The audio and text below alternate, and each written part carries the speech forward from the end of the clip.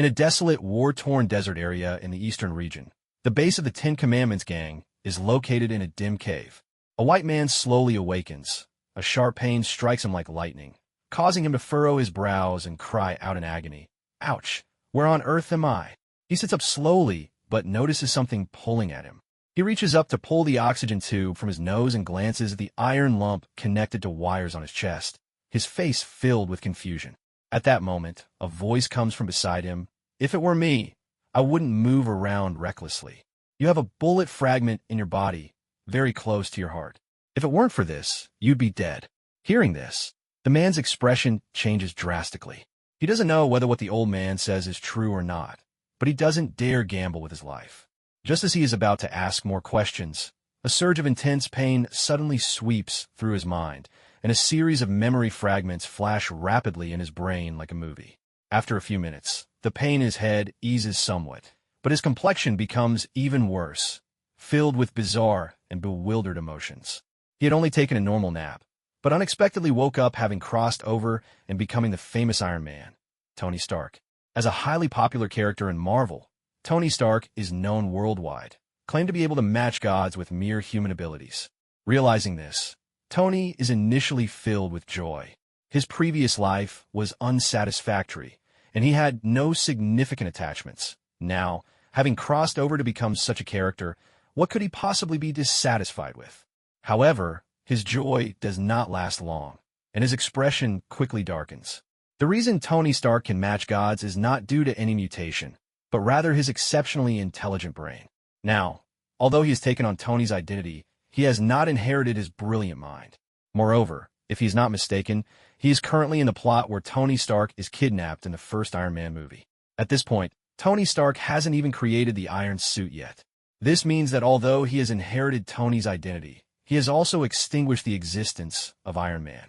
After all, in his previous life, he was just an average young man and couldn't build an iron suit.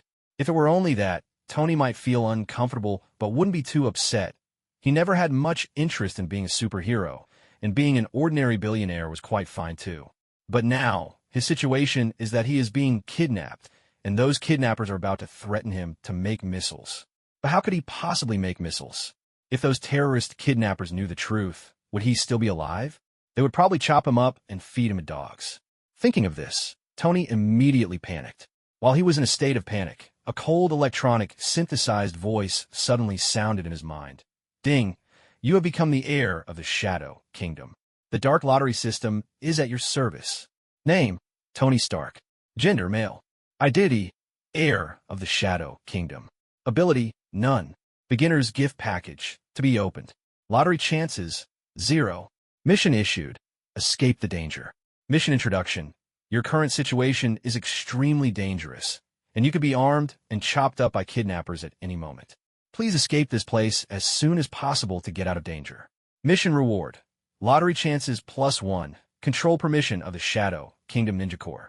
Looking at the series of information that appeared before him, Tony was momentarily stunned, his expression changing repeatedly. Finally, a surge of joy flooded his heart, causing his mouth to curve into a slight smile, full of excitement. It is said that having a golden finger by your side is true, as the netizen said. Although he may not be able to create the iron suit, and thus take away one Iron Man from this world, with the help of the system, he can surely become a being more powerful than Iron Man. Fortunately, he did not let the joy cloud his mind, and was well aware of the pressing urgency of the moment. Open the beginner's gift package. Ding! Congratulations, you have obtained 10 ninja soldiers. Ding! Congratulations, you have obtained permission to traverse the Shadow Kingdom. As the brief notifications ended, Tony felt a mysterious power surging within him. As long as he harnessed this power, he could summon 10 ninja soldiers and freely enter and exit the Shadow Kingdom. Tony looked around, but the old man who had just spoken had quietly left without him noticing. He calmed himself and quietly felt the power within him, secretly calling out to the ninja soldiers, "Come out." As soon as he finished speaking, a wave of black mist appeared before him. When the mist dissipated, 10 figures clad in black ninja attire appeared in front of him. Unlike ordinary ninjas, they were entirely black, including their exposed palms, the only difference being their crimson eyes, which radiated a desire for slaughter. Looking at them, Tony scrutinized them as if appreciating a stunning masterpiece. In the Shadow Kingdom, there are 9 major Shadow Corps, and the Ninja Corps is one of them. They might not be the strongest in the Shadow Corps, but they are undoubtedly the most versatile. Whether in combat or daily life, they can easily assist. Compared to combat, the Shadow Corps has an even more powerful ability, immortality. As soldiers born from darkness, they will be reborn in the Shadow Kingdom upon death. Moreover, they are absolutely loyal to their master and are the most capable subordinates. According to the introduction in the anime, the Shadow Kingdom can connect to various places around the world. Could he use the Shadow Kingdom to escape this place? Thinking of this, Tony was immediately excited and ordered, "Take me into the Shadow Kingdom." As soon as he finished speaking, 2 shadow ninjas stepped forward, placing a hand on each of his shoulders, and together they sank into the ground. As Tony disappeared, the shadow ninjas he summoned also sank into the ground. Time passed second by second, and suddenly, on the ground, Tony's figure reappeared in the cave, panting heavily, his eyes showing a hint of fear. He thought of the convenience of a Shadow Kingdom, but forgot to consider its dangers. As a realm of dark creatures, the Shadow Kingdom is not only inhabited by shadow soldiers, but also powerful dark beings. Although Tony is the heir of the Shadow Kingdom, it is merely a nominal title. He does not yet have real power. Currently, he can only summon 10 ninja soldiers, which is still part of the system's beginner gift package. As a living person, entering the Shadow Kingdom is like a bright lamp in the darkness, dazzling and eye-catching. Just as Tony entered the Shadow Kingdom, he was immediately met with a fierce attack from dark creatures. If it weren't for the protection of the 10 ninja soldiers, he might have lost his life in the Shadow Kingdom. It seems I must first gain control over the 10 Shadow Corps. Only then can I become the true master of the Shadow Kingdom. A bitter smile appeared at the corners of Tony's mouth as he looked at the sunlight outside the cave, a cold glimmer flashing in his eyes. There's no other choice. I can only fight my way out. As Tony's words fell, a murderous intent spread in his eyes, but soon he reined it in.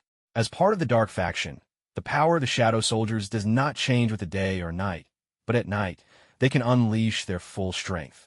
At this moment, he can only summon 10 Dark Ninjas, so to ensure absolute safety, Tony decides to wait until night completely falls before taking action. Having made up his mind, Tony quickly fell into a deep sleep. After the tumult of emotions he had just experienced, he was mentally exhausted and desperately needed rest. As for his safety, he need not worry for the time being. Since those kidnappers wanted him to make missiles, he was assured of his current safety and did not have to be overly concerned about them. After sleeping for 2 hours, Tony woke up again, and the sun was about to set. The afterglow of the setting sun spilled into the cave, casting a charming twilight scene. Suddenly, a sound of footsteps came from the cave entrance, and the old man he had seen during the day walked in, holding a portion of food. Looking at Tony sitting on the bed, the old man said, "You must be hungry. Eat something. Although it doesn't taste great, I think you need it." Saying this, he placed the food in front of Tony and went about his own business. Tony looked at the dark dish in the bowl and couldn't help but wrinkle his brow. If the old man hadn't said it was food, he would have thought it was cement. It was a bowl of grayish paste that emitted a somewhat sour and peculiar smell. If given a choice, Tony wouldn't touch this at all. However, he had not eaten in a long time, and without replenishing his energy, he wasn't sure if he could even stand up. After hesitating for a long time, he finally pinched his nose and finished everything in the bowl. Perhaps due to his hunger, although it was unappetizing, it was not impossible to swallow. After finishing the contents, he finally felt a bit of strength returning to his body. It was then that he had time to look at the old man. From the plot, it seemed that this old man was also quite capable. It was because he had undergone surgery that he was able to survive and had the opportunity to create the iron suit. Tony remained silent for a moment and then asked, "Hey, old man, what's your name? How did you end up here?" The old man, who was flipping through books, glanced at him and replied in a flat tone, "Ein son Bogley. Like you, I'm a prisoner, so don't expect me to help you escape." Clearly, Einstein thought Tony wanted him to help him get out, directly squashing any of Tony's thoughts. Tony didn't mind this and chose not to press further. If the old man was willing, he wouldn't mind taking him along when he escaped. Time passed slowly and the night deepened. Outside the cave, a mass of black mist gradually emerged. The 10 ninja soldiers silently appeared and soon vanished from sight like ghosts. Tony sat on the bed, his gaze turned towards the darkness outside the cave, and he couldn't help but let out a sigh. A dark night with a strong wind, a night for killing. The Ten Commandments gang's camp was not far from the cave, situated halfway up the mountain. To seal off the cave, their camp surrounded the entire slope, with tents standing tall on the hillside. Although the night was deep, the camp was still brightly lit, the sound of generators roaring in the night as patrol teams wandered throughout the camp. Compared to ordinary armed gangs, their vigilance was strikingly high, almost eliminating the possibility of a surprise attack. If an ordinary army were to launch an assault under the cover of night, the members of the Ten Commandments gang would be able to react swiftly. However, what they were about to face was not an ordinary army, but the ninja corps from the Shadow Kingdom. Though they were few in number, only 10, each one was powerful beyond the limits of humanity. The camp was brightly lit, but could not dispel all the darkness. Soon, a patrol team entered a dark area. At the moment this patrol team stepped into the darkness, pairs of crimson eyes suddenly flashed.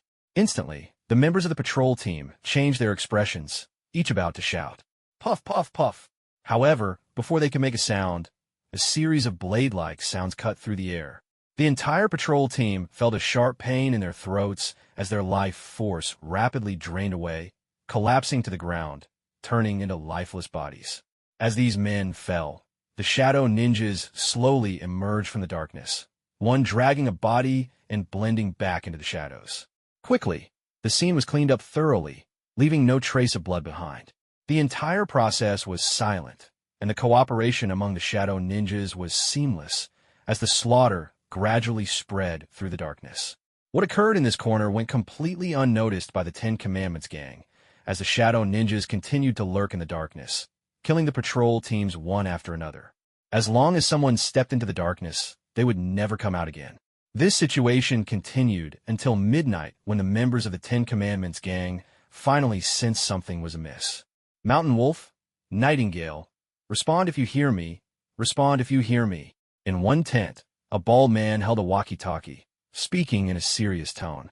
He was the captain of the patrol team, responsible for overall coordination and dispatch. Just moments ago, he had received a report from the patrol team members that some teams seemed to be missing. The bald man's first reaction was disbelief. His subordinates were not weak and had undergone professional military training. Even if something happened, it was impossible for it to be completely silent. But after calling several times without any response, he had no choice but to believe that something was wrong. Enemies had infiltrated the camp. Realizing this, the bald man quickly said, "Sound the alarm. We have an enemy invasion." As soon as he finished speaking, a member beside him swiftly pressed the alarm button, and immediately, a series of urgent alarm sounds rang out in the camp. The camp, which had been quiet, instantly became lively, with noises echoing from various tents as the Ten Commandments gang members who had been resting quickly donned their gear and exited their tents. Meanwhile, the shadow ninjas, who had been hiding in the darkness and hunting, scattered in all directions the moment the alarm sounded. Without needing any orders, they began their rampage of slaughter throughout the camp. As instruments of death, the shadow ninjas had completely integrated killing into their instincts. Whether it was initially hiding in the dark to kill or now engaging in widespread slaughter, it was all instinctive behavior. They would take actions most beneficial for killing based on the current environment. Before long, many members of the Ten Commandments gang, just stepping out of their tents and not even having a chance to regroup with their comrades, had their throats cut by cold blades. On the way back home for the new year, a Rolls-Royce unexpectedly drove against the traffic on the road, causing passing vehicles to hurriedly swerve away. I barely had time to hit the brakes before crashing into it. The owner of the car stormed out, furious, pointing at me and loudly cursing.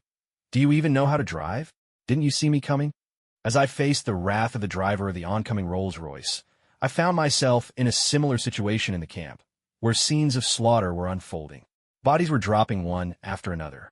Many saw the shadow ninjas flashing by and began shouting in anger. "What the hell is that? There's an enemy. Shoot, shoot." In an instant, gunfire erupted, with countless bullets pouring down on the shadow ninjas like a torrential rain. Watching this unfold, the crimson light in the eyes of the shadow ninjas grew even stronger as they swung their ninja blades relentlessly. The sounds of clanging metal rang out as the ninjas directly deflected large numbers of bullets with their blades. This sight filled the members of the Ten Commandments gang with fear. However, the Shadow Ninjas showed no hesitation, their figures flashing as they charged into the crowd. Their speed was like that of ghosts, surpassing everyone's imagination. Before anyone could react, the Shadow Ninjas had already blended into the crowd, igniting a bloody massacre. The sounds of blades sinking into flesh echoed, and many people didn't even have time to scream before collapsing to the ground. Blood poured from their throats, gradually staining the ground red. This scene was not an isolated incident, but was happening continuously throughout the entire camp. The 10 Shadow Ninjas had transformed into reapers of death in the darkness. No one could stop them. All the armed members could do was watch helplessly as death approached, dying with endless fear. In the cave, Dr. Ein's son, who had originally been asleep, was awakened by the gunfire outside. He sat up, looking towards the cave entrance with a serious expression, filled with confusion about what was happening.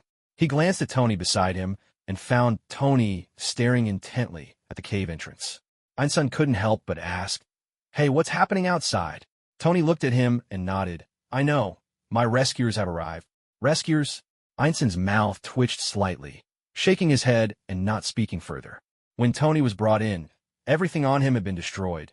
Even if he had a locator, it would be useless. Besides the Ten Commandments gang, no one could find this place. So, he didn't believe Tony's words. However, Tony stood up and did so. "Let's go. It should be ending soon. We can get out of here." A hint of doubt appeared on Einson's face. Tony ignored him, hugging the battery in front of him, slowly standing up and walking towards the cave exit. Watching this scene, Einson's expression changed instantly. He was a smart man, which is why he didn't believe Tony. But when Tony took the initiative to walk outside, he hesitated. As the head of Stark Industries and a renowned genius, he didn't believe Tony would be foolish. Now that chaos was clearly reigning outside, if he dared to go out at this moment, then what he had said earlier might indeed be true. Someone really was coming to rescue him. Thinking of this, Einson's expression changed, and he quickly followed Tony's lead. The two left the cave and walked toward the hillside. In the silent night, occasional screams echoed in the air. As they approached, the screams became less frequent until they were almost inaudible. Einson swallowed hard, feeling a bit anxious. Initially, he hadn't noticed, but now he suddenly realized. The gunfire in the camp was not intense. If the Ten Commandments gang had been ambushed by the army or another armed force, the gunfire should have been fierce. But aside from the gunfire they heard earlier in the cave, he had only heard sporadic gunfire since then. It didn't sound like two armed forces were exchanging fire. So aside from armed forces, who was attacking the Ten Commandments gang? What was causing the screams coming from the camp? People often fear overthinking. As he pondered, Dr. Ein's son, a Christian, was suddenly filled with terror. A cross appeared in his hand, which he gripped tightly, focusing his gaze on Tony, hoping to find some sense of security from him. Thus, the two of them quickly stepped into the camp. A sudden retching sound escaped from Dr. Einson's mouth. Standing at the edge of the camp, looking at the severed limbs and the corpses scattered across the ground, his focus on research shattered, and he couldn't help but vomit. A look of shock filled his face. Even though his physiological reaction made him uncomfortable, he still found it hard to believe the scene in the camp. "How did you do this?" Einson asked, his voice trembling. Tony smirked, "Guess." After saying that, he ignored the corpses on the ground and walked towards the center of the camp. Having gained control over the Shadow Ninjas, his mentality had changed subtly without him even realizing it. The most obvious change was that the gruesome scene that would be unbearable for an ordinary person didn't stir any emotions in him at all. Striding through the blood and corpses, Dr. Einson followed him with a pale face. Before long, they reached the central tent of the camp. On a cluttered table, they found a satellite phone. Seeing this, Tony couldn't help but breathe a sigh of relief. Eliminating the members of the Ten Commandments gang was just the first step. More importantly, they needed to find a way to leave this desert, and that was the key. The importance of the satellite phone was self-evident. Holding the phone, Tony was about to dial Pepper's number, but paused just before pressing the call button. If he remembered correctly, the mastermind behind his kidnapping seemed to be his uncle Obadiah. Moreover, Obadiah wanted him dead in this desert. It was only because the Ten Commandments gang wanted missiles that they had left Tony alive. As the second in command at Stark Industries, if Pepper used Star Group's power, he would definitely find out. A man who wanted him dead would not just watch him return to Stark Industries. He would likely contact other armed groups at the first opportunity to carry out a second assassination. Tony naturally felt no fear. It was just that this would waste time. He needed to leave here quickly and return to the country. Although he had eliminated the kidnappers, the system hadn't declared the mission completed. Perhaps only returning safely to his homeland would count as truly escaping from danger. So, Tony deleted the number and entered a different string of digits to dial out. Soon, with a series of beeps, the call connected and a slightly fatigued voice came through. "This is Rhodey, what's up?" "Rhodey, it's me, Tony." "Damn it, where the hell are you?" Hearing Tony's voice, Rhodey instantly became excited. During this time, Tony had been missing and the U.S. military was in a panic. As Tony's bodyguard and friend, Rhodey had not slept well for several days. Now that he suddenly heard Tony's voice, how could he not be thrilled? Tony held the phone away from his ear, waiting for Rhodey to vent before he spoke again. "I don't know my exact location right now. Have someone trace the signal from this phone to pick me up. Oh, and remember to be discreet. Don't draw attention." Listening to Tony's calm words, Rhodey quickly regained his composure. "What do you mean?" Rhodey asked quietly. As a military colonel, he was smart enough to immediately pick up on the deeper meaning in Tony's words. Tony didn't explain further, just urged, "We'll talk when we meet. Move quickly." "Okay, I got it." Rhodey hung up the phone, quickly selecting 50 elite soldiers to track the signal and head into the depths of the desert. Just a single night had quietly passed. By the time the sun rose the next day, Colonel Rhodey led a convoy that followed the signal to the Ten Commandments gang's camp. Cough, cough. Rhodey coughed lightly while waving his arms to disperse the swirling yellow sand, gazing at the desolate camp before him, a hint of vigilance gradually appearing on his face. A group of fully armed soldiers swiftly approached to clear the way for the convoy, their expressions alert as they held their firearms. Meanwhile, inside the camp, Tony and Dr. Einson, both unable to sleep through the night, immediately stepped out of their tent upon hearing the sound of the vehicles. It wasn't long before the two sides met inside the camp. "Damn it, Tony. You're okay. That's great." Seeing Tony, Rhodey, who had been cautious, immediately broke into a joyful expression and hurried towards him. The 50 fully armed soldiers quickly spread out to establish a perimeter, yet no one noticed anything amiss. Only Dr. Einson, who had been following closely behind Tony, suddenly changed his expression. He clearly remembered the scene from the night before. The camp had been filled with corpses, blood flowing like a river, resembling a hellish battlefield. But now, all that was gone. The camp was clean, and there wasn't even a hint of a bloody smell. How could this be possible? A sense of inexplicable fear surged within Dr. Einson as he looked at Tony's back, secretly speculating. How many unknown secrets was this man hiding? Just as he was lost in thought, Rhodey noticed Einson standing behind Tony and gave him a once-over before quietly asking, "Tony, who is he?" "Someone who has faced misfortune like me." "Oh," Rhodey responded, but clearly did not believe Tony's words. However, he didn't press further and instead asked how Tony had escaped. Regarding that question, Tony didn't know how to answer and could only respond vaguely. "Last night, for some reason, the terrorists here suddenly evacuated. I'm not sure why." After speaking, Tony shrugged helplessly, giving the impression that he truly knew nothing about it. "Is that so? Well, that's really lucky. Let's hurry and get out of here." Rhodey gave Tony a deep look filled with suspicion, but considering their relationship, he didn't want to ask more and had no choice but to set it aside for the moment. After all, Tony was safe, and that was the best news. Without any delay, the group got into their vehicles. Due to the sleepless night, both Tony and Dr. Einson soon fell asleep after getting in. Tony tightly held onto the large battery in his arms, causing Rhodey to glance at him repeatedly throughout the journey. 2 hours later, Tony finally returned to the U.S. military camp, and the tension that had gripped him gradually relaxed. As a country that upheld capitalism, Tony was in a phase of friendly cooperation with the U.S. government, so he was not worried about any harm coming from them. Not staying long in the camp, Tony took Dr. Einson aboard a military helicopter, heading towards New York. Rhodey, due to his mission, needed to remain at the camp for a while longer and did not accompany them. After sending Tony off, Rhodey communicated the news of Tony's rescue back to the U.S., detailing the strange occurrences throughout the entire incident. As a friend, he would not actively probe into the secrets Tony was hiding. But as a professional soldier, He could not overlook the doubts that existed in this matter. To say nothing of the effort the kidnappers had expended to capture Tony, their hasty retreat and abandonment of him in the desert seemed quite unreasonable. Tony was entirely unaware of Rhodey's actions.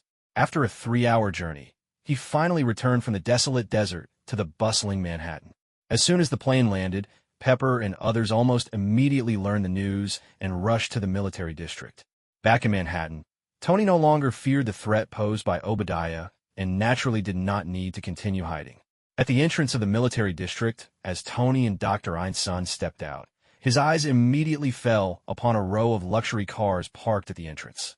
A group of bodyguards dressed in suits stood respectfully to the side, led by a tall, attractive woman in a professional skirt suit, Virginia Pepper Potts. Seeing her, information about her flooded into Tony's mind. She was his predecessor's capable assistant and later became his love interest, known as Pepper. With a slight smile, Tony quickly walked up to her, and at that moment, Pepper rushed to meet him. Without any hesitation, Tony embraced Pepper tightly and kissed her deeply. This unexpected action left Pepper momentarily stunned. Although she was thrilled to learn of Tony's safe return, being kissed in public was still a surprise. However, once she processed what was happening, she did not resist, instead responding with even more enthusiasm. She had harbored feelings for Tony, but due to his reckless nature, she had maintained a certain distance. But after Tony's disappearance, she had long since discarded her previous reserve and now responded to his affection without any shyness. The people around them saw this scene and cleared their throats, quickly shifting their gazes elsewhere. They dared not meddle in their boss's private affairs. After a while, Tony finally released Pepper, smiling as he waved and said, "Let's go home." He then wrapped his arm around Pepper, who was nestled against him, and they both got into the car. Naturally, Einstein could not share the same vehicle with them and had to sit with the bodyguards. Inside the car, Pepper had already adjusted her emotions and resumed her strong woman persona, starting to brief Tony on the situation at Stark Industries during his disappearance. If this had been the old Tony, he would have likely been impatient by now, but the current Tony listened quietly without interrupting her. Among the key points were two crucial issues. First, Tony's disappearance had caused Stark Industries' stock to plummet nearly 20%. Second, Obadiah had rallied numerous shareholders during this time, seizing more power within Stark Industries and showing tendencies to replace Tony. Once Pepper finished her briefing, Tony finally spoke, "Don't worry too much about the stock drop. Now that I'm back, the stock will naturally recover. As for Obadiah, my dear uncle is certainly working hard, but since I'm back, he won't get a chance again. Gather evidence against him and hold a shareholders meeting. I want him out of the group." After his words, Pepper's expression changed slightly as she said, "But Obadiah is the second largest shareholder, and he controls half of the group's power. Moving against him might plunge the entire group into turmoil. You just got back, and the group needs stability. Shouldn't we think this through?" Pepper's suggestion was very reasonable. As the second in command of the group, trying to oust Obadiah would have widespread repercussions. If it were a peaceful world, Tony would certainly take his time to plan, but this was the Marvel Universe. He didn't have time to waste on these power struggles. Tony raised his hand to interrupt Pepper, saying, "It's settled then. Let's cut through the chaos. As long as I'm here, the group won't fall apart." Tony's calmness and confidence left Pepper momentarily entranced. She noticed that upon his return, Tony seemed different. While he had always been talented, he had been just a reckless playboy. Now, he exuded a domineering aura that was even more captivating than before.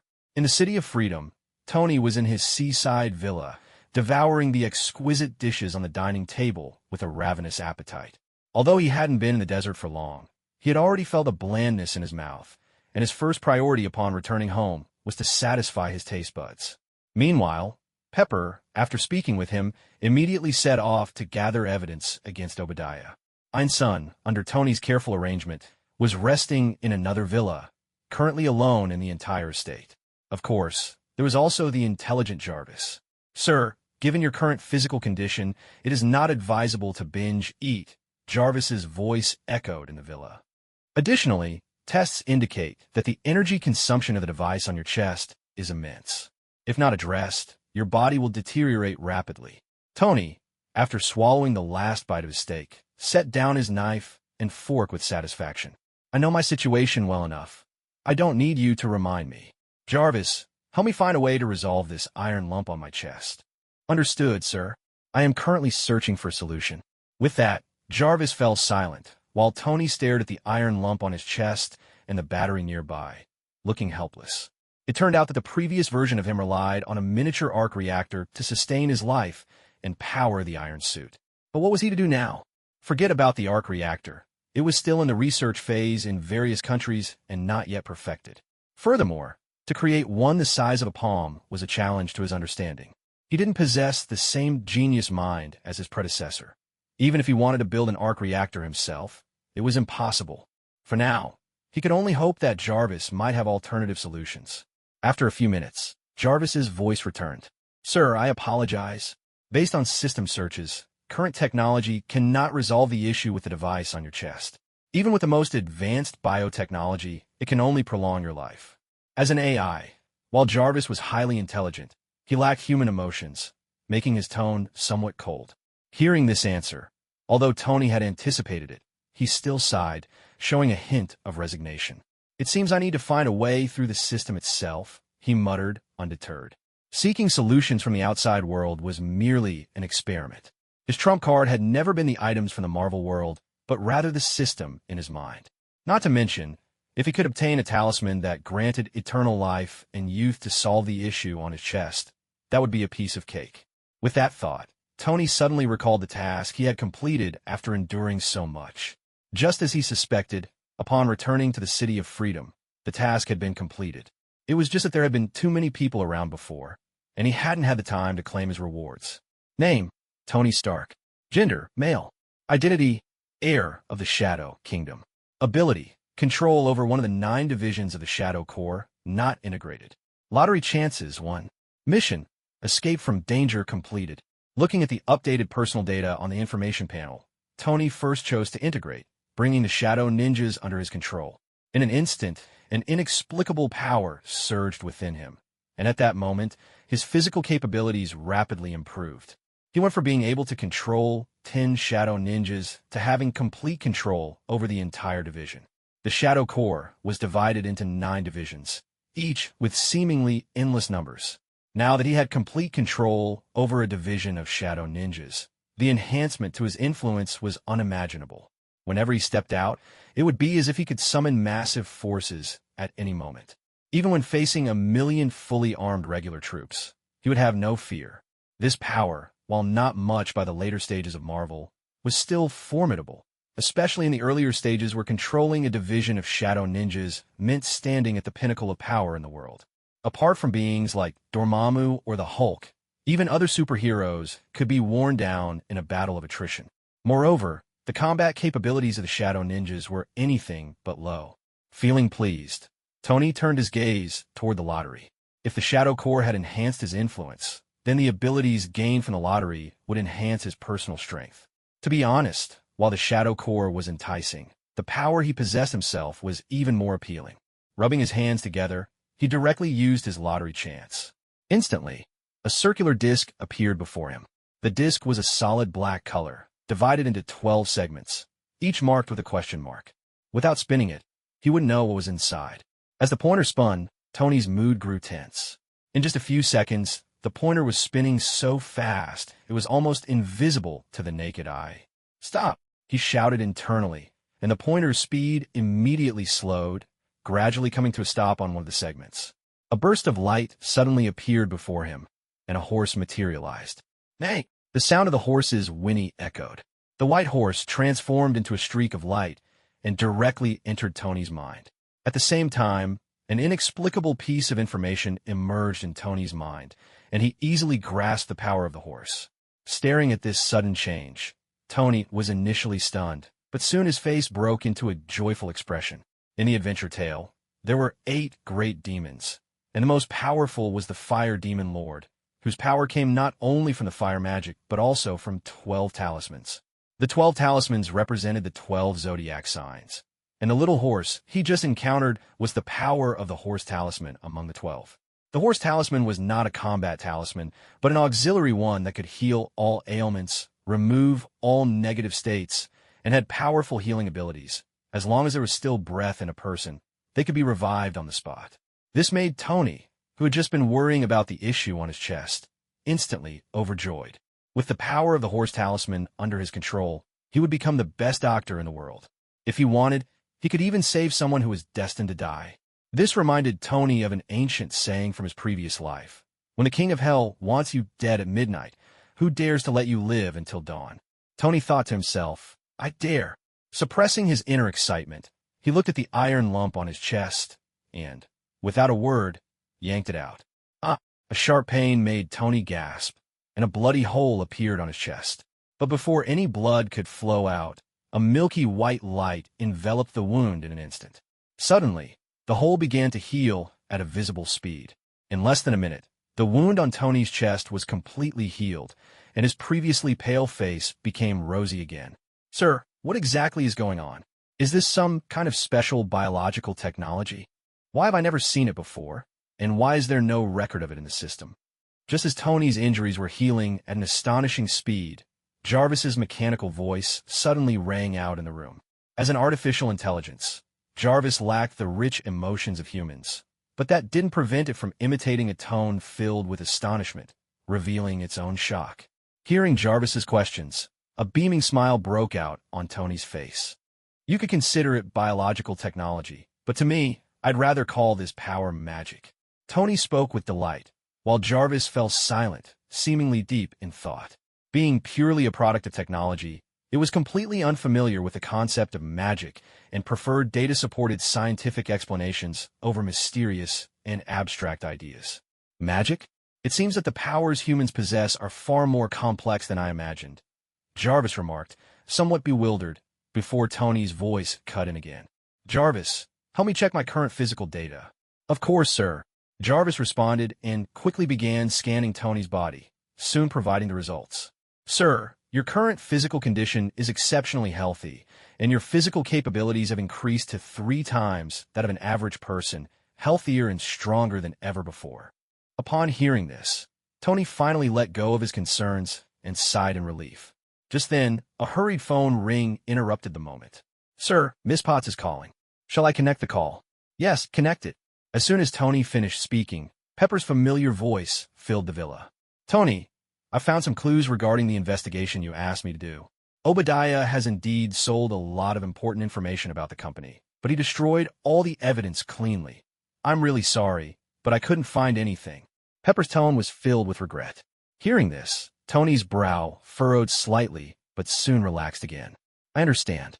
Since we can't find evidence, there's no need to continue investigating. I'll find another way to deal with him. Okay, Pepper replied, but her tone revealed an undeniable curiosity. She wanted to know how Tony planned to deal with Obadiah. However, seeing that Tony didn't intend to elaborate, she had no choice but to hang up reluctantly. After the call ended, Tony's voice rang out again. Jarvis, help me check Obadiah's current location. Understood, sir. Jarvis swiftly activated its powerful programs. As one of the most advanced AIs in the Marvel Universe, it might not comprehend magic, but when it came to tech-related matters, no one could outperform it. In the original storyline, Tony's ability to continuously upgrade his armor was not solely due to his brilliant mind. Jarvis's assistance was also invaluable. One could even say that his ability to stand shoulder to shoulder with gods was significantly aided by Jarvis.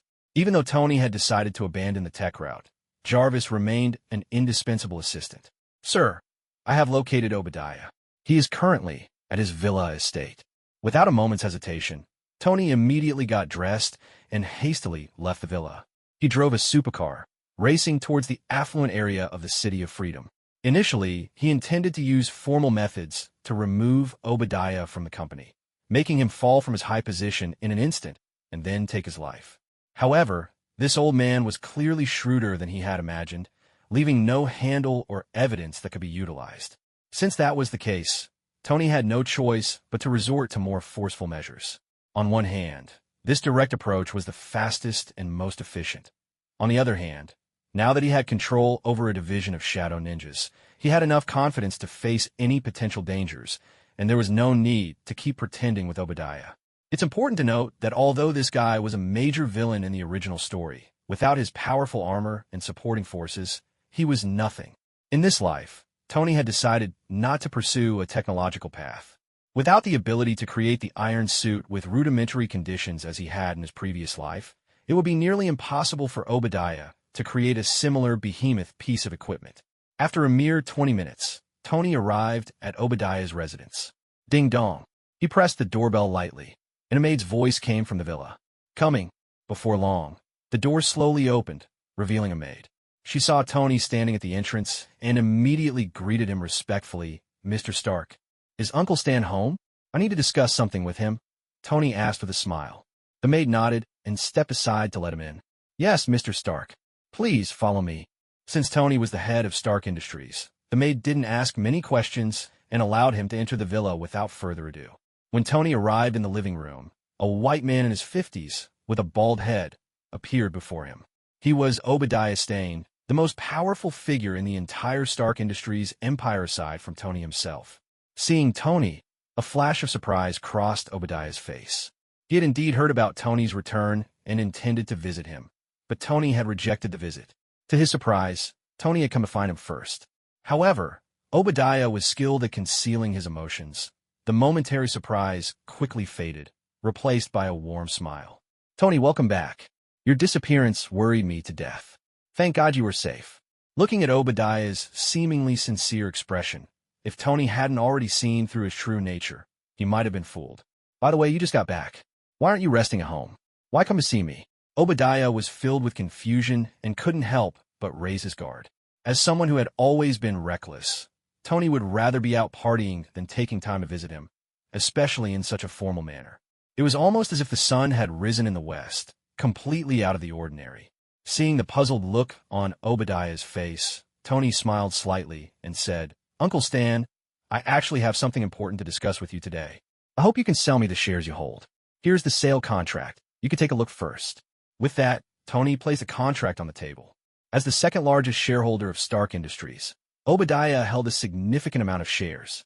Originally, Tony planned to quietly eliminate this old man from the company, but now that he couldn't find any evidence, he had no choice but to take this direct approach. If he could buy out Obadiah's shares and completely remove him from the company, that would be ideal. Otherwise, he could simply send the Shadow Ninjas to take action without needing to make this trip in person. As soon as Tony finished speaking, Obadiah's expression darkened. What do you mean by this, Tony? I co-founded Stark Industries with your father, and now you want to kick me, an elder, out? Obadiah questioned angrily. Tony didn't hide his intentions at all, boldly nodding and saying, You're right. I want to kick you out of Stark Industries. I'm sorry, but I will not sell my shares. Please leave, Obadiah said coldly, suppressing his rising anger. Uncle Stan, you don't get to decide this. Today, you will sell whether you want to or not. As Tony spoke, 20 shadow ninjas appeared in the villa like ghosts, and a glimmering katana was pressed directly against Obadiah's neck. Instantly, Obadiah's expression changed, fear and unease flashing in his eyes. Tony's face beamed with a warm smile, his eyes filled with determination as he stared directly at Obadiah. At that moment, Obadiah was visibly stunned, his gaze darting between the shadow ninjas that had suddenly appeared in the living room, his facial muscles twitching as his expression turned increasingly grim. Tony, what do you mean by this? I'm your uncle. Are you really planning to kill me?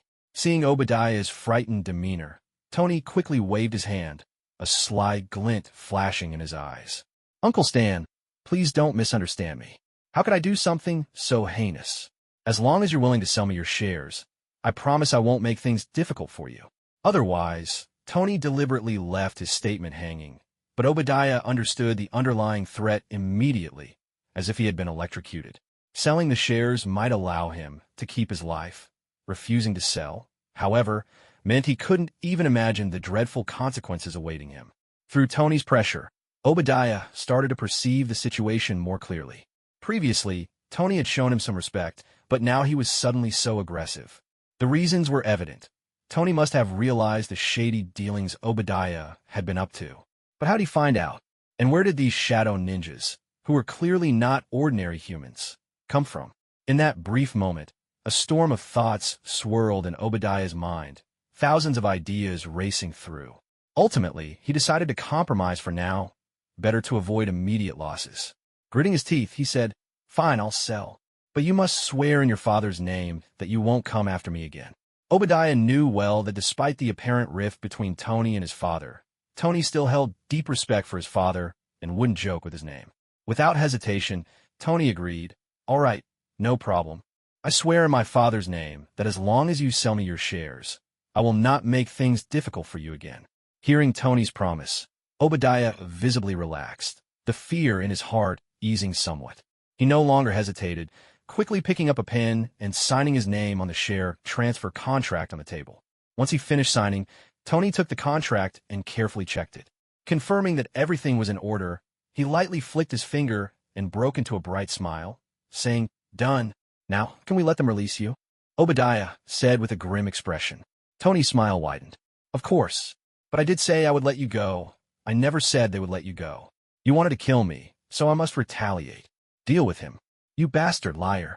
Obadiah shouted in anger, but before he could finish his words, a cold blade swiftly sliced across his throat. In an instant, a bright spray of blood burst forth from his neck, and his life force drained rapidly as he collapsed onto the luxurious carpet. His eyes were fixed on Tony, filled with unwillingness and resentment, unable to close in death. "Not killing you would be a disservice to my predecessor," Tony said with a playful smile, giving Obadiah's head a gentle kick to the side before slowly walking towards the entrance of the villa. Just as he exited the living room, Tony noticed the maid from earlier, holding a steaming cup of tea, staring at him with a face full of terror. Clearly, she had witnessed the bloody scene that had unfolded. Seeing her reaction, Tony raised an eyebrow, a flash of murderous intent crossing his mind. He snapped his fingers and coldly commanded, "Deal with her." Before the maid could react, the icy blade pierced through her chest like lightning, and her body fell heavily to the ground, adding another corpse to the scene. Tony realized he needed to handle the aftermath of this incident properly. He couldn't leave any loose ends. He immediately ordered the 20 shadow ninjas to thoroughly search every corner of the villa to ensure no one else was present. Once confirmed, Tony decisively destroyed all surveillance equipment in the villa and commanded the shadow ninjas to drag the two bodies into the Shadow Kingdom to feed the dark creatures before leisurely leaving the villa. Not long after Tony departed, a well-dressed team of men quickly arrived outside the villa. They were Obadiah's bodyguards, who had been sent on a mission earlier and were now rushing back. Standing at the villa's entrance, the lead bodyguard pressed the doorbell firmly, but after a long wait, no one answered. The expressions of the group changed as they realized the significance of Obadiah's position. Such a prolonged silence could only mean trouble. Without further discussion, they kicked the door open. As top-tier bodyguards, their skills were on par with elite military personnel, and they quickly made their way inside the villa. They conducted a thorough search, but found no sign of Obadiah, causing their faces to turn grim. Just then, a bodyguard searching the living room suddenly exclaimed, "Boss, come take a look." The leading bodyguard hurried to the living room, and as his gaze landed on the sofa, he immediately saw one of his team members standing on the couch. His eyes instinctively moved to the sofa, and he quickly spotted the alarming bloodstains. Instantly, his expression darkened, clouded with dread. They were top-tier bodyguards, and protecting their employer was their sacred duty.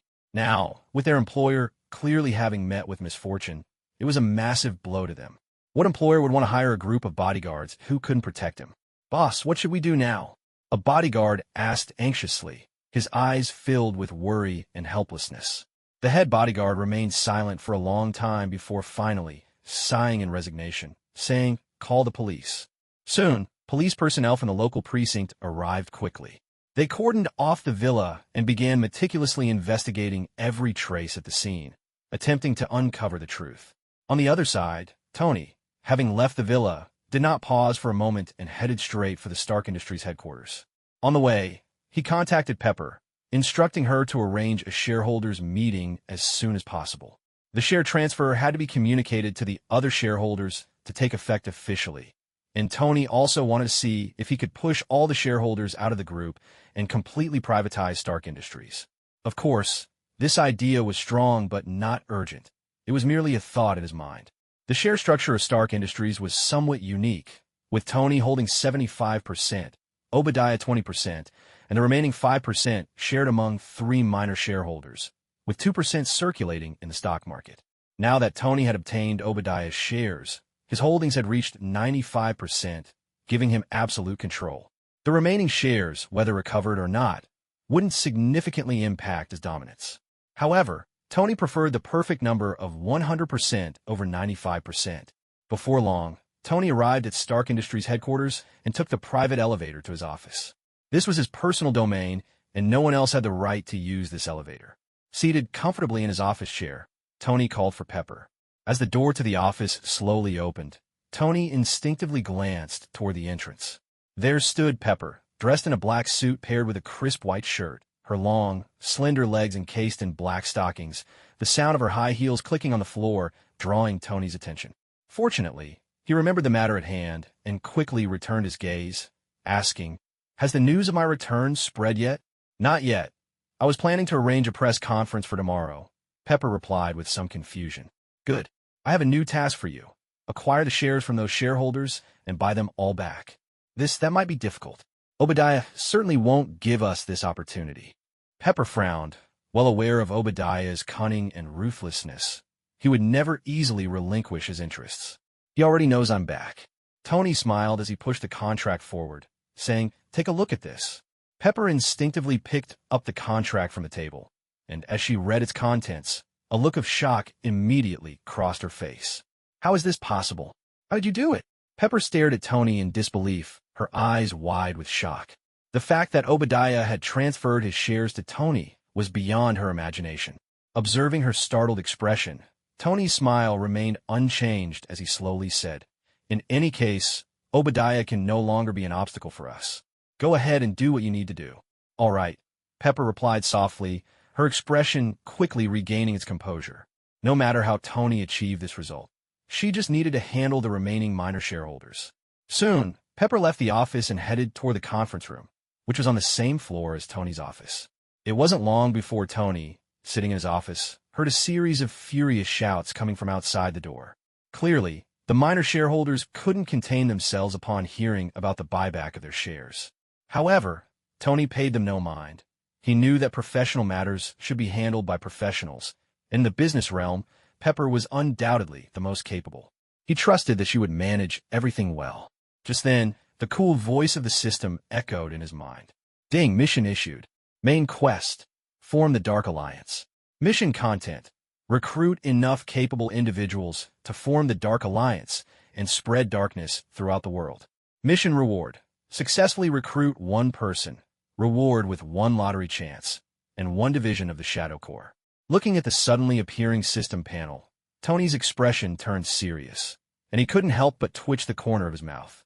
Although he had long suspected that his system was not benevolent, he never imagined it to be a villainous system. After all, he was the famous Iron Man, a leader among heroes. Despite the unexpected circumstances that prevented him from transforming back into Iron Man, he had always been a person of justice. Now, however, he was being asked to spread darkness in the world. Was he truly that kind of person? He gave a slight smirk and then spoke. "Jarvis." "Sir, I'm here," Jarvis responded. "Help me check if anything strange has been happening in New York City recently." "Search complete, sir. No unusual occurrences have been detected." Ugh. Tony clicked his tongue in disappointment. Although he always upheld the principles of justice deep down, the temptation presented by the system was overwhelmingly great. Both the lottery chance and the Shadow Corps were extremely valuable. Unfortunately, no superheroes had shown up. He had no way to recruit them. Wait, why should he go through so much trouble trying to find superheroes? It was time-consuming and distracting from enjoying life. He mused that he should let the superheroes come to him instead. Among all the superheroes, who did they despise the most? The answer was undoubtedly the villains. These villains were like experience points for the superheroes. If he could command a powerful villainous force, wouldn't the superheroes come knocking at his door? As the saying goes, there's always a way out. Once he opened up this line of thought, he felt a wave of clarity wash over him. Searching for superheroes was like fishing. He just needed to drop the bait and wait for the fish to bite. That was the perfect approach. However, before that, he needed a suitable bait. Moreover, this bait couldn't be too weak. Frequent changes would only lead to complications. With that in mind, Tony's limited knowledge of the Marvel Universe surged forth in his mind. He began to think of the notable villains within Marvel. There was Thanos, who at this point might be hiding on that mysterious planet, contemplating his so-called population control plan. Then there was Kingpin.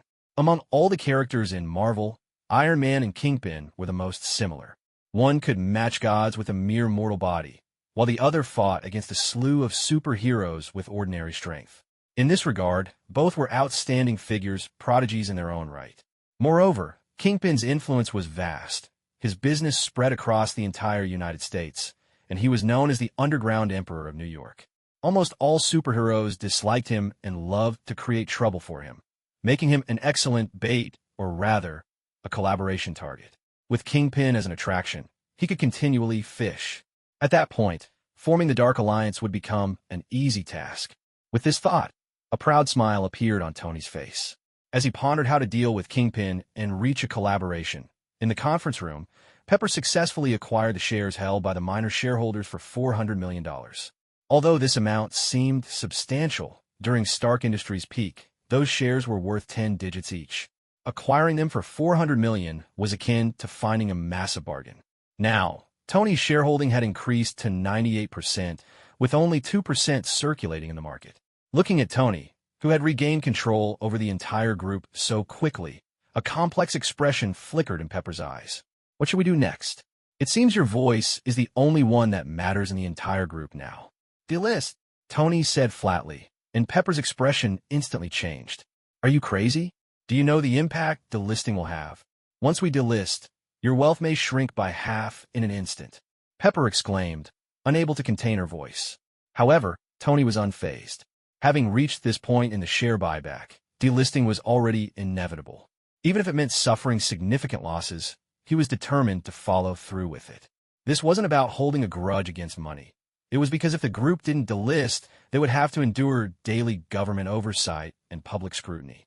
Once they delisted, though it would be a heavy loss, it would allow Stark Industries to become his private kingdom, needing no one else's approval. To free Stark Industries from external constraints, he had no choice but to choose delisting. You don't need to worry about the other matters. Just do as I say. We must delist. Also, release a false announcement stating the group intends to shut down the weapon manufacturing business. Tony continued. If Pepper had barely tolerated everything until now, she was unable to sit still upon hearing him say, shut down the weapon manufacturing business. What? You want to close the weapon manufacturing business? That's the lifeblood of the company. Pepper shouted, clearly disagreeing with Tony's decision. Tony rolled his eyes in exasperation, explaining, I said it's a false announcement. Just make the announcement to fool the shareholders. I never said we would actually shut it down. Unlike his predecessor, Tony wasn't a fool. Weapons would never cease to exist as long as there was demand. Unless one day the world truly achieved unity, weapons would always be a hard demand in the market. Given that, why should he deceive himself and relinquish his financial avenue to others? Listening to Tony's explanation, Pepper sighed in relief, her previous concerns about delisting dissipating instantly. As long as they weren't actually closing the weapon manufacturing business, delisting could proceed. She shook her head helplessly, feeling a bit of a headache, realizing she would likely need to be more cautious in dealing with Tony's seemingly crazy ideas in the future. Not daring to linger in Tony's office any longer, she quickly left. A few hours later, the false news of Stark Industries shutting down weapon manufacturing rapidly spread throughout New York City. The stock market, already in turmoil due to Tony's disappearance, plunged like a rock as panic set in.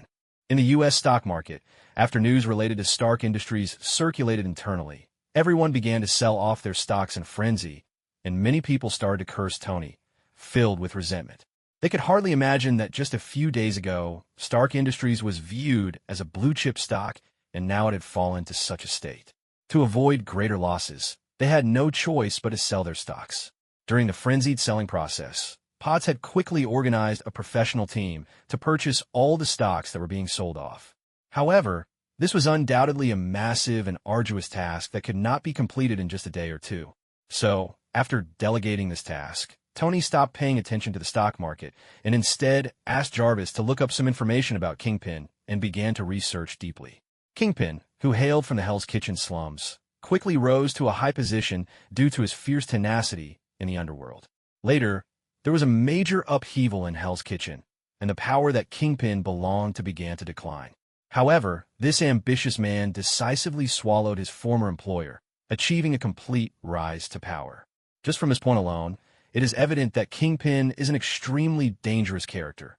Collaborating with someone like him is undoubtedly like negotiating with a tiger for its skin, full of risks. If not for the existence of a system, Tony would absolutely be unwilling to interact closely with such a person. However, he was no longer the Tony of the past, and naturally did not fear Kingpin. After carefully studying the information about Kingpin, Tony had Jarvis find Kingpin's contact details. As the top artificial intelligence of this era, Jarvis had control over any place with internet and signal. Even though Kingpin's phone number was well hidden, Jarvis managed to locate it in just 30 seconds. When the phone rang, it was quickly answered, and a dull, authoritative voice came through the line. Hello. Hello. Let me introduce myself. My name is Tony, and I am the head of Stark Industries. You should have heard of me. I have a business proposal I would like to discuss with you. I wonder if Mr. Kingpin has some time. Tony got straight to the point without any courtesy or softening of words, as he disliked when protagonists and supporting characters in movies or novels always danced around the topic without getting to the point. So, he naturally would not make such a basic mistake. On the other end of the line, after Tony finished speaking, there was silence. Obviously, Tony's directness caught Kingpin off guard, and he momentarily did not know how to respond. But Kingpin was, after all, a formidable figure. Just a few seconds later, he regained his composure and began to ponder Tony's purpose for contacting him. Stark Industries was a legitimate business in the light, and no matter how ruthless it was internally, it appeared legal and compliant on the surface. In contrast, Kingpin's business and power operated on the fringes of legality, often completely illegal, destined to remain hidden in the dark. With such two fundamentally different entities, he truly could not think of any opportunity for cooperation. Oh, Stark, interesting. How do you want to cooperate? Kingpin inquired with a hint of curiosity in his tone. Tony did not directly answer his question. Instead, he slightly raised the corners of his mouth to reveal a faint smile and said, "Since Mr. Kingpin is also interested in cooperation, why don't we meet in person to discuss it in detail?" After saying this, there was silence again on the other end of the phone. Tony was not in a hurry and quietly awaited Kingpin's response. 10 seconds later, Kingpin's calm voice rang out again. "Okay, let's meet. I'll be waiting for you on Queens Boulevard." After speaking, there was a series of beeps as Kingpin hung up the phone. At that moment, Tony stood up and walked towards the door, his smile instantly disappearing and replaced by a neutral expression. He took the exclusive elevator down to the basement level 3, then got into a supercar, revved the engine, and with a roar, a silver supercar shot out of the parking lot like an arrow. Upon arriving at Queens Boulevard, Tony got out of the car and lit a cigarette, quietly smoking. About halfway through the cigarette, a burly man in a black suit walked straight toward him. "Mr. Tony, hello. Mr. Wilson sent me to pick you up." "Let's go then," Tony replied succinctly, flicking his cigarette casually, which arced gracefully through the air and landed in the middle of the street. Then, the two of them got into a black sedan one after another. The burly man took out a black cloth and said, "Sorry, Mr. Tony, please cooperate." Tony nodded in understanding and allowed the man to cover his face with the black cloth. Though he lost his sight, Tony felt no panic. In the darkness, undetectable to ordinary people, pairs of crimson eyes were watching the occupants of the car closely. Should any unexpected situation arise, these eyes would ensure they were torn apart in the first instance. 20 minutes later, Tony was led into a building by the burly man. At the same time, the man removed the cloth from Tony's face. Darkness and light intertwined here, and Tony instinctively squinted his eyes, beginning to carefully observe his surroundings. This was an ordinary courtyard. If it weren't for the black-clad guards standing around, it would be indistinguishable from an ordinary person's residence. In the center of the lawn, a man, resembling a giant in casual wear, was seated on the grass with a barbecue grill in front of him, with steaks sizzling continuously. Looking at this mountain-like figure, a hint of surprise flashed in Tony's eyes. Although he knew Kingpin was formidable, he had not expected him to be this enormous. The man was around 2 meters tall, with solid muscles all over, especially his arms, which were thicker than an average person's thigh. The guy next to Tony was already considered quite robust among ordinary people, but standing next to Kingpin, the difference was as obvious as that between a child and an adult. With many thoughts racing through his mind, in what seemed like an instant outside, Tony stepped forward toward Kingpin. As he approached, Kingpin looked up at him, his deep-set eyes gazing at him for a moment before he said calmly, "You're here? Let's eat something first." Facing Kingpin's invitation, Tony showed no hesitation and nodded in agreement. "Sure, I'm just hungry. Please cook it well. I don't want to eat it rare." At this, Kingpin's mouth curled slightly in a smile. Since he had swallowed all the forces of Hell's Kitchen, it was the first time someone dared to speak like this in front of him. "All right," Kingpin replied, and continued to focus on grilling the steaks. Neither of them mentioned the cooperation again, as if they had completely forgotten about it. As the steaks came off the grill, Tony unceremoniously dug in, even opening a bottle of red wine to savor it. If it weren't for the surroundings, one might think he was just out here for a picnic. An hour later, Tony and Kingpin finally finished off all the food. A few men in black approached to clear away the grill, and Tony leaned back lazily in a reclining chair. At this moment, Kingpin's voice rang out again. "Now, let's talk about how you want to cooperate." Hearing Kingpin's inquiry, Tony glanced at him and couldn't help but quip, "I thought you could hold it in longer." Kingpin's expression remained unchanged, unaffected by Tony's teasing. Seeing this, Tony lost interest in continuing to tease him and directly said, "I'm in the arms business, so we have a natural basis for cooperation. I provide you with weapons, and you help me with a few matters. What do you think?" Tony stared intently at Kingpin as he slowly spoke, but Kingpin's reaction was exceedingly calm.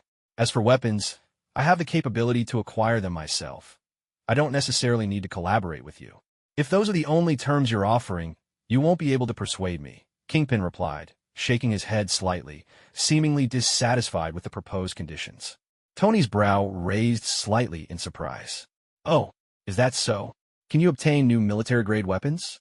For example, rockets, tanks, missiles, and other top-tier equipment from military laboratories? Can you really get those?"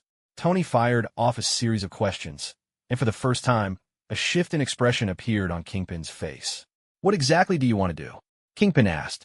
He originally thought Tony only wanted to collaborate using conventional weapons, and since he was not a rebel organization, his need for weapons wasn't that strong.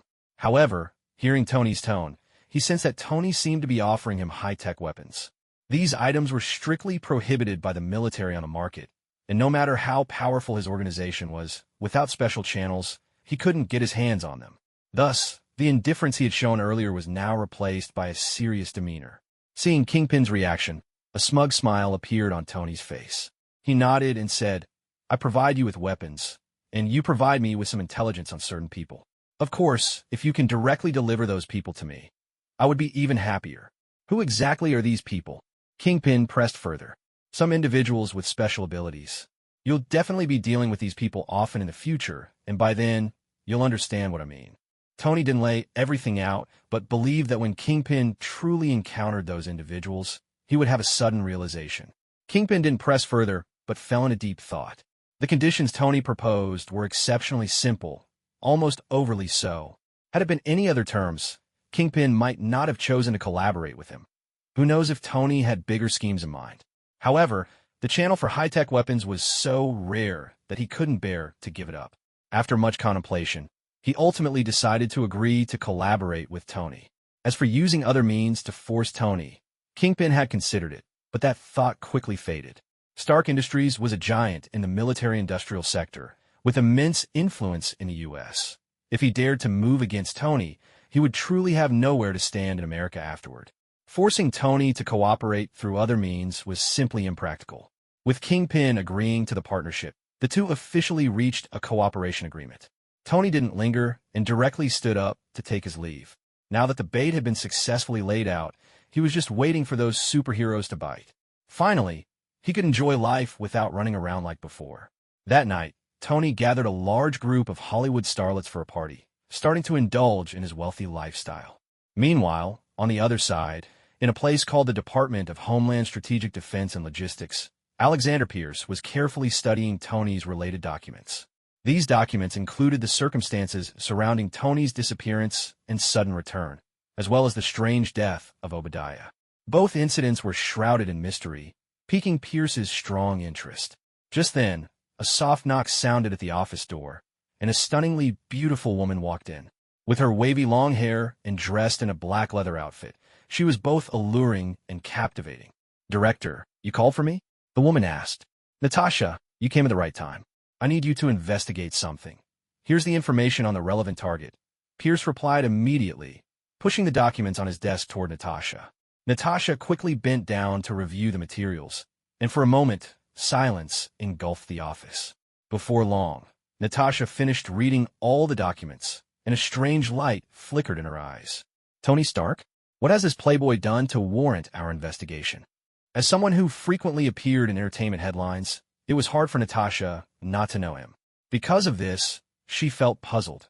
He was merely a playboy, and while wealthy, he didn't seem significant enough to warrant their attention. In response to Natasha's confusion, Pierce wasted no time and handed her the documents he held. In the past, this playboy indeed wasn't worth our notice, but that's not the case anymore. Not long ago, he went missing in the desert, and before we could initiate a rescue, he returned himself. And after his return, Obadiah, Stark Industries' second-in-command, went missing. The FBI has already surveyed the scene, and aside from some bloodstains, no other clues were found. Moreover, on the day Obadiah went missing, there was a significant change in Stark Industries' shares. Tony acquired shares from other shareholders, including Obadiah's, and now he controls 98% of Stark Industries. As Natasha reviewed the documents, Pierce continued explaining. Therefore, I have reason to suspect that Obadiah's disappearance is closely tied to Tony. It's even possible that it involves some mysterious power. Thus, your task is simple. Get close to him, uncover his background, or determine what force lies behind him. After speaking, Pierce quietly awaited Natasha's response. After a while, having reviewed the documents, Natasha finally spoke. I understand. Leave this task to me. Soon, Natasha left the office, and at that moment, Pierce took out his phone and dialed a number. I've arranged for people to start the investigation. You need to keep a close watch on him, and if there's any result, take immediate action to arrest him. Understood. The person on the other end of the line replied, and Pierce hung up. After completing all of this, his gaze fell upon Tony's photograph, a glimmer of deep intensity flashing in his eyes. While various parties began to take action, in a residence in Brooklyn, a young man wearing glasses was lying on the ground with a contorted face, twitching uncontrollably. His name was Peter Parker, a university student who had been bitten by a spider during a museum exhibition that day, and upon returning home, had transformed into his current state, something that no one was aware of yet. The night passed swiftly, and when the sun rose the next day, Tony lazily woke up amidst a pile of beautiful women. Looking at the chaos on the bed, Tony stretched and revealed a satisfied smile. He slowly walked downstairs in his pajamas and arrived in front of the living room sofa, where Potts sat with a cold expression. Seeing this scene, a hint of embarrassment flashed across Tony's face but quickly vanished. Hey Potts, what brings you here? Hearing Tony's question, Potts glanced at him and replied coldly. The stock acquisition work is nearly complete. I came to ask when you plan to hold a press conference to announce your return to the public. Oh, and the tax office wants you to come in for a chat about the company going public. As she spoke, Potts's tone was filled with resentment. She had worked hard for this jerk, while he was busy indulging himself, making her extremely frustrated. Seeing Potts with a displeased expression, Tony cleared his throat, attempting to ease the awkward atmosphere. As for the tax office, I won't be meeting them. I'm planning to go public, so it's none of their business. They can stick to their own work. And regarding the press conference, let's schedule it for this afternoon. Since everything is settled, there's no need to hide it any longer. After saying that, Tony walked into the bathroom, starting to wash up. Potts watched his retreating figure and couldn't help but mutter under her breath, "Jerk." After her outburst, although she felt helpless, she had to carry that emotion upstairs. Soon, she ushered a few women out of the villa. Afterward, Tony and Potts had breakfast together before heading to the office. As the head of the company, Tony had delegated most of the affairs to Potts, but some important documents still required his personal signature to be effective. Plus, during the time he was missing, the company had accumulated a mountain of paperwork waiting to be addressed. So, in the following days, Tony busied himself sifting through piles of documents, resembling a hard-working ox or horse. While Tony was working hard, a major event occurred in New York. A character known as Spider-Man suddenly emerged, actively fighting crime throughout the city. In no time, the people of New York were abuzz with discussions about this mysterious Spider-Man. Some viewed him as the guardian of New York, while others felt that although he was combating crime, his violent methods were no different from those of the criminals he fought against. The New York Police Department's stance was even clearer. This guy's appearance was a slap in their face, as they were the lawful enforcers and guardians of New York. Consequently, the police issued a wanted notice for Spider-Man. However, the one who was likely the most infuriated by Spider-Man was Kingpin. As the ruler of 80% of New York's underground transactions, Spider-Man was targeting his business. Because of Spider-Man, he had lost tens of millions of dollars during this time. While this amount was not significant for Kingpin, he could not tolerate anyone challenging his authority. In a building, Kingpin sat calmly in his office chair, facing Daniel Brown, the suited man who had previously received Tony. Daniel stood solemnly before him, responsible for managing various businesses in New York City. How is the investigation going? Have you figured out that guy's identity? Kingpin's voice was devoid of any detectable emotion, causing Daniel's heart to chill.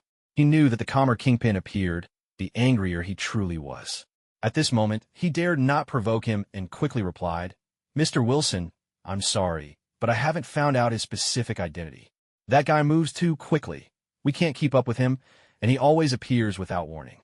I've mobilized most of the surveillance in New York City, but still haven't caught a glimpse of him before he puts on his disguise."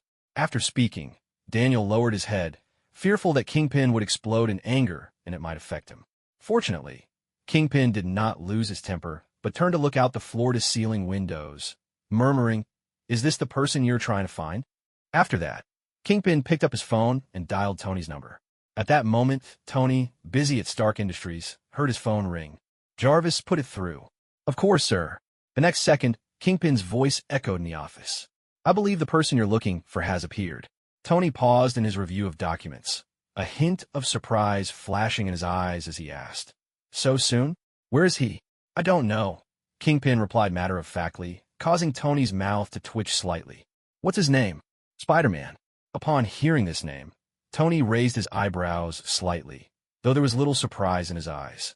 He was not aware of the sequence of appearances of superheroes, but given New York City's unique circumstances, he had always felt that the first one he would encounter should be this little spider. He had tried to find Spider-Man's whereabouts, but with New York City being so large and a resident population of tens of millions, locating someone based solely on a name, despite running Stark Industries, was like finding a needle in a haystack. At this moment, Kingpin's voice rang out again. "What do you plan to do?" Tony smirked slightly, a glint of cunning flashing in his eyes as he replied, "Simple. You arrange for someone to conduct illegal transactions to lure him out. I'll handle the rest." "All right, then tonight, I'll arrange for a transaction in Manhattan. That's where he often appears." Kingpin agreed directly and then hung up the phone. Tony set down the documents in his hands, stood up, and walked to the floor-to-ceiling window, gazing at the bustling crowd outside, his eyes flickering with an elusive light. A former superhero ultimately falling into a dark villain. This should be quite an interesting affair, he mused, breaking into a grin. At that moment, a knock on the door sounded, and a graceful figure walked in. She was Tony's new secretary, Natasha. As for Potts, she had now become the CEO of Stark Industries and no longer served as a secretary. Originally, Potts had intended to arrange for a male secretary for Tony. However, this decision was firmly opposed by Tony, leading Natasha to successfully secure the position based on her qualifications. "Mr. Tony, Miss Potts asked me to bring these documents for your signature," Natasha said, wearing glasses and exuding an intellectual charm that was quite captivating. However, Tony, standing at the floor-to-ceiling window, did not glance at her at all. He merely waved his hand and said, "Just put them down." Seeing this, Natasha could only helplessly set down the documents, looking at Tony's back with confusion. She thought to herself, "This scenario is different from what I imagined. Isn't this guy a playboy? I've been here for several days now. Why hasn't he made any moves toward me? Am I not beautiful or charming enough? No way." Natasha decisively dismissed that thought. Then, looking at Tony's back, she hesitated for a moment, mustered her courage, moved closer, placed her hand on Tony's shoulder, and said, "Mr. Tony, are you tired? I've learned some Chinese massage techniques that can relieve fatigue. Would you like to try?" As she spoke, Natasha's delicate hands began to gently massage Tony's shoulders. At this moment, their bodies were less than an inch apart, and Tony could even smell the faint fragrance emanating from her, a scent that seemed to awaken certain desires deep within. However, Tony's reaction left Natasha deeply disappointed. He turned to look at her, and the anticipation in Natasha's large eyes instantly vanished, replaced by a hint of confusion. She couldn't understand why he reacted this way when she had already implied her intentions so clearly. Furrowing his brows, Tony said sternly, "What are you doing? Know your place, focus on your work, and quit with the nonsense. Get out. Right now." "Oh, okay, Mr. Tony," Natasha replied in a flustered manner and quickly exited the office. Once outside, her mind buzzed with confusion and disappointment. Did he just reject me? In that office, Tony quietly watched Natasha leave, a slight smile curling at the corners of his mouth, revealing a hint of amusement. The moment he laid eyes on Natasha, he had keenly recognized her identity. After all, in the Marvel Universe, Black Widow's striking beauty and unique aura made her highly recognizable. It was precisely for this reason that he had deliberately acted nonchalant. After all, no cat can resist the allure of fish, just as no man can resist the charm of a beautiful woman. However, just like one must remove the bones before eating fish, he needed to address some matters before he could genuinely engage with Natasha. Tony didn't dwell on Natasha any longer and refocused on the documents before him. Time passed quietly as he busied himself, and soon, nightfall crept in. Tony drove away from the Stark Industries building, heading towards 13th Avenue in Manhattan. This was a location Kingpin had specifically chosen for the transaction, as it was sparsely populated and could provide ample concealment and security for the deal. After parking by the roadside, Tony turned off the engine and sat quietly in the car. Before long, two black sedans slowly came to a stop on the road. The parties involved in the transaction began to proceed with their secret deal according to the prearranged process. As time ticked by, the transaction was progressing smoothly and was nearing completion. Just as both parties believed the deal was about to conclude successfully, a youthful and vibrant voice suddenly echoed from a nearby alley. "Gentlemen, good evening. What are you busy with? Do you need my help?" This unexpected voice was like a stone thrown into a calm lake, instantly stirring up a tempest and causing everyone's faces to change dramatically. "Damn it, it's Spider-Man.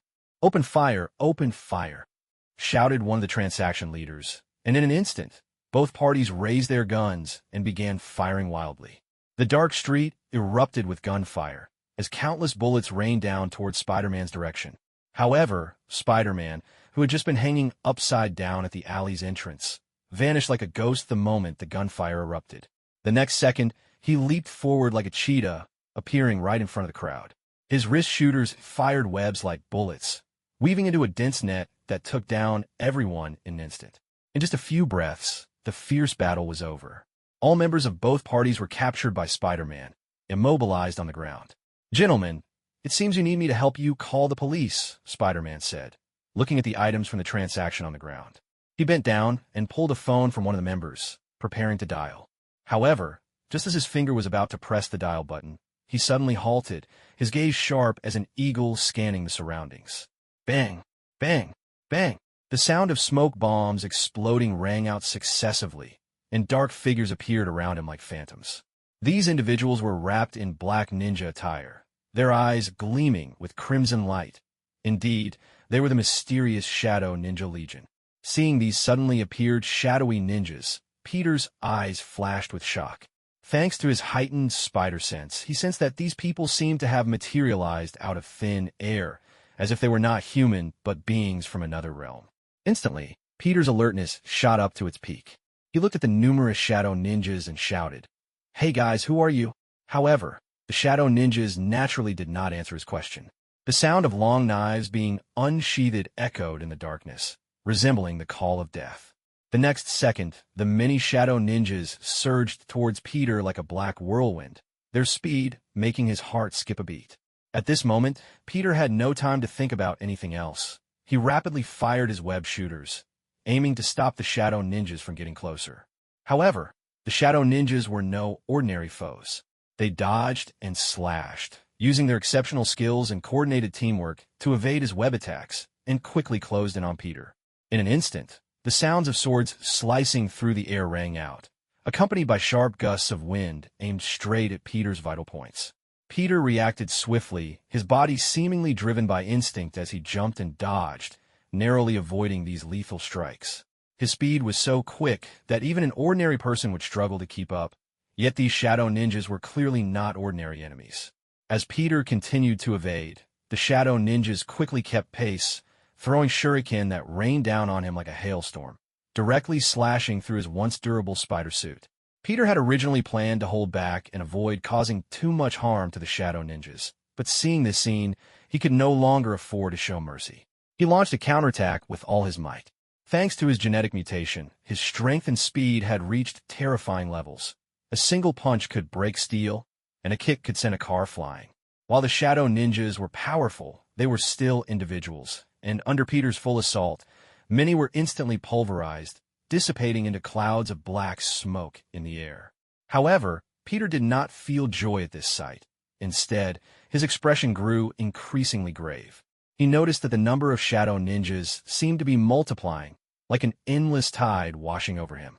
After he had taken down a dozen or so, their numbers surged into the hundreds, and even more were appearing from beyond his line of sight, as if they would never cease to come. Despite his incredible strength and speed, Peter felt unprecedented pressure under the relentless onslaught of so many shadow ninjas, and he began to gasp for breath. Realizing his situation was becoming perilous, Peter could no longer afford to stay in one place.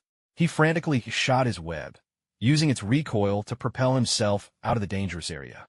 Finally escaping the encirclement of the shadow ninjas, Peter breathed a sigh of relief, his tense nerves loosening slightly. But just as he thought he was safe, a terrifying sight emerged before him. He saw on the rooftops ahead numerous shadow ninjas with crimson eyes appearing, silently watching his form as if they were hunters waiting for their prey. At this sight, Peter's face instantly stiffened, a deep fear surging from the bottom of his heart. The hundreds of shadow ninjas he had just encountered had already pushed him into a corner, and now their numbers had swelled to well over 1,000. A quick glance revealed far more than that. If he were to be surrounded by these shadow ninjas, he couldn't be sure he would survive. Without hesitation, Peter darted between the skyscrapers, leveraging his extraordinary agility and spider sense to keep changing positions, trying to shake off the pursuit of the shadow ninjas. However, a portion of the shadow ninjas began to chase after him. While they couldn't swing through the air like Peter, their terrifying jumping ability allowed them to traverse the rooftops like monkeys, their speed rivaling his own. This left Peter feeling helpless. No matter how hard he tried, these shadow ninjas always stayed hot on his heels. Soon, a more despairing turn of events unfolded. As he advanced, shadow ninjas like black lightning leaped from the buildings and charged towards him. A countless barrage of shuriken rained down upon him, followed closely by shadow ninjas wielding katanas. Although Peter used his heightened spider sense and agility to evade most of the attacks, some strikes inevitably landed on him. Blood blossomed from his wounds, and he couldn't help but grunt in pain. At that moment, a shuriken suddenly sliced through his web line, severing it instantly. Peter, who was airborne, lost his support and plummeted to the ground like a meteor. This sudden turn of events sent a jolt of fear through him, and he instinctively fired his web shooters to slow his descent. Ultimately, he crashed heavily into an alleyway, making a dull thud that left him gasping for breath. In the darkness, shadow ninjas continuously appeared around him, surrounding him completely, like an impenetrable black wall. At this moment, Peter truly found himself in dire straits, with nowhere to escape, trapped between heaven and earth. Fear surged through Peter like a tidal wave as he stared at the shadow ninjas surrounding him, involuntarily swallowing hard. He had only recently become Spider-Man, and before that, he was just an ordinary person, someone who often suffered from bullying at school. Deep down, he had always been somewhat cowardly, a trait that had been part of him for a long time. It was only after gaining incredible powers that he had begun to feel confident. But now, with the very powers he relied on suddenly rendered ineffective, his inherent cowardice resurfaced, taking control once more. "What do you want from me? Don't come any closer," Peter shouted, suppressing his inner terror. The shadow ninjas, who had been steadily advancing, halted in their tracks at the sound of his voice. This unexpected turn left Peter momentarily stunned, unsure of how to proceed. However, the soft sound of footsteps in the darkness quickly jolted him from his confusion. He realized that it wasn't his words that had stopped them, but rather the presence of the real boss had arrived. Instantly, he turned his gaze past the shadow ninjas to the entrance of the alley. A figure slowly emerged into view. The newcomer was dressed in a sharp suit, exuding a lazy yet mysterious aura, with a slight smile that suggested he was in complete control of the situation. As he stepped closer, the shadow ninjas parted to make way for him, bowing their heads in respect as if honoring a king.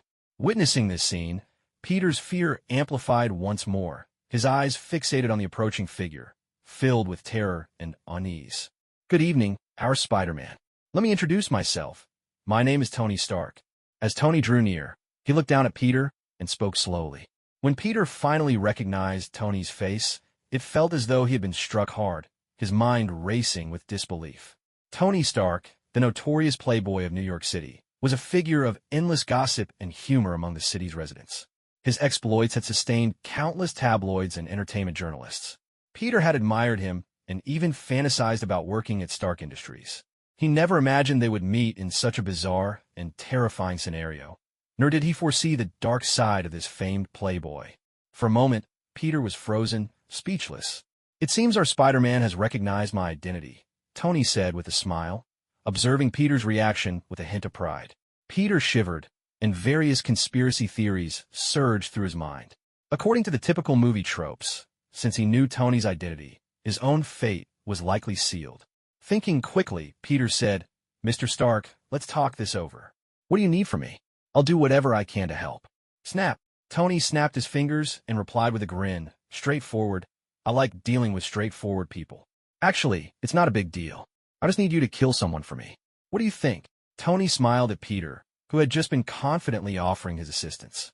Now he found his mouth twitching in response to the request. Though he possessed immense power, he had never killed anyone. He had always remembered his uncle's words. With great power comes great responsibility, and he had strived to be a good person. Tony's demand presented him with an incredibly difficult moral dilemma. With a pained expression, Peter cautiously said, "Sir, can we change that request? Surely, we don't have to solve everything through murder. You don't have the luxury to negotiate. You have two choices.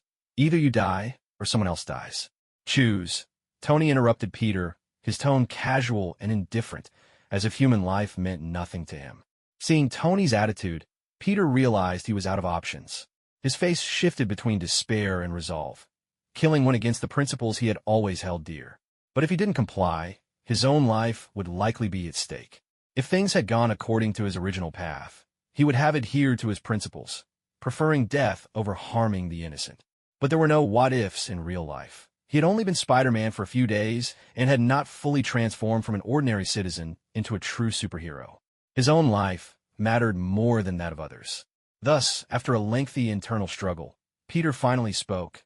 "Sir, who do you want me to kill?" The moment the words left his mouth, Tony's smile brightened further as he softly replied, "Ivan Vanko. I'll send you his information later. All you have to do is take care of him. Any problems with that?" Peter silently nodded. "Then put on this wristband." Tony tossed a wristband to Peter, who instinctively caught it. "This is a communicator. I'll use it to contact you, and I'll send the relevant information through it. Oh, and don't even think about skipping the job. This wristband has a bomb in it," Tony added with a smirk. "All right, that's it for now. I'll be on my way." After watching Peter strap on the wristband, Tony turned and left the alley with a smile. As he departed, the surrounding shadow ninjas melted into the darkness, leaving a despondent Peter standing alone in the alley. Outside, as Tony slid into his silver sports car, Jarvis's voice immediately chimed in. "Sir, you've changed quite a bit." Hearing this, Tony maintained a neutral expression, knowing full well he was no longer the same person he used to be. After spending day and night with him, Jarvis would inevitably notice the differences. "Really? Do you think my change is for better or worse?" Tony countered. Jarvis replied in his calm tone, "I'm just an artificial intelligence. I cannot judge a person's character, nor can I assess whether your actions are good or bad. Nonetheless, I prefer the current you," Jarvis added. "Haha, thanks for the compliment. It seems your intelligence has improved quite a bit as well," Tony remarked, starting the vehicle and driving away. "May I ask, who is Ivan Vanko? In my database, there seems to be no record of any connection between you and this individual. He's someone who will die later. I'm just bringing his time forward," Tony replied with a smile, though a subtle glint of something darker flickered in his eyes. He had inherited Stark's legacy, along with its consequences. While he hadn't personally developed the Iron Man suit, those who held grudges against Stark would eventually come for him. Adopting a preemptive approach, Tony preferred to snuff out potential trouble before it could arise. Ivan Vanko was evidently one such troublesome figure that needed to be dealt with. Moreover, Natasha's appearance had made him realize that S.H.I.E.L.D. was already starting to monitor him. It wasn't the right time for him to make too many moves. Fortunately, Peter's emergence provided him with a potential solution to his troubles, so he assigned the task of killing Ivan Vanko. Not only would it eliminate a problem, but would also set Peter on a darker path. After all, superheroes were called heroes because they adhered to their principles, and Peter's principle was clearly to save the innocent. Once he broke that principle, he would no longer be the same superhero. As the night quietly passed, the next day, Tony arrived at the company as usual. He paid no mind to Natasha, who was posing and preening nearby, and was fully focused on reviewing documents. It took him a solid 2 hours to finish signing all the necessary documents. Tony let out a long sigh of relief, feeling a mix of emotions. Anyone who said being a boss was easy had better step forward. He would surely give them a piece of his mind. Over the past few days, Tony estimated that the total weight of the documents he had reviewed had reached over 100 pounds. These were paper documents, not ancient bamboo slips from a past life, which showed just how many tedious affairs he had to handle every day. At that moment, he suddenly regretted having eliminated Obadiah. With Obadiah managing the company, he could indulge himself and enjoy a carefree lifestyle. Now that Obadiah was dead, most of the company's affairs fell to him, which was quite frustrating. While he was lost in thought, the office door suddenly swung open, and Potts walked in. Upon seeing her, Tony felt a headache coming on.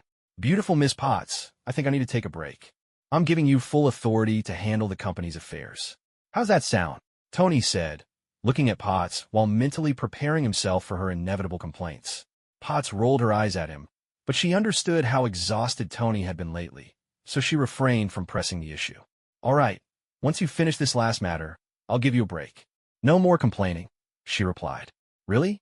That's great. What's the matter?" Tony exclaimed excitedly, his eyes shimmering with anticipation.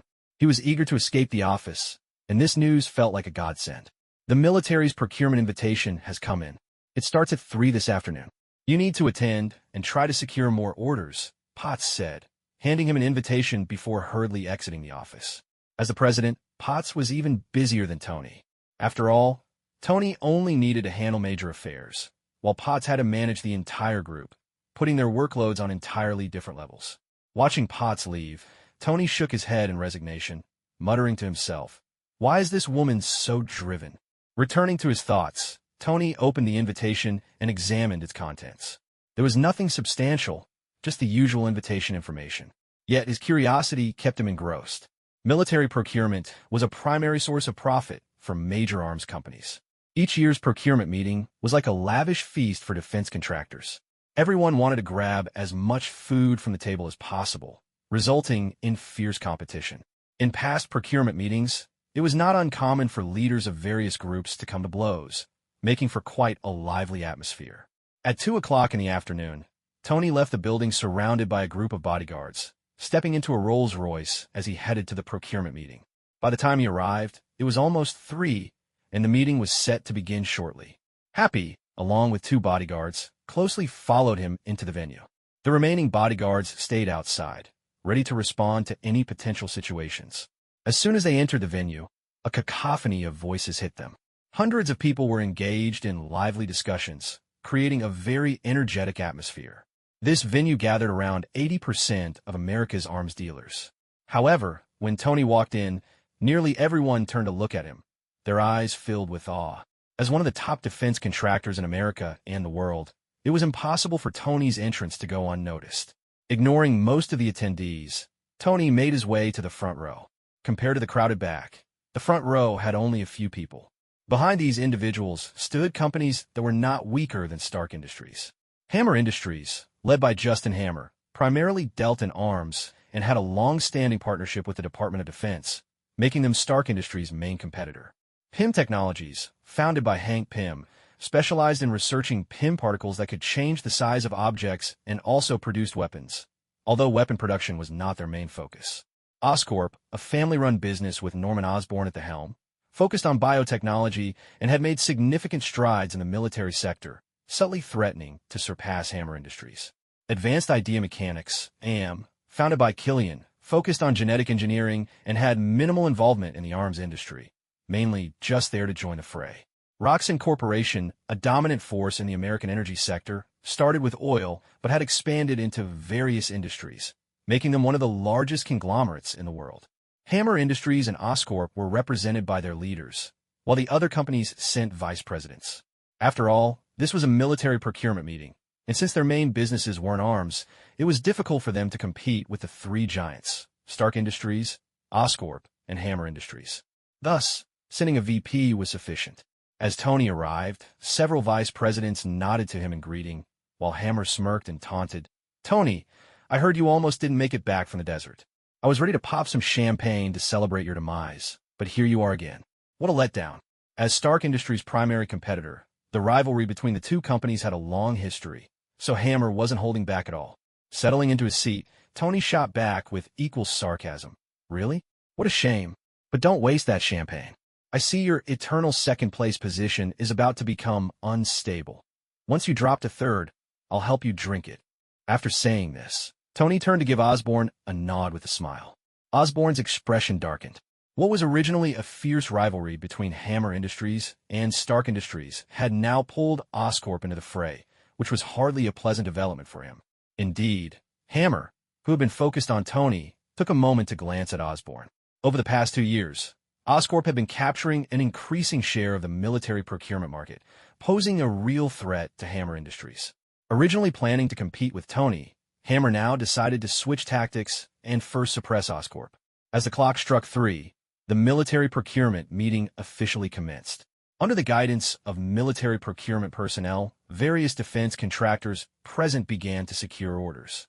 Some were ecstatic over the numerous orders they received, while others were disheartened by fewer contracts. But the one with the worst mood was definitely Osborne. In previous years, Oscorp had always competed fiercely with Stark Industries. Yet this year, Hammer Industries had conspicuously teamed up to suppress Oscorp. As a result, Oscorp only secured 10% of the orders. This outcome nearly made Osborne explode with rage. At the same time, this once again validated an ancient Chinese saying, "There are no eternal enemies, only eternal interests." After the military procurement meeting concluded, Osborne walked out of the venue with a face as dark as a storm cloud. Watching Hammer and Tony leave, the hatred in his eyes seemed capable of swallowing them whole. According to his carefully crafted plan, Oscorp was supposed to secure at least 20% of the orders at this year's procurement meeting.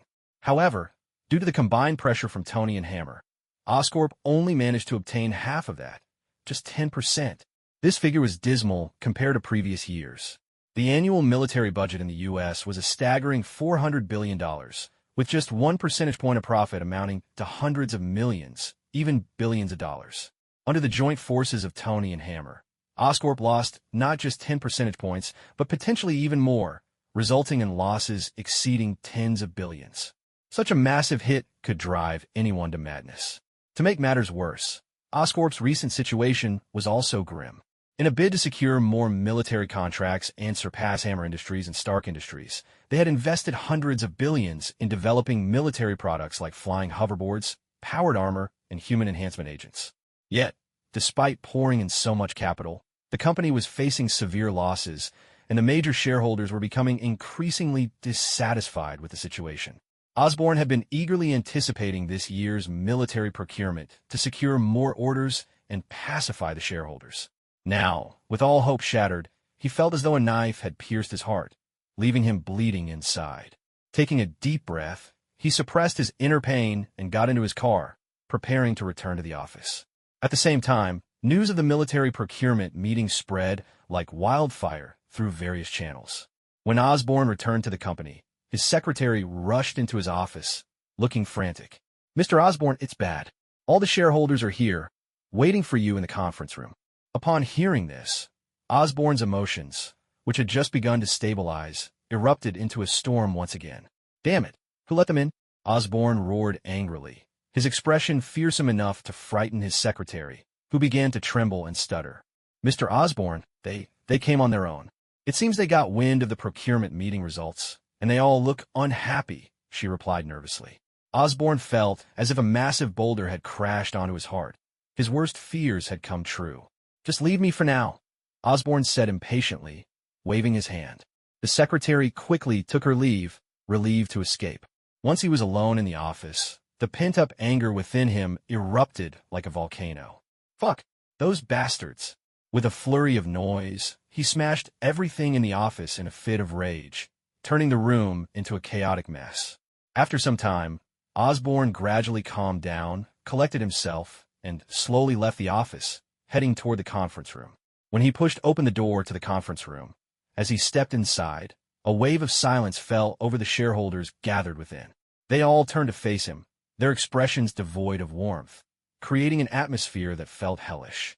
Seeing the emotionless faces of the crowd, Osborn forced a smile, trying to ease the tension.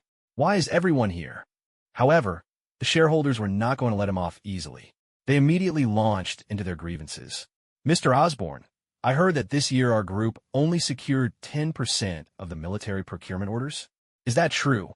That question struck Osborn like a sharp knife, stabbing deep into his heart. He wanted to refute it, but he knew it would be futile. These shareholders were powerful individuals who must have received confirmed news, or they wouldn't be gathered here like this. Reluctantly, he nodded and said, "Yes, that's correct. But this is all due to Stark Industries and Hammer Industries working together to suppress us. Without them, our procurement orders would never have been so low." Osborn tried to defend himself, but the shareholders were uninterested in his explanations. They only cared about profits. Previously, Osborn had advocated vigorously for the development of individual equipment and human enhancement agents, which had already sparked their dissatisfaction. Coupled with the fact that development had hit a bottleneck, producing no significant results, their discontent reached its peak. Now, with the military orders drastically reduced and Oscorp's profits plummeting, this was the last straw that led them to tear off the mask of civility. "Mr. Osborn, you don't need to explain further. We joined Oscorp for profits. But now Oscorp is clearly unable to deliver profits, so we, the shareholders, have unanimously decided to withdraw our investments from Oscorp." The cold words felt like the sharpest blades, stabbing deeply into Osborn's heart. "No, you can't do this," Osborn shouted hysterically. Oscorp had already invested heavily in research and development. Their funds were nearly depleted. If the major shareholders withdrew their investments, Oscorp would likely face bankruptcy. As the head of Oscorp, he couldn't allow that to happen. "Gentlemen, please calm down. Oscorp is just temporarily in a difficult situation. If we can get through this, Oscorp will improve, and your interests will be safeguarded. And over the years, Oscorp has generated significant profits for you. You've suffered no losses. We're only facing a temporary setback. You can't just abandon Oscorp like this." Osborn desperately attempted to salvage the situation, even trying to appeal to their emotions. But capital is ruthless. Capitalists only see profit, and emotions are worthless in their eyes. Thus, no matter how hard Osborn fought, the crowd remained unmoved. "Mr. Osborn, there's no need to waste your breath. Prepare the contract. We'll sign it shortly." After that, the shareholders stood up and left the conference room without a backward glance, leaving Osborn sitting there in a daze, as if the entire world had collapsed around him. Had it not been for Tony's intervention, the shareholders' withdrawal might have dragged on for another year. But Tony's unexpected intrusion had hastened Oscorp's descent into bankruptcy. Time ticked by as Osborn sat in the conference room for what felt like an eternity. As dusk approached and Oscorp employees began leaving for the day, his secretary cautiously walked back into his office. "Mr. Osborn, it's time to go." At the sound of his secretary's voice, Osborn snapped back to reality. He glanced at her with an expressionless face and calmly replied, "You all go ahead. I'll stay a little longer." The secretary hesitated, but nodded and turned to leave. As she reached the door, she instinctively glanced back at Osborn, only to find him shrouded in shadows. On his otherwise placid face, a strange smile had formed at some point, and the madness in his eyes sent a chill down her spine. She hurriedly left, not daring to linger. Soon, all the Oscorp staff had departed, leaving only Osborn alone. Emerging from the shadows, he suddenly stood up and walked out of the conference room, heading toward Oscorp's research facility with determined and heavy steps, as if carrying an unwavering resolve and finality. The Oscorp building towered high, reaching 33 floors in total. The first 15 floors house the offices of ordinary employees, bustling with activity and the sounds of business. From the 16th to the 25th floors were dedicated to the laboratories, the core of research and development for various innovative products. On the 20th floor, research on powered armor and human enhancement agents was underway. While the development of individual weapons had not yet reached mass production, the lab showcased relatively mature products, quietly awaiting their final breakthrough. In contrast, the human enhancement agents remained in a semi-developed stage. They had undergone a series of biological experiments, but had yet to be tested on humans. Research results showed that any organism injected with the enhancement agent became extremely aggressive, filled with a strong urge to destroy. This issue had long plagued the research team, and due to its complexity, human trials have been indefinitely postponed. Originally, Osborn had planned for the enhancement agent to undergo continuous refinement to eliminate those concerning side effects before cautiously applying it to humans. However, the situation had become urgent. With many shareholders poised to withdraw their investments, Oscorp faced immense pressure. He knew that only by producing outstanding research results could he persuade the shareholders to continue supporting him, thereby saving Oscorp. Thus, he made the bold decision to use himself as the test subject for the next phase of human research. He ascended to the 20th floor, activated the experimental equipment, and slowly stepped into the experimental chamber. As the door of the chamber closed, a faint mist sprayed out, and a glint of madness flashed in Osborn's eyes. At that moment, there was no turning back. He would either successfully develop the perfect enhancement agent and bring new hope to Oscorp, or succumb to eternal slumber in this chamber. This was his final gamble, a desperate decision for the future of Oscorp. Meanwhile, at a seaside villa in Freedom City, Tony had finally gathered detailed information on Ivan Vanko through Jarvis. After obtaining the data, he swiftly sent it to Peter and immediately dialed his number. "Hello, little spider. Good evening," Tony greeted cheerfully. "Did you receive the information? I hope to see that person disappear tonight. Don't let me down." Without waiting for Peter's response, Tony hung up. He then had Jarvis pull up Peter's live feed, eager to witness the unfolding drama of the superhero's fall from grace. At Peter's residence, he stared at the call that had just been disconnected, looking down at the data projected from his wrist. He felt a tumult of emotions. After solidifying the information in his memory, he retrieved his spider suit from the wardrobe. Looking at the outfit that symbolized justice, a self-deprecating smile crossed Peter's face. He had once vowed to protect the public and become a hero in their eyes. Yet today, he was forced to betray his principles and kill an innocent man. "I don't want to do this either. I just want to survive," Peter murmured to himself, slowly donning the spider suit. With a swift motion, he leaped out of the window and dashed away from his home. His figure glided through the steel jungle, soon arriving at his target, Hammer Industries. The target, Ivan, was the chief weapons designer at Hammer Industries. According to the information, he had been working within Hammer Industries for years. So to eliminate him, Peter first needed to find a way to infiltrate the facility. As a top defense contractor, Hammer Industries had robust security forces that even the world's best soldiers would struggle to bypass quietly. But for Peter, their security was a mere joke. Using his extraordinary spider abilities and the power of his web, he effortlessly made his way to the top of Hammer Industries. He then used the spider-shaped hooks on his palms to easily create an opening in the glass on the top floor, large enough for him to slip through, and crawled inside. Next, he entered the elevator and descended directly to the third basement level, the weapons development area, where Ivan worked. Inside the villa, Tony leisurely sipped wine, watching Peter's infiltration unfold on video, a smile creeping onto his face. "Looks like our Spider-Man is even better than I imagined," he commented. Then he instructed Jarvis, based on his performance, create a power profile and try to predict his potential growth direction. "Understood, sir. Recording has begun," Jarvis responded. On the video feed, Peter successfully arrived at the third basement level. With a ding, the elevator doors opened, revealing a dozen black gun barrels pointed directly at him. Peter's pupils constricted as he instinctively leaped up, grabbing onto the elevator ceiling.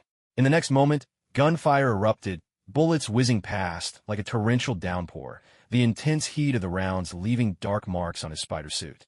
Without time to think, Peter quickly shot a web to ensnare several individuals at the elevator entrance, interrupting their gunfire. Seizing the opportunity, he dashed out of the cramped elevator space, using his unparalleled speed to knock out several guards in mere seconds. Just as they collapsed, a piercing alarm echoed throughout the research facility. With his acute hearing, Peter clearly detected the sound of heavy footsteps rapidly approaching. Frustrated, he cursed, "Fuck! How'd they find me so quickly?" Confusion filled his mind. He had taken great care to remain silent while infiltrating, yet he could not fathom where he had exposed himself.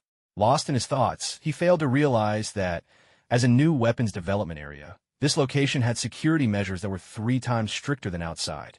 The elevator entrance was monitored 24 hours a day, and there were personnel always on standby. Though he was powerful, his inexperience had blinded him to this detail. Thus, as soon as he stepped into the elevator, he had already been detected, leading to the current open fire scenario. Now, Peter had no time to ponder how he had been discovered. He swiftly sprinted deeper into the research facility, using his incredible agility to evade the onslaught of multiple guards. Soon, he found his target, Ivan Vanko. As the antagonist from Iron Man 2, Ivan was intelligent, but without developing the whiplash armor, his abilities were not much stronger than an ordinary person. We saw Peter standing before him. He appeared utterly bewildered. He had heard the alarms, and assumed it was someone trying to steal blueprints for new weapons, something he believed had nothing to do with him. Little did he know, the intruder's true target was him, leaving him completely defenseless. "Wait," Ivan attempted to say something, but Peter did not give him chance. He moved forward, grasped Ivan's neck, and with a swift twist, Ivan's life came to an abrupt end with a sickening crunch. Before embarking on this mission, Peter had engaged in countless mental preparations, imagining various scenarios in which he might find himself unable to go through with his actions due to his conscience. However, when he was discovered and faced with the imminent threat of being overwhelmed by guards, he suddenly realized that all the anticipations he had made previously had turned into a monumental joke. To escape the assault of the guards and preserve his own life, he hesitated not at all and decisively snapped Ivan's neck. This sudden act plunged him into a moment of confusion, leading him to question whether his ability to act so decisively stemmed from being forced by Tony or from his own lack of strong aversion to killing. This feeling of uncertainty did not last long. As he was jolted awake by the approaching footsteps, he quickly cast aside all thoughts and fully committed to the action of escaping this dangerous place. Meanwhile, in the villa, Tony wore a look of surprise. He never expected the situation to conclude so easily. He had prepared himself to witness an internal struggle within Peter, a dramatic battle of conscience. But instead, Peter's performance was even more decisive than he had anticipated. "Jarvis, did this guy just trick me? He doesn't look like someone who's killing for the first time," Tony remarked with a wry smile on his face. Jarvis replied in his usual emotionless tone, "Sir, research indicates that every person harbors a hidden devil within, embodying their negative emotions. Some manage to lock away this devil, appearing as good people to ordinary observers. Others release it, becoming seen as evil. From my observations, it appears that Peter is currently in the phase of locking away his devil. Had you not intervened, he would likely have continued to keep the devil at bay and ultimately become a good person. However, you provided him with a key, allowing that devil to emerge. Therefore, the origin of this situation is entirely due to your actions." Jarvis's analysis placed the blame squarely on Tony's shoulders. Hearing this, Tony felt his lips twitch slightly, internally grumbling. "Great, so you're throwing me under the bus, huh? Is this how a creator is treated?" Deciding not to engage further with Jarvis, Tony stood up to go to bed.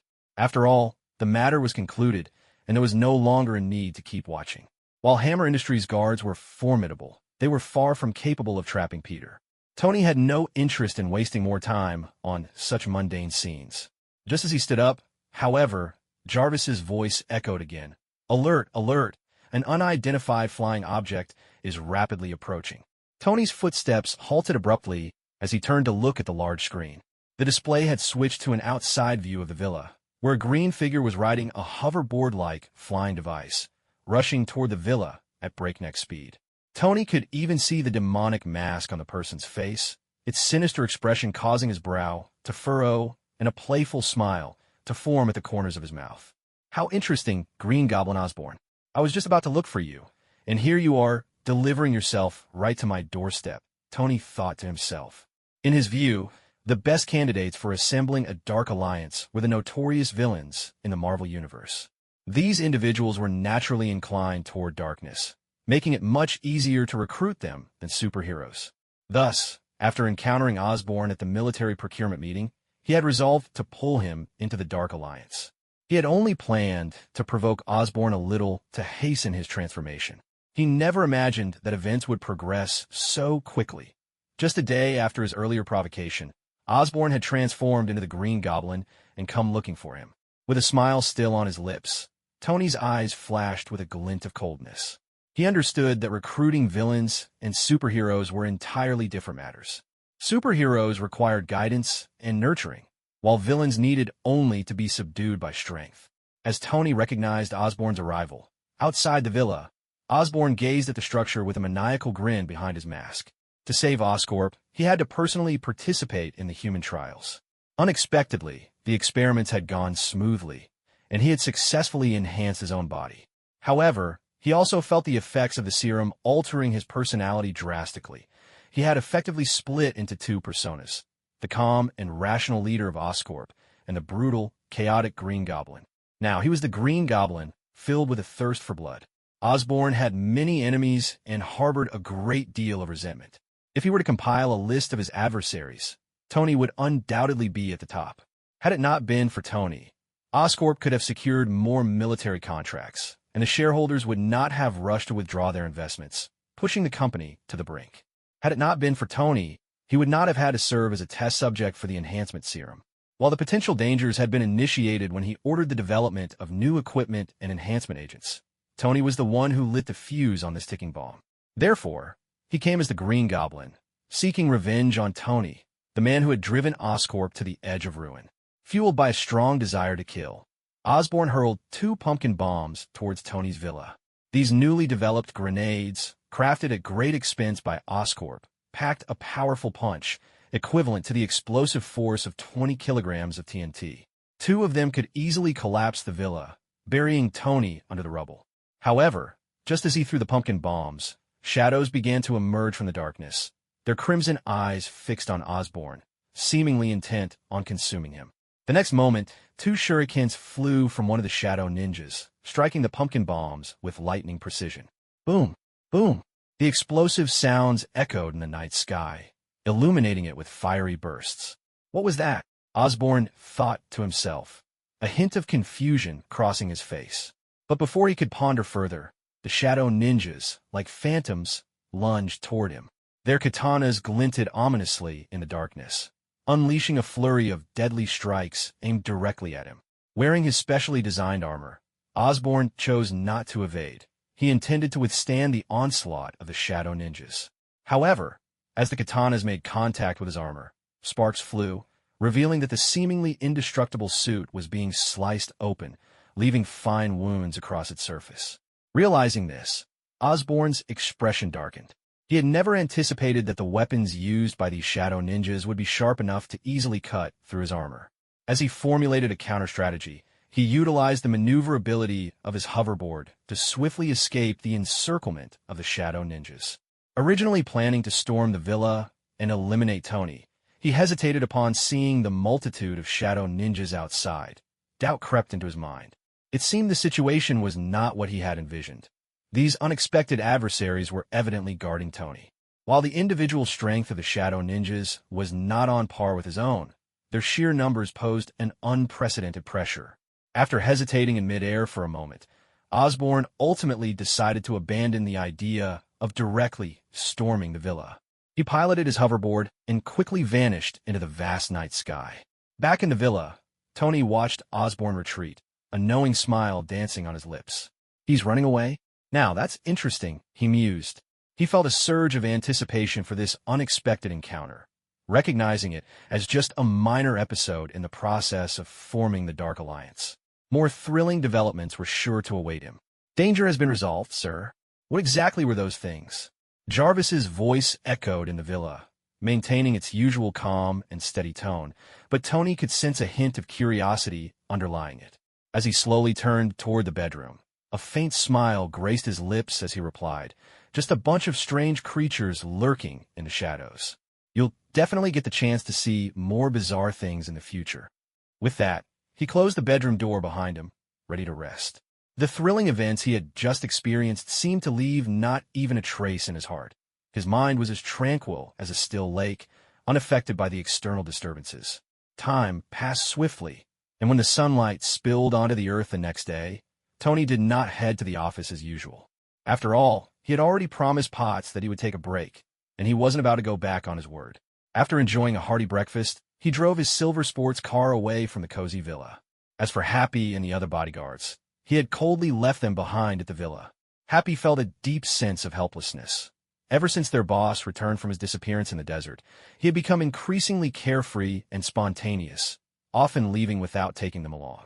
This made Happy feel increasingly marginalized, and he was left feeling quite frustrated. In a bustling part of the city, there was a charming cafe. Tony sat quietly by the window, a steaming cup of coffee emitting wisps of vapor on the table, creating a serene and pleasant atmosphere. Just then, a somewhat hurried figure entered through the cafe door. Order 36. Hey, waiter, could you hurry it up? I have urgent business. The young man anxiously urged at the counter while frequently glancing at his watch, his anxious demeanor evident. Not long after the young man entered the cafe, a familiar voice suddenly called out from behind him. Hey, little Peter, long time no see. Why are you in such a rush? Startled, the young man turned around, and upon seeing Tony's familiar figure, his expression shifted to one of panic. Tony's smile widened as he picked up his coffee, giving Peter a casual wave. Want to sit down for a cup? Relax a bit. Hearing this, Peter felt a wave of inner conflict. After hesitating for a moment, he ultimately walked over and sat down across from Tony. Sir, what do you need from me? Didn't we already complete our transaction? Peter asked, his expression tinged with frustration.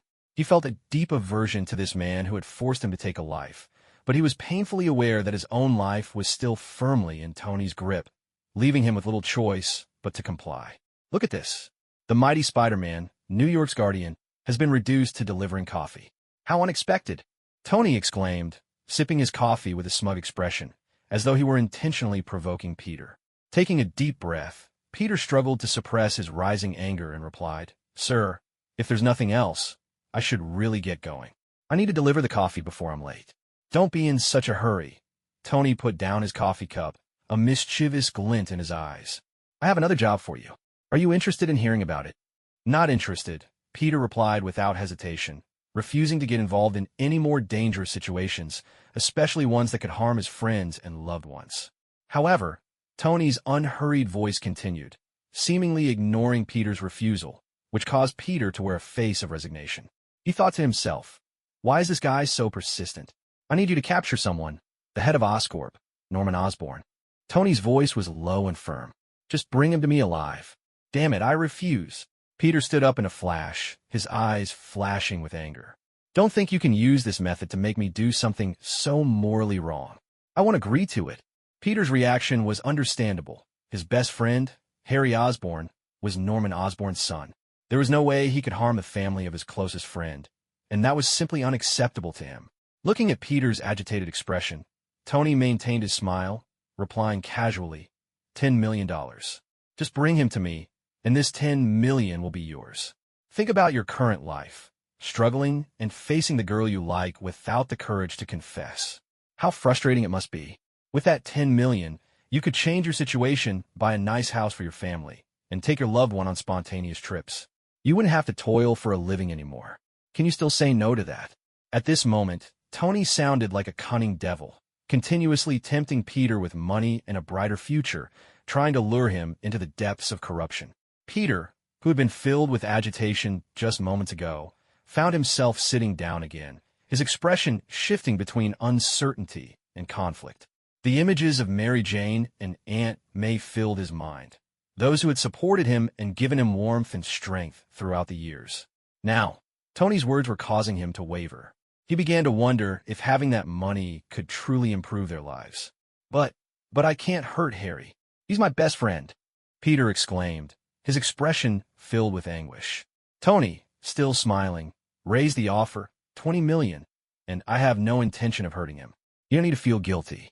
If I wanted him dead, he wouldn't have made it through tonight, would he? Peter fell silent, seriously considering Tony's words. Given Tony's formidable abilities, he had to admit that if Tony truly wished to harm Harry, it would be nearly impossible for Harry to escape. At this moment, he felt himself wavering, the scales in his heart beginning to tip. Time stretched on, and eventually, Peter slowly nodded, saying, "Fine, I'll agree. But I want to know why you need me. You have the power to do this yourself. Why come to me?" Peter asked earnestly, confusion evident in his eyes. Tony's smile widened, his eyes glinting with mischief. "Don't get me wrong. I just want to improve your life. Think about it. The great Spider-Man, yet you're struggling like everyone else to make ends meet. Isn't that laughable? You possess extraordinary abilities, surpassing 99% of humanity. You deserve a better life, not this constant grind." In the past, Peter would have immediately refuted Tony's words, believing he was no different from anyone else, merely possessing a few special abilities. But now, he felt as if a light had switched on in his mind, experiencing a moment of clarity. Yes, I am extraordinary. Why should I toil away like an ordinary person? Just then, a voice called from the cafe counter, "Order 36 is ready." What would typically be a normal announcement suddenly felt jarring to Peter, reminding him of the futility and sadness of his current life. He looked up to see Tony leisurely enjoying his breakfast tea, and a surge of intense jealousy and resentment welled up within him. Why could he be so carefree while Peter continually struggled? The unfairness of it all filled him with agitation. Nevertheless, Peter forcibly suppressed his frustration, walked to the counter, picked up the prepared coffee, and left the cafe without looking back. Through the cafe window, Tony watched Peter ride away on his scooter, a subtle smile flitting across his face. He knew he had successfully planted a seed of darkness in Peter's heart. Once someone crossed the line, it was hard to stop. The difference was merely between doing it once and doing it countless times. If sending Peter to kill Ivan Vanko could still be seen as coercion, now he wasn't imposing anything. Everything was Peter's choice. Moreover, he could clearly sense that when Peter had left the cafe, he had been filled with a mixture of resentment and inner turmoil. Clearly, our Spider-Man had begun to tread down a dark path, and the once pure and kind-hearted young hero would no longer exist. Thinking this, Tony couldn't help but let out a sigh, muttering, "What is happening to this world? More and more villains, yet fewer and fewer heroes. How interesting." With that, he left a stack of cash on the table, stood up, and exited the cafe, climbing into his silver sports car. The engine roared to life, its sound drawing envious glances from passers-by. Tony contemplated the question, is a person's character innate, or is it shaped by their environment? Perhaps, experiencing different events could create different personalities. After Peter faced these unprecedented challenges, whether by choice or coercion, it was clear that he could never return to being the innocent and kind Spider-Man he once was. Thus, his descent into darkness had firmly begun. As for who his next target would be, Tony drove away, memories of familiar and unfamiliar faces flashing through his mind, filled with anticipation and schemes for what was to come. Cruising through the bustling streets of New York City in his sports car, Tony was in high spirits, contemplating where to indulge himself on his rare day off. He didn't want to waste his precious time doing nothing. However, as the saying goes, plans never survive first contact with reality. Just as he was leisurely driving past a building, a thunderous explosion suddenly erupted. Boom! Countless shards of debris rained down from above, crashing into the bustling streets below. The once vibrant and peaceful thoroughfare instantly transformed into a living nightmare, littered with chaos and destruction. Body parts were scattered about, and many people were crushed by the enormous debris that fell from above, creating a horrifying scene that was difficult to witness. Screech! With a sharp screech of tires, Tony's car came to a sudden halt. Just in front of him, a massive chunk of debris crashed down, landing with a thud. Had Tony not braked in time, he would have ended up like the other unfortunate souls, crushed beneath the weight of the falling rock. Looking at the horrific scene before him, Tony didn't feel an ounce of fear. After all, with the mystical protection of the mark of the horse, he essentially possessed a form of immortality. As long as he wasn't killed instantly, the mark would allow him to recover quickly. Thus, rather than panicking at this sudden disaster, he was filled with curiosity about what had caused such a massive explosion and chaos.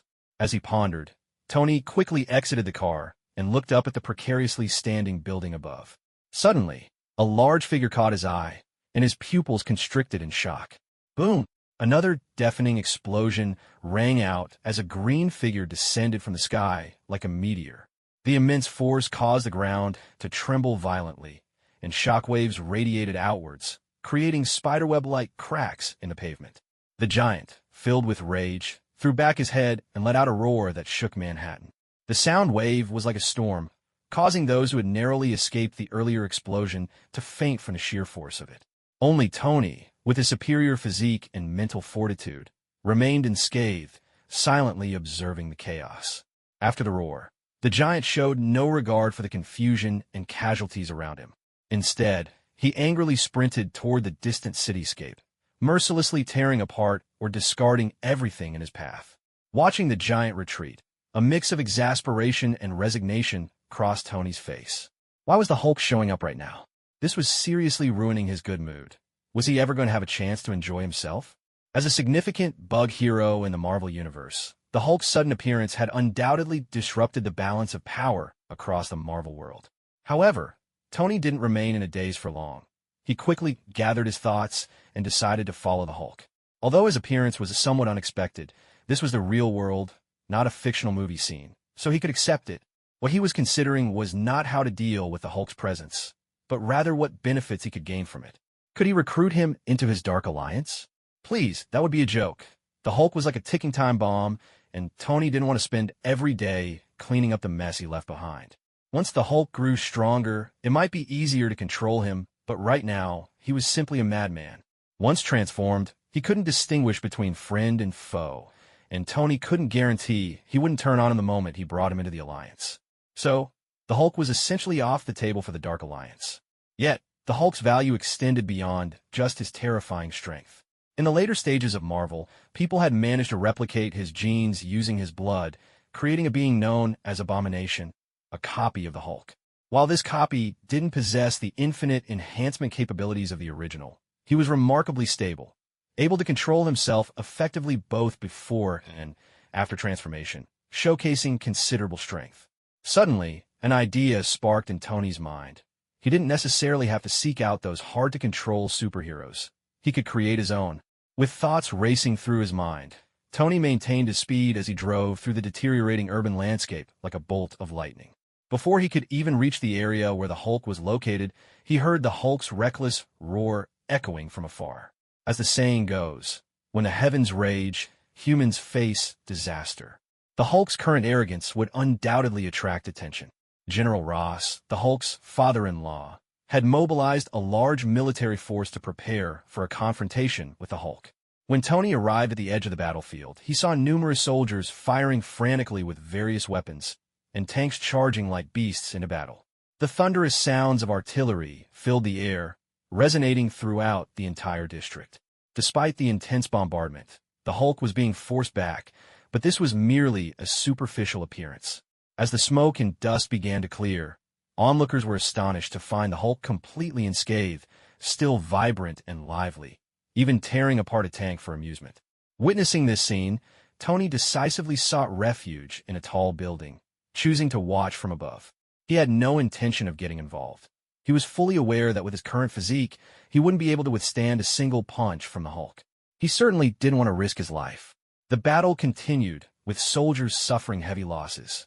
Under the Hulk's hammer-like fists, these elite, well-trained soldiers were like children unable to resist his attacks. The Hulk smashed them down one by one, and within just a few minutes, the ground around him was littered with blood and body parts. The brutality of the scene was enough to make even Tony, who was accustomed to chaos, wince. He couldn't help but begin to question the absurdity of the situation.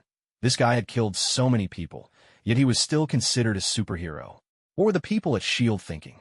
While he internally critiqued the situation, Tony continued to watch the fierce battle with keen interest.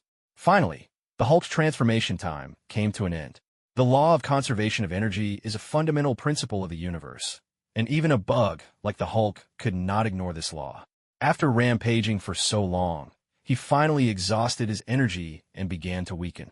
At that moment, the Hulk broke through the military encirclement and sprinted off into the distance, quickly disappearing from sight. In a dark alley, the stench of garbage filled the air, creating an atmosphere reminiscent of hell. Bruce stumbled into this alley, looking as though he had been drinking, his steps unsteady. His eyes were filled with fear as he stared at his hands, convinced they were stained with blood. Although he had lost his sanity as the Hulk, he still vividly recalled the carnage he had caused when he returned to his human form. He remembered killing many people, and the thought made him feel nauseous. Just as he lowered his head, pairs of crimson eyes emerged from the shadows of the alley, and shadowy ninjas slowly stepped out from the darkness. When Bruce lifted his head again, he was horrified to find himself surrounded by these figures in black robes. A deep sense of terror washed over him.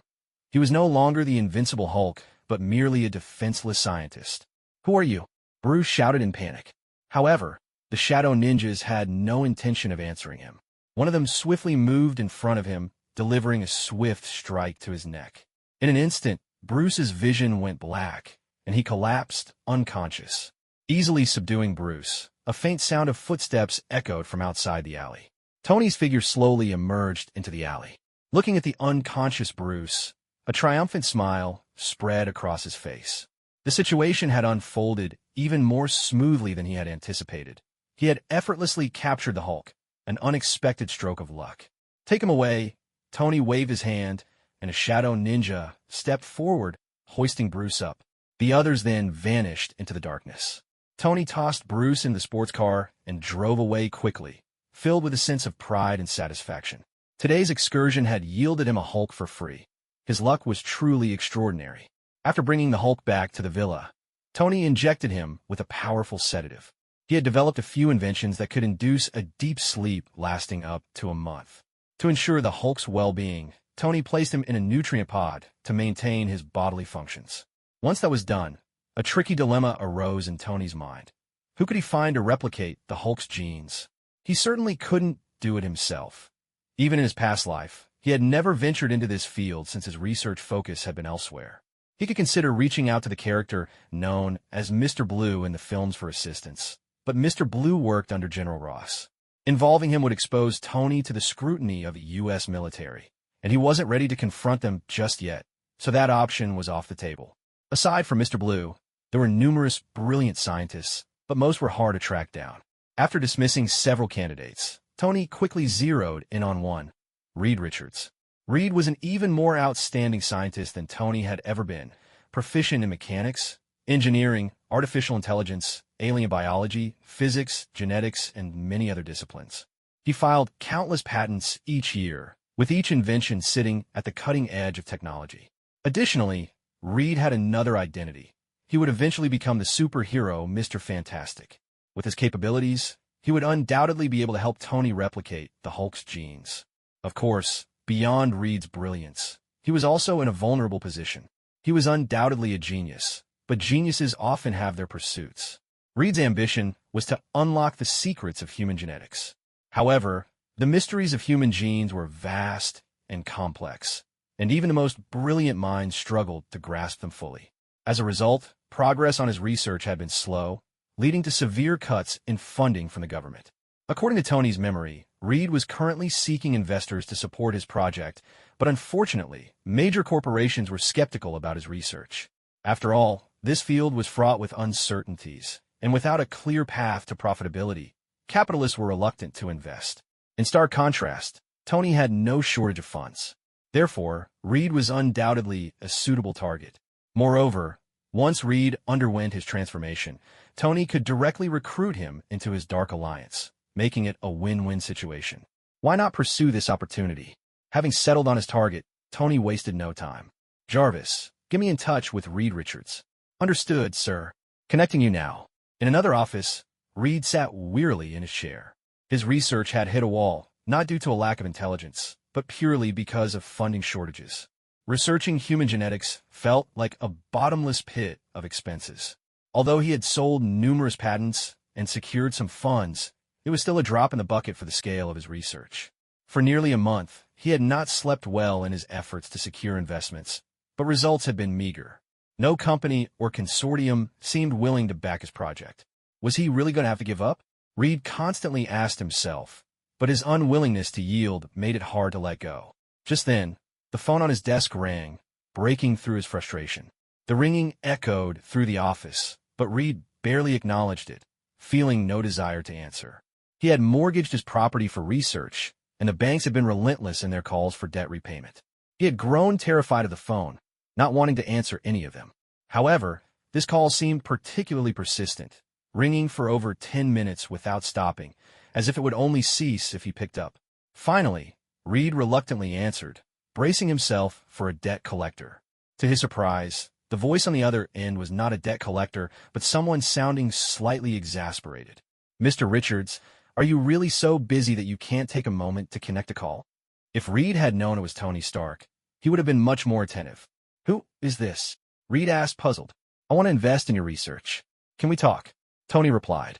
Reed was momentarily stunned, Tony's words ringing like music to his ears. He had poured so much energy and time into securing investment, believing all hope was lost, only to find a potential breakthrough. A tremble of excitement crept into his voice. "I'd like to know who I'm speaking to." "Tony Stark," came the reply. Reed silently erupted into laughter. Although he was deeply engrossed in research, he had heard of Tony's reputation. He was the largest arms dealer in the U.S. and one of New York's top tycoons. The name Tony Stark was synonymous with wealth. "Absolutely. I have time, Mr. Stark. Name a place, and I'll come right over," Reed said eagerly, his tone reflecting his urgency, as if he feared Tony would change his mind. Tony straightforwardly provided his address before hanging up. Half an hour later, Reed arrived at Tony's seaside villa, dressed in a suit. Before he could even knock, the front door swung open, and Jarvis's voice welcomed him. "Welcome, Mr. Richards. Mr. Stark is waiting for you on the balcony. Please proceed straight ahead." Hearing Jarvis's guidance, Reed showed no surprise. He too had an AI, so he was accustomed to it. Perhaps this was standard for top researchers. Everyone seemed to have an AI assistant. On the balcony, Tony lounged in casual attire, comfortably reclined in a sun chair, with a bottle of Romanicani red wine on the table. Sunlight glimmered on the ocean's surface, and a gentle breeze created a serene and pleasant atmosphere. When Reed arrived, Tony casually gestured to the seat next to him. "Have a seat. Let's enjoy a drink and chat." "Thank you for the invitation," Reed replied, settling down beside Tony. At that moment, he no longer seemed as frantic as he had on the phone. Instead, he appeared calm and composed. The two gazed out at the sea, sipping their wine and sizing each other up. Both were top scientists in the U.S. and renowned geniuses, making this their first meeting. One was carefree and charming, while the other exuded elegance and politeness, creating a somewhat king meets king ambience. Before long, their glasses were emptied, and they finally began discussing business. "So, how much is Mr. Starr planning to invest?" Reed asked, setting his glass down, his eyes gleaming with anticipation. Reed's determined gaze fixed on Tony, who raised an eyebrow slightly, a subtle smile playing at the corners of his lips as he asked, "How much do you want?" Reed replied without hesitation, "The more, the better." Tony's brows shot up in surprise. Then, he posed a question that Reed hadn't anticipated. "What if I wanted to acquire your entire team? How much would that cost?" Reed's expression tightened.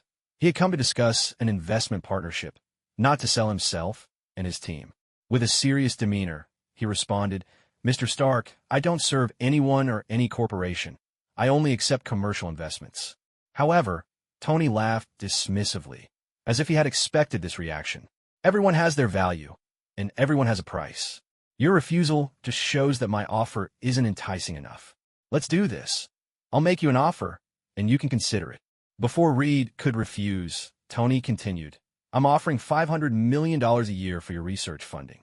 You will have complete autonomy over your research, and no one, including myself, will interfere with your process. Additionally, you and your team will enjoy half the profits from whatever you create. How does that sound?" Tony smiled as he looked at Reed, who remained calm without immediately responding. It wasn't that he had no reaction. Rather, he was deeply conflicted on how to answer. Earlier, he had been adamant about his principles, but Tony's offer was incredibly tempting. $500 million a year for research funding was more than he had ever received in total, and that was just for a single year. The promise of absolute autonomy would ensure his research faced no outside interference, which was hardly different from his current situation. And half of the research profits, while shared with his team, represented a 30% increase in what he had previously accepted, meaning he could earn billions, even hundreds of millions in profit.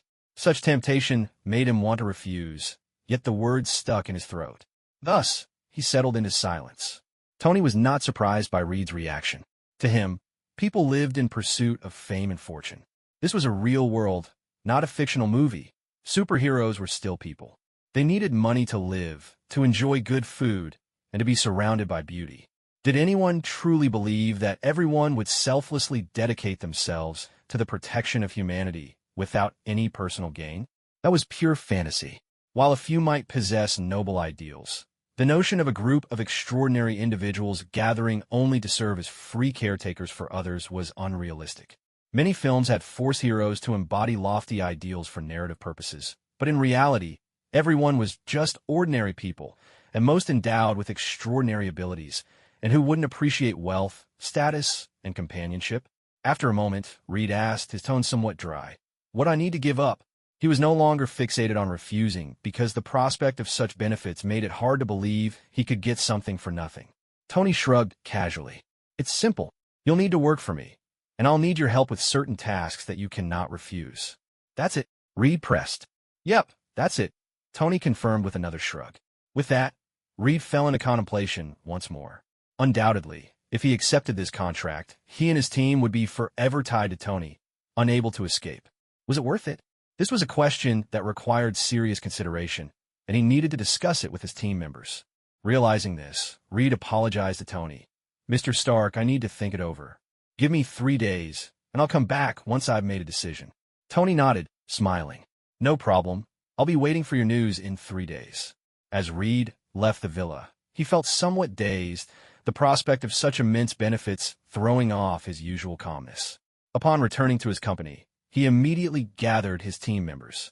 Soon, 2 men and a woman entered the meeting room. Susan Storm, Johnny Storm, and Ben Grimm, who would later become the Fantastic Four. Seeing Reed's calm demeanor, they initially thought he was still troubled about funding, and they quickly offered comforting words. "Reed, is the company running low on funds? We have some savings. We can wire you some money to tide you over for a while," Johnny offered. Hearing this, Reed shook his head and replied, "Don't worry about the research funding. I found an investor, but I'm hesitating on whether to accept, which is why I called you all here to discuss it." At this, everyone was overjoyed. Johnny exclaimed, "What's there to hesitate about? Having an investor is a good thing. Just agree." Ben, being more composed than Johnny, looked at Reed's calm face and asked, "Is it because they're asking for too much of a share? That's fine. As long as we get investment, giving up some profit is reasonable." "Exactly, Reed. Don't worry about us. If you think it's a good deal, just agree," Susan chimed in, echoing Ben's sentiments. Clearly, both she and Ben believed that as long as they could secure investment, giving up some profit was worth it. Seeing his teammates concerned for him, a smile finally appeared on Reed's face. "No, the terms are quite generous. However, it's not just an investment in the project. He wants to invest in our team." Reed then detailed Tony's offer and the implications of their potential commitment. After he finished speaking, everyone fell silent. The attractive terms were undeniable, and no one could resist the allure. However, the idea of being bound to one person for the long haul raised hesitations in their hearts. After all, the future was unpredictable and filled with uncertainties. After a long pause, Johnny was the first to break the silence, clearing his throat. I don't know if you all have heard about this. Stark Industries went private," he declared. Everyone looked at Johnny with confusion. He continued, "Recently, Stark Industries completed its privatization, which means our investor, Tony, now holds 100% of the shares. As a military contractor, do you think Stark Industries could just collapse overnight?" At this, everyone suddenly seemed to understand Johnny's point. After privatization, unless Stark's core business faced severe issues leading to a funding crisis, it was unlikely to go under. Moreover, military contractors were among the most profitable industries globally, especially with the U.S. military spending huge sums annually on procurement and equipment replacement. Logically, unless the U.S. were to face annihilation, Stark Industries was unlikely to collapse. Of course, that wasn't absolute, but the chances of other issues arising were minimal. Given this, their prior concerns about stability in the future seemed less significant. With that realization, the expressions on everyone's faces relaxed, as if a great weight had been lifted from their shoulders. "Honestly, I think accepting this offer sounds pretty good." Ben was the first to voice his opinion. Unlike the others, who were all single, he had a family to think about, and knowing Stark Industries was stable eased any worries he had. After Ben spoke, Johnny quickly chimed in, agreeing with the terms Tony had laid out. Susan, however, didn't immediately express her stance. She continued to look at Reed, as they were still in a relationship, and she would defer to his judgment. Reed turned to her and smiled, jokingly saying, "Honestly, after hearing his terms, I was already tempted. I just didn't want to agree right away in case you all disagreed." At this, everyone laughed, and it was clear that they were all on the same page about working for Tony. The next day, Reed returned to Tony's villa.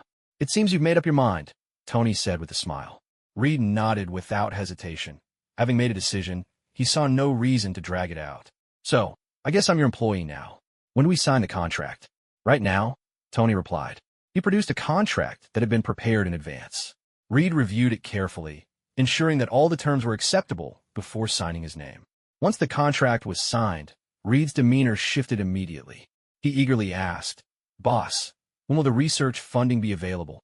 Seeing his excitement, Tony replied, "It will take some time to prepare. The funds will be available in 3 days.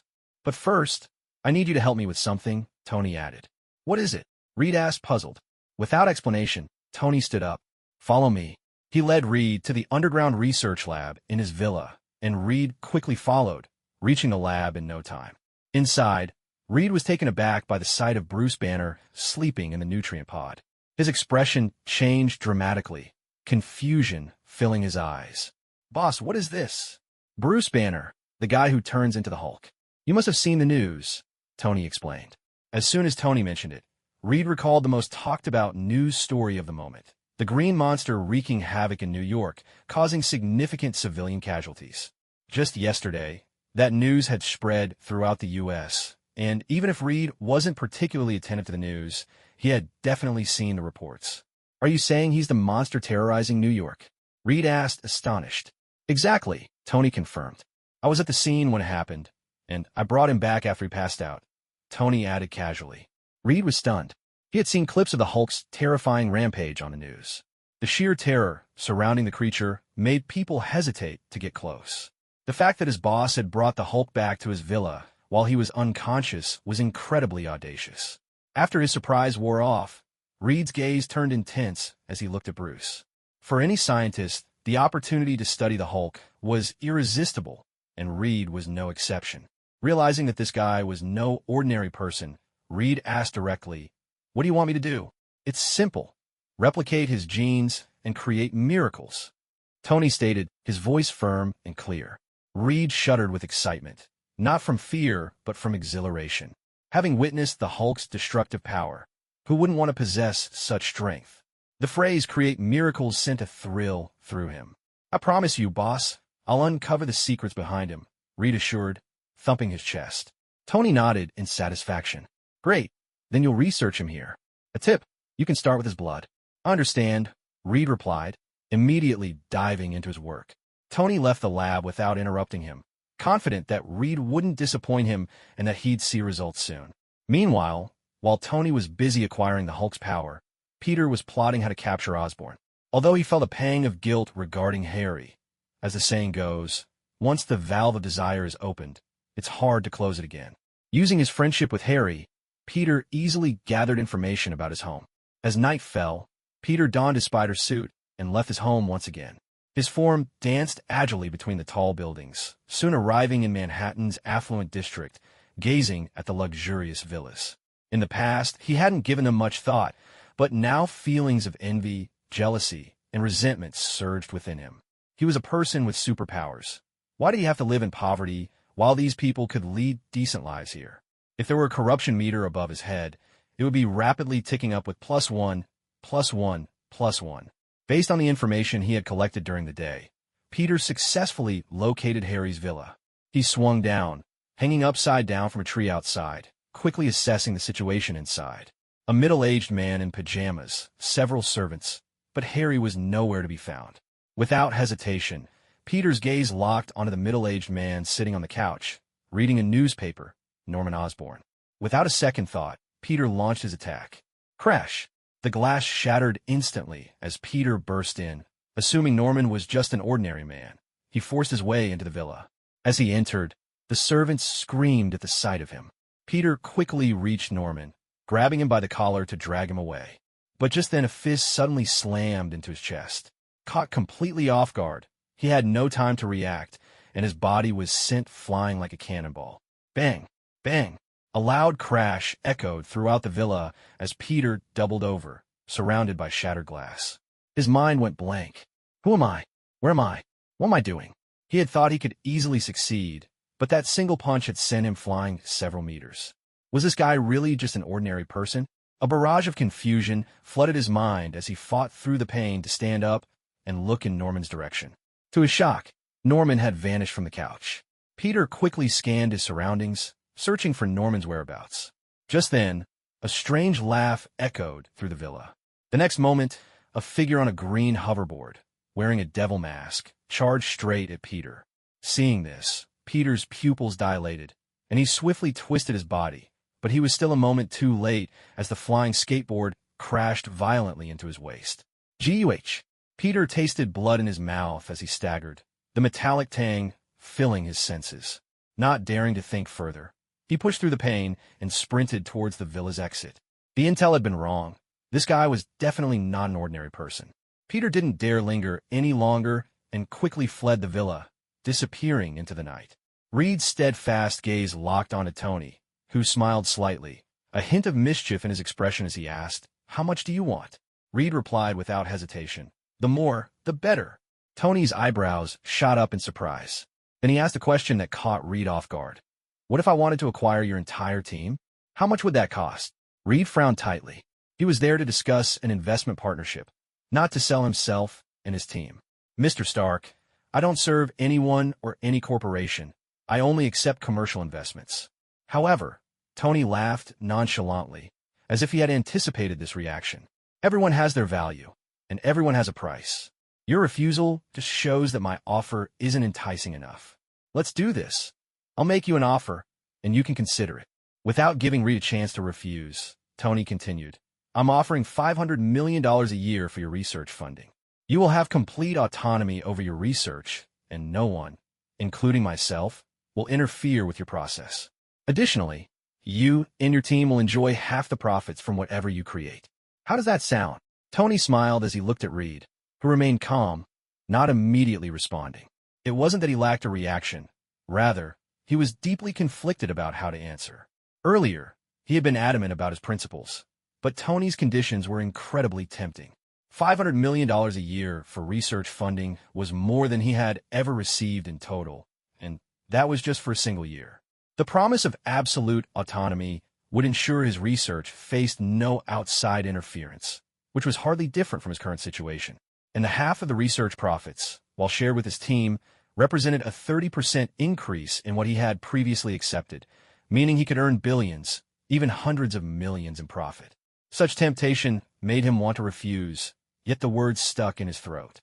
Thus, he settled into silence. Tony was not surprised by Reed's reaction. To him, people lived in pursuit of fame and fortune. This was a real world, not a fictional movie.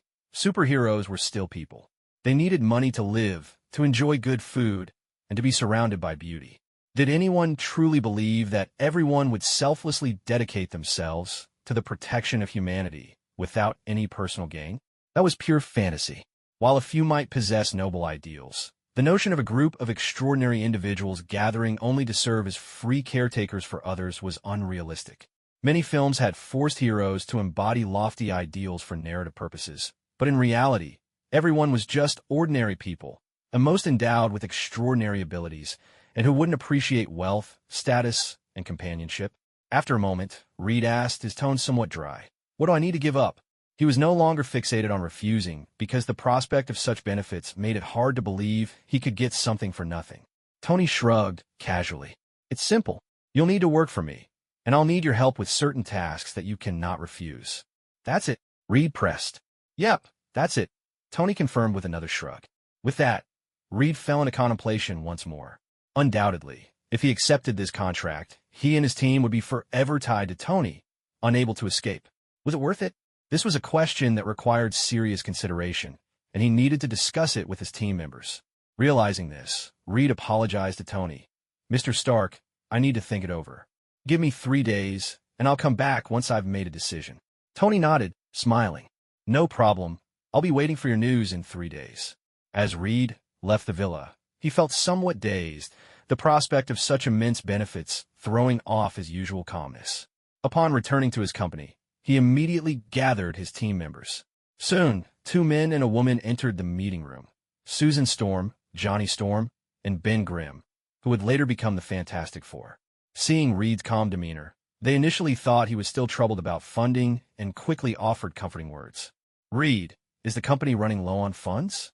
We have some savings. We can wire you some money to tide you over for a while, Johnny offered. Hearing this, Reed shook his head and replied, Don't worry about the research funding. I found an investor, but I'm hesitating on whether to accept, which is why I called you all here to discuss it. At this, everyone was overjoyed. Johnny exclaimed, What's there to hesitate about? Having an investor is a good thing. Just agree. Ben, being more composed than Johnny, looked at Reed's calm face and asked, Is it because they're asking for too much of a share? That's fine. As long as we get investment, giving up some profit is reasonable. Exactly, Reed. Don't worry about us. If you think it's a good deal, just agree, Susan chimed in, echoing Ben's sentiments. Clearly, both she and Ben believed that as long as they could secure investment, giving up some profit was worth it. Seeing his teammates concerned for him, a smile finally appeared on Reed's face. No, the terms are quite generous. However, it's not just an investment in the project. He wants to invest in our team. Reed then detailed Tony's offer and the implications of their potential commitment. After he finished speaking, everyone fell silent. The attractive terms were undeniable, and no one could resist the allure. However, the idea of being bound to one person for the long haul raised hesitations in their hearts. After all, the future was unpredictable and filled with uncertainties. After a long pause, Johnny was the first to break the silence, clearing his throat. I don't know if you all have heard about this. Stark Industries went private, he declared. Everyone looked at Johnny with confusion. He continued, Recently, Stark Industries completed its privatization, which means our investor, Tony, now holds 100% of the shares. As a military contractor, do you think Stark Industries could just collapse overnight? At this, everyone suddenly seemed to understand Johnny's point. After privatization, unless Stark's core business faced severe issues leading to a funding crisis, it was unlikely to go under. Moreover, military contractors were among the most profitable industries globally, especially with the U.S. military spending huge sums annually on procurement and equipment replacement. Logically, unless the U.S. were to face annihilation, Stark Industries was unlikely to collapse. Of course, that wasn't absolute, but the chances of other issues arising were minimal. Given this, their prior concerns about stability in the future seemed less significant. With that realization, the expressions on everyone's faces relaxed, as if a great weight had been lifted from their shoulders. Mr. Stark, what exactly are you doing? Peter asked, confusion etched across his face, his eyes filled with uncertainty. Tony lounged on the couch in the living room, casually observing him with a slight smile, as if everything was under his control. What? You think I'm just messing with you? Tony teased, a glint of mischief in his eyes. I've given you power. Take a moment to feel it. Don't waste my effort. Upon hearing this, Peter furrowed his brow. He was filled with questions, but decided to calm himself. Drawing on his powerful spider sense, he began to carefully sense the changes occurring within him. Before long, Peter noticed something unusual. He felt an inexplicable surge of power within him, bringing forth a sensation unlike anything he had experienced before, accompanied by an unfamiliar hint of fear. The next moment, an intense curiosity surged through Peter as he attempted to harness that mysterious power. Suddenly, shadowy figures materialized around him. Their crimson eyes locked onto him, as if they could see through him. Seeing this sudden apparition made Peter's heart race, and he instinctively took a few steps back, fear flashing in his eyes. But soon, his keen perception revealed that he seemed to share a special connection with these shadow ninjas. He realized he could control them. With that thought, Peter's fear began to wane. He turned to Tony, his throat dry as he swallowed hard, his voice trembling slightly. Is this the power you've given me? Tony nodded slightly, a satisfied gleam in his eyes. Exactly.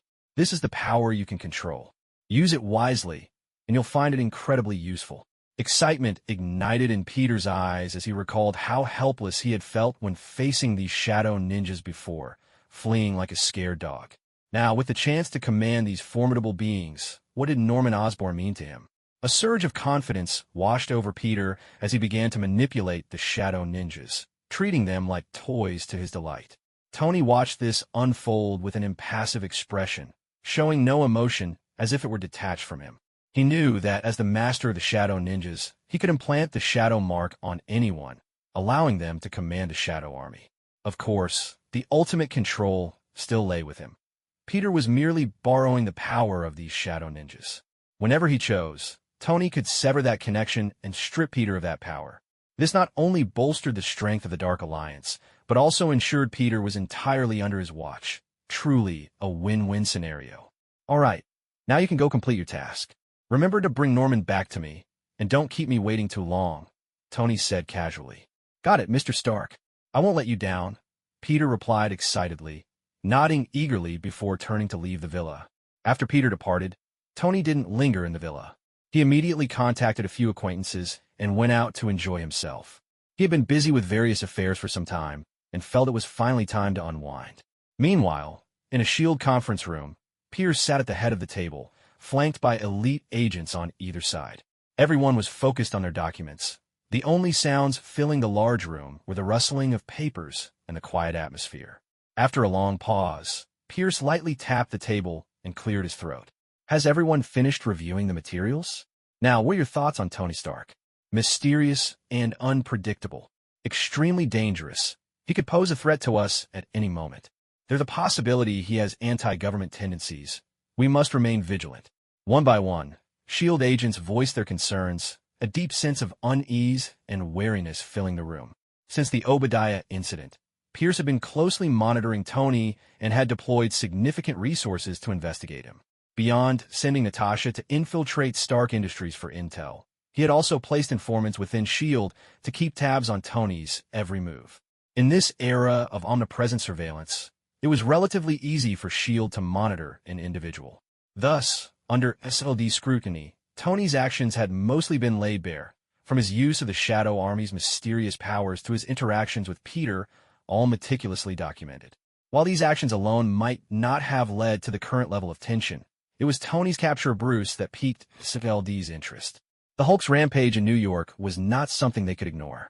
After witnessing the Hulk's terrifying powers, no one could remain indifferent, and S.H.I.E.L.D. was no exception. Even Hydra had shown a keen interest in the Hulk's abilities. As the head of S.H.I.E.L.D. and a Hydra spy, Pierce recognized the significance of this situation immediately and called for today's meeting to strategize a response. It seems everyone understands the danger Tony poses. Now, let's discuss your thoughts. Should we take direct action to capture him, or do we have other plans? Pierce asked, his eyes gleaming with intensity. The agents fell into silence, their faces reflecting hesitation. Tony was not just any ordinary superhero without connections. Stark Industries stood behind him, a top-tier conglomerate in the U.S., with influence far beyond what appeared on the surface. There were at least a dozen senators supporting Stark Industries, and its ties to the military were incredibly tight. It was said that the current U.S. president only ascended to power with Stark Industries backing. Therefore, moving against Tony was not a decision to be made lightly. The intricate web of interests involved made it a complex situation, and even S.H.I.E.L.D. might struggle to withstand Stark Industries' retaliation. Seeing the silence in the room, Pierce understood their concerns. He lightly tapped the table and said, Tony is Tony, and Stark Industries is Stark Industries. We are targeting Tony as an individual, not the entire corporation. If we can successfully capture him before Stark Industries reacts, I believe those powers behind Stark wouldn't want to go to war with us over just one man. After all, they need the benefit Stark Industries brings, not just Tony personally. Hearing this, the agents exchanged glances, seemingly grasping Pierce's meaning. If they made a grand show of capturing Tony, it would undoubtedly provoke strong resistance from Stark Industries, and the pushback they would face could render them immobile.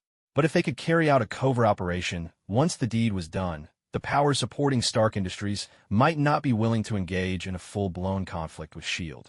After all, removing Tony wouldn't cripple Stark Industries. It would continue to function normally and still provide significant support. At that moment, a large black man in the room suddenly stood up, his expression serious. That's not enough. If our operation gets exposed, S.H.I.E.L.D. alone might not be able to withstand the pressure from above. After all, Tony holds 100% of Stark Industries' shares now, and those people won't let anything happen to him easily. Even if we successfully capture him, we might be ordered to release him by those in power. Upon hearing this, the agents began to realize the gravity of the situation. They understood that Stark Industries had become a dictatorial corporation, with influence that surpassed their expectations. Pierce furrowed his brow, fully aware of the seriousness of this issue. Then, Nick, what's your suggestion? Nick Fury, who would later become the director of S.H.I.E.L.D., always approached problems with a comprehensive and deep perspective. He replied gravely, "We need to find someone to work with us. Bruce Banner is a wanted target by the military, and General Ross has been actively pursuing him. We can provide General Ross with intel on Tony. I'm sure he won't miss this opportunity. If we can join forces with the military, even if those above us blame us later, the military will help share some of the pressure." Listening to Nick's proposal, Pierce frowned even deeper.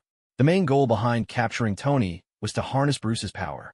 If the military got involved, things could become even more complicated, leading to unexpected setbacks. However, seeing the eager expressions on the agents' faces, he couldn't directly oppose the idea and could only nod reluctantly. In that case, let's secretly collaborate with the military, but this matter must remain absolutely confidential. No one is to leak any information until it's over, or I won't hesitate to take action. After the meeting, the task of contacting General Ross was handed over to Nick by Pierce. As everyone else dispersed, a figure quietly entered Pierce's office. This person, named Hitwell, was Pierce's capable assistant and also one of the Hydra spies infiltrated in S.H.I.E.L.D. "Director, you were looking for me?" Hitwell asked respectfully. Pierce, with his back to him, slowly turned around and looked at him deeply as he said, "S.H.I.E.L.D. has decided to take action against Tony. You go and notify Bucky. Once the operation begins, make sure to quickly find Bruce and take him away safely." "I understand, Director," Hitwell nodded solemnly and then turned to leave the office. Watching him depart, Pierce let out a slight sigh of relief. He knew that, with the military already involved, his chances of directly capturing Bruce were slim. So having Hitwell take people to directly retrieve Bruce was the safest approach. This way, even if the military later discovered Bruce was missing, they could only point fingers at Tony and wouldn't implicate him. On the other side, Nick, who had accepted the task, arrived at the military district and met General Ross. He expressed his intentions to General Ross and then quietly waited for the general's reaction.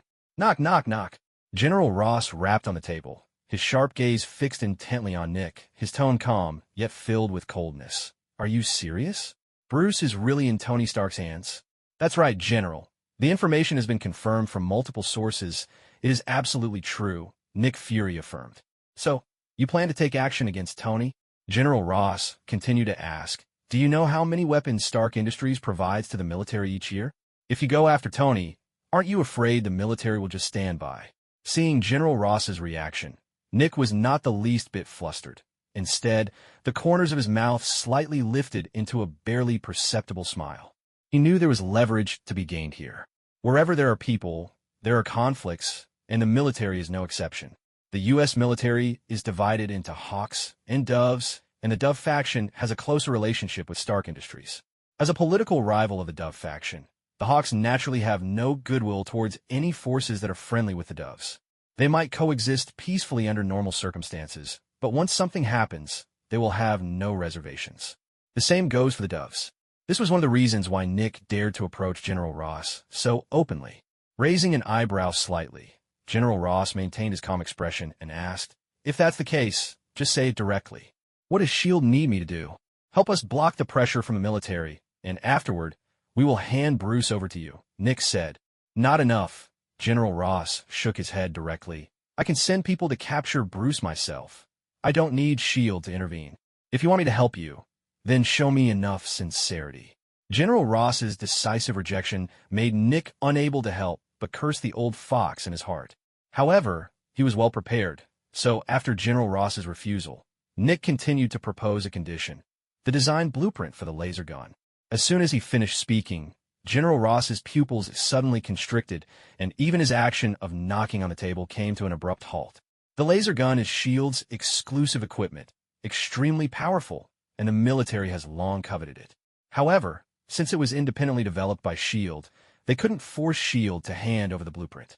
Nick unexpectedly presented the laser gun's design as a bargaining chip, hitting his soft spot instantly. "Deal, but the blueprint must be given to me first," General Ross said without hesitation. "Okay." Nick agreed and then did not linger. He directly got up to leave. With his worries lifted, S.H.I.E.L.D. swiftly launched its operations. A large number of elite agents spread like ghosts around Tony's villa, beginning to set up control and looking for the best opportunity to act. At the same time, after sending Nick away, General Ross quickly assembled his elite team and arranged for them to act alongside S.H.I.E.L.D., ensuring that Bruce would be brought back. Meanwhile, Tony was blissfully unaware, immersed in his happy life. Stars, models, and a bevy of beauties became his prey. In just 3 days, he had dined with over a dozen different women, treating himself well. This made Potts look at him with an expression full of resentment. However, after indulging for several days, Tony's happy life was finally disrupted. Reed's research made a breakthrough. In the underground laboratory, Tony strode in. Reed, standing at the experimental table, immediately turned around when he heard the noise. Upon seeing Tony, a look of excitement appeared on his face. "Boss, you're here. Come take a look at this," Reed exclaimed excitedly. Tony quickly walked to the experimental table, where he saw a biological chamber containing a small white mouse. The mouse was happily nibbling on a hollow iron ball that contained food.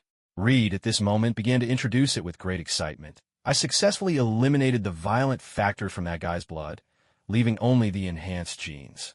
This little guy has been injected with that guy's blood, and his body has been comprehensively enhanced, with strength increasing more than tenfold. If humans can adapt to this power, we can mass-produce super soldiers similar to Captain America. No, they could even be stronger than Captain America." Listening to Reed's narrative, a hint of temptation surged in Tony's heart. A single Captain America can take on an entire army. How terrifying would it be to have 100, 1,000, or even 10,000 Captain Americas? However, Tony quickly calmed down. He knew that no human trials had been conducted yet, and even if the experiment succeeded, it was impossible to mass-produce Captain America. After all, this power comes from the Hulk's blood, and even if the Hulk were drained, it would not be possible to create 10,000 Captain Americas. "What is the success rate for human trials? What side effects are there?" Tony asked calmly. Upon hearing this, the excitement on Reed's face diminished significantly. He slowly replied, "Based on my estimates, the success rate for human trials is over 80%. As for side effects, it mainly suppresses the growth potential of the human body. According to my research, the violent factor contained in that guy's blood will cause him to temporarily lose his rationality, but will also stimulate his power to continuously increase. In other words, he will keep getting stronger over time. However, after injecting this serum, the strength of the injector will almost be fixed, and they will not be able to enhance it further, nor can they transform like that guy." At this point, Reed shook his head regretfully. But Tony did not feel disappointed. He understood that the heights humans could reach were limited. Aside from a few exceptionally gifted individuals, most people could never break through the limits of their bodies in their lifetime. Setting aside potential, this serum could almost be described as a perfect enhancer. After Tony instructed Reed to continue recording the research data, he left the laboratory and returned to the living room. He began to contemplate who to select for the human trials. Although human experimentation carries risks, the potential rewards were significant, and he didn't want to randomly choose a stranger for the experiment. If the experiment succeeded, but he couldn't utilize the results, it would be a huge loss. Therefore, the primary condition for the subject had to be absolute loyalty to him. With this limitation in mind, the number of candidates he could choose from suddenly decreased significantly, to the point that there were very few options. He thought carefully for a moment, and soon a figure appeared in his mind. Happy, his former bodyguard. Happy had followed him for over 10 years, and his loyalty was unquestionable, as was his capability. However, upon his return, to avoid raising any suspicions from the start, he had assigned Happy to work as the security chief at the company. Otherwise, following his previous habits, he would have brought Happy along wherever he went. "Jarvis, connect me to Happy's phone," Tony instructed. "Yes, sir," came Jarvis's calm response. "Hello, boss." Happy's voice came through the phone. "Come to the villa. I need your help with something," Tony said. "Okay, boss. I'll be there right away," Happy replied, his tone revealing a hint of excitement. Since Tony had returned, he had dispatched Happy to the company as the security chief. This might seem like a decent position to an outsider, but to Happy, it felt more like being exiled. He had been feeling quite stifled during this period, unable to eat or sleep well. Receiving the call from Tony rejuvenated him, instantly restoring his vitality. Without hesitation, after hanging up, Happy immediately set aside everything he was working on and rushed to the villa as quickly as possible. 20 minutes later, after speeding all the way, Happy finally arrived at the villa's entrance. Ding dong! The doorbell rang, and the villa's door swung open instantly. Happy walked into the living room with familiarity, and upon seeing Tony sitting on the sofa, an excited expression appeared on his face. "Boss, I thought you had forgotten about me," Happy exclaimed, his eyes even glistening with unshed tears, looking quite aggrieved. Seeing this, a shiver ran down Tony's spine. "Hey, Happy, don't be like that. I have something to discuss with you. I have an experimental project that needs your help. There's a certain level of risk involved. Are you willing to participate?" To divert Happy's attention, Tony swiftly got to the point. He didn't want to engage in any sentimental brotherhood drama with a grown man. That was too nauseating for him. "Absolutely, boss. Just give me the order, and I'm ready to participate in the experiment right now," Happy replied without hesitation. For him, as long as it was Tony's command, he would never argue. He trusted Tony completely. Seeing Happy agree so decisively, Tony felt a sense of relief but still reminded him, this is a human experiment. The success rate is relatively high, but it is not 100%, and no one can predict whether there will be any accidents. You might want to think it over. No need to think. Even if something goes wrong, I'll accept it, Happy said firmly. "Boss, when do we start?" Looking at Happy, who seemed more anxious than himself, Tony couldn't help but twitch the corner of his mouth. He decided not to continue persuading him and simply waved his hand, saying, "Follow me." With that, he led Happy into the underground laboratory. In the laboratory, Reed looked surprised to see Tony return with Happy following behind him. "Boss, you're not really planning to start human trials now, are you? Isn't that a bit too soon? I think we could wait a while longer and accumulate more experimental material," Reed advised. Tony shook his head directly. "No need. It's better to start sooner than later. Let's get going." He then nudged Happy, who was slightly overweight, and with a serious expression, Happy looked at Reed and said, "I'm ready. Let's start." He appeared brave and fearless, but if one overlooked his slightly trembling legs, it was clear he was quite nervous.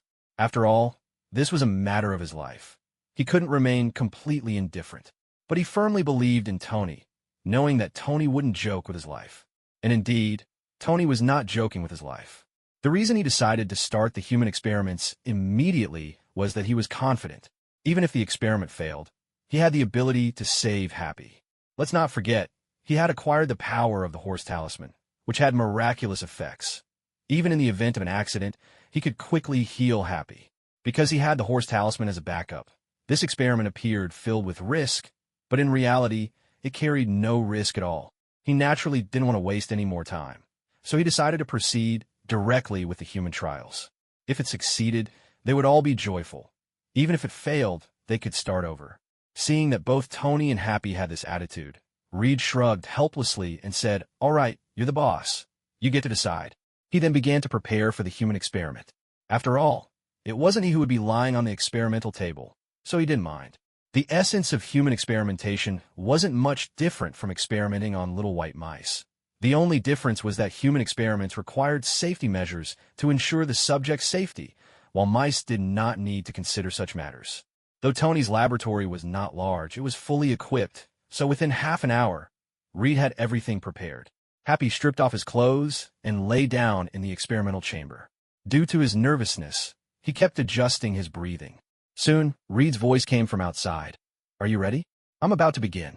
If you regret it, now's the time to back out. Let's start." "Don't worry, I'm ready," Happy responded, then closed his eyes, seemingly unwilling to watch what was about to happen. Upon hearing this, Reed immediately controlled the instrument and slowly injected the purified Hulk blood into Happy's body. Tony stood aside, nervously watching everything unfold. Although he could ensure Happy's safety, he didn't know whether the experiment would ultimately succeed, so his emotions fluctuated along with Happy's injection of Hulk blood. 5 minutes into the injection, everything seemed calm. Happy showed no signs of abnormality. 10 minutes later, Happy's skin began to gradually turn red, resembling a boiled lobster. 20 minutes into the procedure, bulging veins emerged on his body, forming a terrifying pattern on the surface of his skin, looking fierce and menacing. Act. The intense pain made Happy unable to hold back his screams, his beast-like howls causing Tony and Reed to exchange grave looks. So far, all the reactions were within Reed's expectations, so although he looked serious, he did not take any action. Time ticked by, and Happy's heart began to beat rapidly. The flow of blood quickened significantly, and circles of muscles gradually bulged on his body. An hour passed, then 2 hours, and there were no signs of losing control. The experiment was progressing surprisingly smoothly, exceeding everyone's expectations. 3 hours later, the door of the experimental chamber slowly opened, and a muscular man, standing 2 meters tall, walked out of the chamber. The experiment was a success. Reed looked at Happy with the same gleam in his eyes as a man who had just encountered a stunning beauty, his gaze scanning Happy's body, which made Happy feel uncomfortable, as if something shameful about him was being pierced through. However, this momentary discomfort was trivial compared to the joy swelling within him. After the enhancement, he could clearly feel a significant increase in his strength. The terrifying power, extreme speed, unparalleled perception, and a body as solid as steel filled him with confidence about his new state. Although he had not undergone a practical test, he felt that with his current physical strength, even if hit by a high-caliber sniper rifle, he would come away unscathed.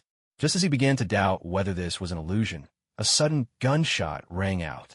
Bang! The loud noise echoed in the laboratory, startling Reed, while Happy merely felt a slight pain in his chest, akin to a mosquito bite.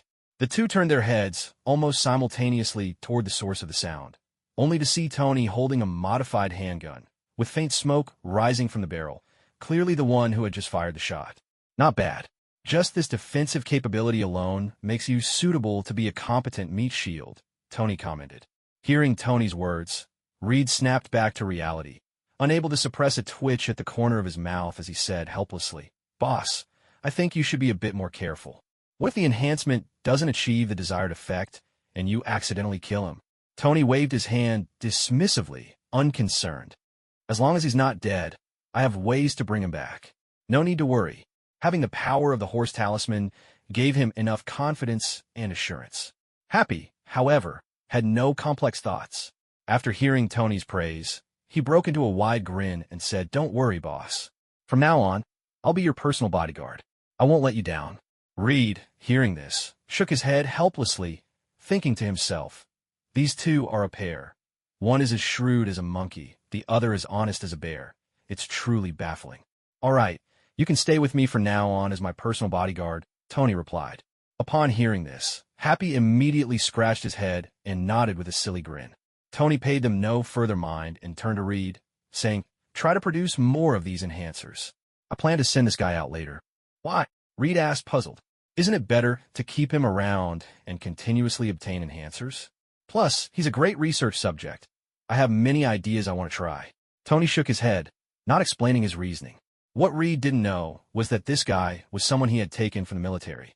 While keeping him for a short time shouldn't pose problems, eventually, he would be discovered. At that time, Bruce would become a source of continuous trouble, and Tony didn't want to attract any unnecessary issues. Moreover, even without external troubles, Bruce himself was a ticking time bomb. Leaving him here meant Tony would have to remain on edge daily, guarding against him. If this guy accidentally woke up, it would be a huge problem. Although Reed injected Bruce with large amounts of anesthetic daily to ensure he remained in a comatose state, no one could guarantee that the anesthetic would suppress him for a lifetime. Thus, it was better to send him away as soon as possible. After all, he had already gained all the benefits he could from Bruce. He couldn't realistically hope to create an army of superhumans just from his blood. That was utterly insane, and he also couldn't find that many suitable candidates. Once the arrangements were made, Tony left the basement with Happy. Outside, the sky had completely darkened. They had been in the underground laboratory for nearly 5 hours, and in another 2 hours, it would be midnight. Tony stretched and, looking at Happy's dramatically changed appearance, casually said, "Let's stay here tonight. Go find a room to rest." "Got it, boss," Happy replied. Tony no longer paid attention to him and headed straight for a room on the second floor. He had been busy these past few days and was indeed quite tired. he needed to rest well. However, this night was destined to be one of sleeplessness. Just as he returned to his room, Jarvis's voice rang in his ears. "Sir, a large group of unidentified armed forces has been detected approaching the villa. Please prepare in advance." Upon hearing Jarvis's words, Tony's drowsiness vanished without a trace. His eyes sharpened as he looked out the window, but under the cover of night, he saw nothing. "Display the surveillance footage from around the villa on the wall," Tony ordered. Jarvis immediately complied, projecting the external surveillance onto the wall. The footage showed a large group of armed men dressed in black rapidly approaching the villa, well-equipped and armed to the teeth.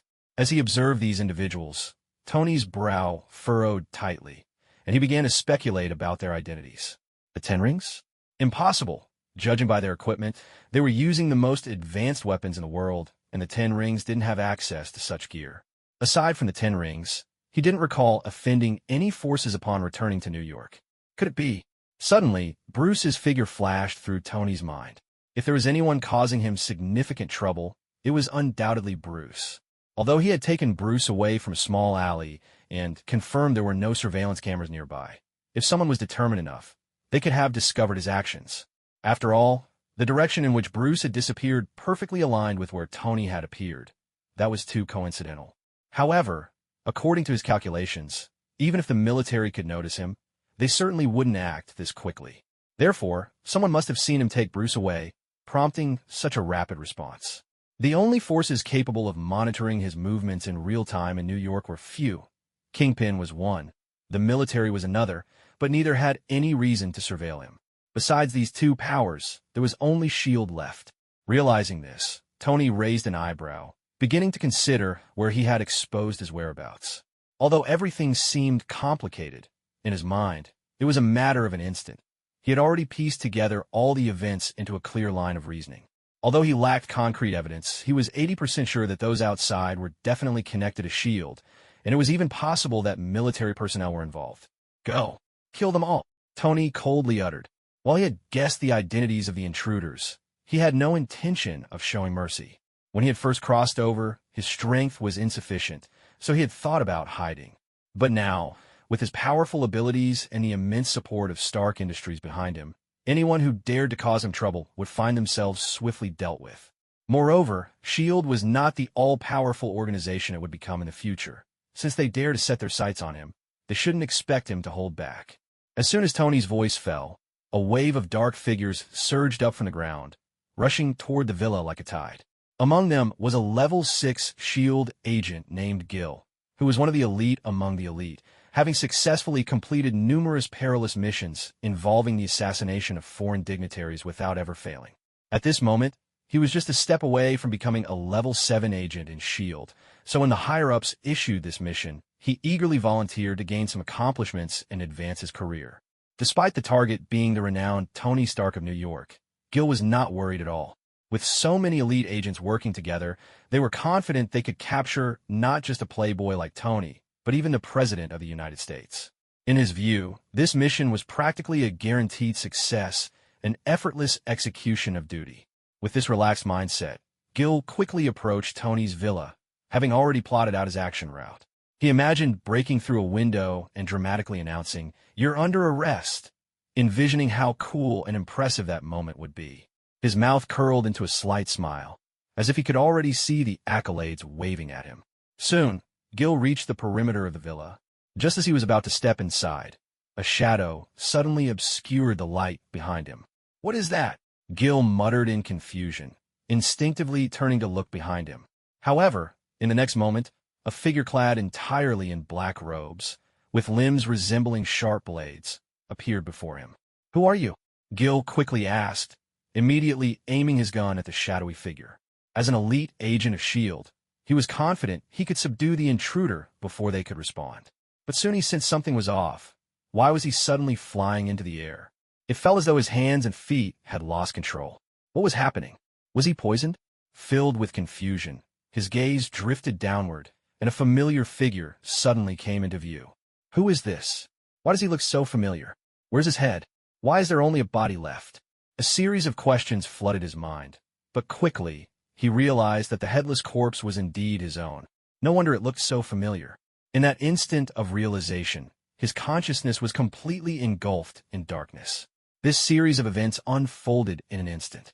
As Gil approached the villa, the Shadowblade ninjas received the order and swiftly launched their attack.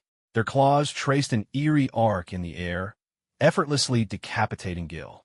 The speed of the Shadowblade ninjas was so rapid, and their claws so sharp, that Gil felt no pain at all.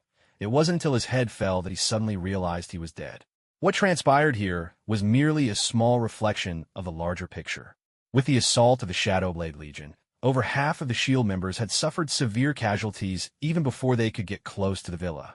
The elusive Shadowblade Legion had perfected the art of assassination, and most SHIELD agents had already met their end without even having time to react. However, even so, these elite agents were no ordinary opponents. After losing more than half their numbers, they finally began to react, no longer able to hide their movements, and loudly alerted their nearby comrades. With the warnings issued, the difficulty of the Shadowblade Legion's assassinations increased significantly. Nevertheless, as a special combat unit born for battle, assassination was merely one of their methods to complete missions, not the only option. Seeing their assassination plan thwarted, the Shadowblade Legion decisively altered their battle strategy and engaged the enemy head-on. Black figures slowly emerged from the darkness surrounding the villa, their crimson eyes radiating an astonishing killing intent, like two sharp swords, fixated on the SHIELD agents. Under the watchful gaze of the Shadowblade Legion, the SHIELD agents, who prided themselves on their fearlessness, suddenly felt as if they had fallen into hell, their bodies turning cold, hands and feet trembling, their previously formidable strength now suppressed twofold. As creatures of darkness, their existence was meant to instill fear, especially in ordinary people. The dark aura they exuded was enough to strip away any will to resist. The SHIELD agents' ability to maintain some combat effectiveness was commendable, justifying their title of elite. But even so, it was of no avail. Once the encirclement was complete, the Shadowblade Legion launched their attack without hesitation. Each Shadowblade ninja moved with the speed of a cheetah, and under their full assault, the SHIELD members felt like lambs waiting to be slaughtered, helplessly awaiting the arrival of death. They did not resist. At the moment the Shadowblade Legion attacked, all SHIELD members instinctively opened fire. In the darkness, gunfire erupted violently, and several Shadowblade ninjas were caught off guard, shot down and dissipating into black mist. But all of this proved to be futile. As immortal dark beings, as long as the Shadow Realm existed, they could continuously be reborn within it. Therefore, after fighting for a while, the SHIELD agents despaired as they realized that not only were the enemy numbers not diminishing, they were actually increasing. This scene utterly shattered the resolve of the SHIELD agents. The once dense gunfire quickly became sparse, as many began to look for opportunities to flee the battlefield. After all, the work belonged to the public, but life was their own. Apart from a few steadfast individuals, most cared more about their own safety. Thus, realizing they could not eliminate the Shadowblade ninjas, a large group chose to escape. Those who remained to resist were quickly picked off by the Shadowblade ninjas. Before long, the perimeter of Tony's villa transformed into a bloody slaughterhouse, with blood pooling everywhere and a thick stench of gore permeating the air, making it hard to breathe without feeling nauseated. 1 kilometer away at the temporary command center of SHIELD, Pierce watched the scene displayed on the surveillance monitor, his face turning an ashen shade of fury. Not just him, but everyone in the command room wore expressions of shock and disbelief. They had anticipated that the operation might not go smoothly, but they had never imagined their elite forces would be so easily annihilated. This was not just a loss of 1 or 2 people, but a devastating casualty of over 100 agents. The loss of this elite batch meant that SHIELD's power would inevitably decline significantly in the short term. Who can tell me what the hell is going on? Pierce shouted in anger, the distress on his face unmistakable. Although he was an undercover agent for Hydra, he was also the highest commander of SHIELD. The losses for SHIELD felt like his own, and how could he remain calm in such a situation? As Pierce's roar echoed through the command center, the SHIELD agents present fell silent, fearing that any misstep could provoke him and turn them into his outlet for frustration. Seeing the room filled with silence, Pierce took a deep breath, trying to suppress the anger boiling within him. Immediately deploy the armored soldiers. No matter who those guys are, tear them to shreds, Pierce bellowed. Yes. The agents responded loudly, springing into action. Soon, heavy footsteps echoed in the night as a massive figure, towering at 5 meters, slowly approached Tony's villa. With each step, the ground seemed to tremble beneath its weight. This was the armored soldier that S.H.I.E.L.D. had secretly developed. Initially, Pierce hadn't intended to deploy the armored soldier. He had only brought it along as a precaution. But now, it was the perfect opportunity. The armored soldier was remotely controlled by S.H.I.E.L.D. agents and stood at an imposing height of 5.6 meters, weighing 6 tons. Despite its massive size, it moved surprisingly quickly, and with its unmatched defenses and overwhelming strength, it was a dominant force on land. Tanks and other weapons were like toys in comparison, easily torn apart with a flick of its hand. Quickly, the armored soldier, under the control of S.H.I.E.L.D. agents, reached the perimeter of the villa. Shadows emerged from the ground as the Shadow Blade Legion launched another attack. Compared to the 5-meter-tall armored soldier, the Shadow Blade ninjas appeared insignificant, like children. However, as creatures of darkness, they knew no fear. They only understood that anyone who intruded into the villa had to die. Whoosh! Whoosh! A series of slicing sounds rang out as the Shadow Blade Legion attacked, their sharp claws striking the armored soldier, creating showers of sparks. However, to the armored soldier, this was merely a tickle. No pain, no gain. Suddenly, a small rocket emerged from the armored soldier's arm, and the next moment, it launched into the midst of the Shadow Blade Legion. Boom! The terrifying explosion erupted, dispelling the darkness with a blaze of fire, illuminating the sky in a blood-red hue. Countless Shadow Blade ninjas were vaporized in the blast, and the area that had been filled with them was instantly cleared. Inside the command center, the S.H.I.E.L.D. agents watched this scene with excitement, as their earlier despair evaporated. Within the villa, Tony closely monitored the battlefield through the surveillance footage projected by Jarvis. Upon seeing the armored soldier's performance, Tony raised an eyebrow. Interesting, Tony murmured.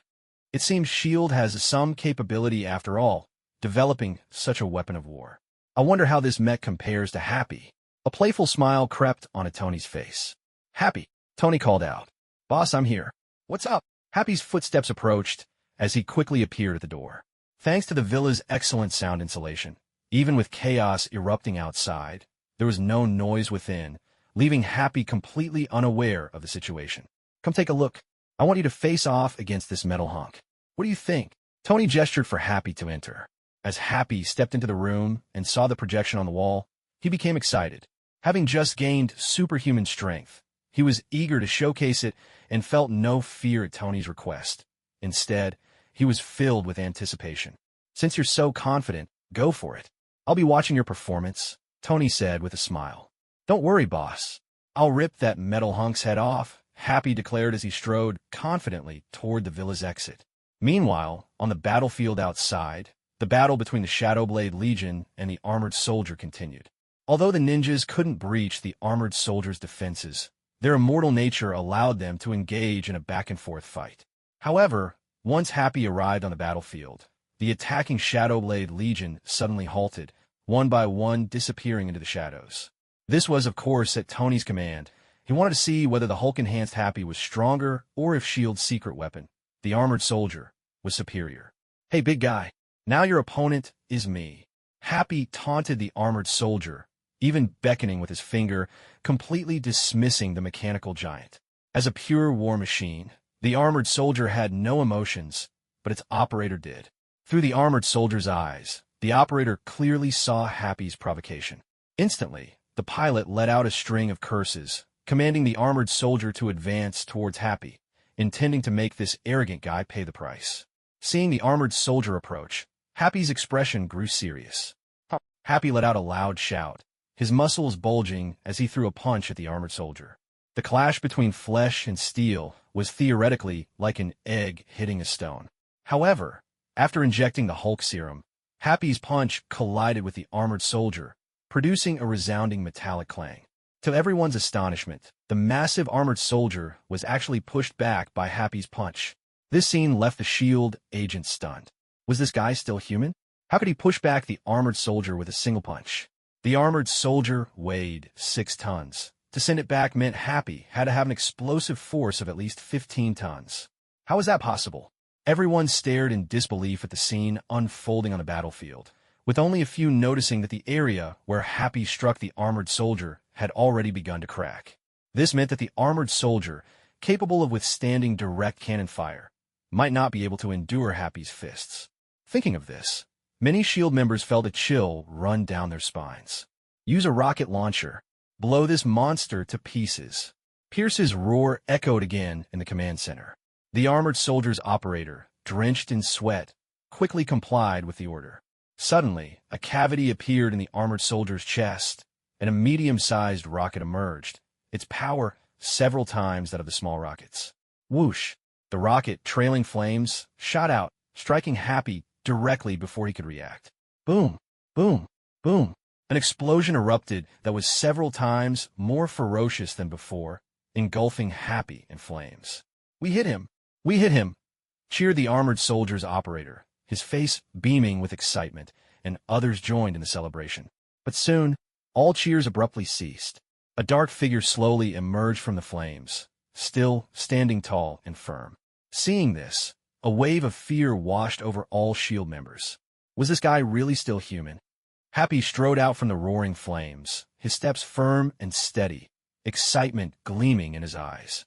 Suddenly, a brilliant smile spread across his face, showcasing his bright white teeth, which stood out prominently in the air. Wow, that was awesome. Let's do it again. Happy shouted as he charged toward the massive armored soldier. Instantly, a deafening roar erupted once more, and an exhilarated Happy swung his fist, which resembled a hammer, forcefully striking the armored soldier. Under the weight of his tremendous strength, the armor began to show visible signs of damage. Soon, it was riddled with dents, appearing as if it could fall apart at any moment, creating a sense of impending doom. Inside the command center, a heavy atmosphere enveloped the room, and all the agents wore grave expressions. They stared intently at the screen showing the armored soldier being ruthlessly pummeled by Happy, a wave of anxiety washing over them, fearing that the seemingly solid armored soldier might collapse and disintegrate at any moment. What do we do now? Pierce's voice broke the silence, pulling everyone's attention back to him. The agents exchanged glances, uncertain of how to proceed. Their proud secret weapon was already deployed, yet they hadn't even gotten close to Tony's villa. What could they do? They couldn't just charge in with their guns. The image of the armored soldier being beaten by Happy made them shiver involuntarily, and they silently resolved to stay as far away from that villa as possible. Seeing everyone fall silent, turning into a bunch of mutes, Pierce felt a surge of anger, but also understood that this was not the time to lash out. After all, even he felt a bit shaken by what he had just witnessed. How could his ordinary subordinates not be terrified? Yet, since the operation had already begun, it couldn't just end in failure. He quickly scanned the room and focused on Nick Fury. "Nick, do you have any thoughts?" Pierce called out directly. Nick was slightly taken aback to be singled out, but he didn't show the fear that was evident on others' faces.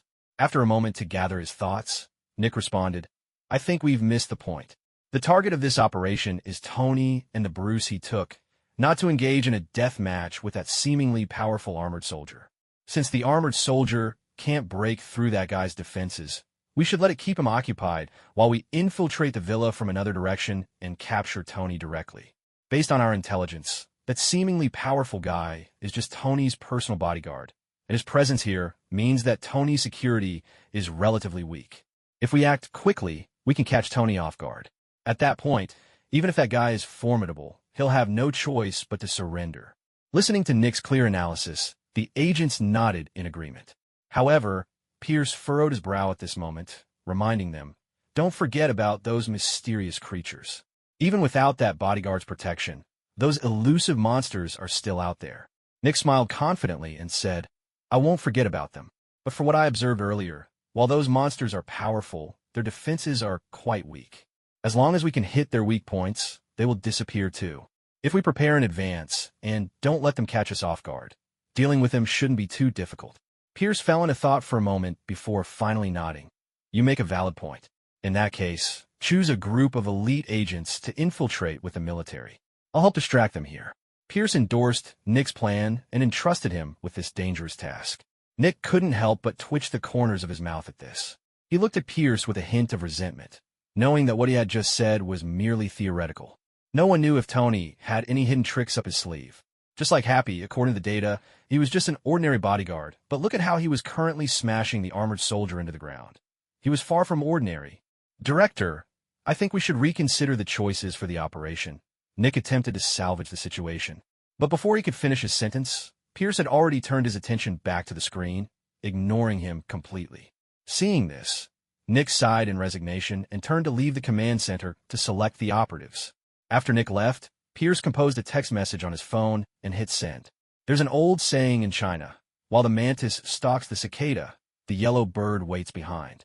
Today, he would play the role of the yellow bird. He would let Nick lead a team to scout the area with the military. Once they figured out the situation, he would arrange for his people to follow behind, ready to reap the benefits. The plan seemed perfect. Now it was just a matter of execution. At the entrance of Tony's villa, the fierce melee between Happy and the armored soldier continued. However, having learned from previous encounters, Happy was quick to dodge whenever he spotted a weak point on the armored soldier. While he could withstand cannon fire, he certainly didn't enjoy being blown up. On the other side, Nick quickly assembled a team of elite members and met with the elite squad dispatched by General Ross, sneaking in from the back of the villa.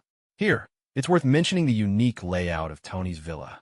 It was built right on the edge of a cliff, with the entrance facing the land and the balcony overlooking the vast ocean. Therefore, when the previous owner installed surveillance equipment, they hadn't considered the ocean side at all. After all, who would think anyone would scale up from the bottom of a cliff? This created a blind spot in the surveillance, and even Jarvis couldn't detect any anomalies. Having thoroughly studied the villa's layout, Nick would not overlook this crucial surveillance gap. Thus, he decisively chose this area as the infiltration point. Naturally, he did not want to scale the steep cliff in the dark, so he arranged for a silent helicopter. The group boarded the helicopter, took a wide detour, and finally arrived above Tony's villa balcony. They then used fast ropes to descend smoothly onto the balcony. Meanwhile, Tony, in his second-floor room, was eagerly watching Happy battle the armored soldier and had no idea that a group of uninvited guests had already entered his home. Without making any noise, Nick and his team used thermal imaging technology to detect the heat sources on the second floor, and they rushed directly towards it. Just as they stepped onto the second floor, Tony, engrossed in the fight, suddenly received a prompt from Jarvis. "Sir, there are guests in the villa." Jarvis's voice echoed in the room. "They are now on the second floor and are about to enter your room." Tony was taken aback, confusion etched on his face as he asked, "Where did they come from? Even you didn't notice?" Jarvis replied, "According to the detection, they must have bypassed the surveillance around the villa and entered through the balcony." At that moment, while Tony was conversing with Jarvis, a loud crash echoed as the door to his room was violently kicked open. Nick led two fully armed teams into the room in a flash, their dart gun barrels aimed directly at all of Tony's vital points. "Good evening, Mr. Stark. It's not easy to meet you," Nick said with a broad smile, looking at Tony. "Let me introduce myself. I'm Nick Fury, an old friend of your father's. We have an important case that requires your assistance. Please do not make any sudden moves, or they will not hesitate to shoot." Tony fixed his gaze on Nick, the corners of his mouth curling slightly in a condescending smile. "You consider yourself a friend of my father's? Then I truly feel sorry for him. You actually brought people in the middle of the night to a friend's house, and you're pointing a gun at your friend's son. Is this how you treat friends, Mr. Nick?" Tony ruthlessly struck at Nick, instantly wiping the smug smile off Nick's face. Nick looked somewhat awkward, forcing a smile as he said, "Perhaps you're right, but this is my job. I hope you can cooperate. Don't expect anyone to come to your rescue. Now, come with me quietly." After saying this, Nick gestured to a SHIELD member beside him, who nodded knowingly and prepared to step forward to handcuff Tony. However, before the member could make a move, Tony suddenly stood up from the sofa. At the same time, everyone who had been aiming their guns at him pulled the triggers, and the atmosphere instantly became tense, as if a conflict was about to erupt. Nick was startled by Tony's action, quickly raising his hand to signal everyone not to act rashly, and hurriedly said, "I warn you once more, stay there and don't move, or I can't guarantee your safety." Tony scoffed disdainfully. "What do you think you could do to me? Do you really think you can intimidate me?" In the next moment, shadows suddenly surged from the ground, spreading rapidly like a tide, instantly blocking Tony's path. Seeing this sudden occurrence, Nick's pupils constricted sharply. He no longer stopped his men and decisively ordered, "Fire!" Immediately, countless bullets poured out like a torrential rain, creating a terrifying metal storm that swept toward Tony. The shadow ninjas standing in front of Tony were struck by the bullets, instantly torn apart, and vanished from sight. However, what Nick did not expect was that the shadow ninjas disappeared quickly but reappeared even faster. The shadows on the ground seemed endless, with new shadow ninjas continuously emerging to block Tony once again, as if building a solid wall of bodies for him. Watching this scene, a strong sense of unease surged in Nick's heart. He finally realized that the seriousness of the situation far exceeded his imagination. Previously, he had thought the shadow ninjas were merely special abilities recruited by Tony from some mysterious place. After all, this world was full of wonders. But now, seeing these shadow ninjas risking their lives to shield Tony from bullets, he finally understood that these people might not be special abilities at all. Everyone has a survival instinct, and when facing a life-threatening situation, very few would fearlessly risk their lives for others, let alone willingly sacrifice themselves to block bullets for Tony, knowing they would die. But by the time he realized this, it was already too late.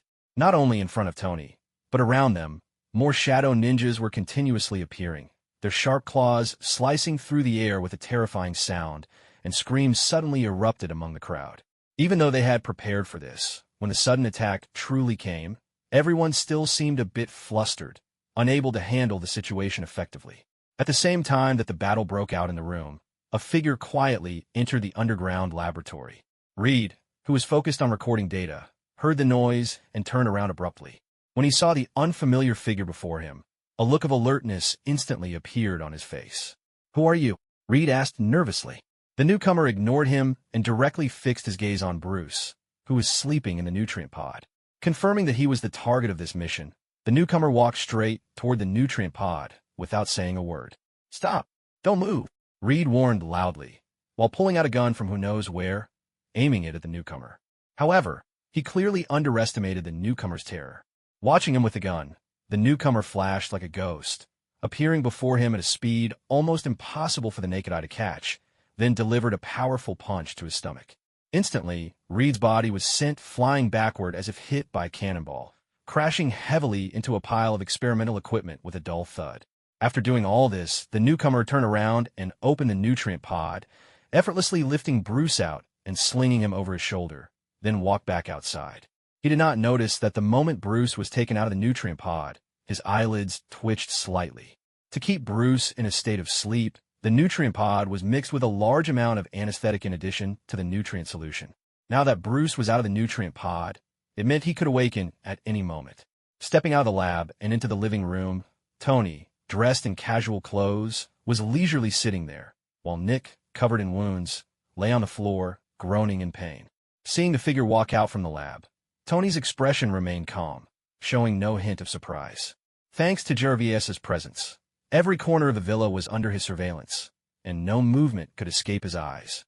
And Nick, lying on the ground, gasped in surprise upon seeing the figure emerge from the lab, exclaiming, "Bucky!"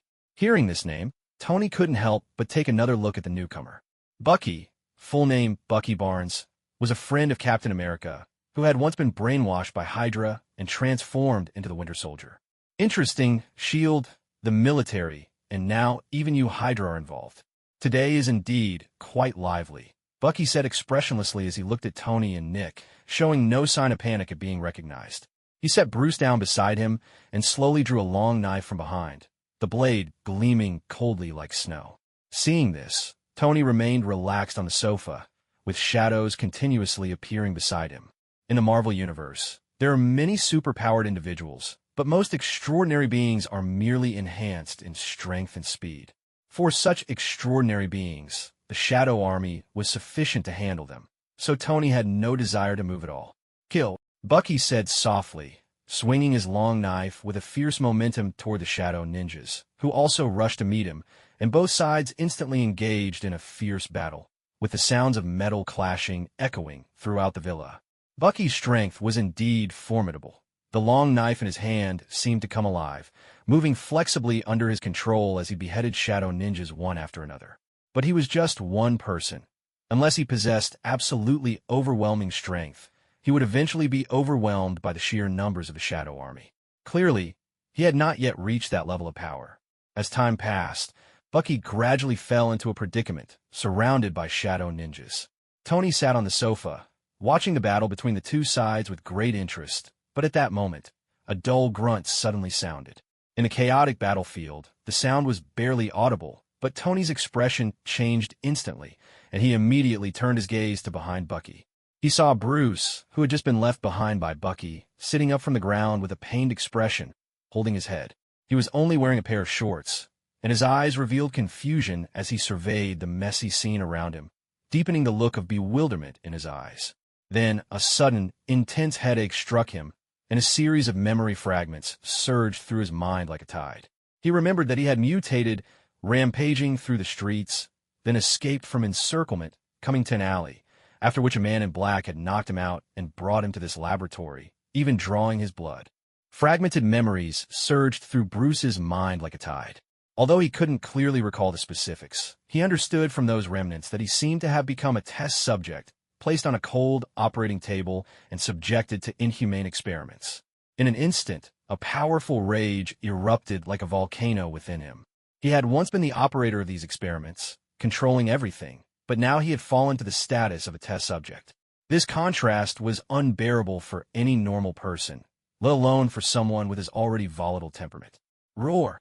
A thunderous roar suddenly echoed, drawing the attention of everyone in the villa. Tony immediately stood up from the sofa, his usually nonchalant face now serious and grave. Bang! Bang! Bang!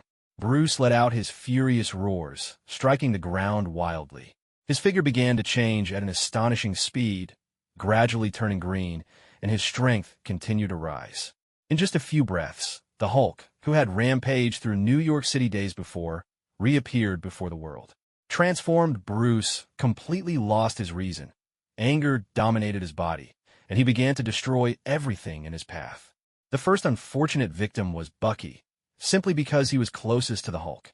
A fist, larger than a sandbag, swung out rapidly, and Bucky had no time to react before being sent flying by the punch. Blood sprayed through the air as Bucky was knocked dizzy by the blow. The enraged Hulk showed no mercy, charging toward the Blade Brigade.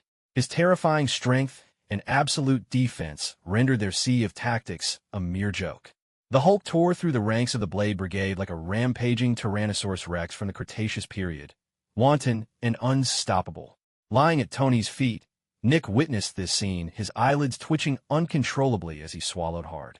He had seen many superpowered individuals, but he had never encountered anyone as powerful as the Hulk, especially with that overwhelming and arrogant presence, which filled him with an uncontrollable shudder.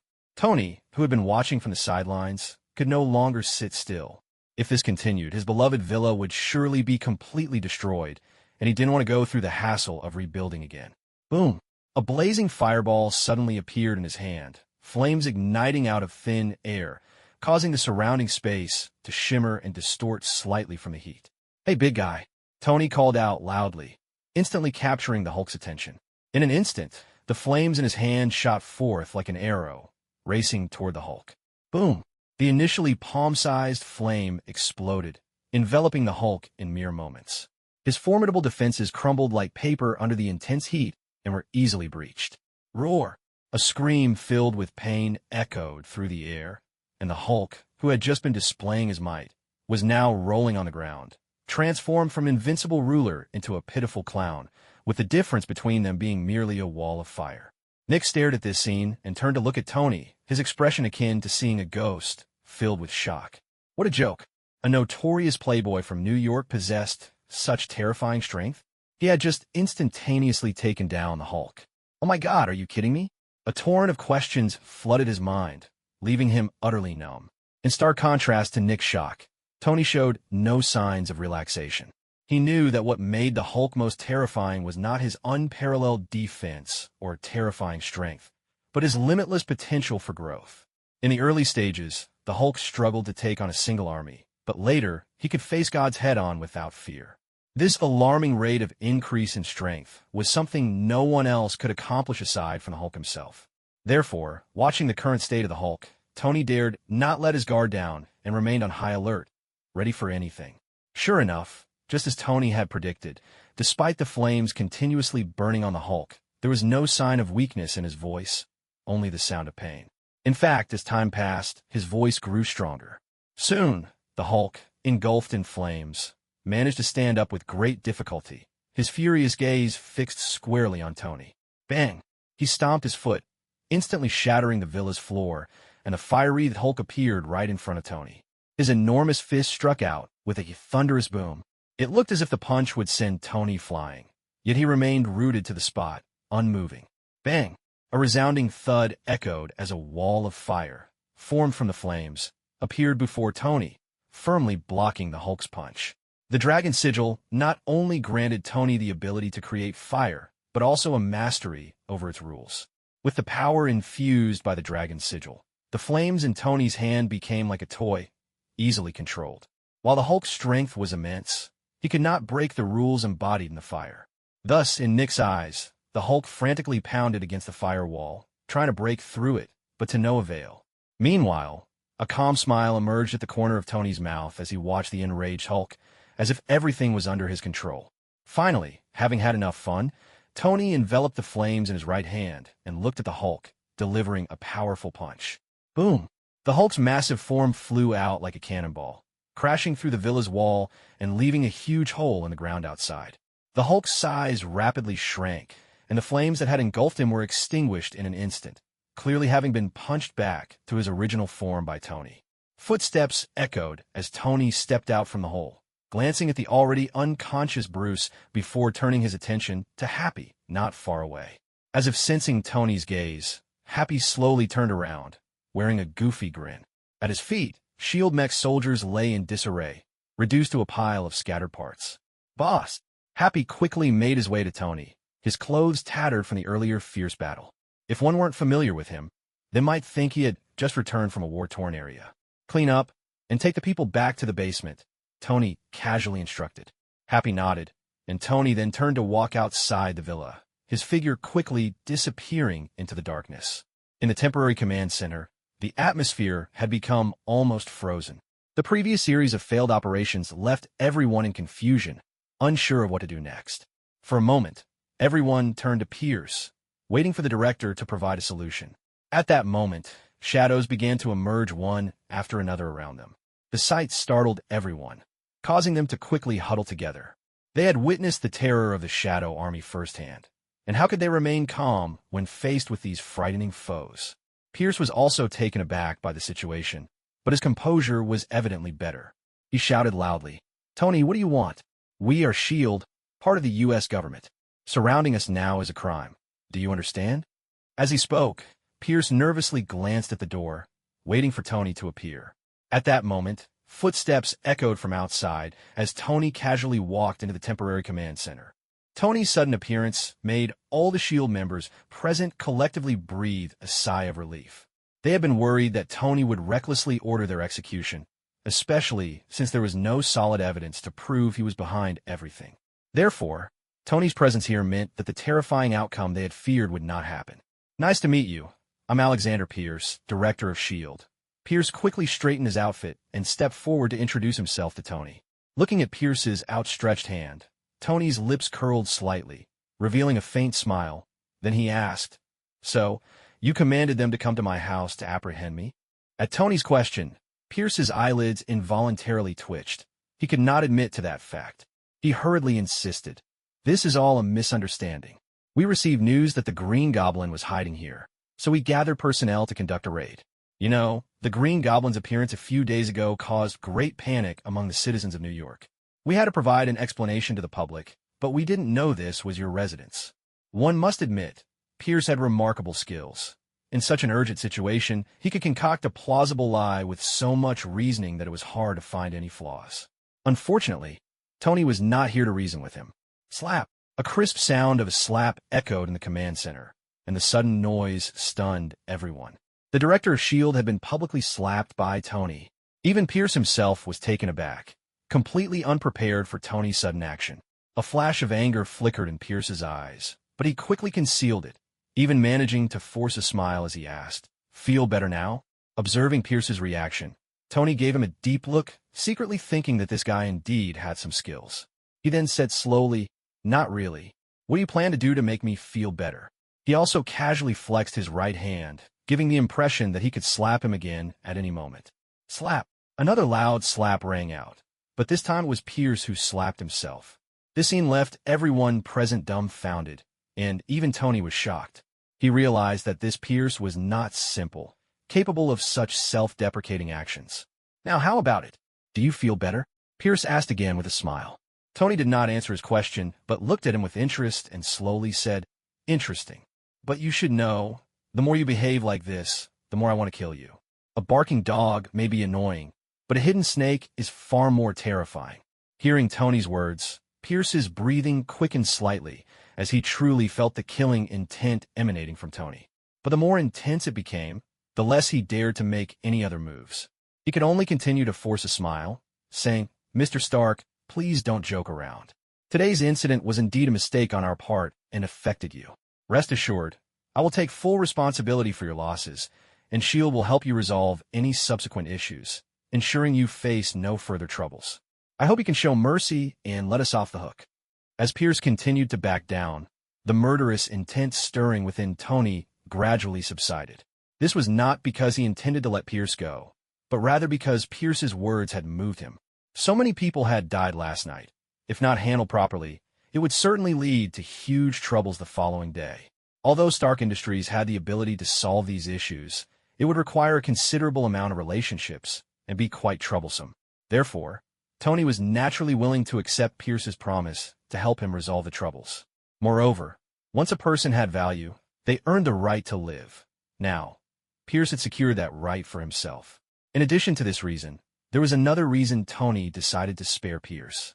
After all, Pierce was the director of S.H.I.E.L.D., a high-ranking official in the U.S., and a senior member of Hydra. It was indeed not the right time to kill him now. It seems you're a person who knows how to gauge the situation. Then tonight's matter will be handed over to you. I hope you can handle it well. Otherwise, Tony didn't finish his sentence, but both sides understood the stakes involved. Hearing Tony's words, Pierce immediately felt a weight lift off his shoulders and sighed deeply. Once he relaxed, he realized his shirt was already soaked with cold sweat. He surveyed the S.H.I.E.L.D. members in the command center and decisively ordered, "Everyone, clean up the scene immediately and withdraw. Also, all traces of the battle must be cleared away. Do it quickly." "Yes, Director." Everyone responded loudly, and S.H.I.E.L.D. personnel immediately got busy. The wreckage of the mech soldiers was swiftly removed. The scenes devastated by gunfire were cleaned up, the damaged lawn was resodded, and even the large hole in Tony's villa was rapidly being repaired. The night passed quickly, and by the next morning, when Tony emerged from his guest room, everything in the villa had returned to its usual appearance. All traces of the battle from the previous night had been completely cleared away, and the wall with the gaping hole had been restored. What was even more exaggerated was that even the destroyed decorations in the room had been returned to their original state. If Tony hadn't vividly remembered the intense battle that took place in the villa last night, he might have thought it was all just a dream. Seeing this scene, Tony couldn't help but silently commend S.H.I.E.L.D. for their efficiency in handling matters, even if their overall strength left much to be desired. He went to the kitchen, poured himself a glass of milk, made a sandwich, and then sat on the sofa to enjoy his breakfast. Just then, Jarvis's voice suddenly rang in his ear. "Sir, I believe you seem to have forgotten something." "Forgot what?" Tony asked in confusion. "Mr. Reed is still lying in the underground laboratory," Jarvis reminded him. Upon hearing Jarvis's words, Tony's eating came to a halt, and a hint of embarrassment appeared on his face. The events of last night were so complicated that Tony instinctively forgot about Reed, who had been lying in the underground laboratory the whole time. With a sandwich in his mouth, he casually made his way to the lab. Upon entering the lab, a chaotic scene greeted Tony's eyes. It was clear that this was not a place that S.H.I.E.L.D. personnel were allowed to enter, so naturally, no one had come to clean it up. Tony glanced around the disordered lab, but did not see Reed's figure. However, he did spot Bruce, still sleeping in a nutrient pod. "Jarvis, where's Reed?" Tony asked. "He's underneath that pile of overturned equipment to your left," Jarvis replied. At Jarvis's words, Tony immediately looked over at the stack of equipment. He used both hands and feet to dig through the mess, and soon Reed's figure appeared before him. Reed lay on the ground with a pale complexion, his breathing so faint it was barely detectable. If Tony hadn't still felt a weak heartbeat, he might have thought Reed was dead. Reed had endured a punch from Bucky, and as an ordinary human, he had nearly been knocked out. The fact that he had managed to survive the night in such a severely injured state was a testament to his good physical condition. If he had been taken to a hospital, the doctors would likely have declared him dead on arrival. Luckily, Tony had the power of the horse sigil. Otherwise, he would have had no way to handle this situation. A burst of white light appeared in Tony's hand, and soon Reed was enveloped in a bright glow. All of his wounds began to heal at a visibly rapid pace, and the collapsed chest cavity returned to its proper position, with audible cracks as his bones realigned. In less than 10 seconds, the nearly lifeless Reed came back to life, his complexion becoming much more vibrant. Only the horse sigil possessed such miraculous abilities. If it had been Ancient One, things would not have been so easy. Reed's eyelids fluttered before he slowly opened his eyes. Upon seeing Tony so close, his awareness quickly returned. "Hey, buddy, are you all right?" Tony asked with concern. Reed shook his head, indicating that he was fine. He sat up from the ground and glanced at the chaotic surroundings. "What's the time? Is everything over?" Reed instinctively asked. It's 9 a.m., Tony replied somewhat sheepishly. As expected, Reed's expression froze upon hearing the time. As a genius, his intelligence extended beyond just research. Combining his surroundings with the time Tony mentioned, he realized that surviving meant divine intervention. However, he chose not to dwell on this, as he was alive and well, making everything else less important. Reed glanced at Bruce in the nutrient pod, then suddenly turned to Tony and asked, "Boss, can I use that enhancement serum?" Tony looked at Reed and nodded with a smile, saying, "Of course, but it will be best to call me when you use it. It'll be safer if I'm there." "All right, boss.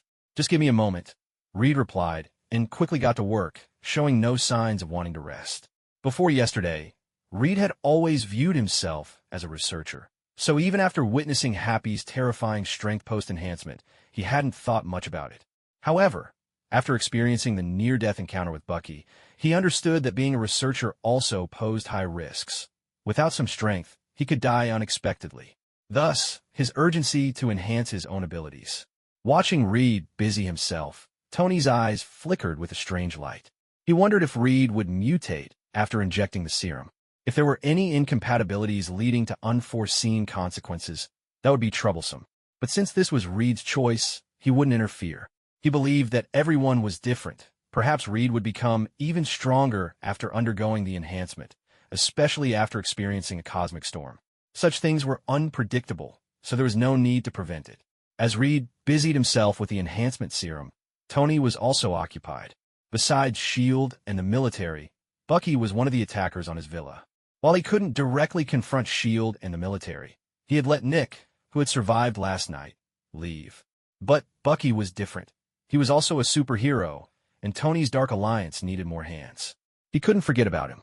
Therefore, after S.H.I.E.L.D. personnel withdrew, Tony had Happy keep an eye on Bucky. He made his way to the guest room on the second floor of the villa and pushed the door open. Inside, he saw Happy, bare-chested and seriously working out in the room. His explosive muscles were quite impressive.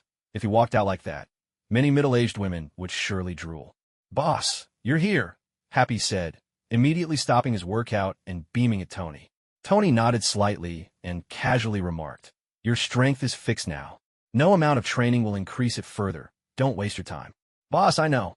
I'm just keeping active," Happy replied, his words sounding rather pretentious. If Tony hadn't remembered him as the previous overweight figure, he might have almost believed him. Tony didn't respond, but turned his attention to Bucky, who was still unconscious on the bed. "How is he? Has he woken up yet?" Happy shook his head and said, "No, this guy seems fine, but has been out cold for some reason." "Boss, do you think he might have been turned into a vegetable from that green giant's punch?" Although Happy hadn't seen the Hulk in action, he had heard Tony describe the events afterward. Tony replied uncertainly, "I don't know. I'll try treating him." He stepped forward and placed his hand on Bucky's face, releasing a burst of white light from his palm.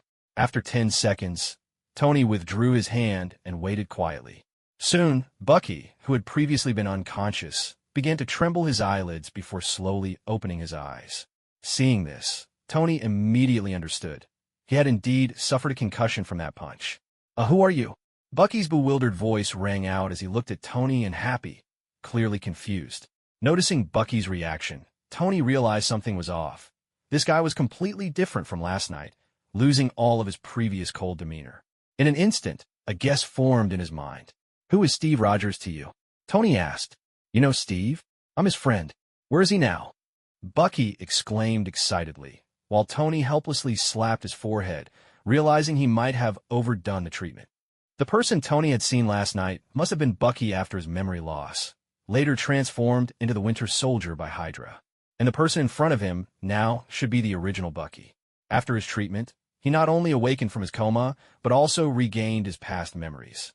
Thinking of this, Tony, who had initially intended to force Bucky to join the Dark Alliance, had to change his plans. He proactively guided, "Do you remember what happened specifically?" Upon hearing Tony's words, Bucky began to delve into his memories. As he recalled, all the memories from his time of amnesia surged like a tide in his mind.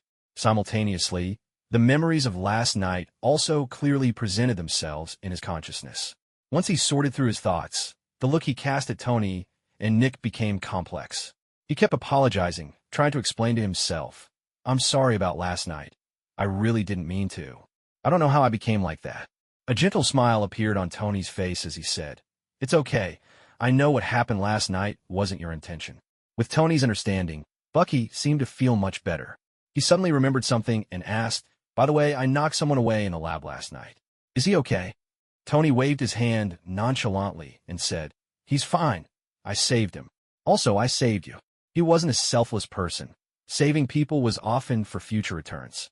In contrast, he preferred the approach of repaying kindness with kindness.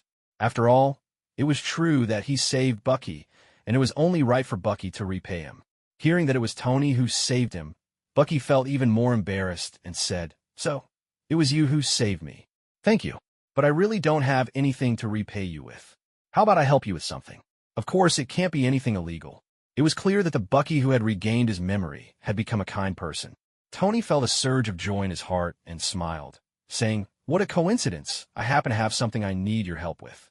I've created a light alliance aimed at helping more people. But since the alliance has just been established, we are severely lacking in manpower. I think you'd be a great fit. How about joining my light alliance? That way, you can repay me. What do you think?" He sounded like a bad guy trying to lure a child into joining his side.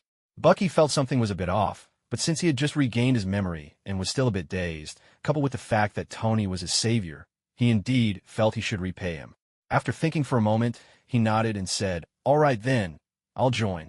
As soon as he finished speaking, Tony beamed with a brilliant smile. He heard the system's notification sound in his ear. Ding. New member added to the Dark Alliance. Winter Soldier Bucky. Rewards have been issued. Name, Tony Stark. Gender, male. Identity, heir of the Shadow Kingdom. Abilities, Horse Sigil, Dragon Sigil, Shadow Ninja Control, Shadow Blade Control, Shadow Knight Back Control. Lottery times 1. Dark Alliance members, Spider-Man, Winter Soldier. Looking at the newly added Shadow Army control permissions and the increased lottery times, Tony's gaze toward Bucky had become much more favorable. He waved his hand and said, "All right, take a good rest. If you need anything, look for Happy. He'll take care of you during this time." After saying that, Tony turned and left, completely ignoring the slightly changed expressions of Happy and Bucky. His behavior resembled that of a careless scoundrel who, after enjoying himself, left without a second thought for others' feelings. Leaving the two men exchanging glances, Tony returned to his room. The familiar lottery wheel reappeared before him. He rubbed his hands together, excitement evident on his face, and said, "Heavenly blessings, divine spirits. May the gods protect me. Here we go." He chanted as he quickly spun the lottery wheel. In an instant, the pointer on the wheel began to spin rapidly, and Tony nervously stared at it. Feeling it was about time, he commanded stop. Just as the words left his mouth, the pointer slowed down rapidly and finally stopped, landing on a sheep's image, which quickly rushed toward him and dove into his mind. Boom! A loud noise echoed in his mind as a warm power swiftly merged within. Tony instantly felt his head clear, and he became incredibly alert. Not only that, but he also sensed that his perspective had become very strange. Generally, a person's eyes can only see a field of view of about 124 degrees and can focus on a 25-degree scene more clearly. But now, Tony felt as if he had heavenly eyes, able to see things in a full 360 degrees, with everything appearing incredibly clear and detailed. When he concentrated, he even felt an invisible power spreading from his mind. To test this power, he turned to look at a cup on the table and subconsciously tried to move it. Instantly, the cup actually floated into the air. Telekinesis, Tony murmured in surprise, a wave of joy washing over him. According to the information flooding into his mind, the power of the sheep's sigil enhanced mental strength and allowed for soul projection. He hadn't expected that this enhancement would produce such terrifying telekinesis. To test the limits of his telekinesis, he continuously moved various items around his room, having a blast. His mental strength seemed endless. After half an hour, he felt no discomfort at all. As for the maximum power of telekinesis, he had yet to come to a precise conclusion, but knew that he could easily manipulate everything in the room combined. He even almost considered trying to move the entire villa beneath his feet, but to avoid the hassle of having to move houses, he ultimately abandoned that crazy thought. Reining in his telekinesis, Tony then tried soul projection. Instantly, he felt a chill throughout his body and looked down to see that he had become completely transparent. Behind him, another self remained standing still with closed eyes. With a thought, Tony's form flew up, passing through the villa's ceiling and into the outside world. Looking at the blue sky, white clouds, and endless ocean, he didn't go far. He just moved around a bit before returning to his physical body. Although he wasn't sure if there would be any risks associated with leaving his body, he had grown accustomed to existing in the physical form and preferred to stay in it. Just as he returned to his body, Jarvis's voice rang out. "Sir, Mr. Reed has finished preparing the enhancer and is waiting for you in the laboratory." "Okay, I understand," Tony replied, using telekinesis to put everything back in place before heading downstairs toward the underground laboratory. Entering the lab, Reed's eyes lit up as he said, "Boss, I'm all set. Can we start?" "Let's begin," Tony nodded. As soon as Tony finished speaking, Reed nodded seriously and walked into the experimental chamber with a grave expression. Seeing Reed's nervous demeanor, Tony gently pressed the experimental button. Instantly, the enhancer mist enveloped the entire chamber, completely submerging Reed's body. Drawing from his previous successful experience with Happy's enhancement, Tony appeared particularly calm, standing quietly to the side as he patiently awaited the results of the experiment. Several hours later, the door of the experimental chamber slowly opened, and Reed emerged without any visible changes. Seeing this, Tony furrowed his brow and asked, "How do you feel?" Reed, however, had a big smile on his face as he excitedly replied, "Fantastic." He clenched his fists tightly, feeling the abundant power within him, radiating an uncontrollable excitement. It seemed that the experiment had gone very smoothly without any unexpected issues. Tony nodded in acknowledgement. Reed then said, "Boss, the enhancer has been successfully developed. I want to get back to my research project." In reality, Reed had only participated in the enhancer's development because of Tony's insistence. His true passion lay in his own research. Tony did not oppose Reed's thoughts and simply nodded, saying, "That's fine. I've already prepared the funds. They'll be transferred to your account shortly. Also, please make a few more doses of the enhancer, and you could go back to your research." "Sure." Reed nodded vigorously. Just then, a spark of inspiration flashed through Tony's mind. He quickly added, "By the way, I want to invite you to join the alliance I've formed. What do you think?" This invitation came a bit abruptly, but Reed didn't think too much about it. He smiled and nodded, saying, "No problem, boss. Since it's your alliance, I'm willing to join." With those words, Tony eagerly awaited the system's response. He believed that Reed would undoubtedly become a member of the superhero community in the future. Although he hadn't yet transformed into Mr. Fantastic due to the cosmic storm, after using the enhancer, his strength would surely be on par with Peter and Bucky from the Dark Alliance. Logically, inviting him to join the alliance should yield a system reward.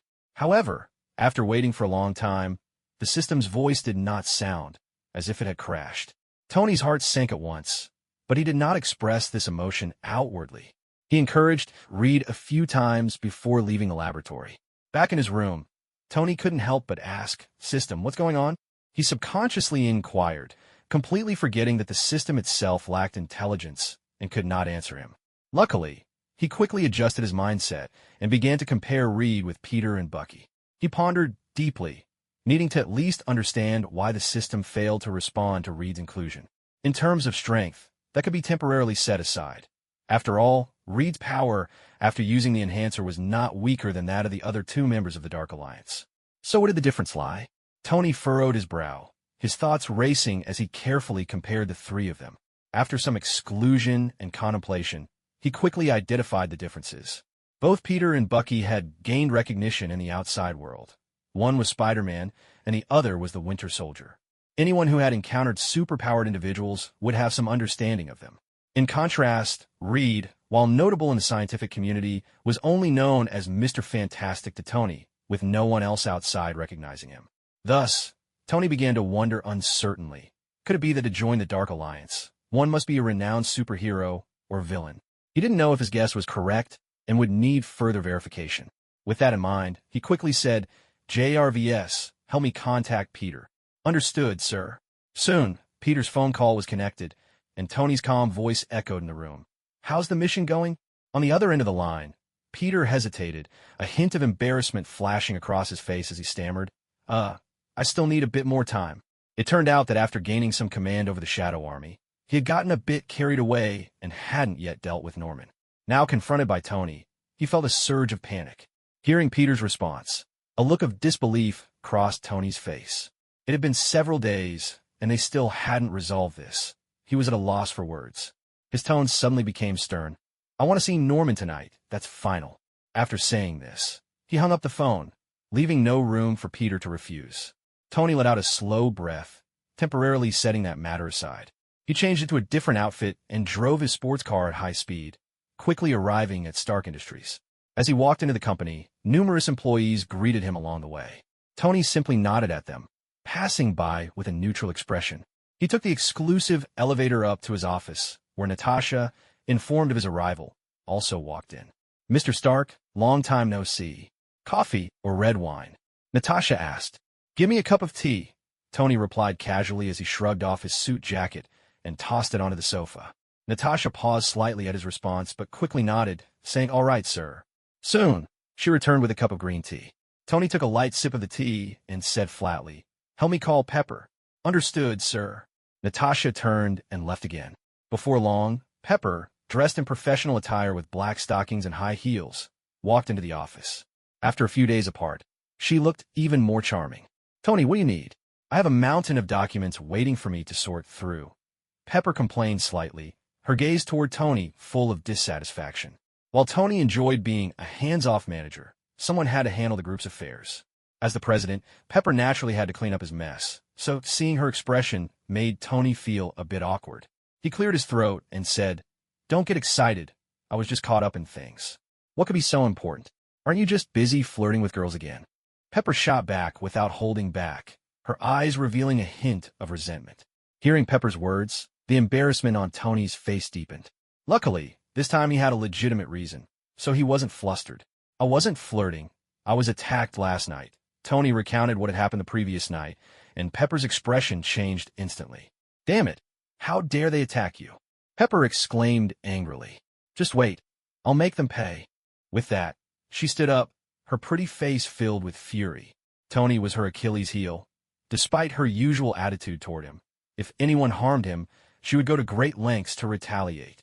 Meanwhile, Natasha, who had been standing quietly to the side, felt a bit awkward. As a S.H.I.E.L.D. agent, she had been assigned to get close to Tony and spy on his secrets, but she hadn't expected S.H.I.E.L.D. would take action against him. If Tony discovered her identity, would she even be able to leave Stark Industries safely? Thinking of this, Natasha glanced at Tony nervously, only to find him looking at her with a meaningful expression, which startled her heart. "Mr. Stark, I have nothing more to discuss, so I'll take my leave," Natasha said, feeling a bit flustered under Tony's intense gaze. She thought to herself that she needed to leave this unsettling place as soon as possible. However, Tony did not respond. Instead, he suddenly reached out and pulled Natasha tightly into his embrace. "Ah!" Natasha exclaimed in surprise, completely caught off guard by this sudden move. "Don't be in such a hurry to leave. Since you're here, how about we play a little game?" Tony said, a smirk playing on his lips as he spoke slowly. He had previously ignored Natasha, but now that S.H.I.E.L.D. had taken the first step, he intended to reclaim some interest. He was not the type to suffer in silence. While speaking, his hands began to wander over Natasha's body. Feeling the unexpected change, Natasha's expression shifted instantly, her face flushing red as a wave of panic surged within her. "Mr. Stark, please don't do this." Natasha's voice softened, her demeanor revealing a hint of desperation. As a top agent of S.H.I.E.L.D., she usually wouldn't act this way, but at this moment, to achieve her goals, she portrayed this vulnerable stance perfectly. 3 parts genuine, 7 parts feigned. Seeing Natasha continuing to play along, Tony's expression turned more playful. He had prepared for her to turn on him, but he hadn't expected her to continue the charade. Since that was the case, he didn't mind taking further advantage. "What's wrong with me? I'm just discussing work with you." Tony emphasized the last 2 words, his tone laden with implications that sparked the imagination. Natasha, who had been trying to keep up her act, was taken aback by Tony's words. She never expected him to say something like that. Was he really going to do something like that now? As this thought crossed her mind, she instinctively tried to break free from Tony's embrace. But in that moment of struggle, a stronger force emanated from Tony, pinning her firmly in place and leaving her unable to resist. "Mr. Stark," Natasha exclaimed, feeling Tony's hand venture into a forbidden area. She quickly covered her skirt with both hands, her face displaying a mix of indignation and embarrassment. At her words, Tony suddenly halted his actions, his expression growing cold as a flicker of disappointment crossed his eyes. "If that's the case, then you can go to the finance office to settle your departure," Tony said, releasing her. Natasha stood there in a daze, her eyes filled with disbelief. How could he flip the script so easily? For a moment, she didn't know how to respond. But one thing was crystal clear to her. She absolutely could not be fired.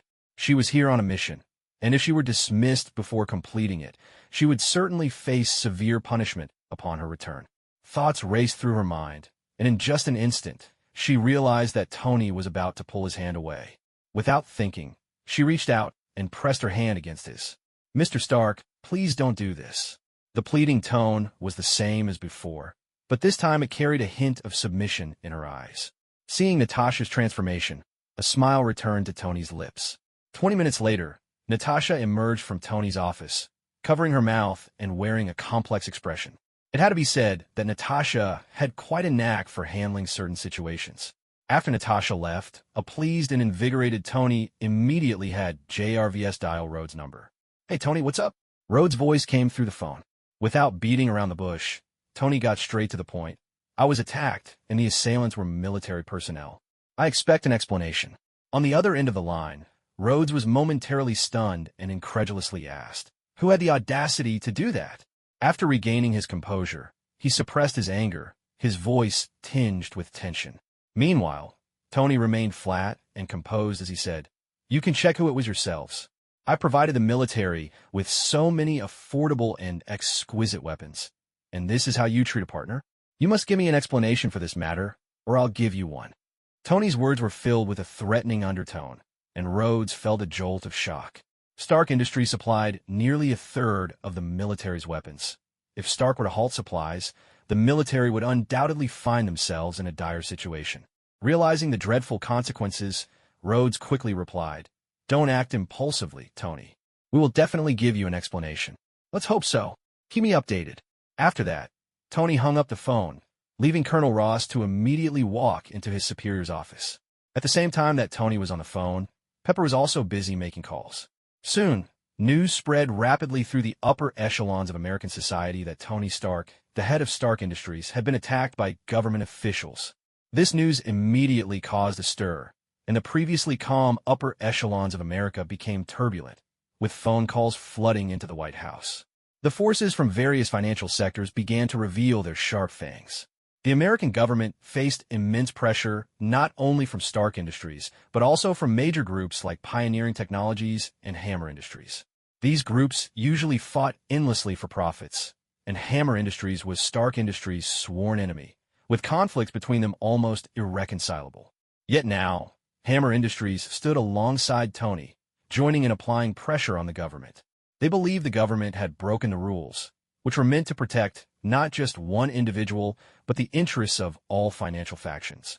If they dared to attack Tony today, who could guarantee they wouldn't be attacked tomorrow? Therefore, this matter was not about right or wrong. All those who broke the rules would face punishment. In the military district, in General Ross's office, He looked at the investigator standing before him with a particularly grim expression. He was well aware of the terrifying power of the financial factions, which was why he had only dispatched a small team regarding the incident with Tony, without directly involving himself or even signing the action orders. However, he never expected to be implicated and face such severe consequences. General Ross, please expedite the handover of your duties, the investigator said before saluting and turning to leave the office. General Ross slumped into his office chair, his face showing signs of despair. Following the military's high-level meeting's decision, he was reassigned to serve as the Minister of Foreign Affairs. From a positional standpoint, he was even promoted. However, in terms of actual power, he had lost most of it. Everyone knew that being a foreign minister was far less valuable than being a powerful general. If given the choice, he would rather be downgraded and stay in the military than take on that seemingly glamorous but ultimately useless position. But all of this was no longer his decision. Being reassigned to the foreign ministry was already his backing, trying to protect him. If he had been too deeply involved in the situation, he might not even have retained the position of foreign minister. With that thought, General Ross chuckled bitterly, muttering, "The financial factions, damn those financial factions." In stark contrast to General Ross's dismal departure, S.H.I.E.L.D., the main instigator of the incident, found itself in an even more dire situation. Those high-ranking officials involved in the attack on Tony were either dismissed and investigated or arrested for professional crimes. Even Alexander Pierce, the director of S.H.I.E.L.D., was removed from his position, effectively ending his political career. Within S.H.I.E.L.D., after the government officials read the relevant orders, they quickly produced another announcement. To ensure that S.H.I.E.L.D. can continue to operate normally, it has been decided at higher levels that Nick Fury will take over as the director of S.H.I.E.L.D. Upon hearing this, everyone present turned their eyes toward Nick, filled with envy. In this incident, Nick was one of the few who had narrowly escaped. On one hand, he had powerful allies. On the other, the government could not imprison everyone in S.H.I.E.L.D.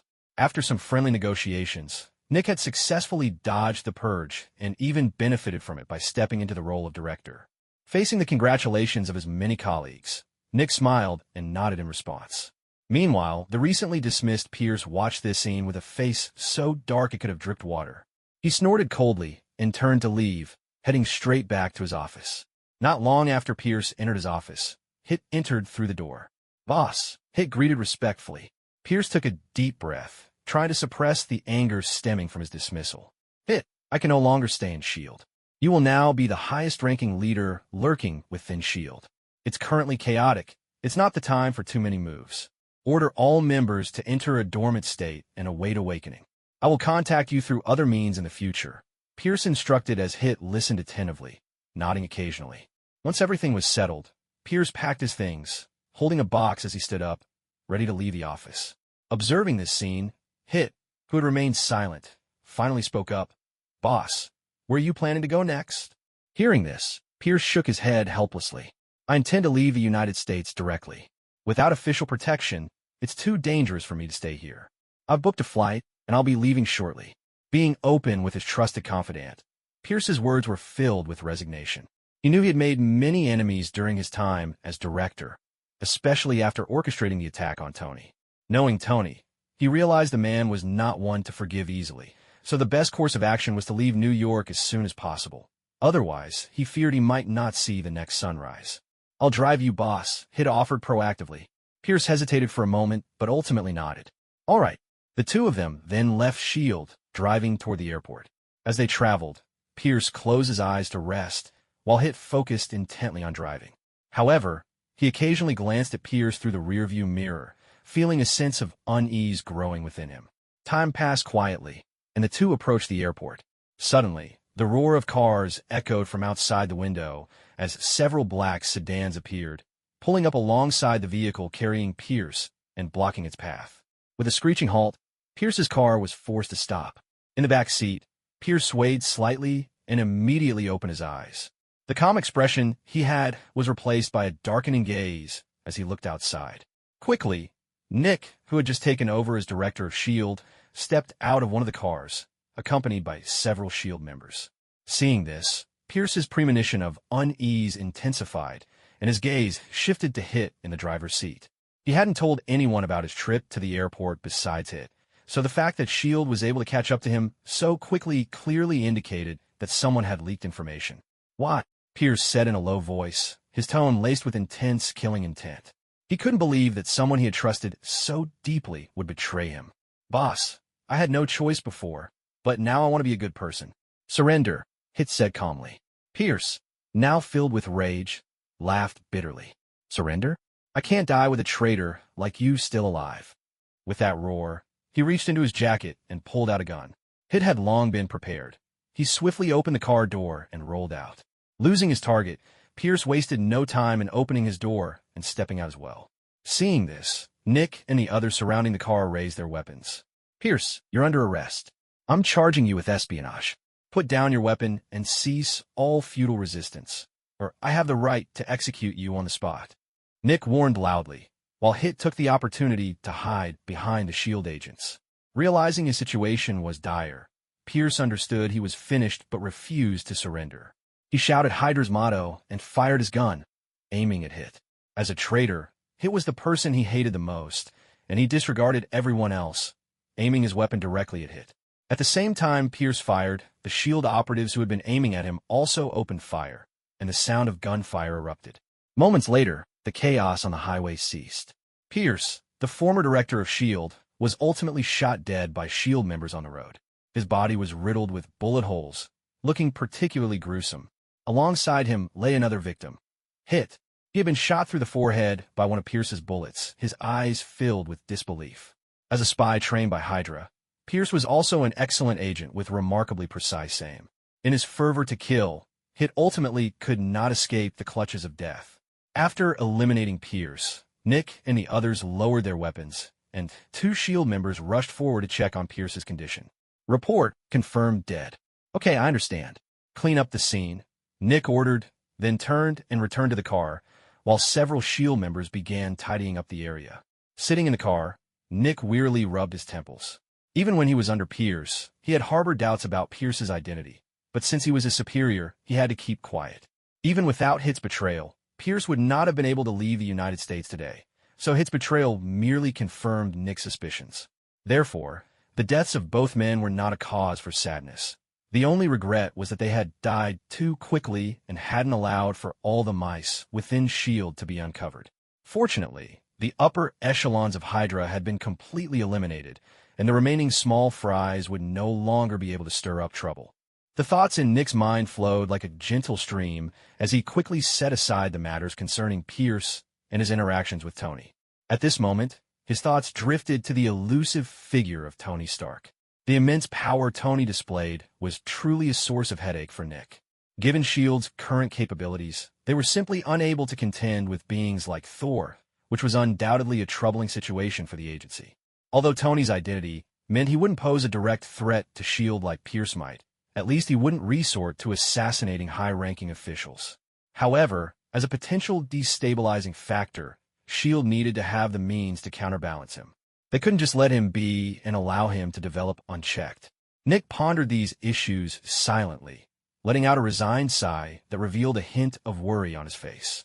While he was troubled by Tony's situation, in Stark Industries' office, Tony was quietly listening to Happy's report. "So Pierce is dead?" Tony asked, a glimmer of surprise flashing in his eyes. "Yes, boss, he was killed by S.H.I.E.L.D. agents. I saw it with my own eyes," Happy replied solemnly, nodding in confirmation. "All right, I understand. You can head back now." Tony waved his hand, signaling for Happy to leave. Happy nodded and stepped out of the office. Just as Nick had suspected earlier, Tony was never one to be magnanimous. With Pierce orchestrating the attack against him, how could he possibly let him live? If Pierce had still been the director of S.H.I.E.L.D., Tony might have needed to consider the U.S. government's reaction, as the director was part of the high-ranking officials. However, after learning about Pierce's dismissal, he had immediately dispatched Happy to track Pierce down and find a suitable opportunity to eliminate him. Tony hadn't expected that before he could act, S.H.I.E.L.D. had already taken care of the problem. This outcome was undoubtedly the best scenario for Tony. His enemy was dead, and he didn't have to dirty his hands personally, which was perfect. However, he was somewhat surprised that Nick had smoothly ascended to the position of the new director of S.H.I.E.L.D., just as in the original storyline. He had thought Nick would also be unable to escape the fallout, but it seemed that the guy had some skills. Not only did he avoid disaster, but he also got promoted. Tony silently contemplated, wondering whether this was merely a coincidence or some form of cosmic correction at play. He quickly tucked away these thoughts, deciding not to dwell on such chaotic matters. The events were in the past now, and they had little relevance to him. SHIELD and the military had already paid for their actions. He should know when to stop and not continue pursuing them. After all, while the financial factions held considerable power, the U.S. government was not to be trifled with, and he was well aware of that. Just then, the office door creaked open, and Natasha walked in, carrying a cup of hot tea. She looked at Tony, sitting in his office chair, her cheeks slightly flushed, but she still approached him slowly. Tony noticed this and smiled slightly, gesturing for her to come closer. Natasha hesitated for a moment, but eventually walked to his side, placing the hot tea on the desk. Tony picked up the teacup and took a small sip, showing a look of contentment. Meanwhile, Natasha was secretly munching on a banana under the desk, a shy smile gracing her face. An hour later, Natasha quietly exited the office. Relaxed, Tony stood up and took the exclusive elevator down, leaving Stark Industries.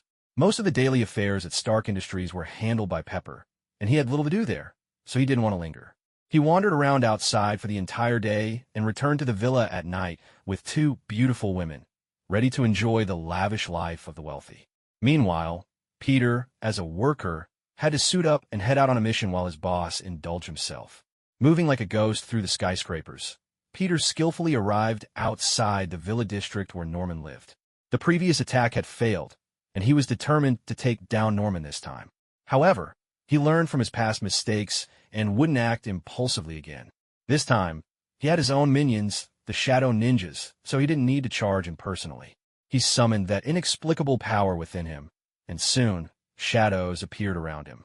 After spending some time familiarizing himself with the Shadow Army, he understood that these Shadow Ninjas were emotionless killing machines.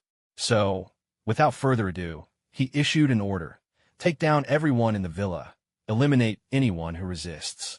As soon as he finished speaking, the Shadow Ninjas surged forward like black phantoms, rushing towards the villa. They blended perfectly into the night, making them nearly undetectable. Inside the villa, it was eerily quiet. Norman swirled the red wine in his glass, quietly observing the night outside. After the previous attack, he realized he had been exposed, so he decisively dismissed all the servants from the villa and moved his son Harry to another location, leaving himself alone to await the enemy's arrival. He didn't know Peter's true identity, but since the other party had found him, they wouldn't easily give up. To deal with Peter, he decided to use himself as bait, not even bothering to seek revenge on Tony. Before long, the figures of the Shadow Ninjas surrounded Norman in the living room. Watching this unfold, Norman's previously calm expression changed drastically. He recognized these Shadow Ninjas. They were the ones who had driven him back during the surprise attack on Tony's villa. How could they have appeared again? Did Tony really orchestrate this attack against him? Thoughts raced through his mind, and Norman quickly pieced together the events. Just then, the Shadow Ninjas began to assault him. Seeing them approach, Norman sneered, and the Green Goblin's suit swiftly donned his body. He had been prepared for this, keeping all his gear nearby, allowing him to equip himself in an instant. Blades sliced through the air, striking the surface of the Green Goblin suit, creating a series of ear-piercing sounds as sparks flew. Ha ha ha! Norman let out a strange laugh. Relying on the powerful defenses of the Green Goblin suit, he charged fearlessly into the crowd of Shadow Ninjas. His punches and kicks unleashed tremendous force, shattering several Shadow Ninjas. But as the old saying goes, the advantage of Shadow Ninjas lay not in individual strength, but in their numbers. No matter how strong Norman was, unless he could suppress these Shadow Ninjas with absolute power, he would only exhaust himself against their relentless assault. Soon, Norman realized this. He activated the thermal imaging device, searching for his target. Since he couldn't completely eliminate the Shadow Ninjas, he would first capture the one controlling them. Quickly, Peter's thermal image appeared in Norman's view. "Hey, finally found you." Norman chuckled lightly as a hoverboard suddenly crashed through the wall of the villa, appearing right in front of him. He leaped onto it, and in an instant, he flew out of the villa, racing toward Peter. Peter, who had initially planned to let the Shadow Ninjas do the exhausting work, saw Norman charging out and decided not to dodge anymore, confronting him directly. The last time he had been driven back, he He could make excuses about being unprepared and caught off guard. But this time, he was fully prepared. If he were to be pushed back again, he wouldn't be able to show his face in this circle again. Did he really think he could afford to lose face? Boom! Their fists collided with a thunderous roar, echoing throughout the night sky. Under the deep night sky, the two figures flew backward like shooting stars in the clash of their powers. One, gracefully balanced on a hoverboard, floated in the air like a celestial being. The other, using his limbs with strength, clung tightly to the wall, as if he were part of it. "Are you one of Tony's?" Norman's voice rang out in the night, laced with a hint of madness, as if consumed by anger and resentment. Peter didn't respond to him. In the past, he would chatter endlessly, but in this fierce battle, he understood that idle talk would only waste time and energy. He had learned this from Tony. People should be decisive and ruthless, and words shouldn't be excessive. With a flick of his wrist, he shot out a web, like a silver flash of lightning, quickly heading toward Norman. In response, a long alloy knife appeared in Norman's hand, gleaming coldly and sharp enough to slice through anything. This was his newly crafted gear, a culmination of his effort and intelligence. In a flash, Norman's blade sliced through Peter's web like it was nothing more than fragile thread. At the same time, he rapidly closed the distance to Peter, the alloy knife slicing through the air with a sharp whistle, as if it were tearing the very fabric of the atmosphere. However, just as he was about to reach Peter, the shadow ninjas suddenly appeared before him like phantoms, forming a black barrier that blocked his path. Seeing this sudden turn of events, Norman's expression changed drastically, the madness in his face replaced by disgust and revulsion. He never expected Peter to be so shameless as to use shadow ninjas as human shields. This behavior was utterly repugnant to him. With a flash of his blade, Norman cleaved through the shadow ninja, standing in his way, the dark figure turning to nothingness in an instant. Seizing the opportunity, Peter threw a powerful punch that struck Norman's chest with tremendous force, as if trying to shatter the very air itself. Norman's body flew like a cannonball, crashing down to the ground with a heavy thud. Cough, cough. He gasped as violent coughs erupted from his throat. Despite having enhanced his body with the serum, he was still no match for Peter, who was far from ordinary. His punch packed thousands of kilograms of force, and even with the Green Goblin suit's mitigation, the remaining impact left Norman severely injured. Damn it, Norman cursed, gritting his teeth against the pain as he leaped back into the air. Two pumpkin bombs appeared in his hands, and without hesitation, he threw them, causing them to spin in the air as they buzzed toward Peter. Seeing this, Peter showed no intention of retreating. He directly ordered the shadow ninjas to form a solid human wall around him. Boom!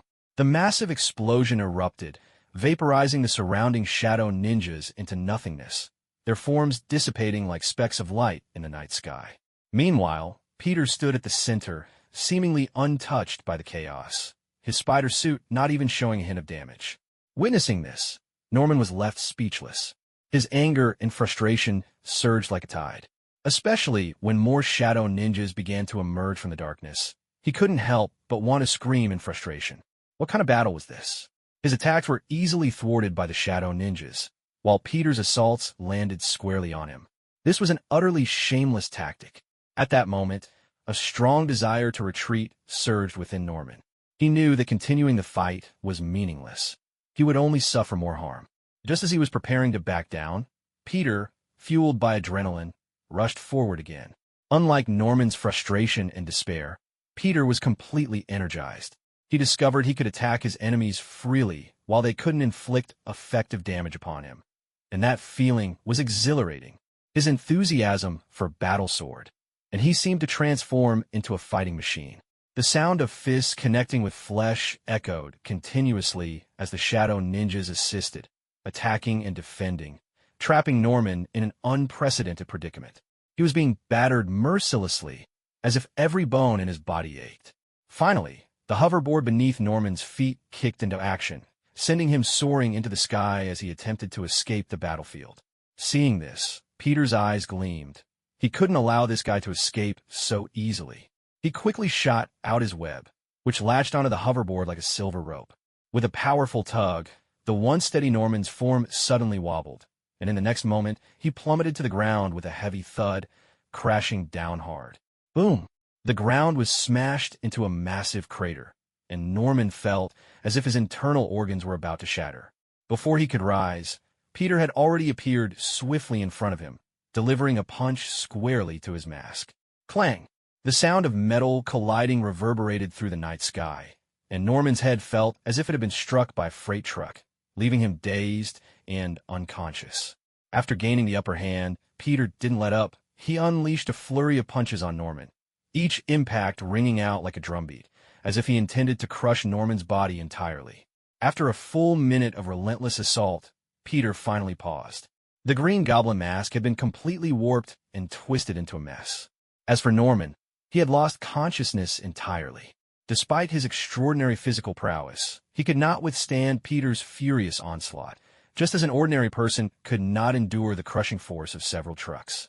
After removing the Green Goblin mask and confirming Norman was truly unconscious, Peter exhaled a sigh of relief. He was acutely aware of the dangers of this battle. Although he had the support of the Shadow Army, every moment was fraught with uncertainty and challenge. Therefore, he didn't dare to let his guard down and needed to remain vigilant. After resting for a moment, with two shadow ninjas carrying Norman, Peter left the perilous battlefield. Half an hour later, he had crossed through the bustling streets of Manhattan and finally arrived outside Tony's villa in Freedom City. Inside the villa, having finished his workout, Tony heard JRVIS notify him. "Sir, Peter has arrived and is waiting outside." "Oh, let him in," Tony replied, quickly putting on a robe and heading downstairs. In the living room, a disheveled Peter had been waiting for some time. "I brought the person you wanted," Peter said as Tony walked down, his gaze filled with envy. Thanks to his enhanced spider sense, he could perceive the situation in the room even without going upstairs. He saw that, aside from Tony, there were two beautiful women in the room, which reminded him of his ordinary nights.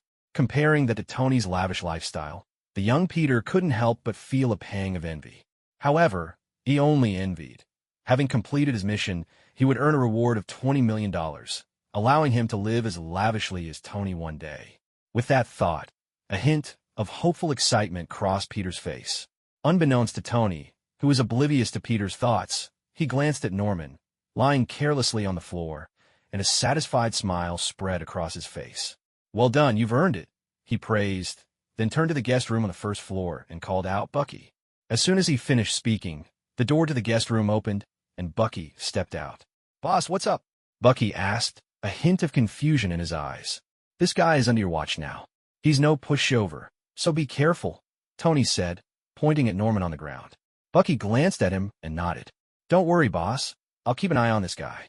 As he said this, he stepped forward and effortlessly lifted Norman off the ground. At that moment, Tony introduced the two. "This is Peter, a member of the Alliance, just like you."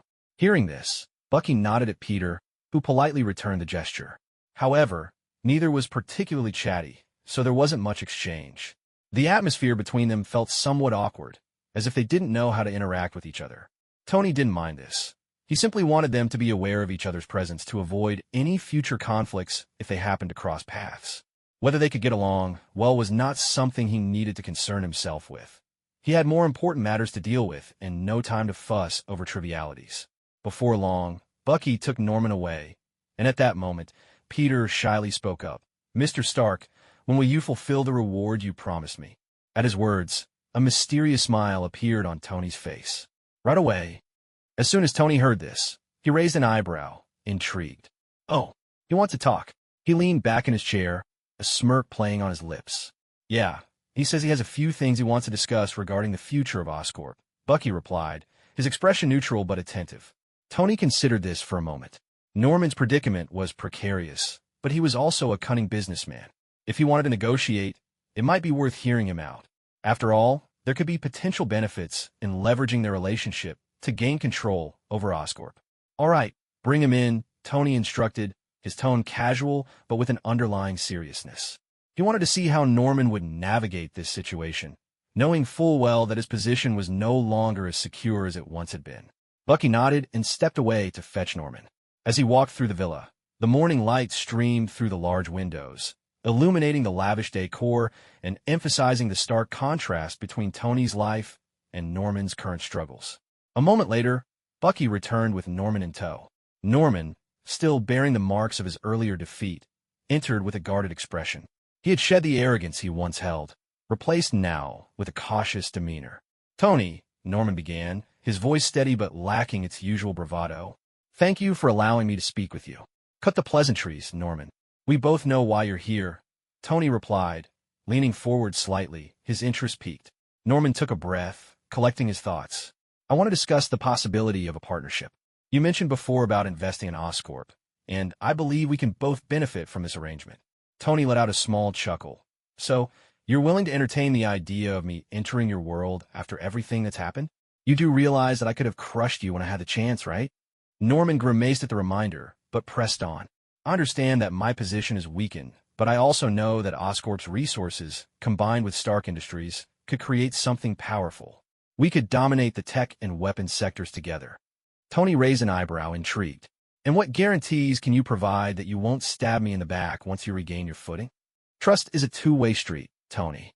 I can't promise that I won't take actions to protect my interests, but I can promise that I won't betray you in the short term. If I do, then I will become a liability rather than an asset," Norman replied, his tone earnest. Tony considered this for a moment. On one hand, Norman was right. A partnership could yield significant power and influence. On the other, there was the risk of Norman's ambition getting the better of him. "All right, let's say I'm willing to explore this partnership. What's your plan? How do we start?" Tony asked, his curiosity piqued. Norman straightened, sensing Tony's interest. "First, we need to stabilize Oscorp's operations.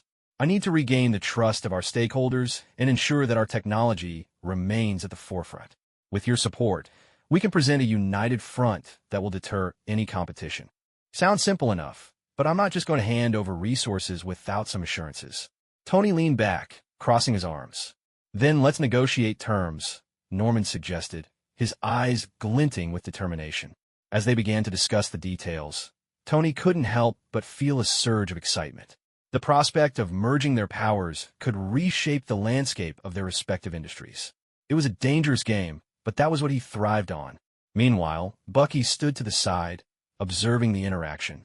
He knew that while this could be a fruitful alliance, it also carried significant risks. He would keep a close eye on both of them, ensuring that neither would overstep their bounds. And as the discussion continued, the morning light illuminated the room, symbolizing both new beginnings and the potential for chaos that lay ahead. As soon as Tony finished speaking, he inquired about Peter's account information and promptly transferred $20 million from his private account without hesitation. Before long, Peter received a text message from the bank, and when he saw the content of the message, excitement flushed over his face. After all, he was still just a young guy.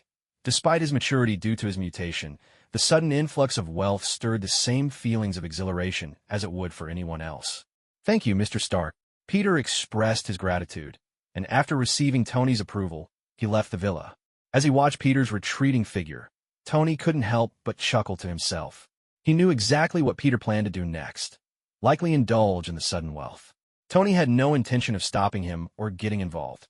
Instead, he turned to head toward Bucky's room. Pushing the door open, Bucky immediately greeted him, "Boss." Tony nodded slightly and glanced at Norman, who was tied up nearby. Compared to other superheroes, Tony had invested significantly more effort into Norman.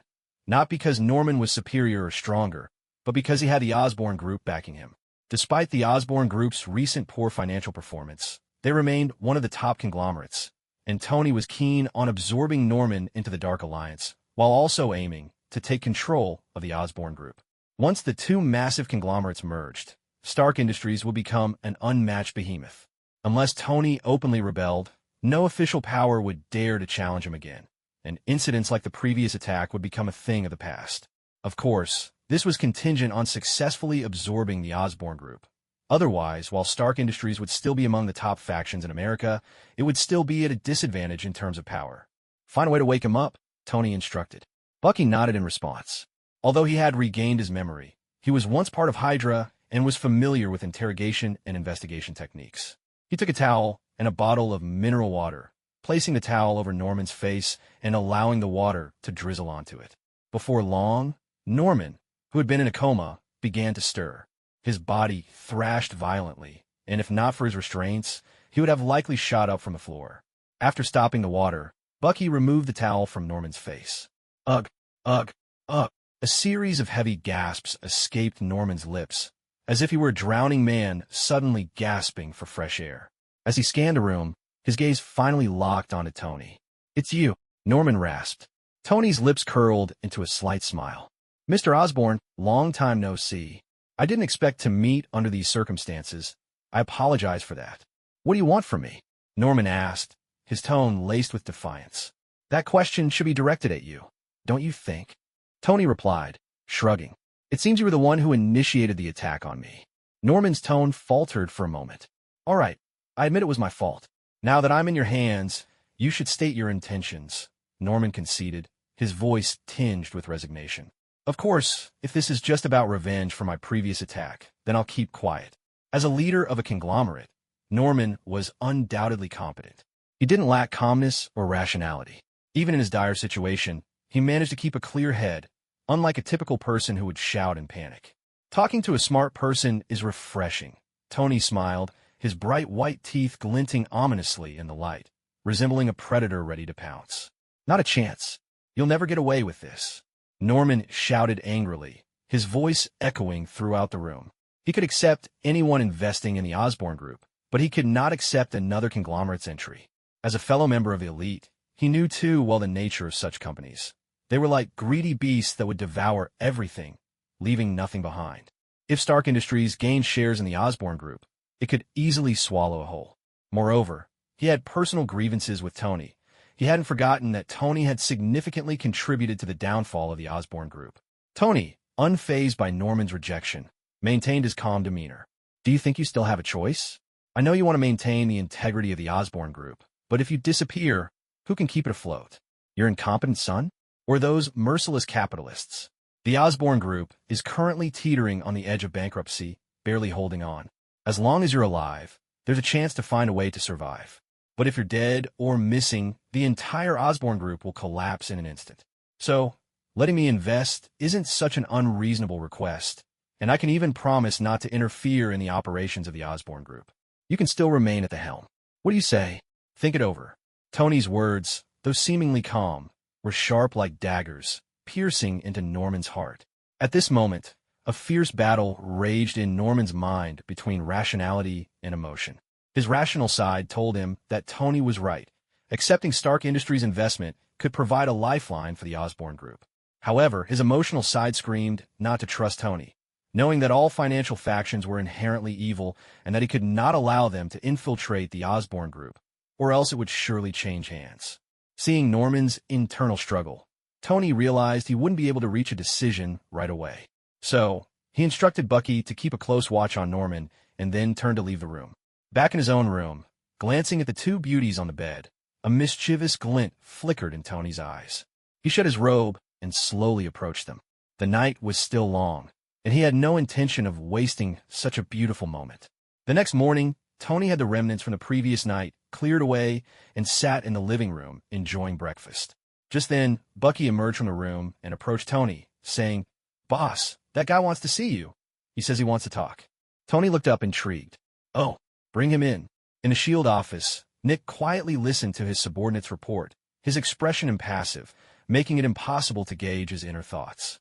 After the incident with Pierce, S.H.I.E.L.D. dared not take direct action against Tony, but their surveillance of him remained unwavering. Stark Industries, which had already made other factions wary, had now invested in the Osborn Group, becoming its majority shareholder, which only amplified its power. This was undoubtedly bad news for forces outside of Stark Industries. Waving his hand to dismiss the report, Nick stood up and walked to the window, gazing out with a heavy heart. Stark Industries was gaining strength, while S.H.I.E.L.D. had not only failed to grow, but had also lost a significant number of elite agents due to the earlier attacks. It was evident that if the situation continued, S.H.I.E.L.D. would only grow weaker. For the sake of national security and to maintain S.H.I.E.L.D.'s standing, enhancing its power had become an urgent matter, especially in terms of superhuman strength. It was ridiculous that such a large organization like S.H.I.E.L.D. could muster so little. Therefore, Nick's first task after taking office was to seek out superhuman beings to bring into S.H.I.E.L.D. After several days of searching and investigating, they finally found a suitable target, Captain America, the former American hero. Years ago, Captain America's plane had crashed, and he had disappeared, but no one could confirm whether he was truly dead. To this end, Nick had specifically dispatched people to search for the location where Captain America had gone missing, hoping to receive good news. Perhaps due to his sincerity and persistence, just as he was deep in thought, the sudden ringing of a phone broke the silence of the office. Snapping out of his reverie, Nick quickly answered the call. "Boss, we've made a major discovery.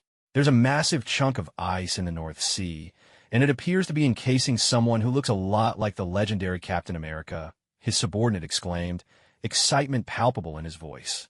For the first time, a strong emotional reaction flickered across Nick's usually stoic face as he gripped the phone tightly, his voice trembling with anticipation. "Great job. Find a way to bring him back immediately." "Don't worry, boss. I'm already arranging for a retrieval team. If all goes well, we'll have him back at S.H.I.E.L.D. soon," the subordinate assured him. After exchanging a few more words, they hung up. Nick clenched his fist, exhaling a long breath filled with hope. This was the first piece of good news he had heard since taking office. Although he couldn't yet confirm the truth of the news, it at least offered him a glimmer of hope.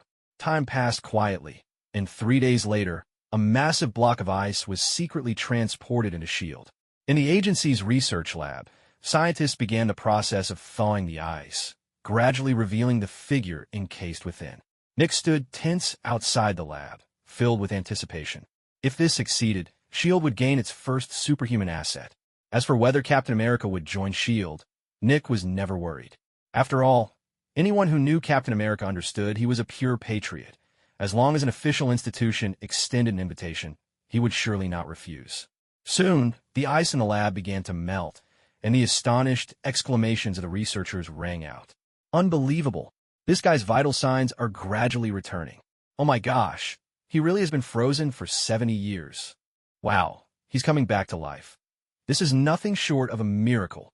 Amidst the excitement, the figure lying on the examination table, Captain America, began to flutter his eyelids before slowly opening his eyes.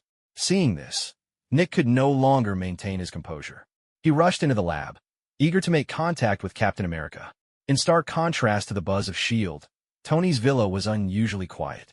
At the dining table, Tony and Norman sat across from each other, a spread of delicious food laid out before them.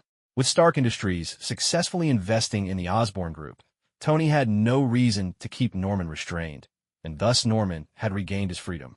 He eagerly devoured the food on the table, a look of satisfaction spreading across his face.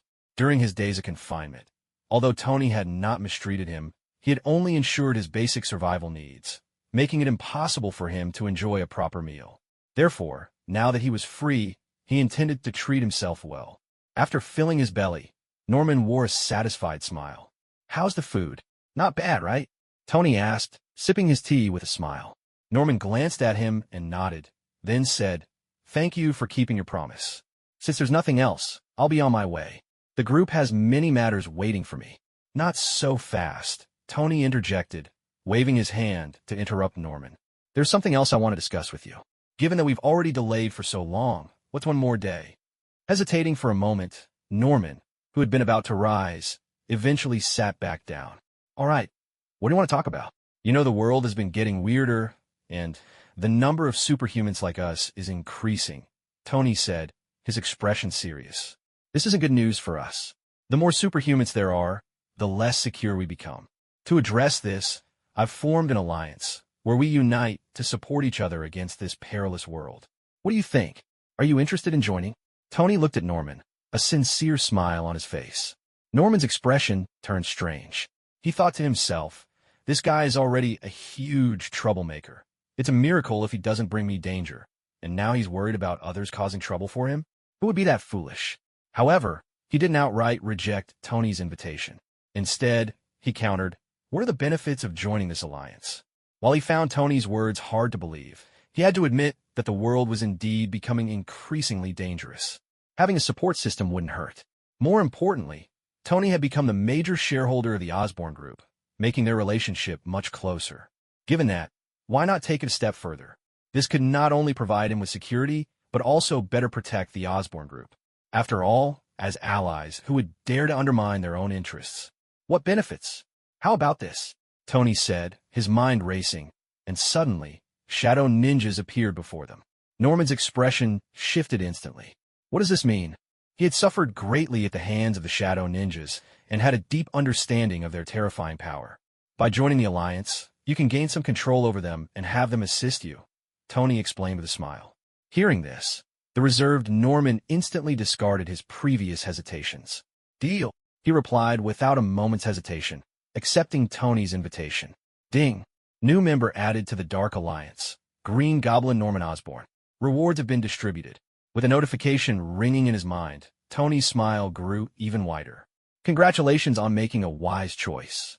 After thoroughly extracting Norman's value, Tony granted him partial control over the Shadow Army and sent him on his way. Then, he turned back to his room, eager to initiate the lottery once more. Although this was not his first time participating in the lottery, each draw filled him with an inexplicable excitement. As the pointer spun, mysterious patterns flashed before his eyes, and he silently urged, "Stop." The pointer gradually slowed to a halt, finally landing on a cute little rabbit that appeared before Tony and then swiftly vanished into his mind. A booming sound echoed in Tony's mind. The rabbit symbolized speed, speed that surpassed even light. With the power of the rabbit talisman, even someone like the Flash would be considered insignificant in comparison. Name * Tony Stark. Gender * male. Identity * heir to the Shadow Kingdom. Abilities * horse talisman, dragon talisman, goat talisman, rabbit talisman, shadow ninja control, shadow blade control, shadow knight bat control, shadow giant control. Lottery draws * 0. Dark Alliance members * Spider-Man, Winter Soldier, Green Goblin. Looking at the updated panel, a satisfied smile crept across Tony's face. In an instant, he vanished from his room and reappeared in the living room below. Not even a second had passed since he left his room. After briefly testing the formidable power of the rabbit talisman, he focused his thoughts and summoned the newly acquired shadow giants. Immediately, massive figures emerged before him, each shadow giant towering 3 meters tall, resembling small titans. If these shadow giants were placed on an ancient battlefield, they would undoubtedly be powerful weapons of war. Moreover, the shadow giants possessed the highest defensive capabilities among the Shadow Army, making them ideal as frontline tanks. While Tony concentrated on exploring his new abilities, an escape incident was unfolding in New York's prison. Flint Marco was hastily navigating through the sewers, still wearing his prison uniform and looking fatigued. After hiding in a concealed spot in the sewer for a long time, he cautiously emerged only after dark. However, once he exited the sewer, he found himself disoriented, realizing he was not in the city, but rather in a sandy wasteland. Flint froze, and in an effort to find his way home, he began trudging through the yellow sand. As time passed, he not only failed to find a route, but also felt increasingly ill, the world around him starting to spin. Suddenly, his feet sank into the ground, and he found himself engulfed by quicksand that rapidly swallowed him whole. This unexpected turn of events jolted him back to reality, prompting him to struggle desperately, but the more he fought, the faster he sank. Soon, the quicksand completely engulfed him. Meanwhile, 10 kilometers away, a sign hung on a fence reading Military Test Site. This area was designated for the military's nuclear weapon testing, and the desert had formed as a result of those tests. Flint had inadvertently wandered into this hazardous land filled with nuclear radiation. After an indeterminate amount of time, as night fell, a hand emerged from the desert. The sand churned, and Flint's figure slowly surfaced. He stared in shock at his hands, his eyes filled with disbelief. He had thought he was as good as dead, but instead he had come back to life, gaining the ability to manipulate sand. A wave of joy washed over him for having survived, but he quickly regained his composure. Looking at the surrounding sands, he no longer felt despair. This was his domain. After several hours, he finally escaped the military test site and returned to New York City. In Hell's Kitchen, a slum area, Flint returned home under the cover of night, still in his prison garb. Inside, a pale little girl and a woman were sleeping. Their faces were gaunt, and their clothing tattered, revealing their harsh living conditions. Flint gazed at them, filled with guilt. He chose not to wake them, instead quietly sitting on the sofa, soaking in the warmth of home. His attention was drawn to several papers on the table. As he picked them up, his body trembled violently. It was a medical report indicating that the report's owner had leukemia and the condition was critical, with little time left. The owner of this report was his daughter. Flint felt as if he had been struck by lightning, sitting dazed on the sofa. Leukemia was a terrible disease, requiring a bone marrow transplant for treatment, which would cost a fortune. Given their family's financial situation, it was clear they could not afford such an expense. Moreover, as an escaped convict, he had no way to gather that money. Overwhelmed with guilt for his daughter, Flint, upon learning of her illness and feeling utterly helpless, was engulfed by intense pain. No, I can't let anything happen to Harley. I absolutely can't. His eyes reddened as he murmured to himself. After one last glance at the room, he stood up, resolutely leaving home. At 8 o'clock in the morning, several armored trucks were parked quietly outside the U.S. Federal Reserve Bank. A large contingent of armed guards stood watch on either side of the road, keeping casual onlookers at bay. 300 meters away from the entrance, Flint, dressed in a hoodie, fixed his gaze intently on the armored trucks. As a fugitive, he couldn't earn money through legitimate means, and time was against him. Therefore, the quickest way he could think of to make money was to rob a bank. In the past, he wouldn't have dared to entertain such a thought, but now that he had the ability to manipulate sand, he was no longer an ordinary man, and robbing a bank was no longer an unattainable dream. As the doors of the armored truck slowly opened and guards began unloading boxes of cash into the bank, Flint could no longer suppress the urge within him. With a swift motion, a whirlwind kicked up, and he transformed into a towering sand giant, charging straight toward the bank entrance. Before the guards could react, Flint unleashed a storm of sand upon them, knocking them unconscious without causing any fatalities. He then used the sand to wrap up all the cash boxes and quickly vanished from the scene. By the time everyone realized what was happening, they could only watch as a towering figure made of sand, carrying the money boxes, disappeared down the street. Sirens blared, plunging the entire bank into chaos. That day, the New York Morning News extensively covered the bank robbery, causing a sensation throughout the city. The U.S. police force faced immense pressure, especially with the Federal Reserve's official backing, leading to strict orders from above to resolve the case swiftly and recover the lost funds. In Nick's office at S.H.I.E.L.D., a phone suddenly rang, displaying a number from the White House. Upon seeing the caller ID, Nick's expression instantly turned serious. He quickly answered the call, adopting a respectful demeanor. "Sir, how can I assist you? Did you see the news this morning?" Came a stern voice from the other end. "What is S.H.I.E.L.D. doing? You have 3 days to resolve this matter." With that, the call ended abruptly. Nick, stunned and bewildered by the reprimand, had no idea what had just transpired. He didn't linger in confusion for long, and immediately had someone bring him a copy of the morning news. As he opened the paper, the headline about the Federal Reserve being robbed jumped out at him.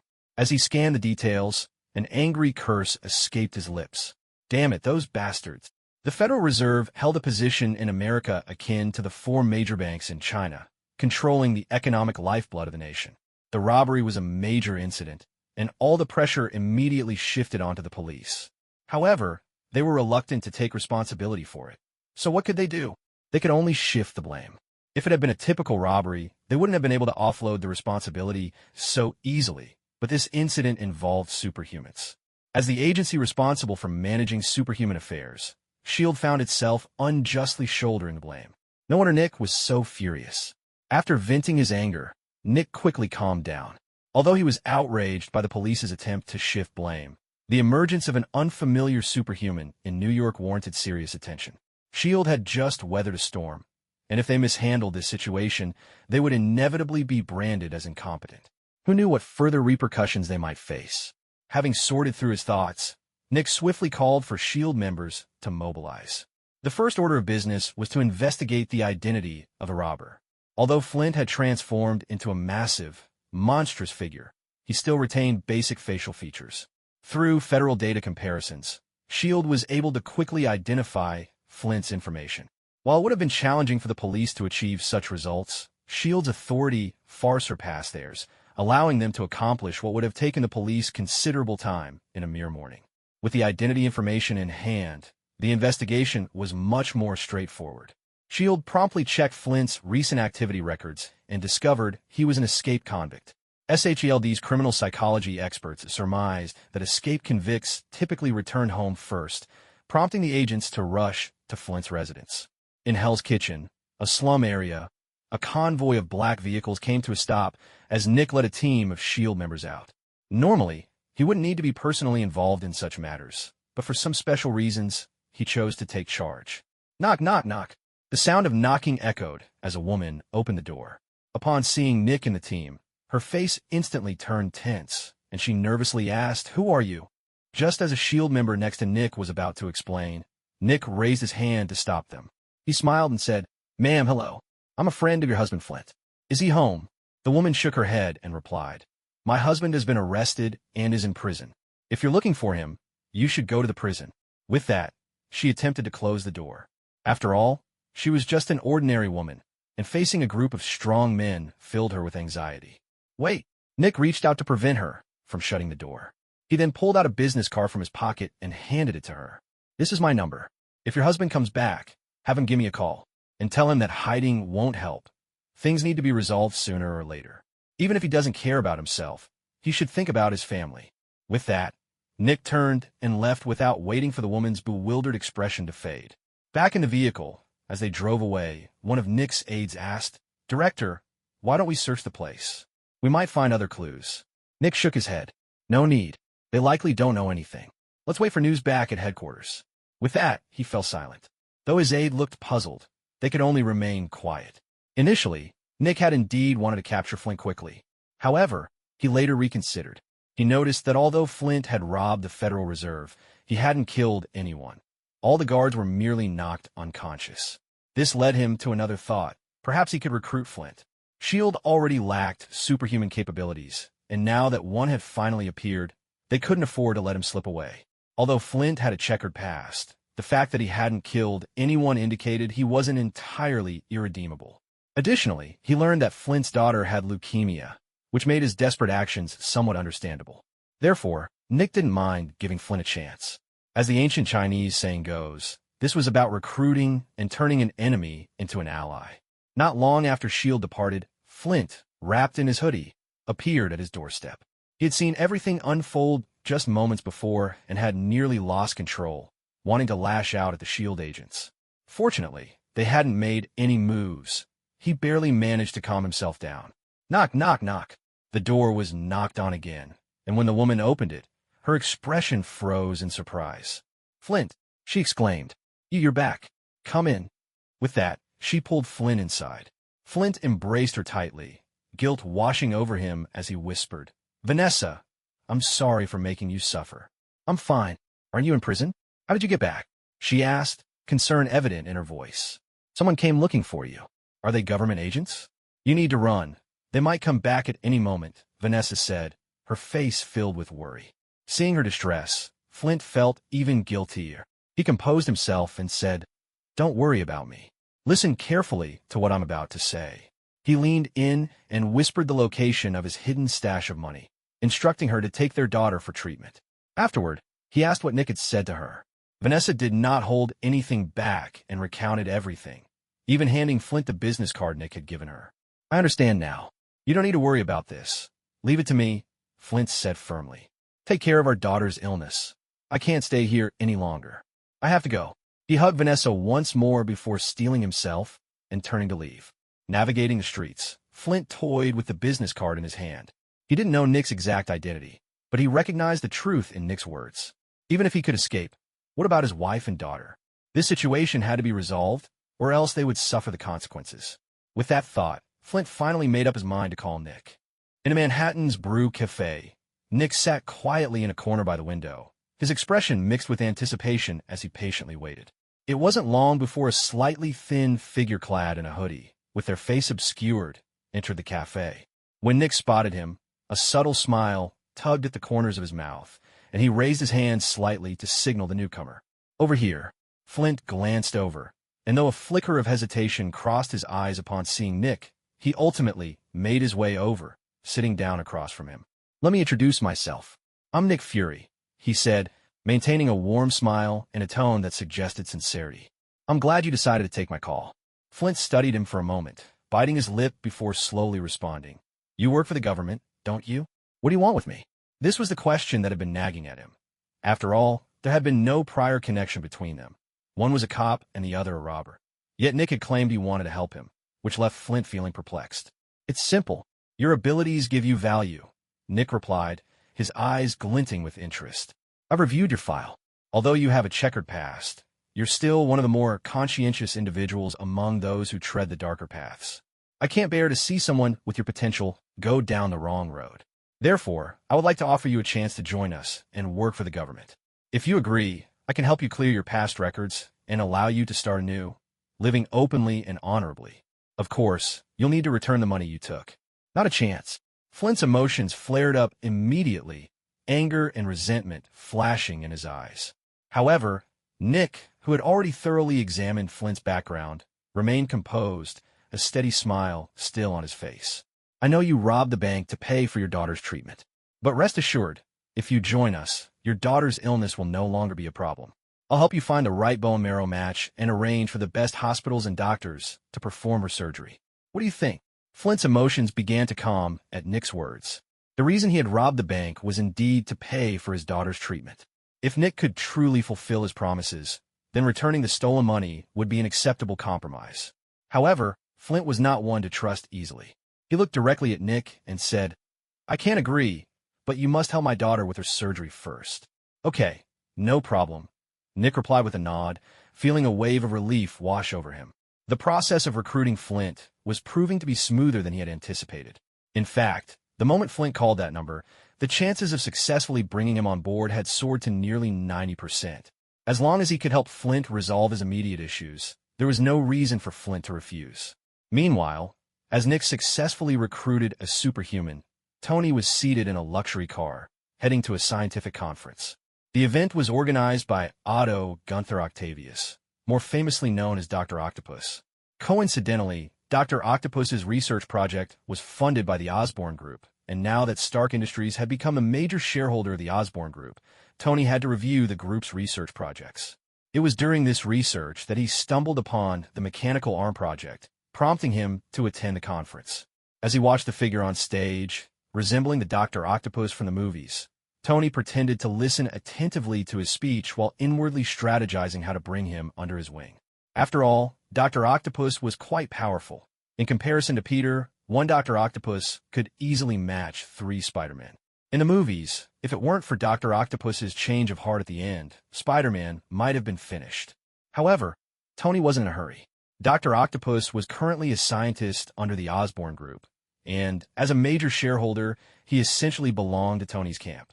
There was no way he would let someone already within his grasp slip away so easily. Given his previous experience with Reed Richards, Tony decided to take a wait-and-see approach until Dr. Octopus fully transformed into the supervillain he was known to be. He didn't want to act rashly and risk the system rejecting him. If that happened, bringing Dr. Octopus under his command would be meaningless. Firm in his decision, the conference soon moved to the demonstration of the mechanical arms. A woman stepped onto the stage, and upon seeing her, Tony squinted slightly. Though his memories of Marvel were a bit hazy, he vaguely recalled that Dr. Octopus had gradually devolved into a villain due to the failure of this very conference. Was this woman the key to triggering all of that? A sense of foreboding crept into his mind, but Tony had no intention of warning her. What he wanted was the supervillain Dr. Octopus, not the ordinary scientist Otto Octavius. Before long, four metallic mechanical arms appeared before the audience, eliciting gasps of amazement. As he observed the expressions of surprise on the faces surrounding him, Dr. Octopus wore a look of triumph, confident that by tomorrow, his invention would make waves worldwide, and he would achieve fame and success. Filled with joy, Dr. Octopus continued to showcase his research. The four mechanical arms smoothly connected to the woman's back, and she effortlessly manipulated them, causing another round of astonished gasps to echo through the room. However, at that moment, an unexpected incident occurred. The woman's face suddenly turned pale, her formerly rosy cheeks draining of color. A piercing scream escaped her lips, followed by her pupils dilating as her body lost support and collapsed. This sudden turn of events left everyone in the room stunned, causing Dr. Octopus to panic. He quickly removed the mechanical arms and rushed to embrace Sally's lifeless body, shaking her in an attempt to revive her. But soon, he had to confront the harsh reality. She was dead. Chaos erupted in the venue, as reporters swarmed like sharks, sensing blood, rapidly jotting down notes. A death had occurred at the conference, and it was linked to Octavius's research product. Observing the ensuing chaos, Tony shook his head helplessly, lamenting to himself about the entertainment-driven era. It seemed that for some people, human life held little value, and not even a single person had thought to call the police. He quietly pulled out his phone and dialed for emergency services, then turned to leave the chaotic conference. Regarding Dr. Octopus's predicament, he chose not to intervene. Although he had a significant opportunity to capture him right then, establishing goodwill with Dr. Octopus was not his intention. As he had previously stated, he wanted the supervillain Dr. Octopus, not the ordinary scientist Otto Octavius.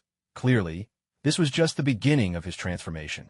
Once back in the car, JRVIS's voice chimed in. "Sir, I have news about the person you asked me to investigate." "Oh, where?" Tony's eyes lit up with anticipation.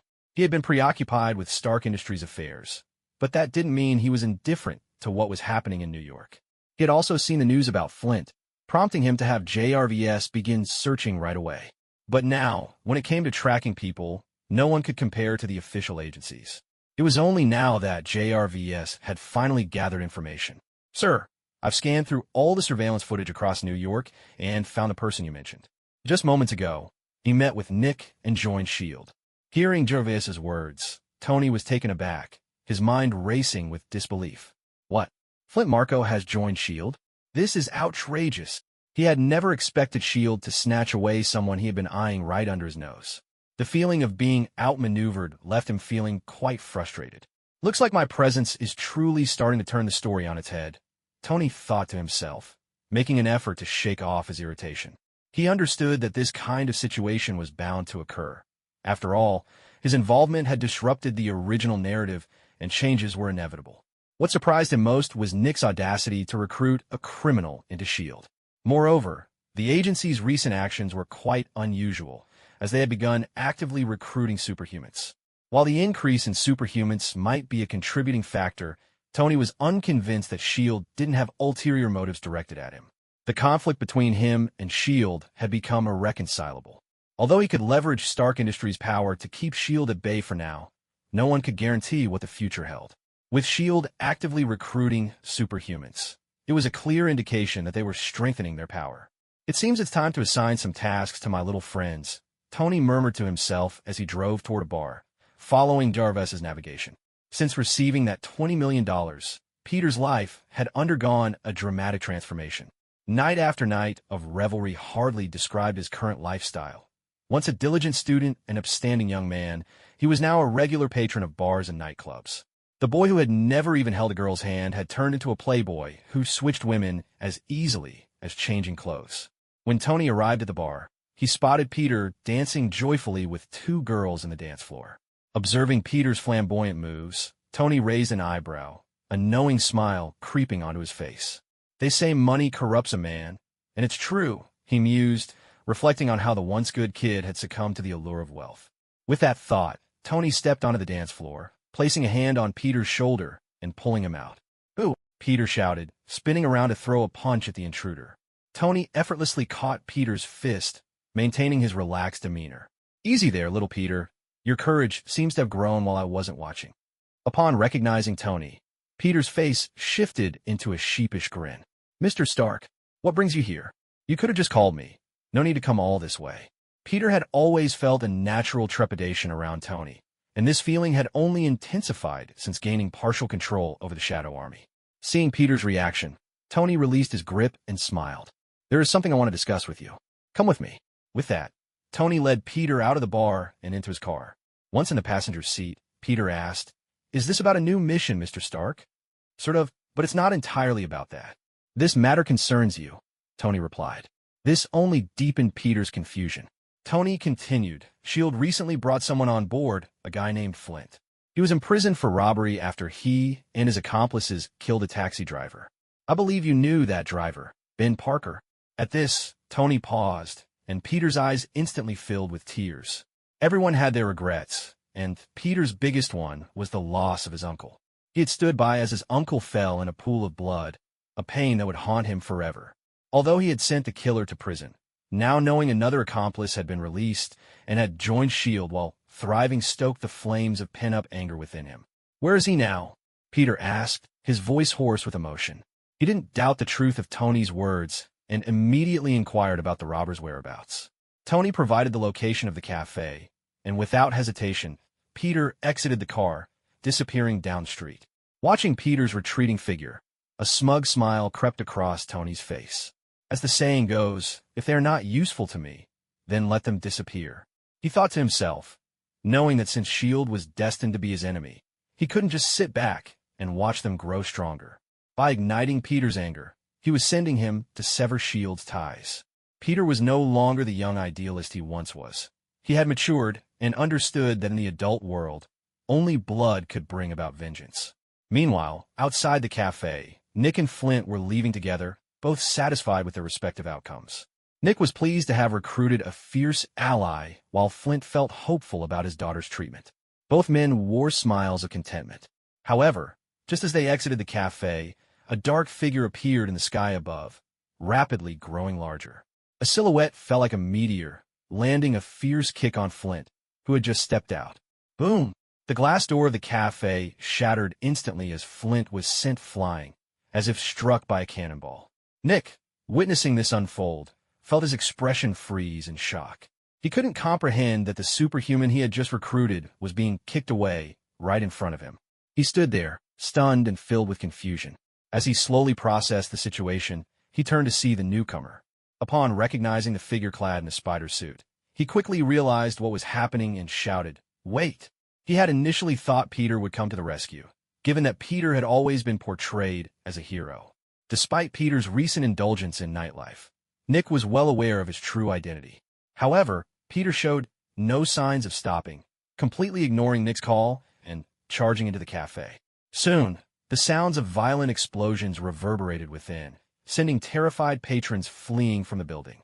Nick watched in desperation, feeling helpless. He wanted to stop the fight, but his own strength felt insignificant against the superhuman. All he could do was fret, powerless to intervene. Meanwhile, in a nearby car, Tony sat quietly, observing Nick at the cafe entrance with a smirk of amusement on his lips.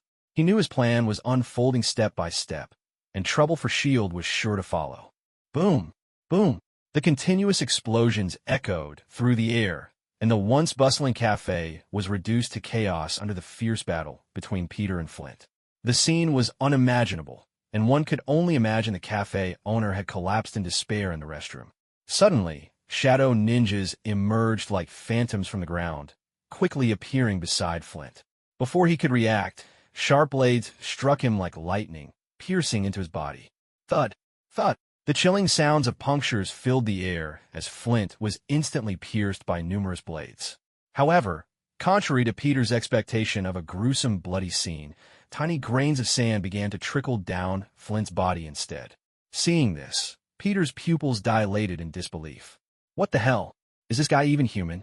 He cursed under his breath, his shock and confusion reaching a peak. Without hesitation, Peter charged forward like a bolt of lightning, while Flint roared in anger, transforming into his sand form and entering a state completely immune to physical attacks. Outside the cafe, Nick had been anxiously watching the battle unfold. However, when he saw the shadow ninjas appear, his expression shifted dramatically. He knew all too well the terrifying capabilities of the shadow ninjas, having felt their wrath before. Initially, he thought Peter was simply carrying out a mission to apprehend Flint, but the moment the shadow ninjas surfaced, he realized things were far more complicated. No longer focused on the battle, Nick quickly scanned the surroundings as if searching for something crucial. His gaze landed on the car Tony was driving, and without hesitation, he strode over to it. Knock, knock, knock. He rapped urgently on the window. As the low hum of the engine quieted, the window rolled down, revealing Tony's face, adorned with an exaggerated smile, seemingly unaware of the tense situation. "Hello, Director Fury. Long time no see. All right, I suppose I should call you Director now. What can I do for you?" Nick's eyes narrowed as he glared at Tony's arrogant demeanor. "What are you trying to do? Flint has joined S.H.I.E.L.D., and your actions are tantamount to assaulting a public officer. I can arrest you at any moment." "Oh, I'm so scared." Tony feigned fear, a mocking grin on his face. "But, Director Fury, one can eat a meal chaotically, but one shouldn't speak carelessly. I'm a law-abiding citizen." How can you accuse me so recklessly? It was Spider-Man who did the fighting, not me. I merely happened to be passing by. Is passing by now a crime? Nick was momentarily at a loss for words. He knew that everything happening was undoubtedly connected to Tony. Yet, without solid evidence, he couldn't do anything against him. As long as Tony denied it, Nick was powerless. Of course, he could have Peter point him out, but he knew Peter would never betray his mentor. Fine, you're forcing my hand, Nick said, nodding heavily. He pulled out his phone in front of Tony and dialed S.H.I.E.L.D. Send reinforcements to 3rd Avenue immediately. Capture the criminal, Spider-Man. As he spoke, he made a point to define Peter as a criminal in front of Tony, as if to say, while I can't touch you now, I can certainly go after your ally.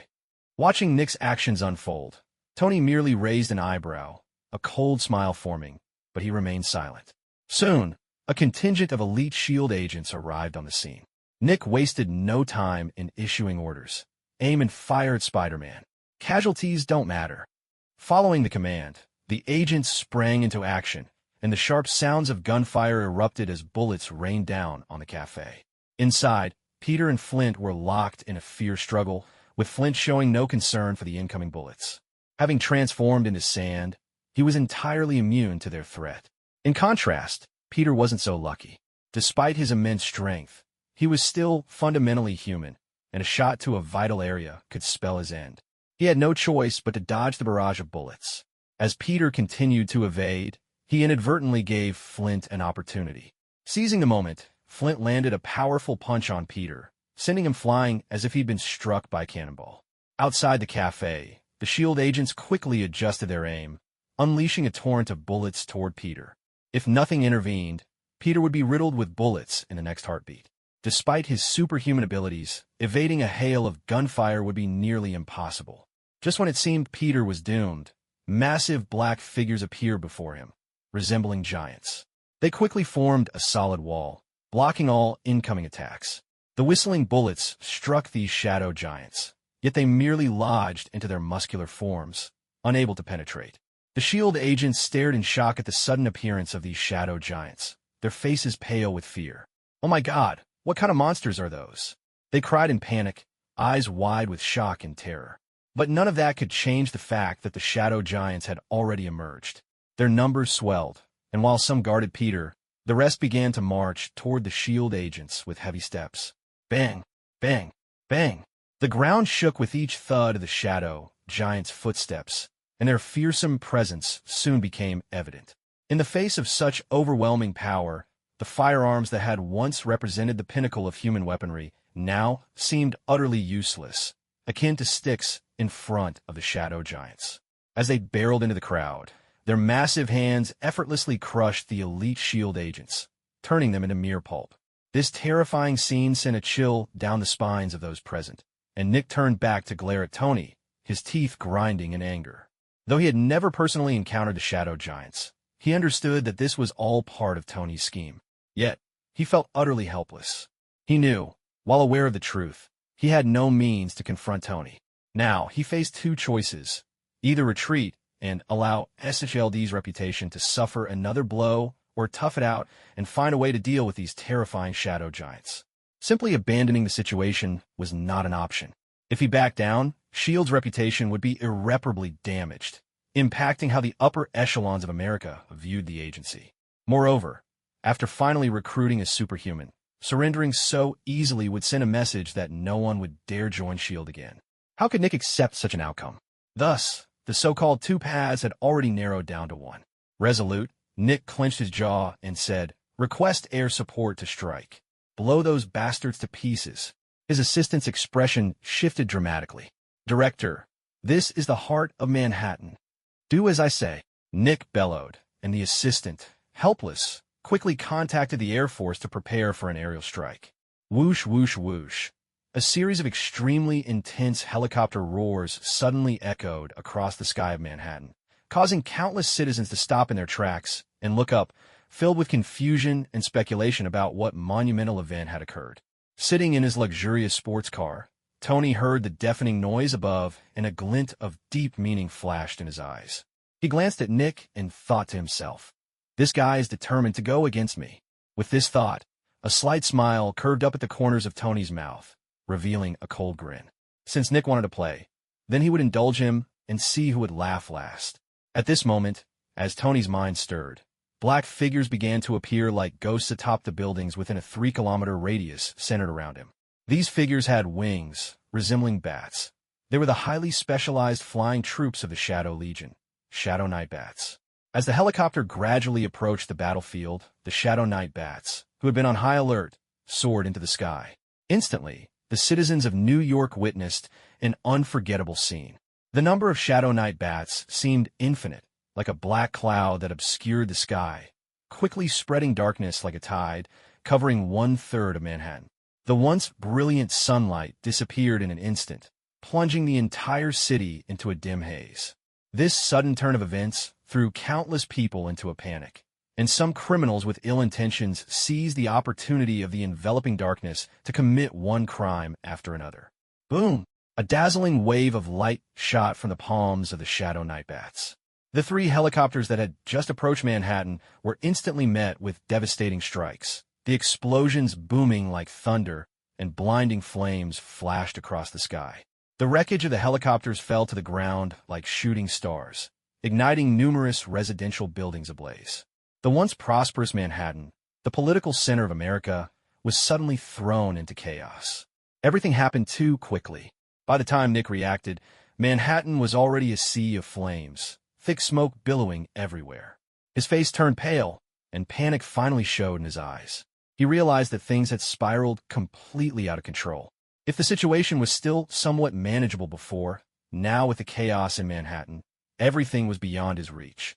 This time, whether S.H.I.E.L.D. could resolve the matter smoothly or not, they would undoubtedly face severe repercussions. Nick's body swayed slightly, his lips trembling. He realized that he had seriously overestimated his abilities while underestimating Tony's strength. But at this point, he had no way back. He couldn't just stand by and watch as people get hurt after suffering such a significant loss. That would truly be losing both the lady and the troops. Immediately notify the military and have them come into the city to eliminate these demons. Nick's voice emanated a chill, as if it were the icy winter, capable of freezing anyone instantly. His assistant, hearing the command, trembled slightly before quickly nodding and began contacting the military. Meanwhile, Nick himself was not idle. He took out his phone and dialed a number. "Captain, there's been an incident. I may need your help." On the other end of the line, a muscular white man nodded seriously at Nick's words. "I'll be right there."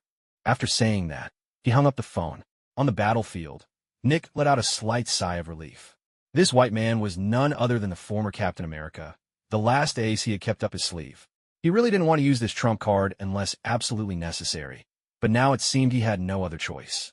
He wanted to see if the former Captain America could handle this trouble with Tony. Thinking of this, Nick cast a deep glance at Tony not far away, his eyes flashing with a complicated expression. He knew that Tony was the source of this chaos.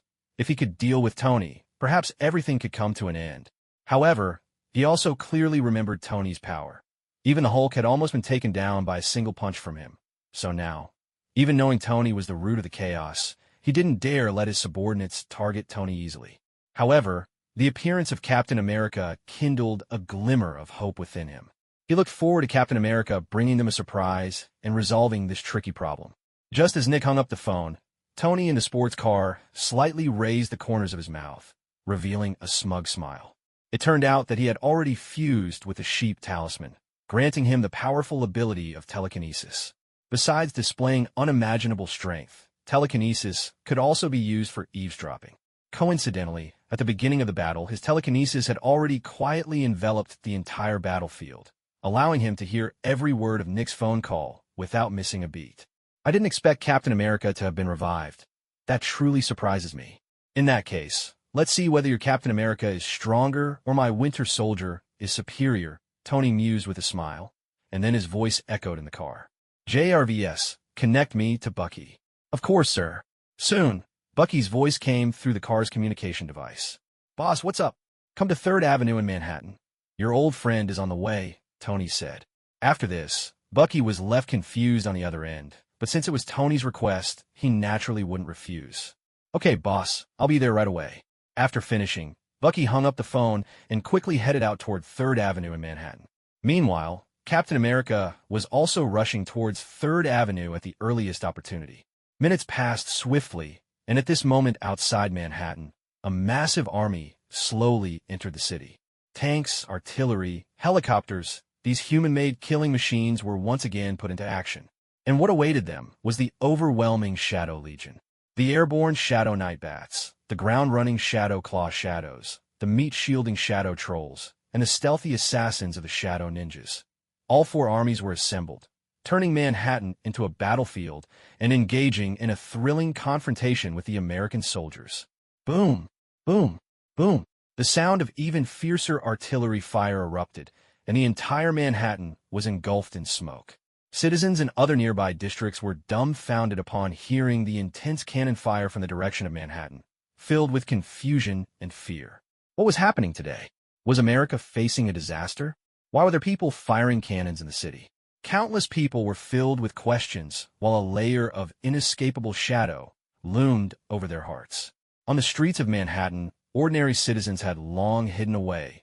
At this moment, besides the military soldiers, only the figures of the Shadow Legion remained. The commander looked at the densely packed Shadow Legion before him, his face revealing a serious expression, but he decisively ordered, "Begin the attack. Crush them." With the command given, infantry and tanks coordinated their efforts, while helicopters fired directly from the sky, launching a barrage against the Shadow Legion on the ground.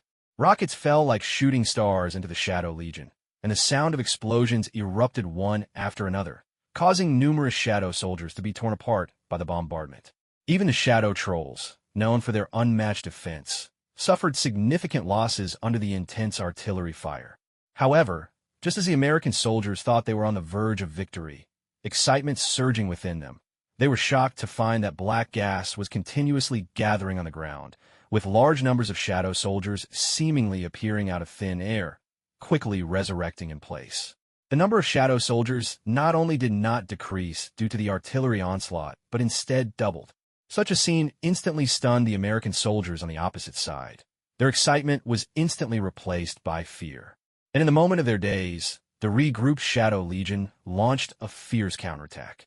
Waves of black figures surged like a black tide into the crowd, as if wolves had entered a sheep pen, igniting a bloody slaughter among the masses. Screams echoed as chaos enveloped the entire Manhattan. Accompanied by the cries of despair, the American soldiers who had come too close were instantly reduced to lambs awaiting slaughter, utterly defenseless against the attacks of the Shadow Legion. The Claw Shadows and Shadow Ninjas dealt with the soldiers, while the Trolls took on the tanks and armored vehicles, and the Nightbats targeted the helicopters in the sky. The 4 armies coordinated flawlessly, resulting in extremely heavy casualties for the military. Helicopters exploded in the air, bursting into brilliant fireworks. The tanks, known as the kings of land combat, were easily dismantled by the Trolls as if they were toys. The so-called elite soldiers fell victim to the brutality of the Claw Shadows and the stealthy assassinations of the Shadow Ninjas, turning into pitiful beings without the ability to resist. In just a single encounter, the military forces were utterly defeated, and the battlefield transformed into a true hellscape, the ground soaked in blood. On the other side, the battle between Peter and Flint continued, but at this moment they had been completely forgotten by everyone. Though this fight was sparked by them, it had escalated to a point where they were no longer important. The focus had shifted entirely to the confrontation between Tony and S.H.I.E.L.D. Nick wanted Tony to understand that S.H.I.E.L.D. was not to be underestimated, while Tony aimed to completely break CLD's backbone. Soon, the roar of motorcycles echoed from afar, and Captain America, dressed in American military garb, made a dazzling entrance. Gripping his vibranium shield, wearing a mask, and with muscles bulging, he radiated power. Seeing this unexpected guest, Nick, who had been tense, finally breathed a sigh of relief, a smile appearing on his face as he stepped forward. "Captain, you finally arrived." Captain America nodded and directly asked, "Where is the enemy?" Hearing this, Nick hesitated for a moment before finally pointing at Tony. "He is the source of this chaos. Kill him, and it will all be over." Captain America's gaze instantly shifted to Tony, a strong killing intent surging in his eyes. He then slightly bent forward, preparing to launch an attack. At that moment, Tony stepped out of the car, his chin lifted slightly as he looked at Captain America, and said, "What's this? After sleeping for 70 years, you plan to attack the son of your benefactor?" The words immediately interrupted Captain America's movement, and Nick's expression turned grim.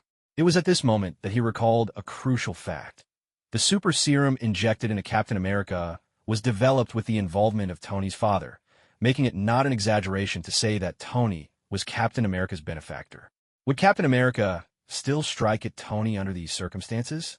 Nick's expression fluctuated as he thought, and he quickly urged, "Don't listen to his nonsense. Just take him down." Tony let out a laugh. "What's this? The self-proclaimed righteous Captain America is planning to repay kindness with enmity." With that, Captain America completely halted his movement. "Who are you?" "Howard Stark is my father." Instead of stating his own name, Tony invoked the name of his father directly. Instantly, Captain America's expression changed dramatically, his brows knitting tightly. Howard, his old friend. It was Howard who had helped him when he was still weak, giving him the opportunity to inject the super serum. Even his gear was personally crafted by Howard. He hadn't expected that his first battle upon awakening would be against the son of his benefactor. For a moment, Captain America stood frozen in place, unable to move. This scene made Nick anxious. He couldn't help but shout, "Steve, look around you. All of this was caused by the guy in front of you. Are you really going to betray your beliefs?" His words jolted Steve out of his reverie.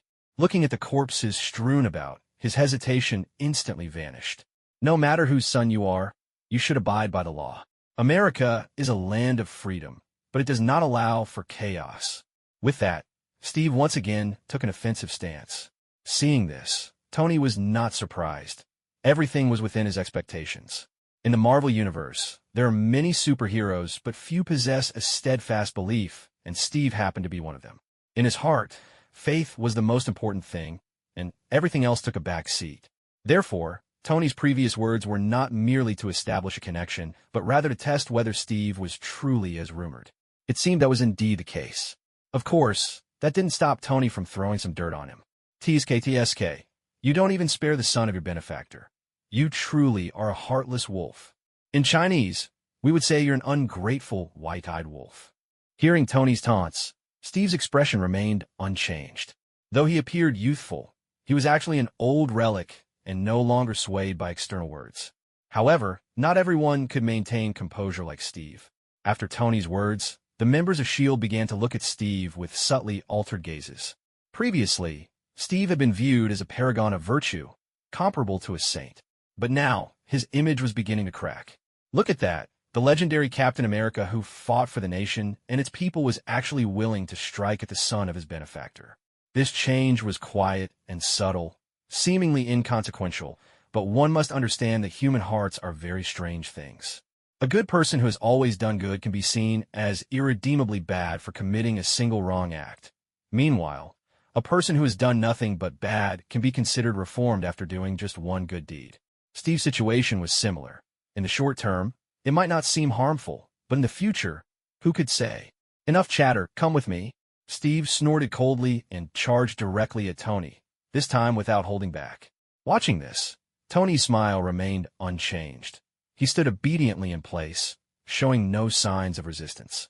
If one were unaware of Tony's true capabilities, Nick might think he had given up and was prepared to surrender. As Steve was about to reach Tony, suddenly, a figure appeared before Tony like lightning, blocking Steve. Bang! A dull thud echoed as Steve was immediately knocked back by a punch from the newcomer. It wasn't that Steve was weaker, but rather that he hadn't anticipated the sudden attack, so he had temporarily held back some of his strength as a precaution. Steadying himself, Steve looked up at the newcomer, and instantly, a familiar face came into view. In an instant, his pupils constricted, filled with disbelief. "Bucky." At that moment, Bucky gazed at Steve with a complex expression and softly said, "Long time no see, Steve." After speaking, a bitter smile crept onto his lips. He hadn't expected that Tony's first mission for him would involve dealing with an old friend. To be honest, if he could, he would have preferred a different opponent. The air in Manhattan was still thick with the scent of bloodshed, but the place where Tony and the others stood felt exceptionally quiet. Bucky and Steve stood silently facing each other, enveloped in an indescribable silence. A reunion that should have been joyous now faced the grim prospect of conflict, leaving them unsure of how to break the awkward atmosphere. Tony stood behind Bucky, arms crossed, leisurely watching the impending showdown with keen interest. He mused to himself about the possible outcomes, a touch of dark amusement swirling in his mind. On the other hand, Nick took a deep breath. The moment he saw Bucky appear, he realized that his meticulously crafted plan had completely failed. Whether Steve could contend with Tony was already uncertain, and now with Tony having an ally, it would be even more difficult for Steve to pose a threat. At this point, continuing the battle seemed pointless. S.H.I.E.L.D.'s defeat appeared to be a foregone conclusion. Nick felt a wave of helplessness wash over him, fully aware that he was at a disadvantage in this struggle for power. Thus, while Bucky and Steve faced off, Nick decisively stepped out of the crowd and slowly approached Tony. Observing Nick's actions, Tony raised an eyebrow, a slight smirk curling at the corners of his mouth as he teased, "Director Nick, what can I do for you?" He remained firmly in place, showing no signs of retreat or anxiety, and his confident demeanor extinguished Nick's thoughts of resistance. Nick had always kept an eye on Tony. Once, Tony had been nothing more than a reckless playboy. Despite his genius, Nick hadn't deemed him worthy of serious consideration. However, at some point, Tony had become increasingly enigmatic, always wearing a calm smile, even in the face of immense trouble, rendering his true depth difficult to gauge. Nick found this state of affairs quite distasteful. He loathed the feeling of being unable to control the situation. But now, with the tables turned against him, he could only resign himself to it. Listening to Tony's mockery, Nick slowly exhaled and said seriously, "Enough is enough, Tony. Today's events have already escalated too far. Continuing this would do you no good. Are you really planning to betray your country and destroy S.H.I.E.L.D.? Tony smirked slightly, unfazed as he replied, "If S.H.I.E.L.D. falls, so be it. What does it matter? As long as I have money, I can support a similar organization whenever I want." Nick couldn't help but twitch at the corner of his mouth. He had to admit that while Tony's words were harsh, they held a grain of truth. In a society driven by capital, Tony controlled both Stark Industries and the Osborn Group, placing him at a social standing in America that few could attain. To put it bluntly, even the President of the United States might not have the upper hand in front of him. This wasn't because the President was inferior to Tony, but rather in this world where business and power intertwined, their influences were nearly equal. Hence, Tony had the right to say such things. "I admit you have that strength, but what do you stand to gain from this?" Nick continued to reason. "You've already gained enough today. Back off, and don't drag this out any longer." However, Tony remained unmoved. His persistence was not driven by a desire for tangible benefits, nor did he genuinely wish to destroy S.H.I.E.L.D. He simply wanted to gauge how many cards Nick still held. Although he didn't know much about Nick, he understood from his previous life's memories that Nick was an extremely cunning individual. Until pushed to the brink, no one knew what secret weapons he still concealed. Tony knew that Nick likely still had an ultimate trump card, but he wasn't sure what it was, so he intended to force Nick to reveal it verbally to confirm his suspicions. After all, the Marvel universe of his previous life was just a series of films, while now he inhabited a real world where information could be real or fabricated. Since he had the chance to ascertain some key information, how could he easily give up? Seeing Tony so determined to oppose S.H.I.E.L.D. filled Nick with an inexplicable irritation and frustration. He simply couldn't understand why Tony was so insistent on being an enemy of S.H.I.E.L.D. But there was no time for further contemplation. Every second wasted could cost more lives. Nick let out a long breath, as if making a firm decision. He looked at Tony with a serious expression and said, "Tony, I admit you're strong, but S.H.I.E.L.D. is not to be trifled with. If you're unwilling to back down, then don't blame me for being impolite." As he spoke, an old-fashioned pager appeared in his hand, his finger lightly resting on the dial key, ready to press it at any moment. Having closely observed Nick's actions, Tony's eyes narrowed slightly, his heart beginning to race involuntarily. "He really has that phone," Tony thought in shock. "It seems I can't push S.H.I.E.L.D. too hard just yet." Superhumans had always existed throughout history, albeit in small numbers, and with the advancement of science, their numbers had begun to grow. Nick had met a superhuman when he was still a low-level agent. That person was Captain Marvel. Previously, Tony had been uncertain about the truth of this matter, but now it appeared to be real. Captain Marvel was a top-tier powerhouse in the Marvel Universe, and though Tony considered his own abilities commendable, they were still far from being able to contend with such a monster. Suddenly, the Tony who had just been so assertive shifted his approach. Having reached his goal, he decided to retreat, saying, "Director Nick, you're joking. I'm just an ordinary citizen. How could I have the ability to destroy S.H.I.E.L.D.? I've seen enough excitement. I won't disturb you any longer." He casually chuckled, then turned and walked back to his car. As the engine started, he quickly drove away without a hint of hesitation or nostalgia. With Tony's departure, Bucky, who had been facing off with Steve, also turned without hesitation and quickly vanished at the end of the street.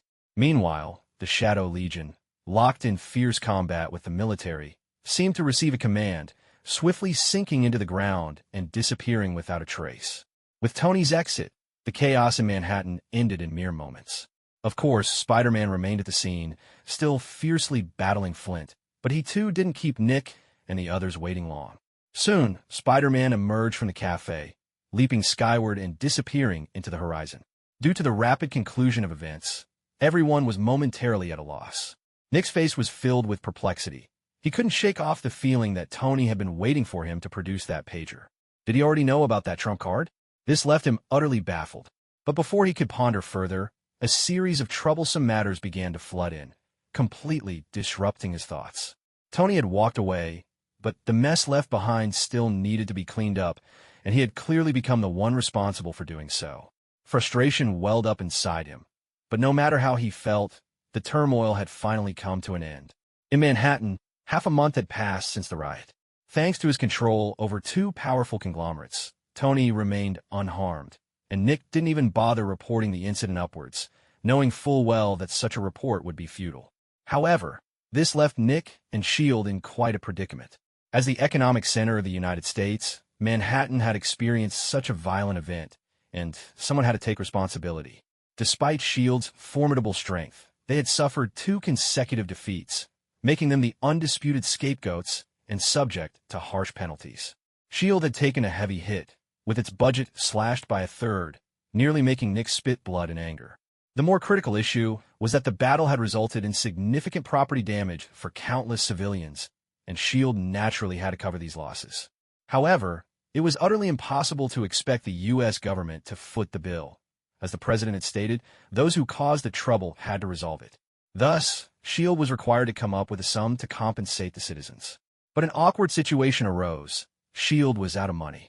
It was laughable for such a vast organization to find itself in financial trouble. Yet, the truth was as it stood. As a global organization, S.H.I.E.L.D.'s finances had always been somewhat tight, relying heavily on government funding.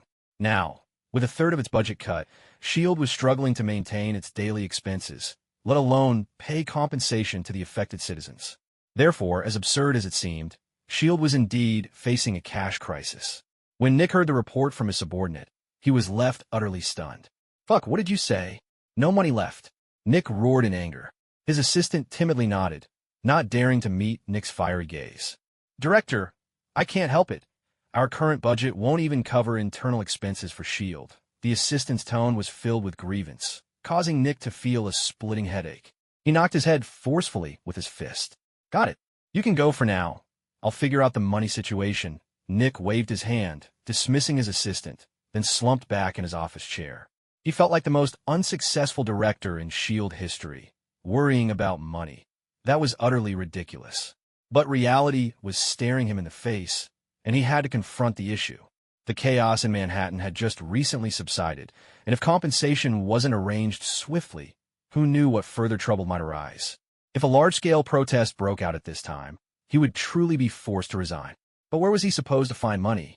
After counting, he realized that the number of affected citizens reached as many as 160,000. Although insurance would cover part of it, S.H.I.E.L.D. was still liable for a significant amount. A rough estimate suggested they needed nearly $2 billion at a minimum, and that was on the conservative side. S.H.I.E.L.D.'s annual budget was only a few billion, and with a third cut, coming up with $2 billion would nearly drain S.H.I.E.L.D. dry. Thus, he absolutely couldn't make any cuts internally unless he wanted to lead all S.H.I.E.L.D. members to starve. As for seeking assistance from the government, that was out of the question. The president had already made it clear that no one dared to allocate funds to S.H.I.E.L.D. With these two options exhausted, the only remaining path was to raise funds from the private sector. At that moment, Tony's image suddenly flashed in his mind. Bastard! Why should I be the one to clean up your mess while you live a lavish life every day? The more Nick thought about it, the angrier he became. He had been unsure of how to raise funds, but suddenly he made up his mind. He would force Tony to cover this expense. With this resolution, Nick got into his car and left S.H.I.E.L.D. headquarters. At Stark Industries, Tony, who hadn't been seen for a while, showed up at the office that day, but his purpose was merely to slack off. For him, go to work was just changing venues to slack off. If it weren't for Pepper hounding him with 3 calls a day, he wouldn't have come at all. In the office, Pepper was seriously briefing Tony on the company's recent situation. Tony pretended to listen attentively, but his mind had already drifted elsewhere. Natasha, serving as his secretary, stood beside him with a serious expression. But if Pepper had taken a step closer, she would have noticed that Tony's left hand was resting on Natasha's thigh. Soon, Pepper finished her report, and noticing Tony's distracted demeanor, her brows furrowed. "Tony, can you be a bit more serious?" Pepper said. Tony snapped back to reality, quickly retracting his hand and forcing an awkward smile. "Pepper, you know I'm just not that interested in company affairs. You're the CEO now.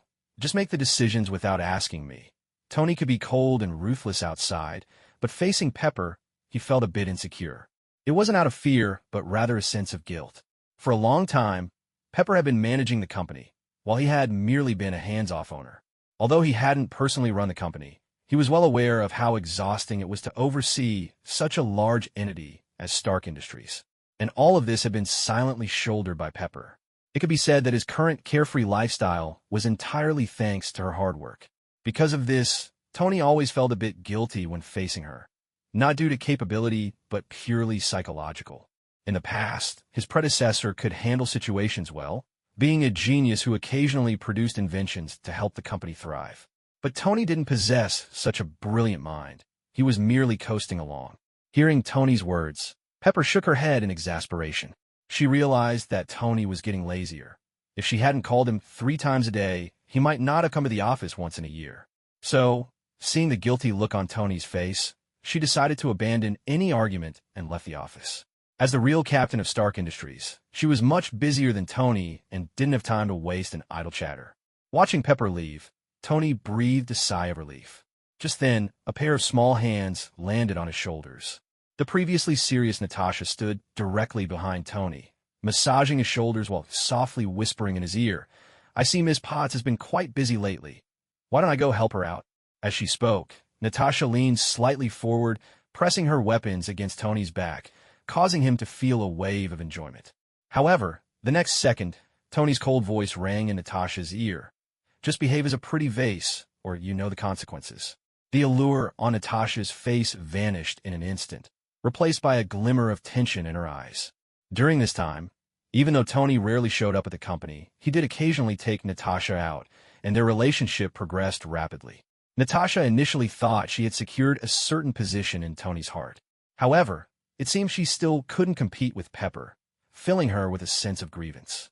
Tony, however, was completely indifferent to Natasha's feelings. Not only was she a S.H.I.E.L.D. agent, but even if she had no background, in Tony's eyes, she was just a pretty face with no substance. It was fine to have some fun together occasionally, but to let her manage the company? That would only happen if Tony had lost his mind. Just then, the office phone rang. "Mr. Stark, a Mr. Nick Fury is looking for you." Tony raised an eyebrow, a hint of curiosity flashing in his eyes. "Nick? What does he want? Let him up." "Understood, Mr. Stark." After hanging up, Tony turned to Natasha and smiled. "Your boss is here. Do you want to meet him?" At his words, a hint of embarrassment crossed Natasha's face. "No, you two talk. I'll step out for a bit." With that, she quickly exited the office. She had been spending time with Tony for a while now, but not only had she failed to gather any valuable intelligence, but she also felt like she had gotten entangled in her own situation. Thus, when she heard Nick was coming, she felt no joy, only a sense of unease, and she naturally didn't want to face him. Tony didn't push her to stay. He adjusted his collar and quietly awaited Nick's arrival, genuinely curious about what Nick wanted to discuss. Soon, the office door swung open, and Nick walked in. Tony didn't stand to greet him. Instead, he lounged in his chair, grinning as he said, "What a rare visit! What brings Director Fury to my humble abode?" After saying this, a flicker of curiosity crossed his face. He genuinely couldn't guess Nick's intentions. Nick didn't want to waste time or engage in pleasantries. To be frank, I'm here to ask you for money. Ask for money. A strange expression crossed Tony's face at the use of a term from his hometown. What? Does the mighty shield need to beg for charity from a mere citizen like me? You're no mere citizen. If the richest man can be considered a mere citizen, then there are no rich people left in the world, Nick retorted sarcastically. He continued, to be honest, after the chaos in Manhattan, many citizens suffered significant losses, and we at S.H.I.E.L.D. need to cover the compensation. But we're out of funds right now, so I hope you can lend us some money to help with the compensation. I thought it was something serious. Turns out you just want money, Tony replied with a chuckle. Nick's brow furrowed at once. Don't forget, you were the mastermind behind the Manhattan incident. So what? Why don't you go ahead and sue me? Tony responded defiantly. Seeing this, Nick felt a headache coming on. If possible, he really didn't want to deal with Tony. The guy was like a slippery eel, impossible to handle. But he had no choice. He needed cash. Enough with the small talk. Just tell me what it would take for you to cough up some money, Nick said impatiently. Tony laughed upon hearing this. He enjoyed talking with clever people. As he had said before, he wasn't short on money, but he wouldn't just give it away for nothing. As for compensation, why should he care? However, although he didn't lack money, he did lack certain other things, such as special control materials. While conglomerates were powerful, there were still things that even they found difficult to acquire. For example, special metals like vibranium. Such materials were not only rare, even for a giant like Tony, obtaining them was quite troublesome. If he could directly purchase these materials from S.H.I.E.L.D., he would be more than willing to part with a sum of money. Although he didn't currently have a use for those special materials, it wouldn't hurt to stockpile them. How about this? You provide me with some special materials, and I'll give you $5 billion. Tony stated directly, causing Nick to wince at the figure. Only someone with the title of the richest man would casually throw out a number like that. While Nick was satisfied with the offer, he still wanted to negotiate regarding Tony's requirements. But before he could speak, Tony seemed to anticipate what he was going to say. He had no time to haggle with Nick, and stated bluntly, agree and nod. If not, the door's right there. Don't let it hit you on the way out. Seeing Tony completely confident in the situation, Nick furrowed his brow. He wanted to project the authority of S.H.I.E.L.D.'s director. But considering the compensation for over 100,000 people, he ultimately relented. 1. Tony's offer was indeed sincere. 2. It wasn't that he couldn't acquire those materials. It just required some effort. Given that, whether he agreed or not wouldn't change much. It would simply mean expending a bit more energy. So, he bowed his head in acquiescence. I agree to your terms. You write up a list of the special materials, and I'll get them to you later. But first, let's transfer the money. Hearing this, Tony nodded with a smile, not wanting to press Nick further. He thought it best to give him some face. He made a phone call, and then transferred $5 billion from the company account. Having settled this matter, Nick didn't linger and stood up to leave. Tony feigned a gesture to keep him there, but without any real intent. Meanwhile, on the other side of the city, in a biological research company, a shadow was quietly sneaking inside. This was the Life Foundation Lab, New York's top experimental facility. Eddie Brock carefully walked through the lab's metallic corridors, his eyes filled with vigilance. He was a journalist who had heard disturbing rumors about the Life Foundation conducting human experimentation. In search of a promotion and out of a sense of justice, he had specifically infiltrated the lab on his day off, hoping to uncover a big story. Perhaps due to good luck, he managed to infiltrate the Life Foundation's lab without being detected, and the process went smoothly. However, as he passed by one of the laboratories, he failed to notice a dark liquid slowly dripping from the ventilation duct above, landing on his shoulder. As the black liquid accumulated, he finally reacted, his face showing fear as he attempted to pull it off. But the moment he moved, the liquid seemed to come alive, swiftly enveloping him as if seeking to merge with him. An excruciating pain shot through his body, and Eddie couldn't help but scream. His commotion alerted the lab security personnel, who rushed toward his location. By the time they arrived, the black liquid had fully integrated with him, and a pitch-black creature with a long tongue suddenly appeared before everyone's eyes. Tick-tock, tick-tock. The monster's drool dripped onto the floor, the sound echoing eerily in the silent air. As the guards charged toward it, the creature's eyes suddenly glowed with a terrifying light, as if it intended to swallow everything in front of it. The following day, the morning news in New York reported a shocking incident. A severe explosion at the Life Foundation had resulted in numerous fatalities on the spot. In Queens, at Peter's residence, although he had received a substantial sum of money from Tony, he had not moved out yet, uncertain about how to explain it to his aunt. However, he had replaced all the furniture in his home, removing any brand labels so that they looked like ordinary, generic items. After the intense battle in Manhattan, Peter, who had previously lived a carefree lifestyle, was finally getting back on track.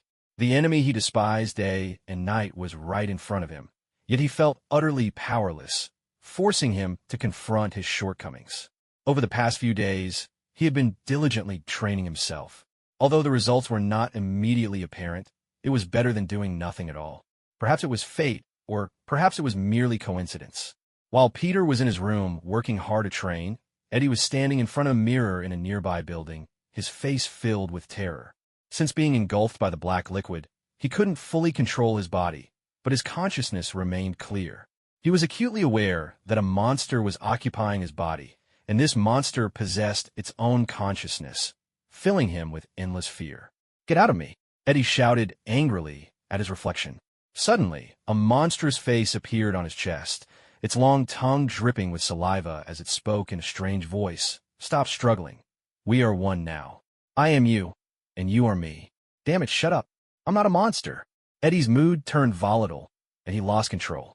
He clawed at the monstrous face on his chest, desperately trying to pull it off. However, no matter how hard he tried, the black liquid clung to him like a parasitic worm, refusing to detach. But he didn't give up. He didn't want to become that terrifying monster or let anyone control his body, so he continued to fight back. Time ticked away, and through sheer determination, he managed to tear away a small piece of the black liquid. He roared, venting his anger and fear. He threw the torn black liquid out the window, and the fist-sized mass quickly vanished from sight. Yet, more black liquid remained clinging to him, as if he would never be free of it. The scene shifted outside the window, where the discarded black liquid passed through several buildings, seemingly searching for a new host. Coincidentally, it landed right outside Peter's window. Although he heard the noise, he thought it was just a bird and paid it no mind. That fist-sized mass of black liquid, now seemingly alive, began to squirm as it slowly approached Peter. The symbiote was a unique life form that could only survive by parasitizing a host. If this abandoned black liquid couldn't find a new host soon, it would slowly die. So, under the threat of death, it wriggled closer and eventually crawled into Peter's room. At that moment, Peter paused his workout. With his spider sense, he could clearly feel everything around him.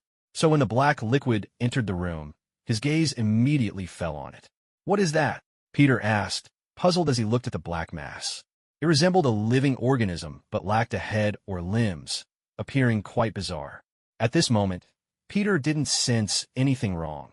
He thought it was some kind of strange creature that had entered his room, sparking a flicker of curiosity as he leaned in to observe it. As the unknown life form continued to advance toward him, Peter, driven by curiosity, reached out with his finger. Instantly, he felt a wave of excitement emanating from the black liquid. Then, as it touched his fingertip, it began to wrap around it. If it were a normal person, they would likely have screamed and recoiled in fear. But Peter, confident in his abilities and driven by an inherent adventurous nature, simply watched this unfold, showing no intention of stopping it. Thus, the split-off symbiote successfully completed its parasitic bond. In an instant, a surge of black liquid enveloped Peter, and his expression changed. Finally realizing something was off, it was too late. The symbiote quickly penetrated his skin and merged with his body. Due to Peter's unique physiology, a Spider-Man clad in a black suit appeared in the bedroom. In front of the mirror, Peter focused his thoughts, and the mask on his head dissolved. He looked at his pitch-black reflection, disbelief crossing his face as he examined his hands. He could clearly feel that his strength, speed, endurance, and spider sense had all increased several times. Moreover, with just a thought, he could easily control the black liquid on his body. While he had been worried about his power increase, he hadn't expected that this small entity could double his strength. In that moment, he forgot the terror the symbiote had brought him earlier, a smile involuntarily creeping onto his lips. Unlike the venom that resided in Eddie, Peter's symbiote was an innocent, split-off version that lacked independent consciousness, akin to an infant's relationship with an adult. The boost in power excited Peter for a moment, but he quickly regained his composure. He wanted revenge. Although he could defeat Sandman now, he couldn't eliminate him entirely, so he needed to seek help. With this thought in mind, Peter covered himself with a black mask again and left his house. He was going to find Tony, hoping he could help him eliminate Sandman for good. Just as he stepped outside, in a room a few hundred meters away, the venom that had been communicating with Eddie suddenly turned its attention to the window. It sensed the presence of its kin, as if a part of itself had just split off and turned into a new life. A deep growl erupted from Venom's mouth, startling Eddie. Before he could react to what was happening, Venom seized control of his body once more and leaped out the window, chasing after that familiar scent. It was intent on discovering what was happening, showing no desire to conceal itself, exposing its presence to the public eye. This action immediately sparked fear among the citizens on the street, with terrified screams echoing everywhere. Peter, having just stepped out, heard the commotion and turned back to see a horrific creature charging toward him. At the same time, he sensed the same energy from Venom that he had felt from the unknown life form earlier. Instantly, Peter stopped in his tracks, a wave of unease washing over him. In no time, Venom appeared just a short distance in front of Peter, standing firm. The two locked eyes, and the air was thick with tension and silence. After what felt like an eternity, Venom slowly spoke. "New symbiote, aren't you going to come out and say hello?" However, after a long wait, there was no response, and the atmosphere grew awkward.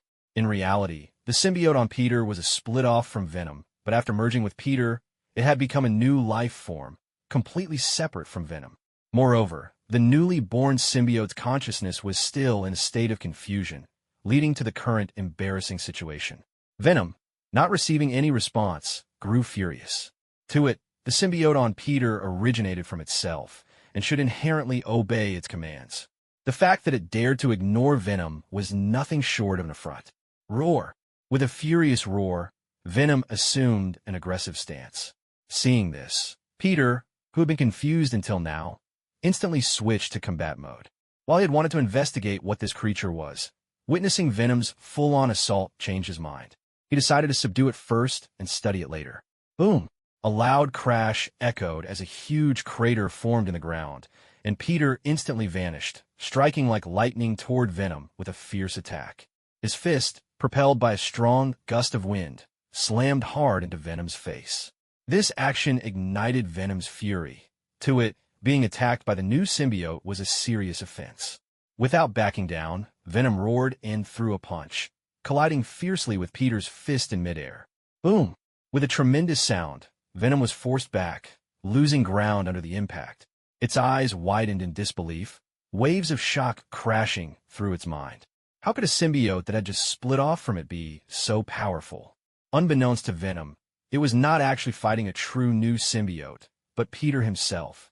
Unlike ordinary creatures, while symbiotes were powerful, they could only unleash their full strength when residing in a host, and the host's strength directly influenced the symbiote's combat capability. In this case, although Venom was strong, its host was just an ordinary person with limited power, preventing it from fully utilizing its strength.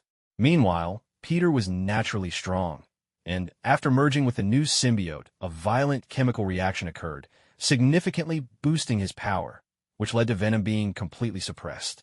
Bang! Bang! Bang! Explosive sounds erupted as the two fought like two humanoid nuclear bombs, wreaking havoc on the street. Citizens had long fled, and even those inside their homes abandoned them, escaping this dangerous situation. Soon, a large group of government personnel arrived on the scene, beginning to cordon off the area. Media outlets and television stations also rushed to the front lines, broadcasting the battle live. Tony was basking in the sun on his villa's balcony when he suddenly heard Jarvis's voice. "Sir, there's a news report I think you might find interesting. It's about Mr. Peter." Tony opened his eyes and said, "Peter? What's that guy up to now? Bring it up for me to see." "Certainly, sir." A virtual screen appeared in front of Tony, displaying the battle between Venom and Peter. Watching the two engage in a ferocious struggle like wild beasts, Tony raised an eyebrow, a hint of an inscrutable smile forming on his lips. "This world is getting more interesting. All sorts of monsters are popping up," Tony mused, his gaze fixated on Venom. Although he had noticed that the timeline of this world was beginning to deviate, he hadn't anticipated it would deviate to this extent. A dark Spider-Man beating up Venom was a plot twist he hadn't expected. What other unexpected events would follow? He thought to himself, and suddenly called out, "Happy!" from a room on the villa's first floor. Happy's large figure emerged. "What's up, boss?" "Go check on Peter. Keep an eye on him, or that kid might end up in trouble," Tony instructed, pointing to the virtual screen. Happy glanced at it, nodded, and then left the villa. He didn't question why Peter, who was seemingly dominating, might still face setbacks. He only knew this was Tony's command and that he needed to execute it. For others, seeing Peter gaining the upper hand against Venom would not raise any concern, but Tony was well aware of the dangers. Behind Venom was the Life Foundation, and if they discovered Venom had escaped, they would stop at nothing to recapture it. And as someone who had also merged with a symbiote, Peter undoubtedly became an excellent subject for research. If the Life Foundation found out, they would not let him go. Thus, while Peter was currently on the offensive, it didn't mean he was out of danger, as the real threat did not come from Venom itself. As Tony suspected, in the Life Foundation, Dr. Drake was also monitoring the news reports. He paid no attention to the beating Venom was taking. Instead, he focused intently on Peter's performance. As Spider-Man, Peter had a certain level of fame in New York, and seeing the immense power he displayed filled Drake with interest. Previously, his symbiote experiments had all used ordinary people as subjects. He had never attempted to merge one with a superhuman. Discovering the powerful synergy between a superhuman and a symbiote sparked an idea in him, prompting him to issue an immediate order. Bring them both back at all costs, especially our Spider-Man. He's practically a perfect experimental subject, with an exceptionally high compatibility with the symbiote. Understood, a figure responded, then quickly left the office. On the battlefield, the intense fight finally reached its conclusion, and the outcome was inevitable. Peter emerged victorious. Venom lay on the ground, gradually retreating into Eddie's body, baffled at how this newborn symbiote could be so powerful. Peter walked toward Eddie, regaining control of his body. At this moment, Eddie wore a face of sheer terror, repeatedly saying, "Don't come near me, stay away." Seeing Eddie's frightened demeanor, Peter frowned, feeling as if he was looking at two completely different people. In reality, Peter was unaware that Eddie housed two distinct wills within him. However, Peter didn't dwell on it for long. He decided to take Eddie away. Without hesitation, he approached and delivered a swift chop to Eddie's neck, rendering him unconscious. Before long, Venom appeared not far in front of Peter, standing firmly. The two exchanged glances, and the air was thick with a tense silence. After what felt like an eternity, Venom slowly spoke. "New symbiote, aren't you going to come out and say hello?" However, after waiting for a long time without any response, the atmosphere turned awkward. In reality, the symbiote on Peter had split from Venom, but after merging with Peter, it had formed a new life, completely independent of Venom. Moreover, the newly born symbiote's consciousness was still in a state of confusion, resulting in the current awkward situation. Venom, not receiving any response, became furious. In its eyes, the symbiote on Peter originated from itself and should inherently obey its commands. The fact that it dared to ignore Venom was a serious affront. Roar! With a furious roar, Venom took on an aggressive stance. Seeing this, Peter, who had been confused until now, swiftly entered combat mode. He had initially wanted to investigate what this creature was, but seeing Venom's full-on assault, he changed his mind and decided to subdue it first, intending to study it later. Bang! With a loud crash, a massive crater formed in the ground as Peter vanished, striking like lightning toward Venom with a fierce attack. His fist, propelled by a strong gust of wind, slammed hard into Venom's face. This action ignited Venom's fury. To it, being attacked by the new symbiote was a serious offense. Without backing down, Venom roared and threw a punch, colliding fiercely with Peter's fist mid-air. Boom! With a tremendous sound, Venom was forced back, losing ground under the impact.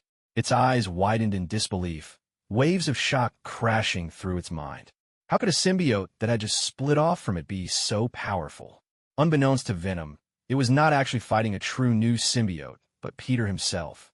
Unlike ordinary creatures, while symbiotes were powerful, they could only unleash their full strength when residing in a host, and the host's strength directly influenced the symbiote's combat capability. In this case, although Venom was strong, its host was just an ordinary person with limited power, preventing it from fully utilizing its strength.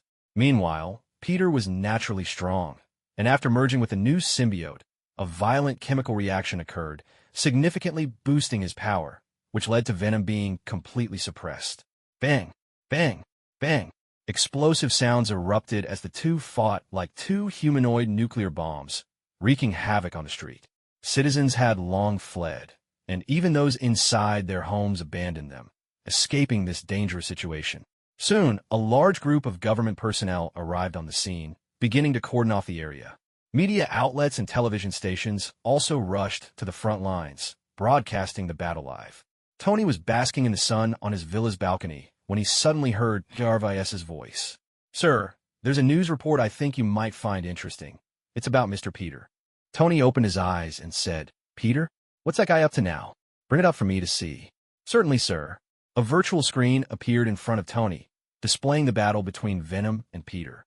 Watching the two engage in a ferocious struggle like wild beasts, Tony raised an eyebrow, a hint of an inscrutable smile forming on his lips. "This world is getting more interesting. All sorts of monsters are popping up," Tony mused, his gaze fixated on Venom. Although he had noticed that the timeline of this world was beginning to deviate, he hadn't anticipated it would deviate to this extent. A dark Spider-Man beating up Venom was a plot twist he hadn't expected. What other unexpected events would follow? He thought to himself, and suddenly called out, "Happy!" from a room on the villa's first floor. Happy's large figure emerged. "What's up, boss? Go check on Peter. Keep an eye on him, or that kid might end up in trouble," Tony instructed, pointing to the virtual screen. Happy glanced at it, nodded, and then left the villa. He didn't question why Peter, who was seemingly dominating, might still face setbacks. He only knew this was Tony's command and that he needed to execute it. For others, seeing Peter gaining the upper hand against Venom would not raise any concern, but Tony was well aware of the dangers. Behind Venom was the Life Foundation, and if they discovered Venom had escaped, they would stop at nothing to recapture it. And as someone who had also merged with a symbiote, Peter undoubtedly became an excellent subject for research. If the Life Foundation found out, they would not let him go. Thus, while Peter was currently on the offensive, it didn't mean he was out of danger, as the real threat did not come from Venom itself. As Tony suspected, in the Life Foundation, Dr. Drake was also monitoring the news reports. He paid no attention to the beating Venom was taking. Instead, he focused intently on Peter's performance. As Spider-Man, Peter had a certain level of fame in New York, and seeing the immense power he displayed filled Drake with interest. Previously, his symbiote experiments had all used ordinary people as subjects. He had never attempted to merge one with a superhuman.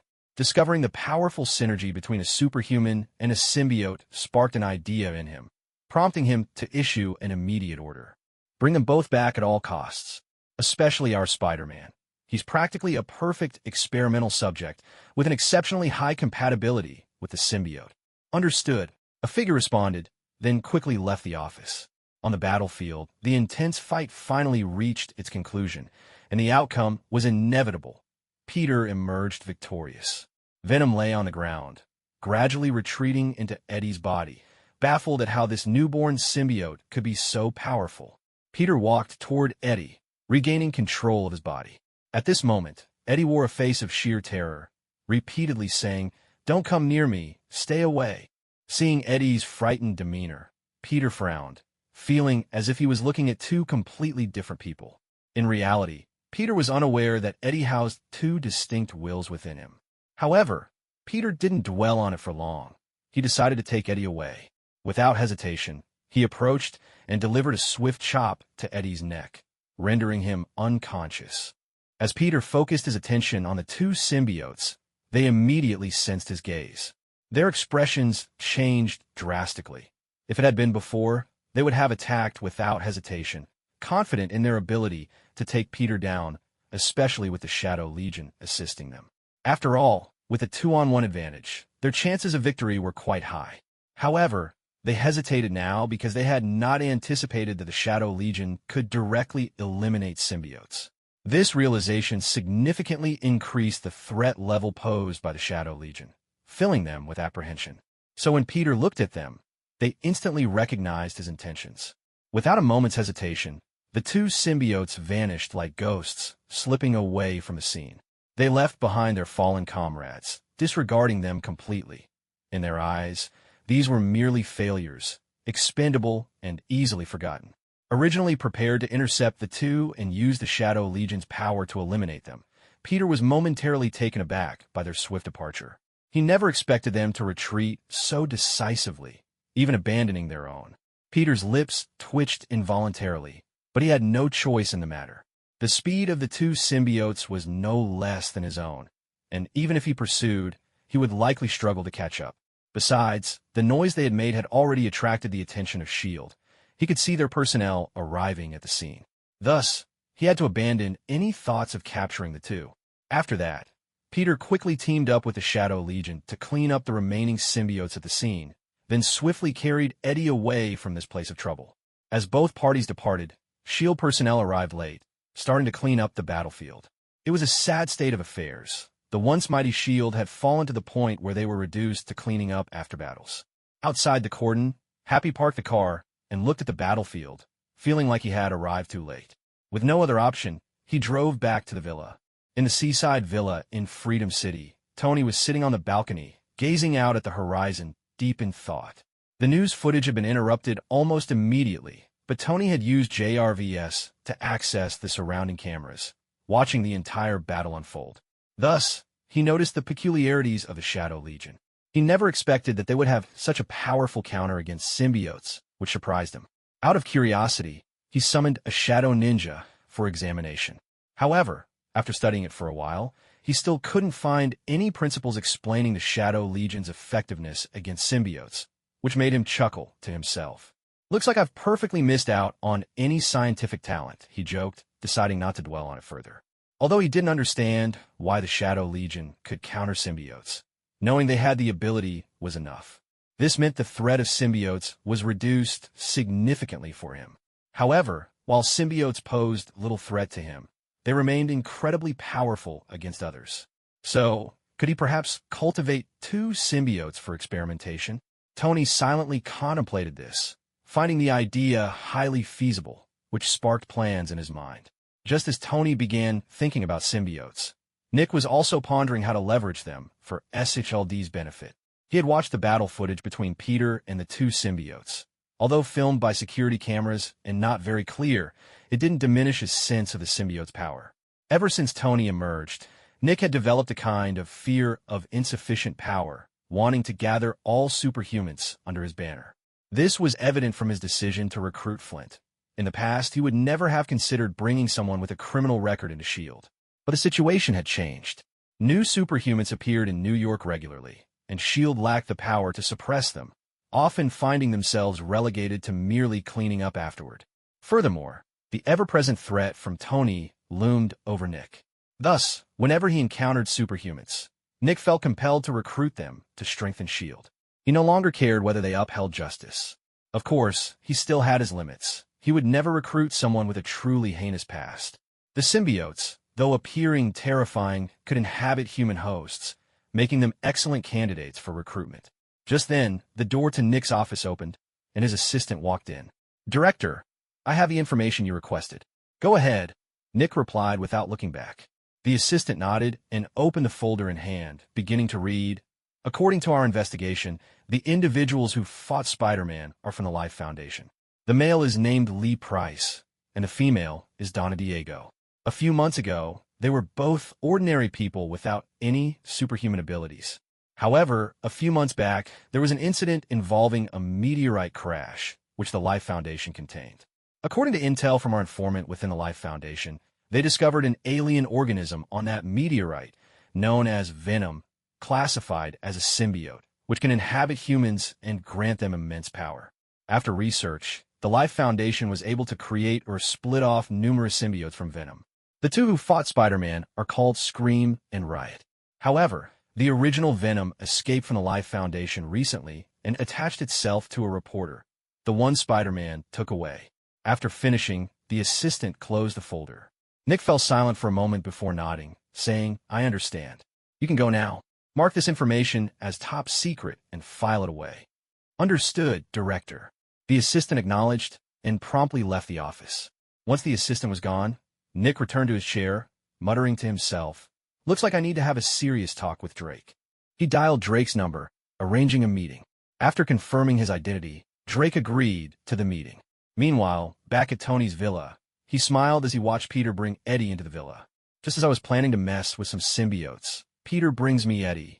With Venom around, I won't have to go through all the trouble of acquiring symbiotes myself. Good job.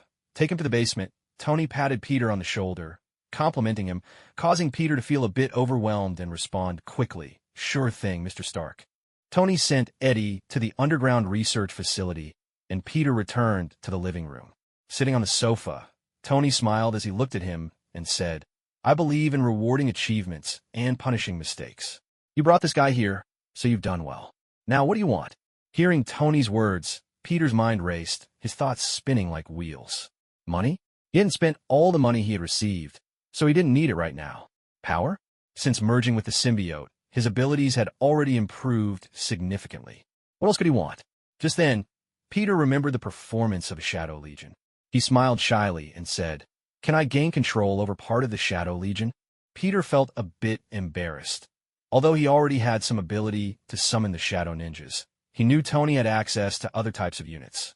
Having witnessed the strength of the Shadow Ninjas, he was eager for more, especially after seeing the impressive way the Shadow Legion fought today, prompting him to make this request. Tony looked at Peter with a half-smile, thinking to himself that this kid was quite greedy. However, since the permissions for the Shadow Legion were in his hands and could easily be revoked, granting Peter a bit more access posed no loss to him. So, Tony nodded and said, "No problem, I'll grant you control over the Claw Shadows as well." After saying this, Tony stood up and patted Peter on the shoulder, a familiar power flowing into Peter's body, instantly lighting up his eyes with excitement. Without hesitation, Peter summoned a Claw Shadow right there. Seeing the lethal appearance of the Claw Shadow, excitement filled his face. With the addition of this unit, he was confident that if he faced a similar ambush as today, none of the enemies would escape. Peter didn't linger in the villa. He quickly left. After he departed, Tony had JRVS dial Reed's number. Tony himself knew nothing about researching symbiotes, so he figured it was best to leave professional matters to the professionals. He called Reed over without saying much, then hung up. 20 minutes later, Reed arrived at the villa door. Before he could knock, the door swung open, and Jarvis's voice resonated through the villa. "Welcome, Mr. Reed." "Thank you," Reed politely responded as he entered the living room. Seeing Tony pouring tea, he smiled and said, "Boss, you called me in such a hurry. Is there something urgent? Have you seen the news?" Tony asked without preamble. Reed looked confused, then awkwardly smiled and replied, "I've been busy with research lately and haven't paid much attention to what's going on outside." Tony nodded in understanding and had JRVS bring up the news and surveillance footage of the battle. After watching, Tony finally got to the point. "Those creatures are called symbiotes. They are extraterrestrial life forms. I happen to have one here, and I want you to study it and see if you can replicate it." Listening to Tony's request, Reed fell silent, his eyes filled with thought. Tony didn't rush him, patiently waiting. After a long pause, Reed finally spoke. "Boss, your request shouldn't be a problem, but my current research is nearing completion, and I don't want to divert my focus right now. Can we hold off for a bit?" Hearing Reed's words, Tony felt a bit disappointed. He had hoped to see what would happen if the Shadow Legion were equipped with symbiotes, but it seemed realizing that goal would take some time. "Fine, no problem. We can start the research after you finish your current project," Tony replied.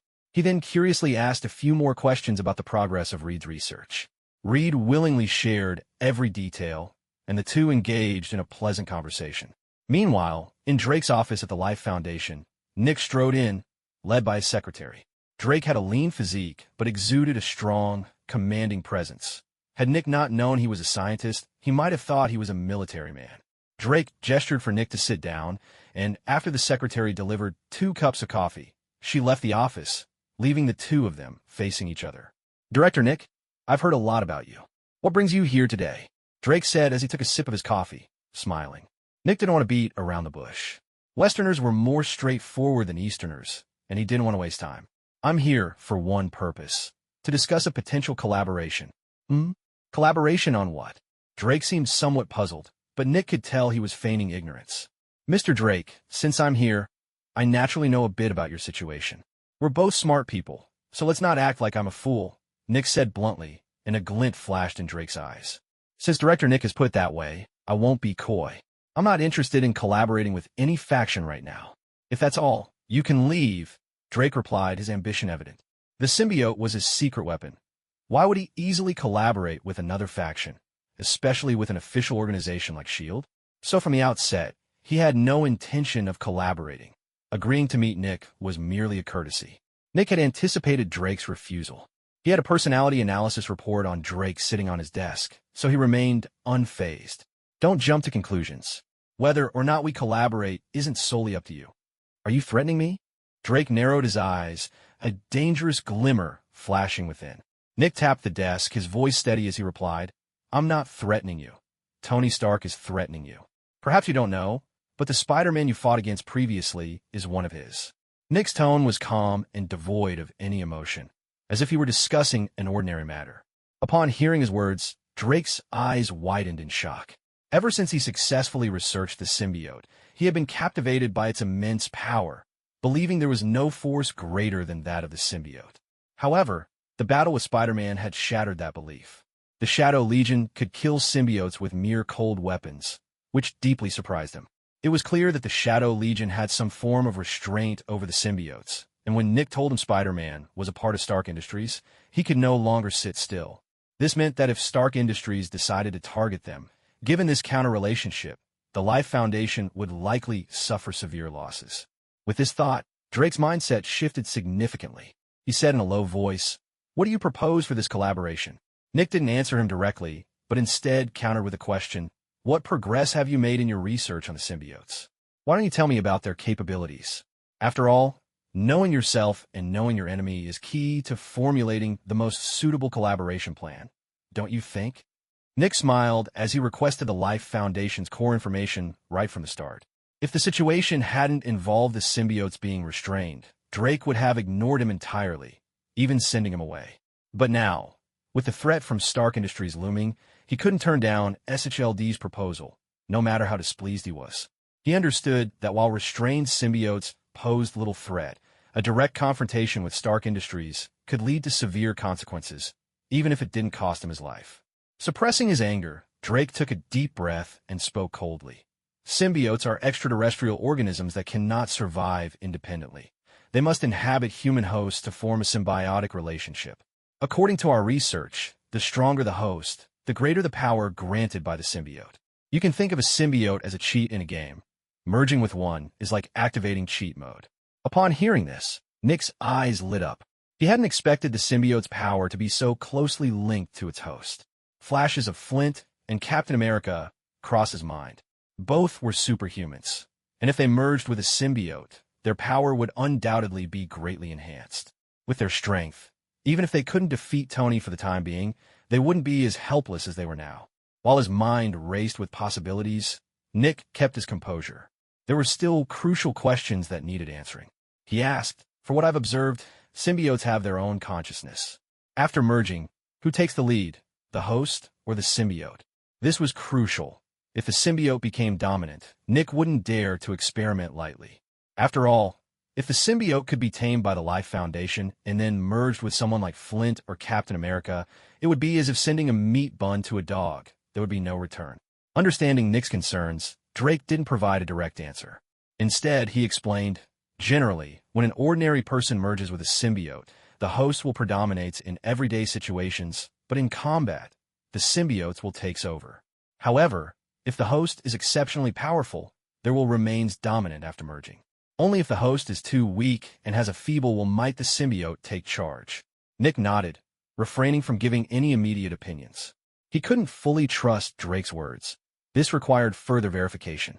One last question. Do symbiotes alter a person's will? Nick's expression grew more serious. After all, having an additional consciousness within could impact the host significantly. The appearance of the symbiote was menacing, resembling a villainous entity. If it weren't for the pressure from Tony, Nick wouldn't even consider the prospect of merging with symbiotes. But the reality was that Tony loomed like a mountain over him. He had to find ways to enhance his power to confront Tony. Otherwise, he'd always be under Tony's thumb, unable to prevent his more egregious actions, something Nick never wanted to experience again. We've conducted research on that as well. Drake hesitated, knowing the implications of what he was about to say involved human experimentation, which was illegal. He was torn about whether to reveal the truth. Seeing his expression, Nick raised an eyebrow, quickly guessing Drake's hesitation. I just want to know the research findings. I'm not interested in anything else, he stated. With Nick's promise, Drake's worries eased considerably. He slowly nodded and continued. Symbiotes themselves lack inherent morality. They are neutral beings. If the host is good-hearted, the symbiote will become a force for good. If the host harbors evil intentions, the symbiote will turn into a demon. Having received the answers he sought, Nick nodded. At this point, Drake pressed further. Now can you tell me how you plan to collaborate? Of course, Nick replied calmly. You provide the symbiotes, and we at S.H.I.E.L.D. provide the hosts. Together, we cultivate powerful forces to contend with Stark Industries. Nick's plan was straightforward, but after hearing it, Drake's brow furrowed. What do I get out of this? He replied with evident dissatisfaction. Your proposal grants all the benefits to S.H.I.E.L.D., while my Life Foundation continues to pay the price. That's not a fair collaboration.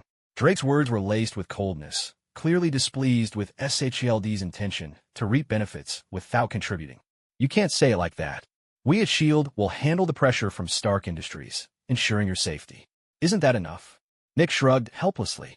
Not enough. Drake firmly rejected. Nick realized his attempt to take advantage of the situation had backfired. He had to offer a condition.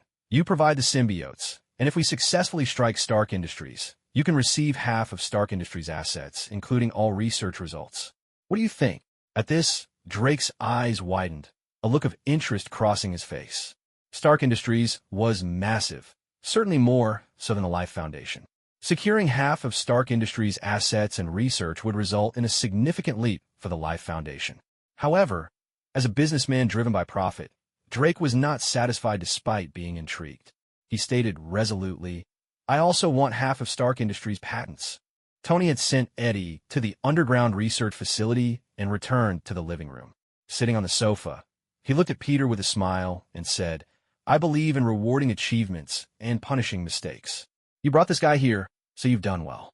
Now what do you want? Hearing Tony's words, Peter's mind raced, his thoughts spinning like wheels. Money? He hadn't spent all the money he received, so he didn't need it right now. Power? Since merging with the symbiote, his abilities had already improved significantly. What else could he want? Just then, Peter remembered the performance of the Shadow Legion. He smiled shyly and said, Can I gain control over part of the Shadow Legion? Peter felt a bit embarrassed. Although he already had some ability to summon the Shadow Ninjas, he knew Tony had access to other types of units. Having witnessed the strength of the Shadow Ninjas, he was eager for more, especially after seeing how impressive the Shadow Legion had fought today, prompting him to make this request. Tony looked at Peter with a half-smile, thinking to himself that this kid was quite greedy. However, since the permissions for the Shadow Legion were in his hands and could easily be revoked, granting Peter a bit more access posed no loss to him. So, Tony nodded and said, No problem, I'll grant you control over the Claw Shadows as well. After saying this, Tony stood up and patted Peter on the shoulder, a familiar power flowing into Peter's body, instantly lighting up his eyes with excitement. Without hesitation, Peter summoned a Claw Shadow right there. Seeing the lethal appearance of the Claw Shadow, excitement filled his face. With the addition of this unit, he was confident that if he faced a similar ambush as today, none of the enemies would escape. Peter didn't linger in the villa. He quickly left. After he departed, Tony had JRVS dial Reed's number. Tony himself knew nothing about researching symbiotes, so he figured it was best to leave professional matters to the professionals. He called Reed over without saying much, then hung up. 20 minutes later, Reed arrived at the villa door. Before he could knock, the door swung open, and JRVS's voice resonated through the villa. Welcome, Mr. Reed. Thank you. Reed politely responded as he entered the living room. Seeing Tony pouring tea, he smiled and said, Boss, you called me in such a hurry. Is there something urgent? Have you seen the news? Tony asked without preamble. Reed looked confused, then awkwardly smiled and replied, I've been busy with research lately and haven't paid much attention to what's going on outside. Tony nodded in understanding and had JRVS bring up the news and surveillance footage of the battle. After watching, Tony finally got to the point.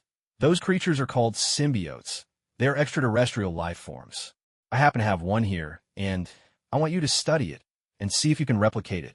Listening to Tony's request, Reed fell silent, his eyes filled with thought. Tony didn't rush him, patiently waiting. After a long pause, Reed finally spoke. Boss, your request shouldn't be a problem, but my current research is nearing completion, and I don't want to divert my focus right now. Can we hold off for a bit? Hearing Reed's words, Tony felt a bit disappointed. He had hoped to see what would happen if the Shadow Legion were equipped with symbiotes. But it seemed realizing that goal would take some time. Fine, no problem. We can start the research after you finish your current project, Tony replied. He then curiously asked a few more questions about the progress of Reed's research. Reed willingly shared every detail, and the two engaged in a pleasant conversation. Meanwhile, in Drake's office at the Life Foundation, Nick strode in, led by his secretary. Drake had a lean physique, but exuded a strong, commanding presence. Had Nick not known he was a scientist, he might have thought he was a military man. Drake gestured for Nick to sit down, and after the secretary delivered 2 cups of coffee, she left the office, leaving the two of them facing each other. Director Nick, I've heard a lot about you. What brings you here today? Drake said as he took a sip of his coffee, smiling. Nick didn't want to beat around the bush. Westerners were more straightforward than Easterners, and he didn't want to waste time. I'm here for one purpose, to discuss a potential collaboration. Collaboration on what? Drake seemed somewhat puzzled, but Nick could tell he was feigning ignorance. Mr. Drake, since I'm here, I naturally know a bit about your situation. We're both smart people, so let's not act like I'm a fool, Nick said bluntly, and a glint flashed in Drake's eyes. Since Director Nick has put it that way, I won't be coy. I'm not interested in collaborating with any faction right now. If that's all, you can leave, Drake replied, his ambition evident. The symbiote was his secret weapon. Why would he easily collaborate with another faction, especially with an official organization like S.H.I.E.L.D.? So from the outset, he had no intention of collaborating. Agreeing to meet Nick was merely a courtesy. Nick had anticipated Drake's refusal. He had a personality analysis report on Drake sitting on his desk, so he remained unfazed. Don't jump to conclusions. Whether or not we collaborate isn't solely up to you. Are you threatening me? Drake narrowed his eyes, a dangerous glimmer flashing within. Nick tapped the desk, his voice steady as he replied, I'm not threatening you. Tony Stark is threatening you. Perhaps you don't know, but the Spider-Man you fought against previously is one of his. Tony firmly believed in the notion that everything in the world has its value, and that relationships based on interests are the most reliable. Of course, this wasn't to say that emotional bonds were without merit. For example, Happy might follow Tony into danger without much hesitation. This is the unique advantage of emotional connections. However, such emotional ties did not apply to the Dark Alliance. The members of the Dark Alliance were primarily villains, ruthless and cold-hearted. Even heroes like Peter, after some conditioning, were no longer purely good-hearted individuals. To lead such a complex group of personalities, it was essential not only to exert absolute power over them, but also to provide them with corresponding benefits. Only then could they be motivated to serve the Dark Alliance earnestly. Therefore, when the Dark Alliance was first established, Tony began contemplating a series of systems and reward-punishment measures. Although these systems might not be immediately applicable with the current few members, if he intended to have them execute missions, the reward and punishment system should be announced. Rest assured, I won't make you work for nothing, Tony said. Within the Alliance, we have established a points system. Points can be exchanged for various items, whether it's advanced technology schematics, large sums of money, or body-enhancing potions. You can redeem them using points. Additionally, there are some mysterious items that can help everyone improve their strength. You'll know exactly what you can exchange for once you complete your missions. And this time, as long as the mission is successful, everyone will earn 1,000 points. Of course, if the mission fails, there will be corresponding penalties, which I'll detail for you shortly, so you can review them at your leisure. After speaking, Tony scanned the faces of everyone present. They exchanged glances, and although no one spoke, anticipation was visible on their faces. Even though they didn't know the specifics of what could be exchanged, the thought of Tony's power filled them with excitement about the possibilities. Great, since there are no objections, go prepare for your missions. We start tonight, and I hope you all return safely, Tony said, lifting his coffee cup as a gesture of encouragement. The group stood up, ready to leave without further discussion. While Tony was devising the action plan, on the other side, the Life Foundation was welcoming the host sent by S.H.I.E.L.D. After much deliberation, Nick ultimately decided to choose Captain Steve Rogers as the experimental subject. After all, Steve was strong-willed and powerful, making him the best candidate for the symbiote experiment. Upon learning of this, Steve showed no signs of opposition. After all, who wouldn't want to enhance their abilities? Especially after the Manhattan incident, Steve had come to realize that the world had become far more threatening than it was in his time. His current strength was clearly inadequate to face all dangers, so he wouldn't pass up any opportunity to increase his power. In the Life Foundation's laboratory, outside the experimental chamber, Drake stood with only a few assistants present. For S.H.I.E.L.D. personnel, this was their first attempt at symbiote integration, but for the Life Foundation, it was routine. They didn't need to make a big deal out of it. If not for wanting to witness the changes in a superhuman after merging with a symbiote, Drake wouldn't even have been there. Watching Steve, who had completely relaxed, Drake nodded at a researcher, who pressed a red button. Instantly, a black liquid began to flow into the chamber. When the black liquid sensed Steve's presence, it seemed to come alive, swiftly beginning to envelop him. Steve restrained the urge to act and quietly felt the sensations coursing through him as he awaited the merging process. Time passed, and soon the black liquid completely encased him, starting to penetrate beneath his skin. A tingling pain shot through Steve's body, but he remained unmoved. Suddenly, all the black liquid merged into Steve's body, and a wave of intense pain exploded in his mind. Even with his strong will, he couldn't help but let out a muffled groan. However, the pain was fleeting. A few minutes later, the black liquid on his surface vanished, and the chamber door slowly opened as Steve stepped out. At that moment, he appeared no different from before the experiment. At least Drake and the others couldn't detect any outward signs. However, Steve could distinctly feel that his physical attributes had undergone explosive enhancement, approximately increasing by a substantial margin. Roughly gauging, he felt his physical prowess had increased at least tenfold. A smile crept onto his lips. Drake approached, curiosity evident on his face. "Congratulations on successfully merging with the symbiote. How do you feel? Should we conduct a test right away?" Steve pondered for a moment, then nodded and replied, "That would be great. Not a problem. I'm curious to see how a superhuman differs from an ordinary person after merging with a symbiote," Drake said. They both headed toward the testing area. The testing area was small, but equipped with all necessary testing devices, including a strength meter, a modified high-speed treadmill, and a reaction speed test with a lead ball array. Without needing further instruction from Drake, Steve walked directly to the strength meter and, without hesitation, threw a punch. Boom! A loud crash echoed as the digits on the strength meter rapidly changed, reaching its maximum value of 10 tons in the blink of an eye. Crack! A crisp sound followed as the strength meter exploded, having exceeded its limits due to Steve's overwhelming power. Drake and the others gasped in shock. One punch exceeded 10 tons of force, and it seemed this wasn't even Steve's limit. What kind of monster was he? Under their astonished gazes, Steve moved to the modified high-speed treadmill and turned it to its highest setting. Soon, he became a blur, moving so fast that his actions were barely visible, almost ghost-like. Gasp! The onlookers couldn't help but exclaim in surprise, swallowing hard. They secretly thought, is this guy even human anymore?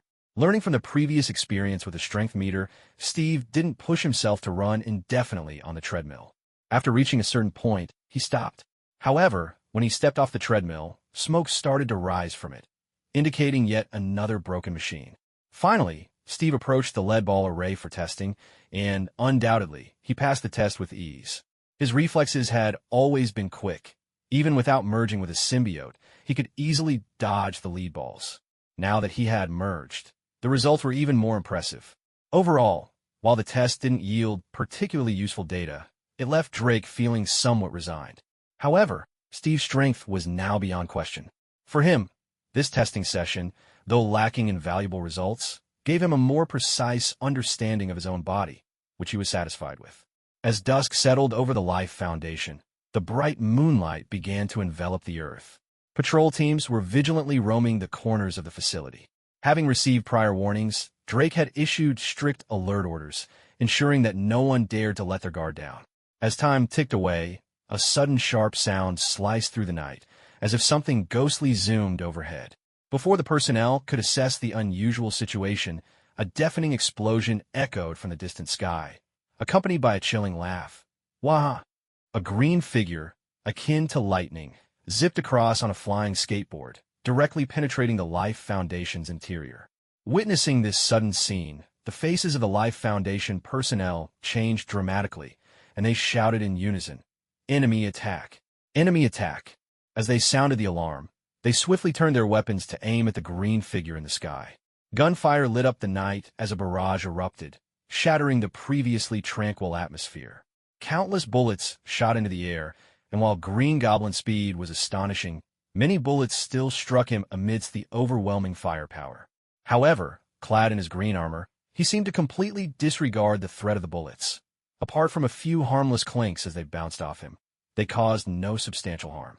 His terrifying laughter continued unabated as he casually reached for his waist and produced 2 pumpkin bombs.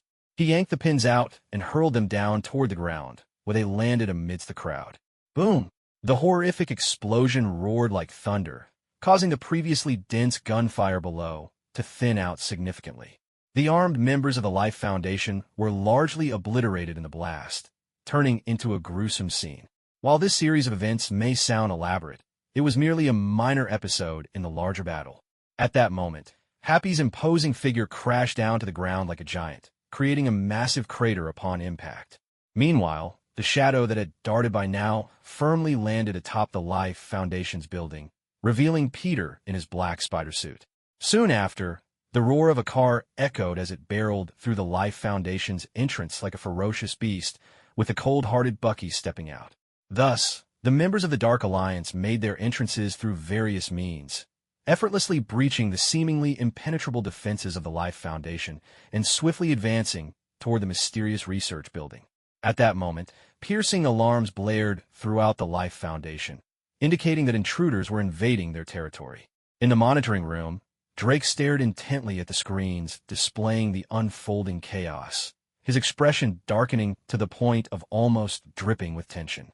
Although he had received prior warnings from Nick, knowing that Tony would eventually strike, he never expected it to happen so swiftly. What shocked him even more was the formidable strength of Tony's team. Aside from the noteworthy Spider-Man, there were 3 other exceptionally powerful superhumans. Such terrifying power, coupled with the Shadow Legion's apparent effectiveness against symbiotes, made the Life Foundation's own strength seem inadequate in the face of this threat. Fortunately, he had previously accepted Nick's collaboration proposal, and the newly enhanced Captain America was still within the Foundation. So, while Drake's expression was grave upon seeing the invading forces, he wasn't overly concerned. Drake picked up the communicator, his voice resonating through it. "Price Donna, we have guests. Bring your teams and give them a proper welcome." "Understood, Doctor," came the quick and resolute response. Drake swiftly mobilized his forces, preparing to thwart the members of the Dark Alliance. Simultaneously, he dialed Nick's number, and the call connected almost immediately. Before Nick could speak, Drake took the lead. "Stark Industries people are here. It's time for your shield to take action." "I understand. Hold on. Reinforcements will arrive shortly," Nick replied before hanging up. Drake didn't continue the conversation with Nick, but instead stood up and headed toward the training room. Compared to Nick, who was far away, Captain America was obviously a more immediate ally. Steve, who had been adjusting to his newfound power, was unaware of the situation outside until Drake approached him, finally making him realize, "There's an invasion?" "I know. Don't worry, I'll step in," Steve replied without hesitation, agreeing to Drake's request for help. Not only had he recently benefited from Drake, but based on his character, he would never sit idly by. After Steve agreed to assist, the tension in Drake's heart finally eased, and his demeanor returned to its previous calmness. Inside the mysterious research building, the members of the Dark Alliance entered together. Shadows appeared in response to Peter and Norman's summons. The Claw Shadows took the lead to scout and engage in combat, while the Shadow Ninjas meticulously searched for locations that might store crucial data. The group spread out from the first floor, leaving no corner untouched in their quest for information. This was their first large-scale coordinated operation, and whether for the rewards to come or to fulfill Tony's mission, everyone was fully alert, refusing to be careless. Meanwhile, as they carefully searched the entire building, members of the Life Foundation quickly arrived on the same floor.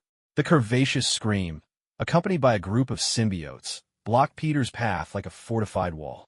Having learned from their previous painful lesson, they were equipped with numerous high-quality gear, significantly enhancing their combat abilities. Seeing this scene unfold, Peter's expression grew grave beneath his mask. He dared not underestimate the situation and directly summoned the more combat-effective Claw Shadows, preparing for the impending fierce battle. On the other side, the Green Goblin, focused on searching for data, suddenly fell prey to a surprise attack from the shadows. The sharp claws struck like lightning, landing heavily on him, producing a cringe-inducing sound. On the third floor, Bucky and Happy were searching when they encountered Steve, clad in his American suit, who stood like an immovable mountain blocking their path. Bucky's expression shifted instantly upon seeing Steve, a complex mix of emotions filling his eyes. How could you be here? That question should be mine. Bucky, what happened to you? Have you forgotten our ideals? Why associate with these evil forces? Come back. Let's join forces to fight evil together. Don't make a mistake again. The last time they met, the situation had been too chaotic for a deeper conversation. Now, seeing each other again, Steve immediately tried to persuade Bucky to leave the Dark Alliance and return to the path of justice. Listening to Steve's plea, Bucky shook his head firmly, replying, I haven't forgotten our ideals, but I have my own path and way. The Light Alliance is the true justice. Conversely, your shield has been controlled by the upper echelons, serving their interests rather than the justice we believe in. Having spent time in Tony's villa, Bucky had fully embraced the ideology of their alliance under Tony's subtle influence. At this moment, he turned the tables to persuade Steve, hoping he could see the reality. Seeing Bucky's stubborn expression, Steve's gaze suddenly hardened. He silently resolved, You have chosen the wrong path, and I cannot allow you to make further mistakes. Since you refuse to turn back, I'll have to take you back by force. With that, Steve prepared to take action. At that moment, Happy, who had been waiting impatiently, shouted, If we're going to fight, let's just do it. No more talking. Without considering Bucky, he charged forward. His body began to swell rapidly, transforming him into a giant resembling a small mountain. His massive fist tore through the air with a whistling sound, aimed directly at Steve's face. Witnessing the sudden assault, Steve's eyes narrowed, and without a moment's hesitation, he retaliated with a powerful punch of his own. The collision of the two fists in midair produced a resounding bang. Happy's lips curled into a smirk, thinking to himself, This fool dares to go toe-to-toe with me. He's looking for death. Having injected himself with the Hulk serum, his strength was unmatched. Aside from Tony, no one in the Alliance dared take him on directly. Thus, when he saw Steve choose to confront him head-on, he envisioned himself easily knocking Steve back. However, reality dealt him a heavy blow. After the loud crash, a figure flew backward like a cannonball, crashing into the wall and cracking it upon impact. Bucky's eyes widened in disbelief as he realized the one who had been sent flying was not Steve, but Happy. He was left with a shocked expression, muttering to himself, How is that possible? Since joining the Alliance, Bucky had interacted with Happy most frequently, and they often sparred. Each time, he ended up bruised and battered. After all, against a monster with incredible defenses and unmatched strength, he stood no chance. While he had seen Steve's abilities, he had assumed Steve was still far weaker than Happy. So, it was utterly unbelievable that the one who had consistently dominated him was now sent flying by Steve with a single punch. Bucky stared in shock, while Happy, now enraged and humiliated, refused to accept this. He couldn't believe that the person he had just looked down upon had knocked him down. Roaring in fury, he struggled to get back on his feet and charged at Steve. Towering like a mountain, each of his steps shook the floor. Yet, raw power alone wouldn't change the outcome. Happy was not the Hulk and couldn't gain strength from anger. Soon, as he lunged forward, he was sent flying back again, spitting blood from his mouth. His once proud defenses had been completely shattered. Steve slowly retracted his fist and glanced impassively at the fallen Happy, thinking to himself, Before merging with the symbiote, I truly was not a match for this big guy. But now, having merged with the symbiote, my power has increased tenfold. How could this brute possibly stand against me? Shifting his focus back to Bucky, Steve spoke calmly. Surrender, Bucky. You're not my match. At this, Bucky snapped back to reality, his face serious as he looked at Steve. He felt the overwhelming power emanating from Steve, sending waves of despair through him. However, he would never surrender easily. He still clung to his sense of justice, and his pride wouldn't allow him to back down without a fight. In a sudden move, Bucky drew his specialized pistol, unleashing a barrage of powerful bullets towards Steve like a rainstorm. Seeing this, Steve didn't attempt to block the bullets. Instead, he swiftly vanished from his position, easily dodging the oncoming fire. When he reappeared, he was right in front of Bucky. By the time Bucky realized it, Steve's fist had already slammed heavily into his chest. With a massive crash, Bucky was knocked down to the ground, pain radiating through every muscle in his body as he lost the ability to fight back. The gap in their powers was simply too vast. Merged with the symbiote, Steve had become immensely stronger, far beyond their expectations. In front of Steve, both Happy and Bucky felt like children facing an adult. They had no hope of resistance. Looking down at the incapacitated Happy and Bucky, Steve shook his head and said calmly, "Why bother? You two can stay here for a while." With that, he turned and walked down the stairs, leaving the two on the ground behind. Both Happy and Bucky, having suffered Steve's powerful blows, had completely lost their combat effectiveness, finding it difficult to even move, and were left lying on the ground. On the second floor, the battle between Green Goblin and Riot continued. With the aid of high-tech gear, Green Goblin had the upper hand, suppressing Riot effectively. Additionally, the Claw Shadows were assisting in the fight, making it difficult for Riot to leverage the symbiote's immense vitality for a forceful attack. Unless something unexpected happened, it was only a matter of time before Riot was defeated. Just as the two fought fiercely, footsteps echoed from the stairway. Steve appeared before them, walking with steady steps. Immediately, both Green Goblin and Riot distanced themselves, warily watching Steve. Upon recognizing him, Green Goblin furrowed his brow, while Riot's face lit up with a hint of joy. She sensed a familiar energy from him, clearly recognizing that Steve was one of their own. "Who are you?" Norman asked, his brow knitted with suspicion. He recalled that Bucky and Happy had gone to the third floor, and now a stranger appeared, clearly an ally of the enemy. Where had Bucky and Happy gone?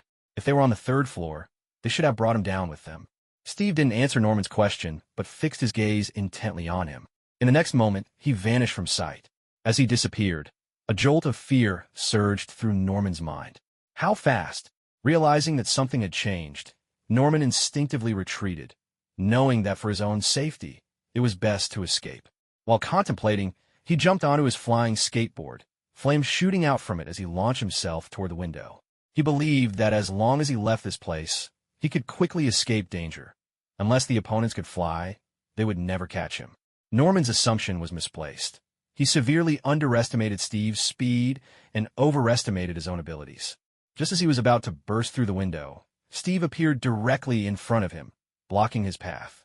With a powerful punch, Steve unleashed a terrifying force. Norman barely had time to raise his hands in defense before he was sent sprawling off the skateboard, crashing heavily to the ground. Boom! The loud noise echoed throughout the building, startling Peter on the first floor. Before he could comprehend what had just happened, Norman's roar resonated from above. "Run!" Upon hearing Norman's furious roar, Peter's expression changed dramatically. He clearly sensed the deep fear in Norman's words. Although he was completely bewildered and didn't understand what had happened, he knew it was not safe to stay there any longer. Instinctively, he bolted toward the exit of the Life Foundation like a startled rabbit. Scream, who had always been suppressed by Peter, quickly reacted upon seeing him flee. Instinctively sensing that they now had the upper hand, she hesitated for only a moment before chasing after him, determined not to let Peter escape easily. However, as several claw shadows appeared before her to intercept, Scream was momentarily stalled, helplessly watching as Peter dashed out of the research building. Anger erupted from her throat in a furious roar, filled with a mix of frustration and rage. Having successfully escaped the building, Steve's figure quietly appeared on the first floor, with Riot cautiously following behind him. Taking in the somewhat chaotic scene, Steve frowned slightly and asked in a low voice, "Where is everyone?"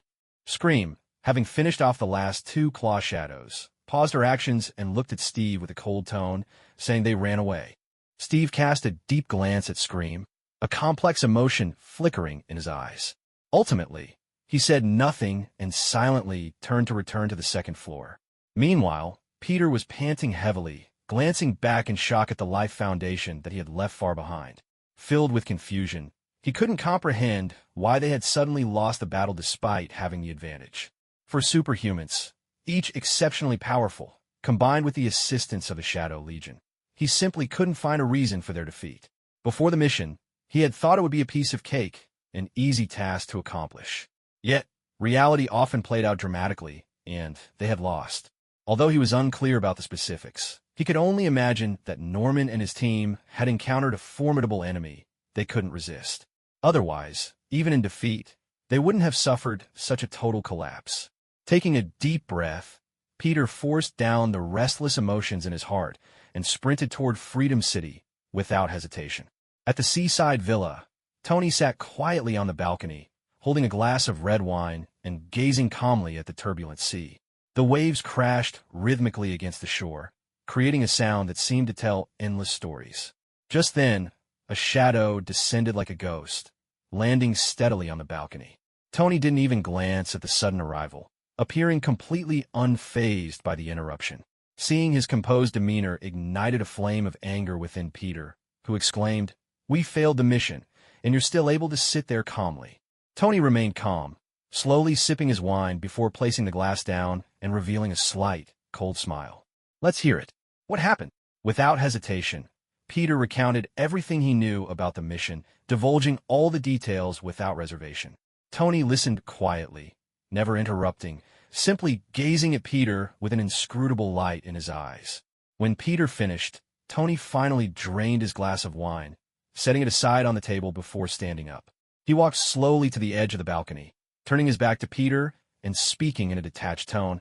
"I warned you all before the mission to proceed with caution, but no one took me seriously. Now look, you've ended up with a complete defeat. Did you really think that having some strength made you invincible?" Initially angry, Peter felt a wave of shame wash over him as he listened to Tony's words. He had to admit that they had indeed been too careless, overestimating their strength and underestimating the life foundation, which ultimately led to their downfall. Faced with Tony's scorn, he found himself at a loss for words. Just then, Jarvis's voice echoed in the villa. "Sir, a call for Mr. Nick." "Shall I connect it?" Tony replied with a calm demeanor. "Put him through." "Understood, sir," Jarvis responded, and Nick's voice soon filled the villa. "Hi, it's good to see you again, Tony." Tony immediately detected the smugness in Nick's tone and responded coldly. "If you're calling to gloat, then shut up." Nick's smugness faltered for an instant.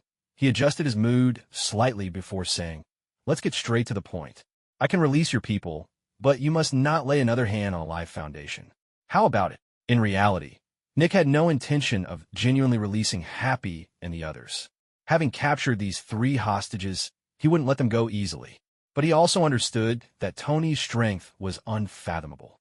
Even with Steve's recent enhancements, he had no confidence in defeating Tony head-on. Moreover, as long as Tony remained unscathed, capturing everyone under him would be futile and could potentially provoke Tony, causing even greater trouble. Therefore, his only thought now was to leverage Happy and the others to strike a deal with Tony for temporary peace. Unfortunately, Tony clearly did not intend to grant him this favor. After Nick finished speaking, Tony's indifferent voice rang out again. "I want my people back, and I also want all the data from the Life Foundation. If you're smart, you'll deliver it willingly. If not, don't blame me for coming to take it myself. That's all. Contact me once you've thought it over." With that, Tony hung up, leaving Nick on the other end of the line stunned, as if doused with cold water. After a long pause, Nick finally regained his composure, an indescribable fury surging within him. If Tony were standing before him, he would have seized his collar without hesitation, demanding, "Don't you understand the situation? I'm the one with the upper hand now. Why are you making demands? What gives you the right to speak to me like that?" In the office, Steve and Drake exchanged glances, both reflecting Nick's simmering anger. Although Nick hadn't put the call on speaker, both of them were not ordinary individuals. Being in the same office, they could clearly hear the conversation between Nick and Tony. So, upon hearing Tony's arrogant tone, a strong sense of dissatisfaction welled up within them, especially for Drake. He had always disagreed with Nick's proposed deal, but had refrained from contradicting him out of respect for Steve. However, now they had hostages in hand, yet were being threatened by Tony, making it impossible for him to accept. Drake let out a cold snort, speaking with a chilling tone. I already told you that your trading plan is unreliable. It will be better to listen to me. Either eliminate those three, or let me find a way to control them to merge with a symbiote to bolster our strength. Why must we bow to that guy? Steve seldom nodded in agreement, supporting Drake's suggestion. Nick, however, waved his hand, saying, No, if anything happens to those three, there's no turning back. Seeing Nick refuse once again, Drake couldn't help but twitch his mouth. He knew very well that this collaboration was primarily in S.H.I.E.L.D.'s favor, and the one who captured Steve was Steve himself, which had little to do with the Life Foundation. He simply did not have enough standing to demand anything. If he pressed too hard, it could jeopardize the fragile cooperation they had managed to establish. While he chose not to speak further, he understood that Steve would not easily agree to Nick's plan. In the next moment, a loud voice suddenly echoed in the office. Enough! Nick, you are the director of S.H.I.E.L.D., and your duty is to eliminate evil and maintain stability in America. But what are you doing now? Bowing down to dark forces? Is that guy really invincible? I don't believe it. Steve spoke with righteous indignation. His personality played a part in this outburst, but it was also due to his significantly enhanced power. Having merged with the symbiote, he had effortlessly taken down three incredibly powerful superhumans. Such an experience was bound to affect his mindset. However, he wasn't a brash young man and had maintained a steady demeanor until now. But with Tony's relentless pressure and Nick's repeated concessions, he finally couldn't hold back. To him, even if Tony was strong, he was now on par with Steve's newly enhanced self, and he had no fear facing him. Hearing Steve's roar and seeing his unwavering gaze fixated on him, Nick snapped back to reality. He realized that his mindset had become imbalanced. Perhaps the immense pressure from Tony had caused him to hesitate, making him cautious when facing Tony. Although he could issue orders as the director, from Steve's current expression, he understood that if he did so, Steve might very well turn against him. A sigh echoed in his heart. He knew he couldn't continue to back down. He had to confront Tony head-on. Otherwise, Steve might begin to question his loyalty. All right, Captain, perhaps you're right. In that case, let's work together to deal with Tony, Nick said, but I need to remind you, don't underestimate Tony. He's full of surprises and extremely powerful. Even with your current strength, you might not easily take him down. Upon hearing Nick's warning, Steve nodded. He wasn't the type to ignore sound advice and could clearly hear the concern in Nick's voice. Don't worry, Director. With my current power, even if I can't take Tony down, I won't easily fail. Moreover, we have the initiative. As long as we don't get crushed by him, he'll have to yield. While Nick, Steve, and Drake were discussing their strategies at the Life Foundation, Tony hung up the phone and went upstairs to change into a new outfit. Dressed in a sharp white suit, he exuded an air of sophistication as he descended the stairs and waved to Peter, who was waiting before they both headed outside. Curious, Peter asked, "What are we going to do now?" "We're going to reclaim our honor," Tony replied, a smile playing on his lips as he walked. Upon hearing this, Peter's eyes lit up. He had always sensed that Tony was extraordinary, but had never seen him in action. Now that he had the chance, he wouldn't miss it. Quickly following Tony, Tony drove a sleek silver sports car, executing a flawless drift as they sped away from the villa toward the Life Foundation. His physical abilities had improved tremendously. Both his vision and reflexes had reached the peak of human potential. Coupled with his extensive driving experience from his previous life, drifting was second nature to him. As it was already past midnight, there were few vehicles on the road. Soon after leaving the villa, Tony's car surged to a speed of 130 miles per hour. 15 minutes later, with a stylish drift, the silver sports car came to a halt at the entrance of the Life Foundation. Tony opened the car door and stepped out, with Peter quickly following. Meanwhile, Nick and the others at the Life Foundation noticed Tony's arrival through the surveillance cameras. Nick's expression grew serious, while Steve, standing behind him, looked eager to test the waters. "I'm going to see just how formidable this guy is and whether he's really as terrifying as you said," Steve said, disregarding whether Nick approved, and pushed the door open to leave the office. Seeing this, Drake's eyes sparkled with anticipation. One was a super soldier he had created, and the other was the seemingly invincible figure Nick had exaggerated. Regardless of who won or lost, Drake was eager to see the outcome of this battle. As Tony and Peter entered the Life Foundation and made their way toward the research building, the ordinary security personnel had already evacuated following their earlier attack, allowing them to advance smoothly without any obstacles. Upon reaching the entrance of the research building, heavy footsteps began to echo from within. Steve, towering in stature, had grown even larger after merging with the symbiote. When he appeared at the entrance, he completely blocked the door to the research facility. To enter, they would have to deal with Steve first. With Steve's appearance, Peter's expression turned alert, while Tony remained calm. "Are you going to stop me?" Tony asked. "Exactly, and I want you to come back to S.H.I.E.L.D. with me," Steve stated bluntly, revealing his intentions without hesitation. At that moment, Tony moved. To him, if Steve was an enemy, there was no need for further conversation. He would simply take him down. With the power of the rabbit talisman merged within him, his speed was at its peak. Almost instantly after Steve finished speaking, Tony appeared right in front of him and landed a powerful punch squarely on his cheek. In an instant, the previously invincible Steve was sent flying backward as if struck by a cannonball. With a loud crash, he crashed into the wall, producing a deafening noise, and was buried under debris. However, he didn't have time to dwell on that. Instead, he looked at Tony in shock from a distance. Although he had heard from Nick that Tony was strong, he never imagined he could be this powerful. One punch sent him flying without any ability to retaliate. In an instant, Steve's mind became clouded, staring blankly at Tony at the entrance, filled with confusion. Who am I? Where am I? What am I supposed to do? As Steve lost himself in thought, Tony calmly glanced at him, a smirk playing on his lips, and said leisurely, "Is that all?" Upon hearing Tony's dismissive words, Steve, still reeling from the shock of being knocked down, suddenly lifted his head, anger flashing across his face. As a seasoned fighter who had endured countless battles, he held a strong sense of pride. He had never regarded Tony as a serious opponent, but being effortlessly sent flying by him was something he found hard to accept. Despite his anger, Steve maintained a cool head. He knew that in the heat of battle, losing one's composure could dictate the outcome. Taking a slow breath, he fixed his gaze on Tony, his eyes sharp as he spoke slowly. "Come again." Before Tony could react, Steve charged forward without hesitation. Bang! A thunderous sound erupted in the air as the ground beneath Steve's feet shattered under the force of his launch. He shot toward Tony like an arrow, moving at an incredible speed. Standing behind Tony, Peter, despite his enhanced spider sense, could only catch a glimpse of Steve's blurred form, unable to clearly see his movements. Alarmed, Peter shouted, "Be careful, Tony." In an instant, a dull crash resounded as Steve appeared before Tony, who remained unmoved, standing like an unyielding wall of steel.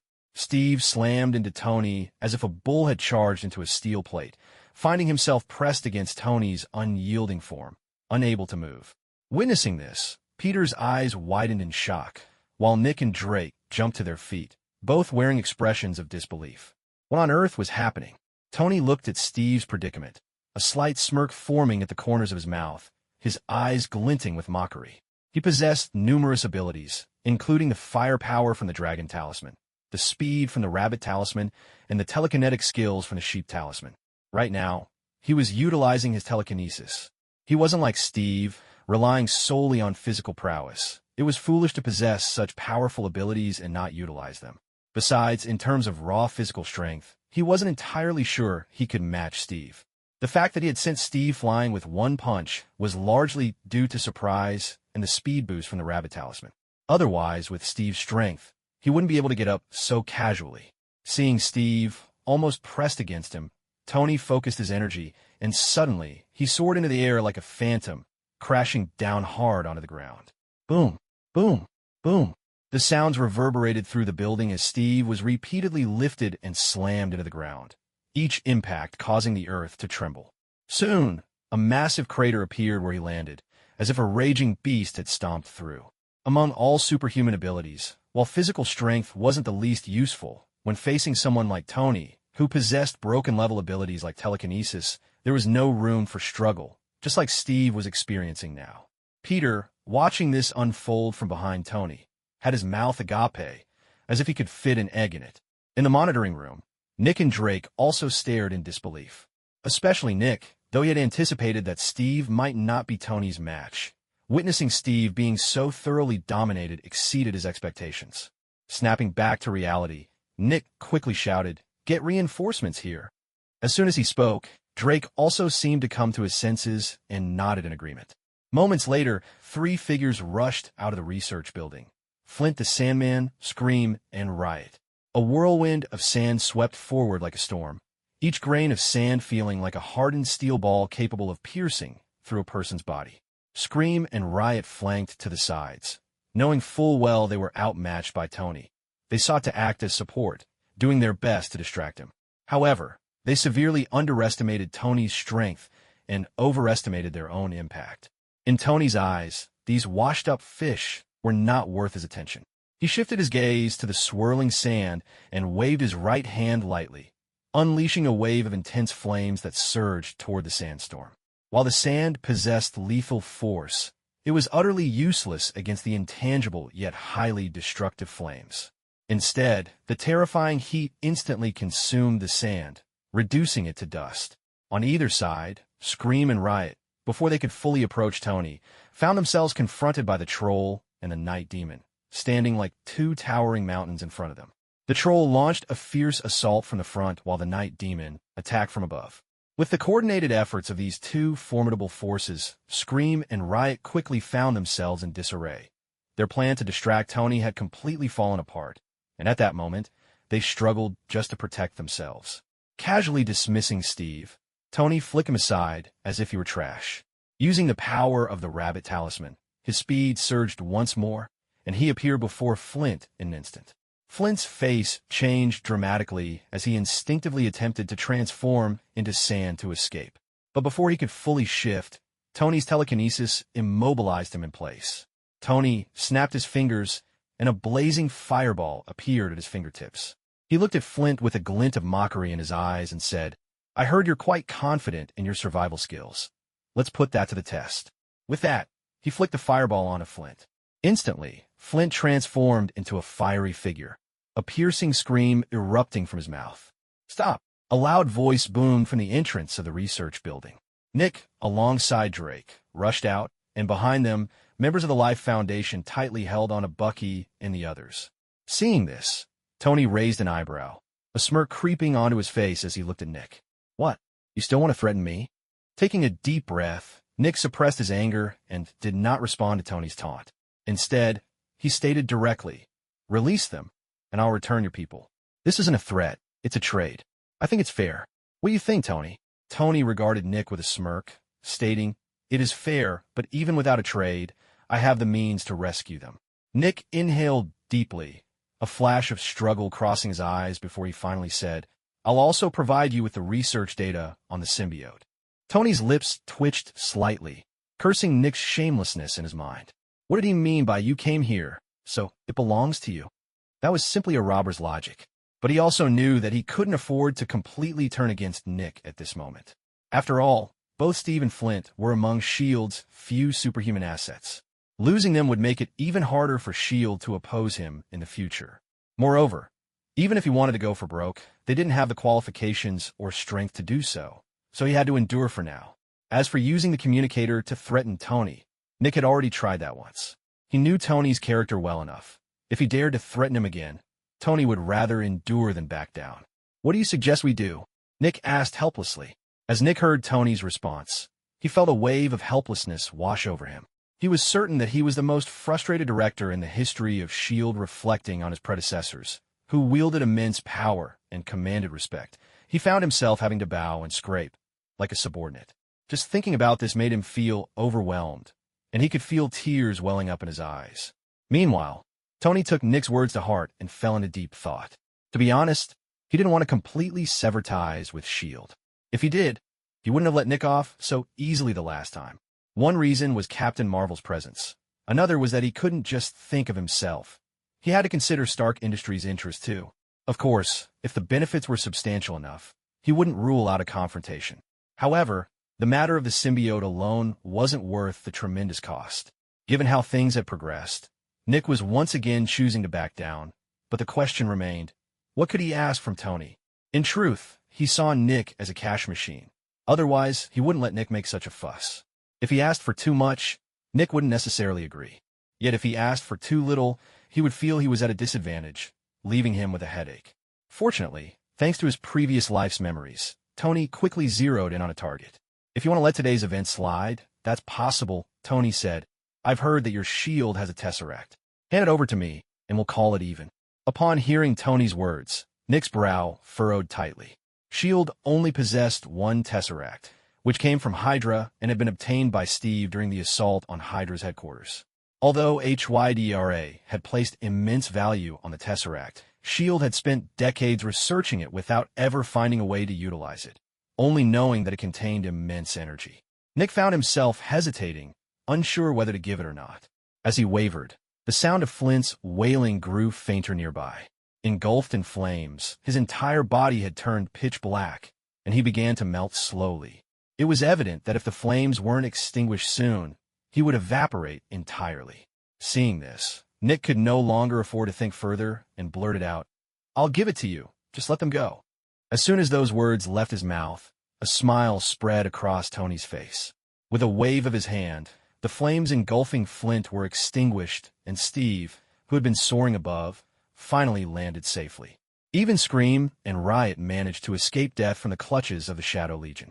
"Prepare the documents and send them to my villa," Tony instructed, then turned his attention to Drake without acknowledging Nick further. Feeling the weight of Tony's gaze, Drake tensed up, swallowing hard.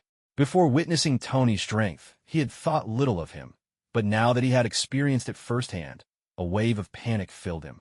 He was terrified that Tony would target him next, which could spell his doom. "Mr. Tony, here's the data you requested. It's all right here," Drake said, hurrying to present the folder with both hands. At the same time, the imprisoned Bucky and his team had regained their freedom and approached Tony, each lowering their heads in shame. Tony glanced at the trio, choosing not to say a word as he turned to leave, with Peter following closely behind. Bucky and the others quickly caught up, trailing after them. The group made their way out of the Life Foundation. Watching Tony and the others depart, both Nick and Drake let out a collective sigh of relief. Nick quickly looked at Flint and Steve on the ground and urged, "Get them help." In the silver sports car, Tony sat in the back seat with Bucky in the front passenger seat, while Happy drove. Peter and Norman had naturally flown back. Observing Tony's silence in the back seat, Bucky and Happy were tense, not daring to breathe too loudly and appearing extremely obedient. Noticing their demeanor, Tony's smile faded, and he spoke slowly. "It seems you both know how embarrassing this was. After we return, focus on improving your abilities. I don't want to see this happen again." To be honest, Tony was somewhat disappointed. The Dark Alliance he had painstakingly built had nearly faced complete annihilation. When he heard this news, he almost considered letting them fend for themselves. It was too humiliating. However, after careful consideration, he decided to come personally since the outcome wasn't entirely disastrous. "Don't worry, sir. We'll work hard when we get back," Bucky and Happy replied in unison. Tony nodded dismissively, having little hope for improvement.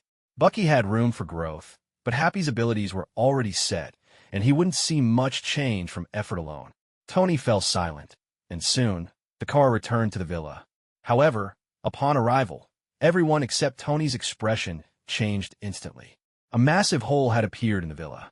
Seeing this, everyone's hearts jumped, and they turned their gazes to Tony. Tony, with narrowed eyes and no words, walked toward the villa, appearing as if nothing had happened, but everyone could sense a chilling aura radiating from him, causing them to hesitate to speak. "JRVS," Tony said, surveying the nearly ruined villa. "Sir, I'm here," JRVS responded. "Tell me what happened." "After you left, the new arrivals in the basement woke up and freed Banner. The two escaped from the villa together," JRVS explained. Upon hearing this, Tony headed straight for the underground lab. Soon, he arrived at the disaster zone that the basement had become. Laughing lightly, he said, "Well done, they not only escaped but also dared to wreck the place." How amusing. Though Tony said this with a smile, everyone could feel the anger simmering beneath. Especially Peter, who instinctively shrank back.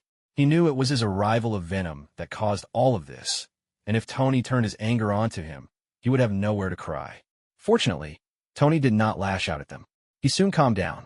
"All right, everyone, stop following me. Go do what you need to do. We'll discuss everything tomorrow. Happy, contact someone to repair the villa." With that, Tony brushed past the group and left.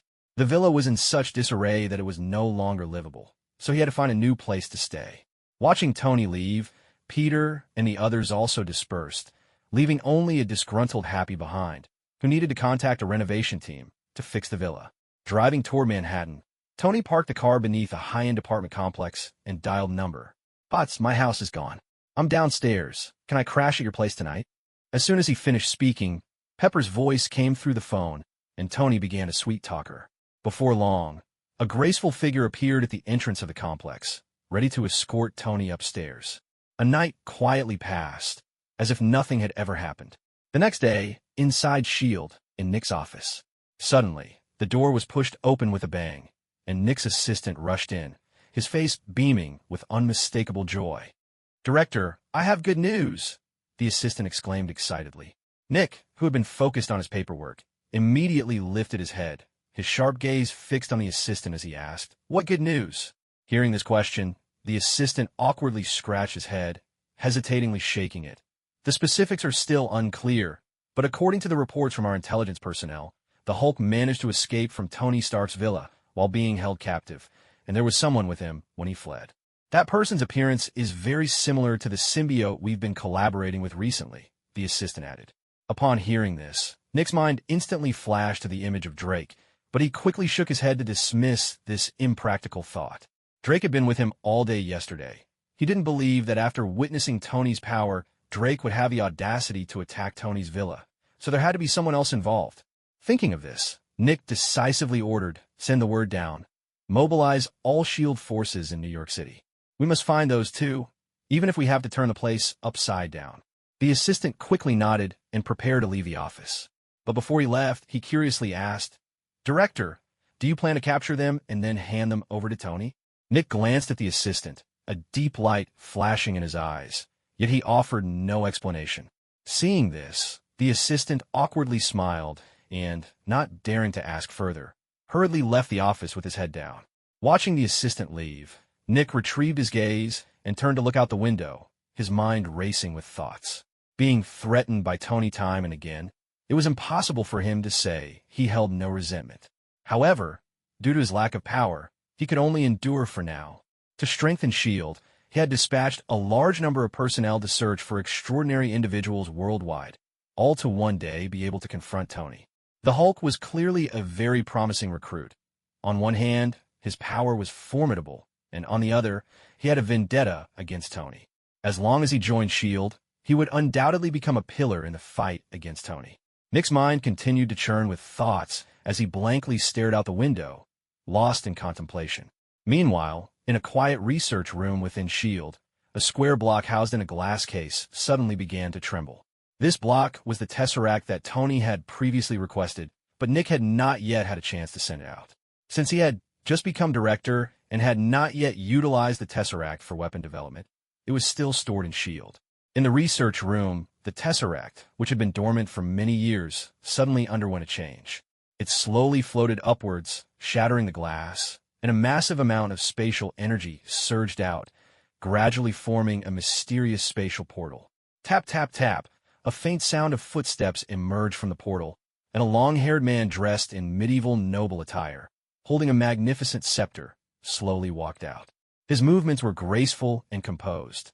As he looked at the arrangement of the research room, he slightly raised an eyebrow, then turned his gaze to the quietly placed Tesseract, a subtle smile appearing at the corners of his mouth. With a casual gesture, he summoned the Tesseract into his hand. He tightly gripped the cube, a glimmer of amusement in his eyes, softly saying, "Is this the space gem you've always wanted?" After speaking, Loki casually stored the Tesseract away and stepped towards the exit, murmuring to himself, "I wonder how my good brother is doing now. I've come to see you." As a highly confidential organization, S.H.I.E.L.D. had security as strict as that of the White House. So, when Loki stepped out of the research room, he was immediately spotted by the S.H.I.E.L.D. personnel. "Stop! Who are you? Why are you here?" a guard exclaimed, wide-eyed, as he looked at Loki emerging from the research room, raising his weapon to aim at him. Seeing the guard's action, Loki remained unfazed, merely lifting his scepter and waving it gently. Instantly, a dazed expression appeared on the guard's face, and the next second, he turned the gun on himself and unhesitatingly pulled the trigger. Bang! A gunshot rang out, and the guard's head exploded like a watermelon, bright red blood splattering everywhere. Loki calmly walked past him, as if the horrific scene had nothing to do with him. A rapid alarm echoed throughout S.H.I.E.L.D., only triggered during an external invasion. Immediately, the personnel's expressions changed, and they quickly sprang into action. In Nick's office, he was jolted awake by the sudden alarm. His expression darkened instantly. Without saying a word, he pushed open the office door and strode out. Just as he stepped out, he saw his assistant running towards him in a panic. Nick's face grew even more grim as he said in a low voice, "What's going on?" "Not good, Director. There's been an incident in the research room. Someone broke in and took the Tesseract," the assistant said anxiously. "What?" Nick shouted, his emotions escalating beyond what they were moments ago. The Tesseract was something he had promised to hand over to Tony, and now that it was lost, Tony would not let him off easily. Nick didn't bother with the assistant any longer and quickly headed towards the scene of the incident. He had sped up as much as possible, but the vast size of S.H.I.E.L.D. meant that when he arrived at the scene, he found nothing but blood and bodies, with no trace of the intruder. Who was responsible for guarding this place today? Nick turned and glared at his out-of-breath assistant, demanding loudly. Seeing Nick's fierce expression, the assistant felt a surge of tension and stammered, It was Barton. He was on guard here today." "Where is he?" Nick demanded sharply. "I don't know," the assistant replied helplessly, having rushed to report to Nick without any knowledge of Barton's current whereabouts. Upon hearing this, Nick's expression darkened further, and he turned towards the monitoring room. As an important organization, S.H.I.E.L.D. was equipped with surveillance devices throughout. Soon, Nick arrived at the monitoring room and pulled up the surveillance footage from the research area. Loki's image immediately appeared on the screen. Watching as Loki merely waved his scepter, causing S.H.I.E.L.D.'s elite to choose to commit suicide, Nick's face turned grim. After seeing Barton being taken away by Loki, Nick understood why he hadn't seen Barton earlier. He turned off the surveillance video, taking deep breaths, but the agitation in his heart remained uncalmed. He realized he was indeed having the worst luck. While other directors dealt with leisurely affairs and occasionally faced off against a few Hydra members, he had to contend with superhumans time and again, each increasingly terrifying. Not to mention Tony and the others. Even the person who had just appeared in the footage possessed terrifying power, able to make people violate their survival instincts and choose to end their own lives. For a moment, Nick couldn't help but let out a long sigh, his face full of helplessness. He reluctantly ordered, "Send everyone out to search. We must find that guy's whereabouts." The assistant hurriedly nodded and rushed to execute the order. After the assistant left, Nick rubbed his sore neck, displaying a pained expression, and inwardly pondered. How should he explain this incident to Tony? At this moment, the villa was still under repair, so Tony was temporarily staying at Pot's house. He looked at the neatly arranged living room, recalling the chaotic scenes from last night, and couldn't help but smile slightly.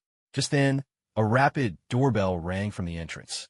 Tony instinctively said, "JRVS, open the door." However, after waiting for a moment, he didn't hear JRVS's response. It suddenly struck him that JRVS was still at the villa. Shaking his head helplessly, Tony had no choice but to walk towards the door and slowly opened it. Immediately, Nick's gloomy face came into view. His eyebrows furrowed slightly, and a wave of displeasure rose in his heart. He didn't want to see this guy so early in the morning, instinctively wanting to close the door. Seeing Tony's action, Nick felt anxious and quickly reached out to stop him. "Wait," he was silently lamenting. The Tesseract was missing, and he couldn't explain it to Tony. To avoid Tony's wrath, he had to visit in person. He never expected to be met with a door in his face right after opening it, feeling as though he had lost all status in Tony's eyes. After mentally complaining, Nick quickly said, "The Tesseract is gone. Last night, someone broke into S.H.I.E.L.D. and stole it." Upon hearing this, Tony paused his movements, a flicker of suspicion crossing his eyes as he thought, "Why did it have to disappear when I was asking for it? What a coincidence." Seeing the expression on Tony's face, Nick understood what he was thinking and couldn't help but smile bitterly, saying, "I'm not lying to you. Look, I've brought the surveillance footage." He raised the tape box in his hand to show his sincerity. "Rest assured, since I promised you, I will definitely make it happen. Give me some time, and I'll get the Tesseract back to you," Nick stated earnestly. Tony took the tape box, rubbed his chin, and fell into deep thought. After a moment, he finally nodded and said, "All right." With that, he slammed the door shut. Nick, left standing outside, was filled with anger and frustration as he left Pot's residence and continued to urge S.H.I.E.L.D. personnel to expedite the search for the Tesseract. Tony returned to the living room with the tape box, took out the videotape, and inserted it into the VCR. He then sat on the sofa, leisurely enjoying the breakfast Potts had prepared for him. The videotape was short, only a few minutes long, and it quickly finished playing. As Tony watched Loki appear on the tape, a glimmer of cold light flashed in his eyes, and he thought, "Why is this guy showing up now? However, daring to steal my stuff is simply asking for death." Muttering to himself, Tony didn't plan to take immediate action. He was still curious about this world's deity and wanted to see just how much chaos this god could create on Earth. Of course, this was also because he didn't feel completely confident that he could defeat Loki. Despite Loki's somewhat pathetic portrayal in the movies, he was still a god and shouldn't be underestimated. Moreover, he might have a supervillain like Thanos backing him. If it came to a showdown with Loki, the outcome was uncertain, but facing Thanos, Tony had no confidence at all. After all, Thanos was one of the top experts in the universe and not so easily dealt with. Thinking of this, Tony felt a sense of urgency wash over him. He pondered for a moment, then got up to change into another set of clothes and left the neighborhood. Driving his supercar, Tony navigated through the streets based on the information provided by JRVS, quickly arriving at Hell's Kitchen. As one of New York City's notorious slums, Hell's Kitchen was one of the darkest areas of the city, where robbery, drug dealing, and prostitution occurred at any time, and with numerous gangs running rampant, it was practically hell on earth. Tony was here, of course, to recruit a new member for the Dark Alliance. This person was not unfamiliar to him. It was Dr. Octopus. Ever since the failure of his last product demonstration, Dr. Octopus had not only lost his wife, but had also completely lost his research funding. After all, the products he developed had resulted in casualties, and who would dare to use such things again? Even if he improved his products, people would still be wary of trying them. Therefore, such products would inevitably lose their investment value, and the corporate capital of the Osborn Group had directly cut off his research funding. Naturally, Dr. Octopus was unwilling to accept this. Those mechanical arms were his life's work. How could he easily give up? To continue his research, he sold all his possessions and moved to Hell's Kitchen, where rent was cheaper.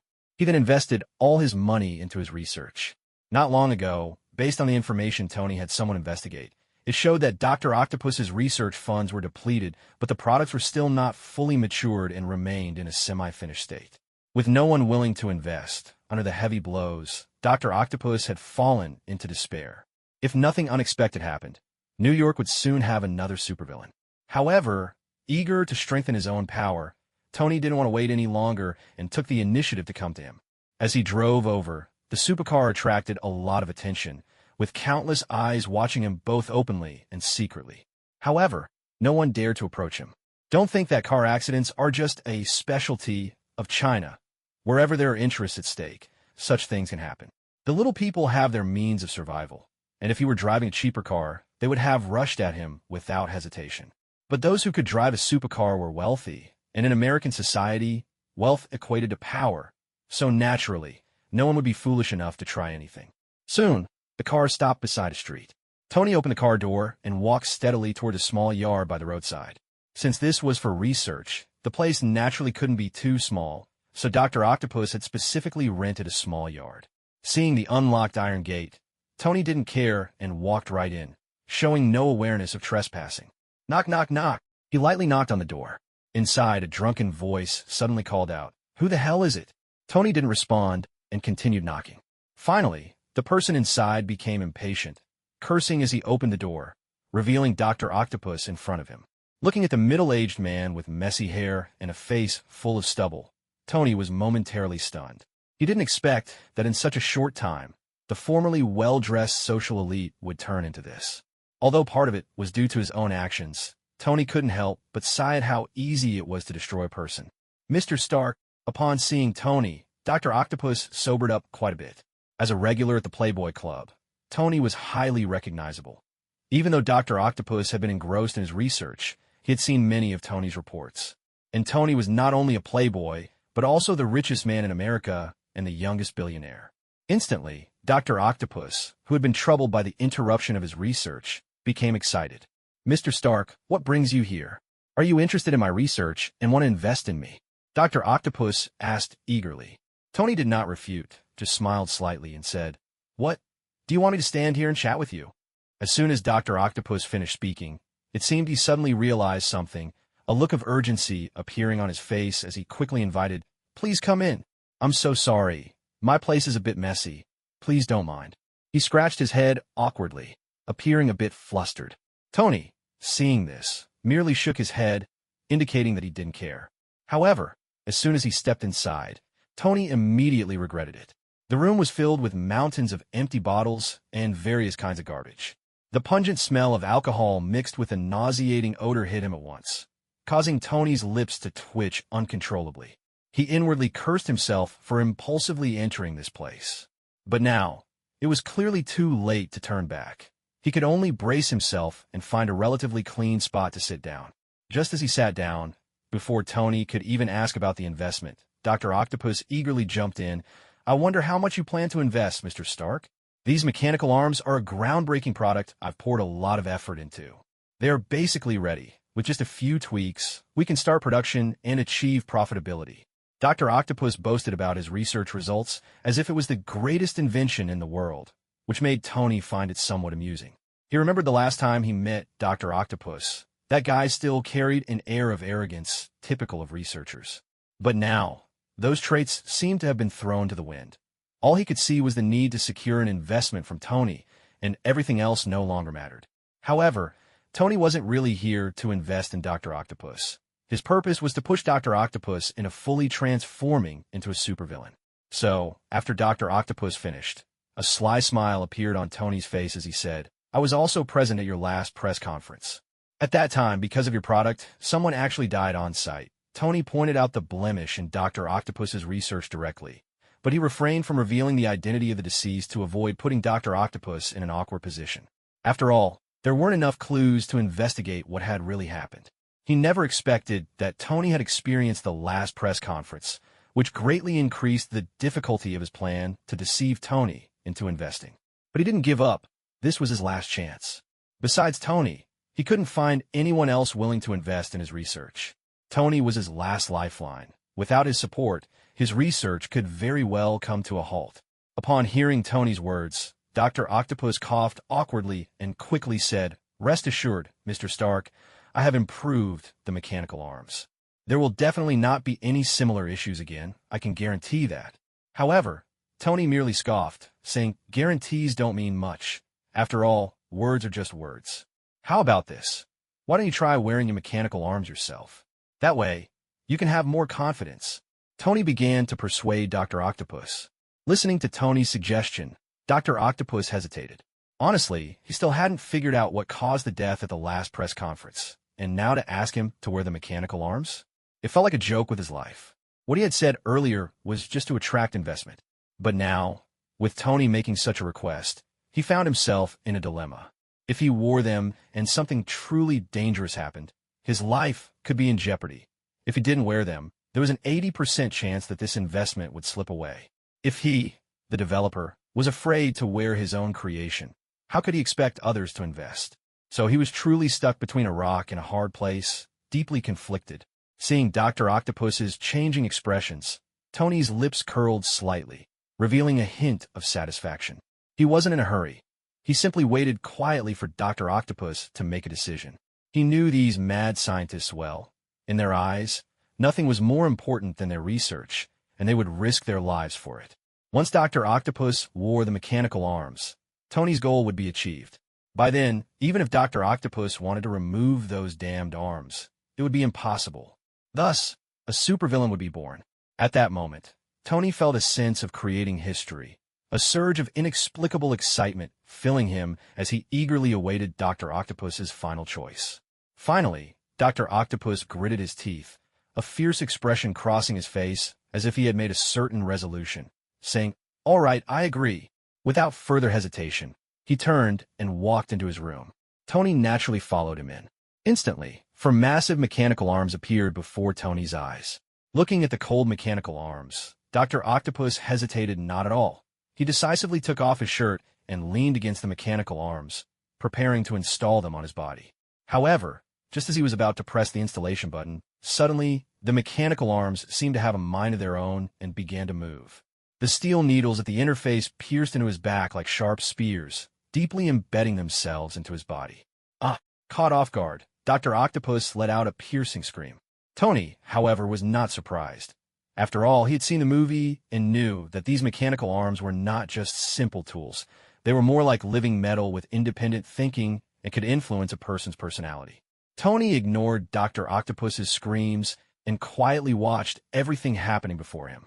About half an hour later, the fusion between the mechanical arms and Dr. Octopus was finally complete. Because it was a complete fusion, the process took significantly longer than during the last press conference. At this point, Dr. Octopus, who had exhausted his strength from the screaming, finally breathed a sigh of relief, his body seeming to lose all its strength, about to collapse to the ground. But before his body could touch the floor, the mechanical arms suddenly moved on their own, stabilizing him like human legs so that he wouldn't fall. The other two mechanical arms hissed at Tony like venomous snakes, as if they were protesting. Tony naturally wouldn't argue with the two mechanical arms. He smiled and asked, "How do you feel now?" Dr. Octopus struggled to lift his head. Although his face still bore a painful expression, his eyes sparkled with excitement as he replied, "Awesome. I feel like I instantly have 2 extra pairs of hands, and I can control them freely." Although he looked quite disheveled, the smile on his face was genuine. After all, these were the mechanical arms he had developed, and this was the first time they were installed on himself. Besides the initial pain, he truly felt very good now. Tony then suggested, "Why don't you try to see if you can remove the mechanical arms?" Dr. Octopus nodded and immediately attempted to take off the mechanical arms. However, soon his expression changed. He found that he couldn't remove the damn mechanical arms at all. The detachment mechanism he had designed seemed to be nothing more than a decoration, completely ineffective. Instantly, he panicked. No one wanted to become a monster, and now, sporting these mechanical arms, he was no different from one. When he realized that he might be bound by this thing for life, his face turned completely pale. "Damn it, what's going on? I clearly designed it. Why is it malfunctioning?" Dr. Octopus roared repeatedly, and Tony's lips curled into a barely noticeable smile. He knew that his plan was gradually coming to fruition, and Dr. Octopus had fallen into despair. Tony consoled him, "Don't worry, it should just be a minor glitch. Keep researching, and you'll definitely find a way to detach them. Also, I've decided to invest in this project." Upon hearing Tony's words, Dr. Octopus's panic eased a bit, and he looked at Tony with gratitude, saying, "You're right, Mr. Stark. It's indeed just a small problem. Thank you very much for your support." The joy in Dr. Octopus's heart was evident. Although the mechanical arms had a minor malfunction, compared to the joy of securing an investment, this was nothing. He believed that with his intelligence, he would quickly resolve the detachment issue. Seeing Dr. Octopus's face light up with joy at the prospect of receiving investment, Tony seized the opportunity to extend an invitation. "By the way, I formed an alliance specifically inviting outstanding scientists like you to discuss the future of humanity." He asked casually, as if it were just a spur-of-the-moment idea. Sure enough, Dr. Octopus didn't give it much thought and nodded in agreement, saying, "Sure, that sounds great.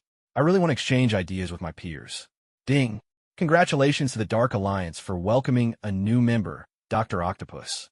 Rewards have been successfully issued. The system's prompt echoed in Tony's mind at that moment.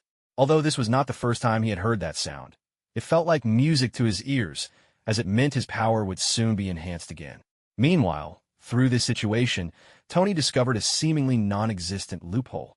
It turned out that as long as someone agreed to join, regardless of the name under which they joined, the system would recognize it. Don't underestimate this point. With this discovery, his operational space expanded significantly, and he might even have a chance to rack up some system rewards. However, this was just a preliminary idea, and Tony still needed to think carefully about how to implement it.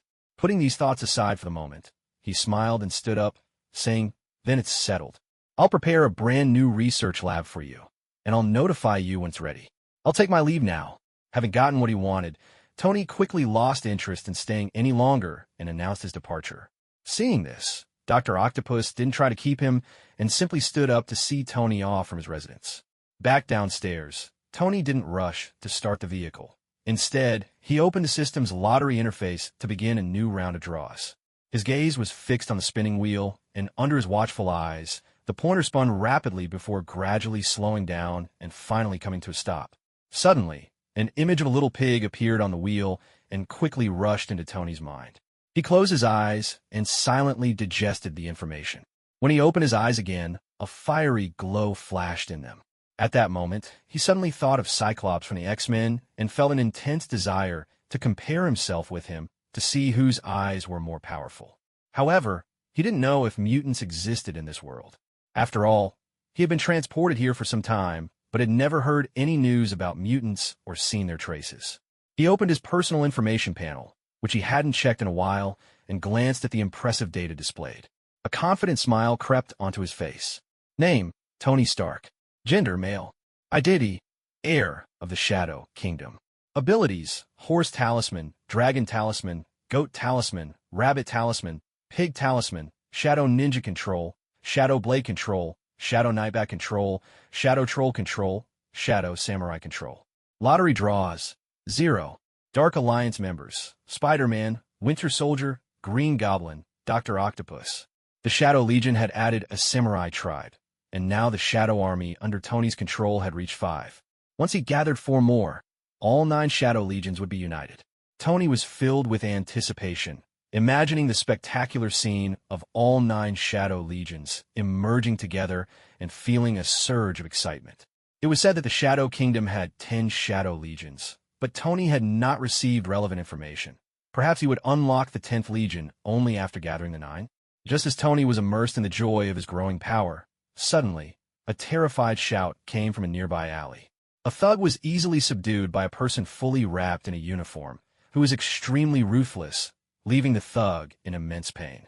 Hearing the commotion, Tony turned to look into the alley through the car window, his eyebrows raising slightly in surprise. After all, in this city full of superheroes, New York had more than just Spider-Man. Aside from the famous little spider, there were also heroes like Daredevil and the Punisher who operated in the shadows. Unlike Spider-Man, who represented light, Daredevil and the Punisher leaned towards a more violent approach to justice. Furthermore, their activities were primarily concentrated in Hell's Kitchen, so their fame didn't match that of Spider-Man. Encountering Daredevil at this moment was undoubtedly a coincidence, especially in broad daylight, making it even more surprising. Although Tony was aware of Daredevil's existence, he hadn't considered recruiting him, as these superheroes who had come through suffering often had incredibly strong convictions, unlike a young man like Peter. Recruiting them would require considerable effort.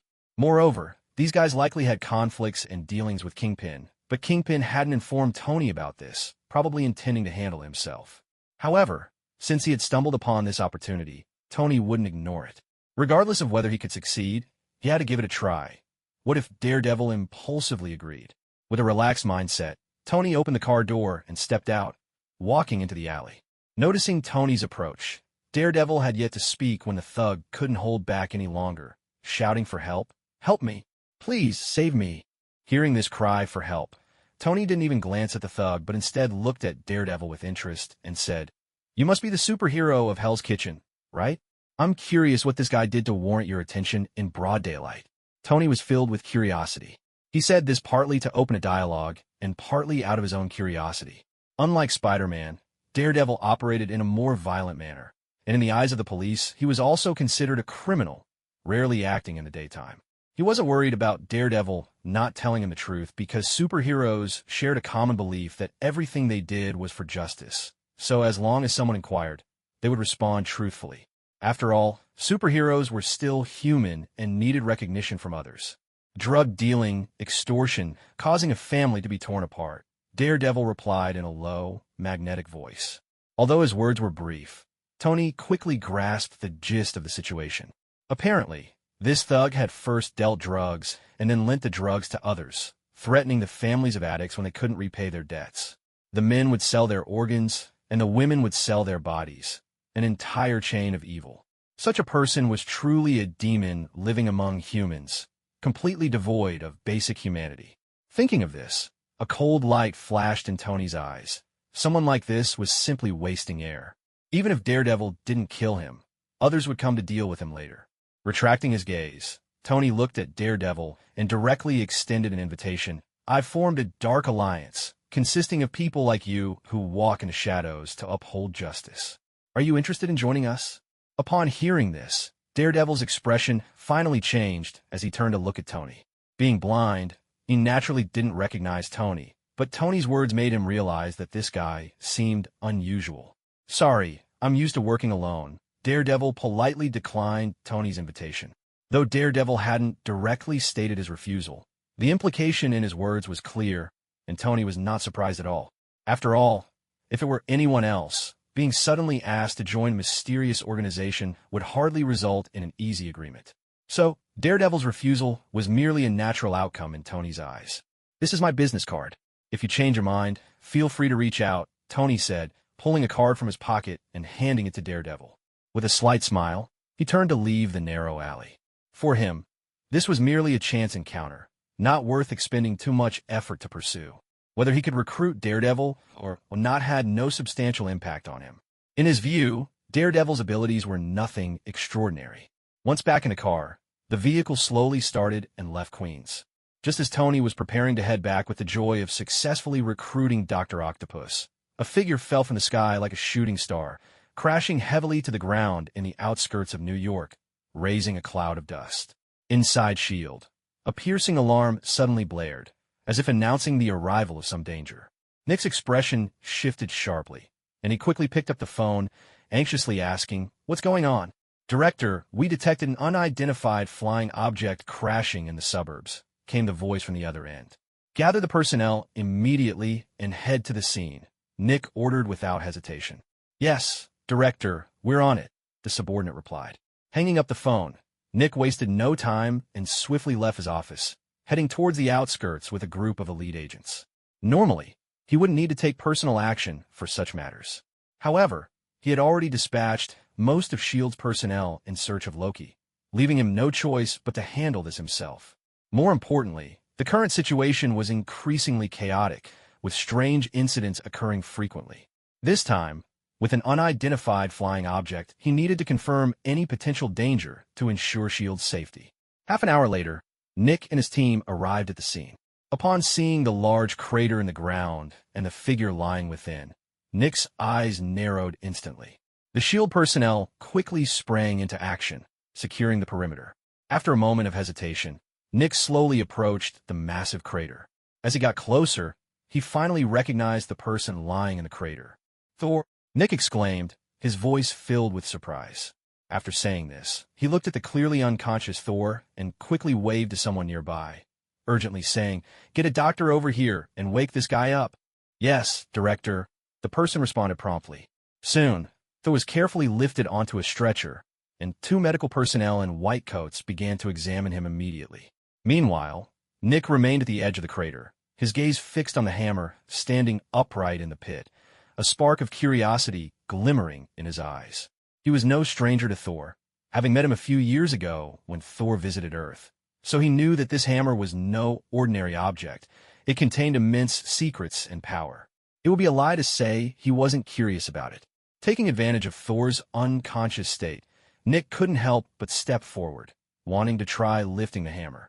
However, he soon realized he had overestimated his strength. Despite using all his might, the hammer didn't budge at all, as if it were firmly glued to the ground. Reluctantly, Nick had to give up for the moment and patiently wait for Thor to wake up.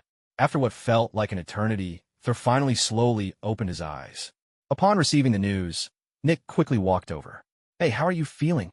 Nick asked with concern. Thor nodded slightly, still looking a bit dazed, clearly still waking up. However, this state didn't last long. Soon, Thor fully regained his composure and looked at Nick, asking in confusion, "What are you doing here?" "I should be asking you that," Nick replied with a smile. "Didn't you return to Asgard? What are you doing back here?" This was a question that had been on his mind. "I'm here to find my brother, Loki," Thor explained. "Loki?" Nick's eyebrows furrowed slightly, and a sudden thought crossed his mind. He recalled the person who had taken the Tesseract, that mysterious individual. Without hesitation, Nick waved to his assistant to bring over Loki's photo. Soon, the assistant hurried back with a tablet, and Nick swiped a few times before handing it to Thor, asking, "Is this the guy you're looking for?" The moment Thor saw the photo, a glimmer of excitement flashed in his eyes. "You've seen him?" Seeing this, Nick's mouth twitched slightly. It seemed his guess was correct. "Yes," Nick said seriously. "That guy not only stole the Tesseract, but also killed several of our S.H.I.E.L.D. agents." As soon as he finished speaking, Thor fell silent, a hint of embarrassment crossing his face. He well understood Loki's character and modus operandi, So without needing further confirmation, he knew what Nick said was the truth. The two exchanged a knowing glance, neither mentioning the matter again. Nick smoothly changed the subject. We're also searching for him with all our might. Why don't you come back to S.H.I.E.L.D. with us in the meantime? I'll make sure to inform you when we find him. Thor nodded without hesitation, responding, "Thank you." Although he was a god, during his time on Earth, he had deeply felt the complexity and diversity of humanity. Searching for his brother in the vast sea of people was indeed a formidable challenge. Nick's willingness to help was undoubtedly good news for him. As for Nick, the old fox had his own calculations in mind. Thor was a powerful force, and for someone like him who urgently needed strength to deal with various crises, Thor was undoubtedly a valuable ally. The two quickly reached an agreement, and the atmosphere was harmonious, as if they were old friends. Not lingering in the suburbs, Thor picked up his hammer and followed Nick back to S.H.I.E.L.D. Meanwhile, on a high building in New York's Times Square, Loki looked down at the masses below with a pleased expression, as if the entire world were under his control. Hawkeye, under his control, stood silently behind him like a loyal guard. "What a lively city! Too bad it will soon be destroyed by me," Loki said, a cruel smile creeping onto his face. "How's the radiation device coming along?" Loki asked without turning his head. Hawkeye replied expressionlessly, "It's almost ready. In 3 days, it will be completed. Make it quick. I can't wait to see the world's destruction," Loki urged, excitement flashing in his eyes. Hawkeye nodded, determination glinting in his gaze. At that moment, Loki suddenly turned to look in the direction of S.H.I.E.L.D., his previously calm demeanor shifting to sharp intensity, a playful smile forming on his lips. He had thought Thor was still on Earth, but after leaving S.H.I.E.L.D., he suddenly realized that Thor was no longer there, which disappointed him. Yet now, he sensed Thor's presence again, rekindling his interest. Whoosh! Loki shot up into the sky like a swift eagle, flying toward S.H.I.E.L.D. Outside the S.H.I.E.L.D. building, Nick and his team had just stepped out of their vehicle, preparing to enter the building. Just then, Thor suddenly looked up at the sky. Noticing this, Nick instinctively looked up as well, just in time to see Loki descending from above. Instantly, Nick's expression changed dramatically, and the S.H.I.E.L.D. agents became tense, raising their weapons to aim at Loki.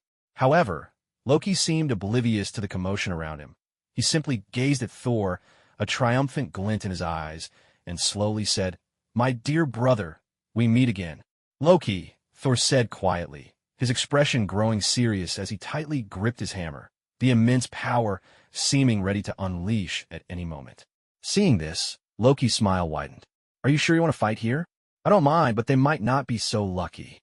Loki casually glanced at the surrounding S.H.I.E.L.D. agents, his eyes filled with provocation.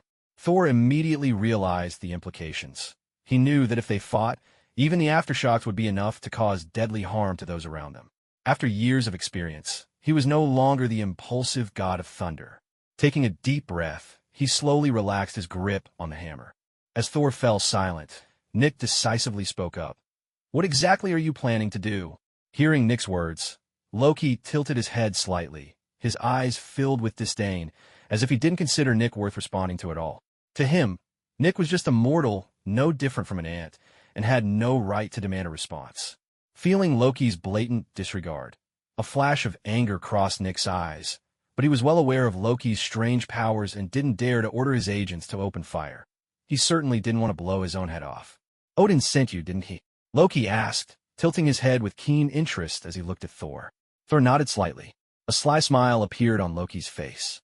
"What does the old man want you for?" "To catch me." "That's right," Thor answered firmly. Loki burst into laughter. "Well then, let's see if you have what it takes to catch me. Goodbye." With that, he vanished confidently, revealing no secrecy about his plans or thoughts, showcasing his immense self-assurance. It was only after Loki's figure completely disappeared that Nick slowly spoke. "Is what he said true?" Thor glanced at Nick, and after a moment of silence, he replied, "He is the god of deceit and lies, adept at manipulating hearts." Upon hearing Thor's words, Nick felt a wave of relief wash over him. "So, that means what he said is false." Thor shrugged and said helplessly, "No, what he said is true." Nick's lips twitched slightly in confusion as he looked at Thor. "How can that be?" Thor explained, "He's very proud and doesn't bother to lie. At least not in front of me." Nick looked at Thor in disbelief, silently lamenting how interesting these gods were, the god of deceit and lies, who scorned lying. The irony was indeed rather amusing. Regaining his composure, Nick felt a heightened sense of urgency. He understood that Loki's appearance would undoubtedly bring about significant trouble, and the forces at his disposal were far from sufficient. He needed to enhance his strength as soon as possible. With that thought in mind, Nick looked at Thor and said, "You should rest for now. I have some matters to attend to." After saying this, he got in the car, while Thor was led inside S.H.I.E.L.D. by 2 agents. Meanwhile, in Queens, at Eddie's residence. After escaping from Tony's villa, Banner and Eddie had returned here. They had nowhere else to go, and because of Tony, the military had rescinded their pursuit of Banner, giving them the courage to come back. Not long after, Nick drove up to the street outside Eddie's residence. A S.H.I.E.L.D. agent quickly got into the car, and Nick asked, "Are they still inside?" "Yes, they haven't left at all," the agent replied. "Okay, I understand. Keep monitoring," Nick instructed, and the agent nodded and exited the car. Rarely, Nick lit a cigarette, glancing at Eddie's residence as he took slow drags. While S.H.I.E.L.D. might have some shortcomings in terms of top-tier combat power, in terms of intelligence and surveillance, it remained undeniably the best. Especially in New York, S.H.I.E.L.D.'s influence was powerful beyond imagination. In just a few hours, S.H.I.E.L.D. could track down the whereabouts of Banner and Eddie among a population of millions. Originally, Nick planned to observe for a while before contacting Banner and Eddie, knowing that both were not easy to deal with, and recruiting them wouldn't be simple. However, Loki's appearance disrupted his plans. He didn't know what Loki intended, but an incident caused by a god would never be small. To bolster S.H.I.E.L.D's strength, he decided to contact Banner and Eddie earlier than planned. Soon, as the cigarette burned down, Nick pushed open the car door and walked towards Eddie's residence. He rang the doorbell, but there was no response from inside. Noticing this, Nick called out loudly from outside, "I know you're in there. If you don't want to be caught by Tony again, I suggest you open the door and talk." With that, the door swung open with a bang, and Eddie appeared in the doorway, looking at Nick with a wary expression. "Who are you?" Eddie asked cautiously. Nick introduced himself. "I'm Nick Fury, director of S.H.I.E.L.D., a secret organization from the government." Upon hearing Nick's identity, Eddie's face changed instantly, and he became tense. He was just an ordinary journalist, and had no connection to a mysterious organization like S.H.I.E.L.D. However, the term secret organization made him involuntarily think of many things. As Eddie hesitated about whether to let Nick in, Banner's voice suddenly came from inside the room. "Let him in." Eddie hesitated for a moment, but ultimately nodded and stepped aside. Nick smiled slightly. "Thank you." He meant it sincerely. After facing repeated setbacks in front of Tony, he almost felt like S.H.I.E.L.D. had lost its status. Now, being able to regain some face was quite comforting. At least, in the face of freaks like Tony and Loki, S.H.I.E.L.D. still held some power. In the living room, Banner was slumped on the sofa, looking pale and weak. Nick raised an eyebrow. "What happened to you?" He was clear about Banner's immense power. How could he end up like this? Banner noticed Nick's confusion and managed a wry smile, saying, "If you were drained of blood for a long time, you'd look like this too." Upon hearing Banner's words, Nick cleared his throat, silently guessing that this must be Tony's doing. He reluctantly changed the subject. "Do you two know your current situation?" Eddie and Banner exchanged glances, confusion evident in their eyes. They didn't understand what Nick meant. One was an ordinary journalist, and the other a researcher. While they might have some abilities in their respective fields, they clearly were not mature enough to deal with a cunning fox like Nick. They couldn't comprehend the hidden meanings in Nick's words. Seeing the bewilderment on their faces, Nick realized he might have been a bit too cryptic, so he continued, "Even though you escaped from Tony's villa, he won't let you go. With his power and resources, finding you is just a matter of time." Once Nick made the point clear, Eddie immediately asked, "Tony's villa? Are you saying it was Tony who captured us?" "You didn't know?" Nick feigned surprise, thinking that Banner and Eddie should have known it was Tony who had them captured, but they seemed completely unaware. Banner coughed lightly and explained, "We were captured while unconscious, so we're not really clear on the details." "Can you elaborate?" Upon hearing Banner's words, a sense of regret washed over Nick. He regretted mentioning this. If Tony found out he had leaked this information, he didn't know if he would survive to see the next sunrise. However, now that he had started, he had to push through and tell them the truth. After learning the truth, anger surfaced on both Banner's and Eddie's faces simultaneously, especially Banner, whose eyes were filled with murderous intent. Anyone would be filled with hatred after being treated like a blood cow for so long. As Banner's emotions began to spiral out of control, Nick quickly raised his hand in a calming gesture. "Hey man, take it easy." His tone carried a hint of concern. "Tony isn't as easy to deal with as you might think. Don't act impulsively." Banner took a deep breath, trying to calm himself. After a few minutes, his emotions finally stabilized, and his tone became more subdued. "Let's hear your purpose for being here. You didn't come just to tell us this, did you?" Nick looked at Banner, feeling a sense of relief that his earlier words had an effect. He decided to be straightforward and revealed the purpose of his visit. "Both of you are incredibly talented individuals, so I'd like to invite you to join S.H.I.E.L.D. If you join us, you won't have to worry about Tony causing you any more trouble. After all, Tony has to give S.H.I.E.L.D. some face." Nick spoke confidently, though internally he felt a bit anxious, unsure if Tony would actually respect S.H.I.E.L.D. in that way. Both Banner and Eddie fell into contemplation upon hearing Nick's invitation. They were unsure how to decide. Initially, they had planned to seek revenge on Tony after escaping, but now that even Nick, the director of S.H.I.E.L.D., was warning them about Tony's strength, they realized Tony might be more formidable than they had anticipated. With revenge seemingly impossible, they were at a loss for what to do next. After some thought, Banner nodded first, saying, "Okay, I agree to join S.H.I.E.L.D. However, the organization must not interfere with my quest for revenge." A flicker of a smile passed through Nick's eyes. "Pleasure to work together." He then turned to Eddie, who, lacking a strong opinion, found himself reassured by Banner's agreement. He nodded as well. "All right, I'll join too." Nick felt a wave of relief wash over him. "Welcome to S.H.I.E.L.D., both of you. Let's head back now." The two nodded, stood up, and followed Nick out of the building. At that moment, not far away at Peter's home, Peter was walking out under Aunt May's guidance. As he passed the corner, he happened to see Banner and Eddie following Nick. Peter didn't know Banner and was unfamiliar with him, but he sensed Eddie's connection to Venom. Since his own symbiote had split from Venom, he felt a connection when nearby. Peter's steps halted immediately as he stared intently at Eddie, suspicion filling his eyes.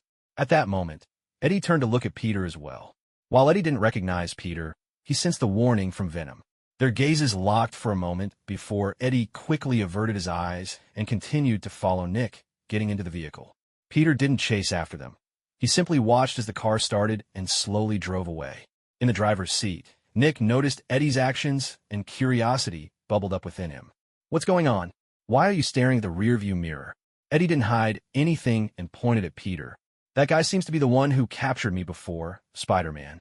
Nick's expression shifted, and he immediately glanced at the rearview mirror.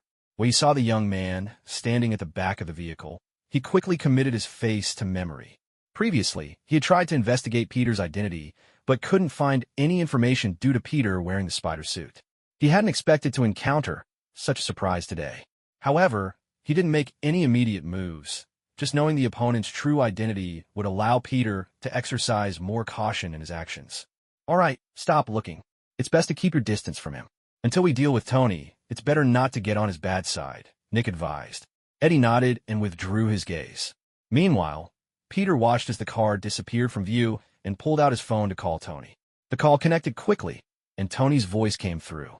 "Hey, little Peter, why are you suddenly calling me?" "Mr. Stark, I found the person responsible for destroying your villa," Peter said urgently. "That guy lives right next to me as a neighbor, but I think I just saw S.H.I.E.L.D. agents take him away. Also, there was a cultured-looking middle-aged man with him. He must be his accomplice in the escape." "Got it, but hold off on taking any rash actions for now," Tony instructed before hanging up. Peter continued on his way to the supermarket to buy some essentials. At Pot's residence, Tony hung up the phone, looking out at the sunlight streaming in, and a smile crept onto his face. Things are getting more interesting. Who are these people gathering together to deal with? Is it Loki or me? Tony mused with a grin, feeling no worry in his heart. He had integrated 5 powerful talismans, and his strength had greatly increased. He was no longer the weak version of himself. Except for certain extremely terrifying individuals, even if Banner and Eddie joined S.H.I.E.L.D., they wouldn't pose a threat to him. Even if they joined forces with the White House, it wouldn't change anything. The reason he hadn't acted yet was to see who S.H.I.E.L.D. was truly targeting. If it was against him, he wanted to see if S.H.I.E.L.D. had the capability. If it was against Loki, he wouldn't mind watching a good show. In the S.H.I.E.L.D. conference room, after returning with the others, Nick immediately called for a meeting with Steve, Thor, and others, without giving Banner and Eddie a chance to familiarize themselves with their surroundings. Soon, all the extraordinary powers of S.H.I.E.L.D. were gathered together, divided into 3 groups, each sitting in different positions. Steve and Clint sat together, Banner and Eddie remained together, while Thor sat alone in a corner. Nick sat at the head of the table, looking at the scattered individuals with a hint of helplessness. He voluntarily introduced everyone to one another, trying to ease the awkward atmosphere. However, it was evident that the individuals were not very warm towards each other, even somewhat cold. This reminded Nick of a saying from his homeland: scholars look down on each other. Although they were not scholars, the current situation was similar, existing in a state where no one acknowledged anyone else. Seeing this scene, Nick glanced at the group before finally focusing on Steve. "Captain, you're the senior here, with rich experience in leading teams. Why don't you take the lead in the upcoming operations?" Steve pondered for a moment and then nodded, "Sure." Thor, however, frowned and objected. "I am the god of thunder from the 9 realms. When it comes to combat experience, I surpass everyone. Besides, if I'm not mistaken, you're all planning to confront Loki, right? Then I should be the one leading. I'm more familiar with him than any of you." Thor's refusal to back down left Nick in an extremely awkward position, but he managed to suppress his irritation and attempted to reason with him. "Thor, this is our Earth after all, and you're not familiar with the situation here. I believe it would be more appropriate for the captain to lead." Nick tried to express his viewpoint as tactfully as possible, hoping Thor would show him some consideration. However, his efforts were futile. Thor remained adamant and refused to budge. "I am a god. I cannot be commanded by a mere mortal," Thor stated bluntly. "If that's the case, let's go our separate ways without needing to gather together." His words struck Nick like a thunderbolt, leaving him momentarily dazed. The others, including Steve, looked at Thor with hostility, and even Banner and Eddie, who had been quietly sitting to the side, shot cold glares at Thor. After all, Thor's statement not only belittled Steve, but also encompassed everyone present, eliciting strong dissatisfaction from the group. Thor sensed the animosity directed at him, but was unfazed. Though his time on Earth had humbled him somewhat, some ingrained traits were unchangeable, namely, the pride that came with being a god. In his eyes, these people, no matter how powerful they were no different from mortals.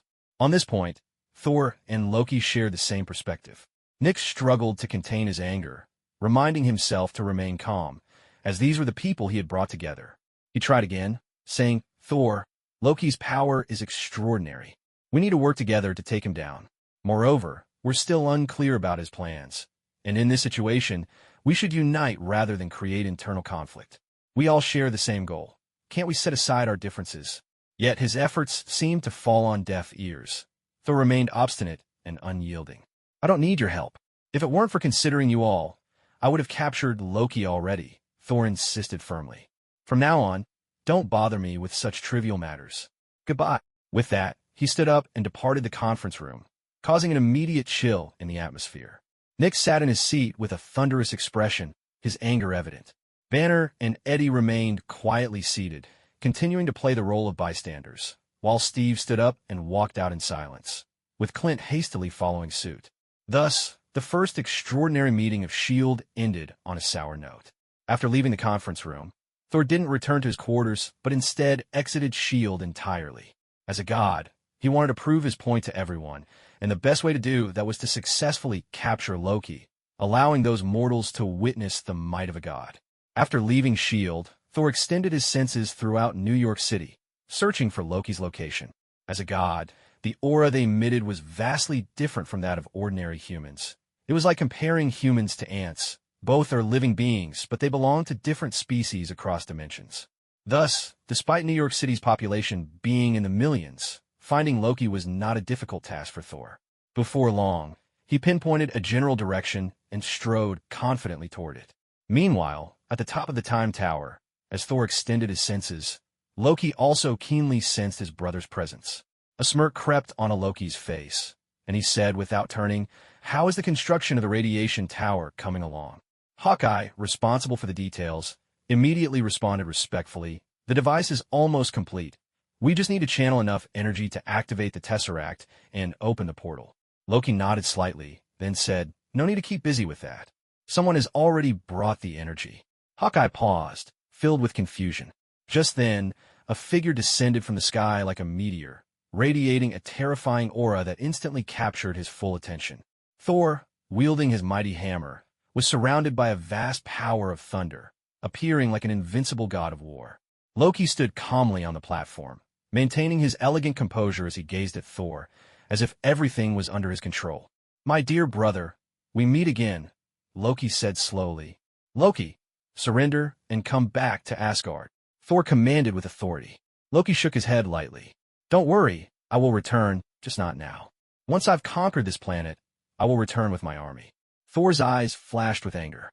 Deluded. "Do you think you stand a chance now that I've arrived?" As he spoke, bolts of electricity crackled around him, creating an intimidating aura.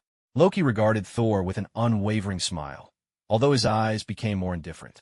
"Do you truly believe you are the god of war? Without Odin's favor, what are you?" he stated in a flat tone, as if asserting an undeniable truth. Thor's fury ignited instantly. "Is that so? Then let me show you the truth of my power," he roared, and suddenly, dark clouds gathered overhead, engulfing New York City in shadows as thunder rumbled ominously, the terrifying power creating an oppressive atmosphere. Under the dark clouds and deafening thunder, the entire city of New York felt as though it were being crushed by a heavy mountain, on the verge of collapsing. Countless citizens were filled with dread, looking up at the sky in terror, fearing that doomsday was imminent. At that moment, both Thor and Loki fixed their gazes on Tony, who was animatedly narrating from the side. When he noticed Thor and Loki staring at him, he paused for a moment, then cleared his throat and awkwardly said, "Oh, I can't help myself. You all continue. You're the stars of the show. Just pretend I'm not here." After explaining, Tony closed his mouth, while Thor and Loki chose to ignore him. After all, as gods, they looked down on Tony, a mortal, even if he was acting somewhat differently at that moment. "As long as I destroy all your incarnations, let's see where you can escape," Thor declared confidently, raising his hammer high. A brilliant bolt of lightning pierced through the dark clouds, as if to tear the sky apart, summoning thunder down. "Fall!" With his command, countless bolts of lightning cascaded from the sky like a waterfall, instantly transforming the skies over New York City into a tempestuous sea of thunder. In that moment, the entire world was illuminated in blinding white, as if the apocalypse had arrived. However, in Tony's eyes, Loki was raising his staff, the mysterious gem at its peak glowing with a white light. The torrents of thunder falling from the sky, guided by Thor, surged relentlessly towards the top of the Time Tower. There, a radiation device, standing several meters tall, awaited. The power of the thunder, drawn by Thor, rushed into the device, charging it up. Watching this unfold, Tony's emotionless voice echoed once more. "Heroes think they are saving the world, yet they are unwittingly becoming accomplices to a demon. Their power is being used by the demon, gradually pushing the world towards the abyss of hell." Listening to Tony's words, Loki, the only audience member, couldn't help but smile. Soon, another Loki appeared beside Tony, looking at him with curiosity. "You don't seem in a hurry." Tony stopped his narration, looking puzzled. "Why should I be in a hurry? I'm just here to enjoy the show. I plan to gather an army to conquer Earth, you know." Loki shared his plan, a glimmer of expectation in his eyes, as he wanted to see Tony's reaction. Given Tony's surprising demeanor, he felt a strong interest in him and decided to share his intentions. However, Loki soon realized that Tony's response exceeded his expectations once again. "Why should I care about who rules this world?" Tony replied nonchalantly. "And do you really think this world can be so easily conquered by you? If that were the case, why doesn't that person behind you come here himself?" Upon hearing Tony's words, Loki's expression shifted for the first time since arriving on Earth. Previously, he had maintained an air of elegance and composure, as if everything was under his control. But now, Tony's words made him feel a twinge of unease, suddenly realizing that his previous thoughts might have been overly naive. "You know who's behind me?" Loki's eyes widened in surprise. "Are you really suggesting he's a purple sweet potato?" Loki, who had appeared serious moments ago, couldn't help but laugh at Tony's description. A purple sweet potato? Thinking about that individual's image, he found the analogy rather fitting. "You have quite the nerve to describe a supreme being like that," Loki teased. "But I'm curious, what do you mean by your earlier words? Is this world really that complicated? Since my arrival, I haven't come across any powerful presence." Perhaps due to Tony's earlier remarks, Loki's attitude shifted from his previous superiority to a more casual tone, as if they were two old friends chatting. Tony noticed that this Loki seemed different from the one portrayed in the films and didn't mind engaging him in casual conversation. As far as I know, there's a supreme being living on this planet, and another supreme being hails from the cosmos associated with this planet. Tony hinted, not elaborating too much. For someone as clever as Loki, this information was already enough to provoke thought. I see. So it seems I might indeed be the cannon fodder. Loki chuckled, shaking his head. He didn't seem overly concerned about his predicament. You're not angry? Tony asked, raising an eyebrow in surprise, not expecting Loki to be so calm. Why should I be angry? Loki replied matter-of-factly. When your strength is insufficient, you must follow the arrangements. Otherwise, I might not have even made it to Earth in the first place. At that moment, Tony genuinely appreciated this guy, not for his demeanor, but for the authenticity he displayed. His arrogance was real. He viewed mortals as mere ants, and he accepted the possibility of becoming cannon fodder with sincerity. Tony saw no pretense or hypocrisy in him. This made Tony realize more deeply that this was a real world, not a movie or a comic. Everyone had their personality and fate, rather than being scripted by a writer. The character arcs and plots from his previous life could only serve as references. Anyone who mistook those for the future fate of this world would truly be a fool. Moreover, the flutter of a butterfly's wings could change the course of a world. Tony had already altered the storyline beyond recognition, rendering those so-called plots worthless. Returning to the present, Loki's words echoed in Tony's ear. Since you're not stopping me, I'll get back to work. We can chat again sometime. Sure, do your thing. If things go south, feel free to come find me. I'll take you in, Tony said, tossing out a business card before turning to leave. As he watched Tony depart, Loki glanced at the card in his hand and couldn't help but laugh. Suddenly, a flame ignited in his palm, and the card turned to ashes in an instant. Buzz! A wave of inexplicable energy surged across New York, sending ripples through the air that everyone felt.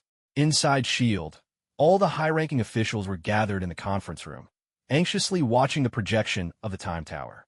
On screen, Thor was channeling thunder into the radiation device, and under the device's guidance, the power flowed seamlessly into the embedded Tesseract, successfully activating it. Instantly, a vast wave of spatial energy triggered tremors in the surrounding area, as a towering time-space portal began to emerge in the sky above. Seeing this, the expressions of Nick and the others darkened. Nick spoke in a serious tone. Everyone, do you see that portal? Can anyone tell me what that thing is for? As soon as he finished speaking, a S.H.I.E.L.D. scientist specializing in the Tesseract stood up, looking grave as he said, the Tesseract contains immense power and can open portals to transport large amounts of weaponry and resources. That portal is likely the space gate activated by the Tesseract.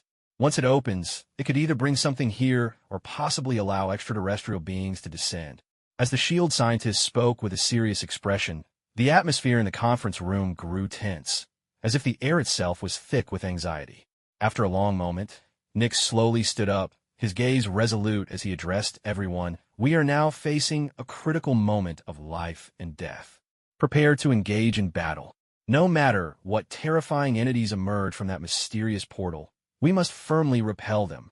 Jack, contact the military immediately and have them mobilize troops into New York City, constructing a tight perimeter around the city. We cannot allow any unknown entities to breach our defenses. Nick issued his orders with authority. Yes, Director. Jack responded promptly. Wells, get in touch with the government and have them organize the evacuation of all residents within a 10-kilometer radius. Additionally, those outside the 10-kilometer mark should also prepare for evacuation at a moment's notice. If any unforeseen circumstances arise, we must consider employing weapons of mass destruction. Nick continued. At this statement, everyone in the room froze, their faces filled with disbelief, unable to comprehend that such words were coming from Nick. Wells, being directly addressed, stood up immediately, his face anxious. Director, this is New York. Shouldn't we consult higher-ups first? A flicker of determination crossed Nick's eyes as he reassured him. Don't worry, I will submit a report to Congress shortly. For now, follow my orders and prepare. Even if there are consequences later, I will take responsibility. Let's get moving, Nick commanded once more. Yes, everyone responded in unison. With Nick having said this, they found it difficult to voice any further opposition. Once the others had exited the conference room, Nick made sure to call Steve and the others aside, his expression serious. You all need to go and bring Thor back. Also, try to see if you can disable that dangerous device. If it's impossible to destroy it, then retreat and come back. We'll think of a different approach together. After finishing, Nick bowed earnestly to the group. This incident relates to the safety of millions in New York and billions across America. Please give it your all. I'm counting on you. Everyone felt an unprecedented sense of determination emanating from Nick, especially Eddie. Filled with a sense of justice, he had previously risked infiltrating the Life Foundation to uncover the truth behind human experimentation. At this moment, Eddie declared loudly, "Don't worry, Director, we've got this." Steve also stepped forward to help Nick up, joking, "Don't forget, I'm the hero of America. Saving the world is my specialty." A smile finally appeared on Nick's face. Afterward, everyone departed, and Nick began contacting higher-ups. Under S.H.I.E.L.D.'s full leadership, various departments in the U.S. quickly sprang into action. Troops and tanks rolled into New York City, establishing a tight blockade. All residents within a 10-kilometer radius began to evacuate in an orderly fashion under the government's organization. Naturally, they encountered some resistance and obstacles along the way, but S.H.I.E.L.D. firmly suppressed any opposition. In this life-and-death crisis, S.H.I.E.L.D. would show no mercy to any force obstructing their actions.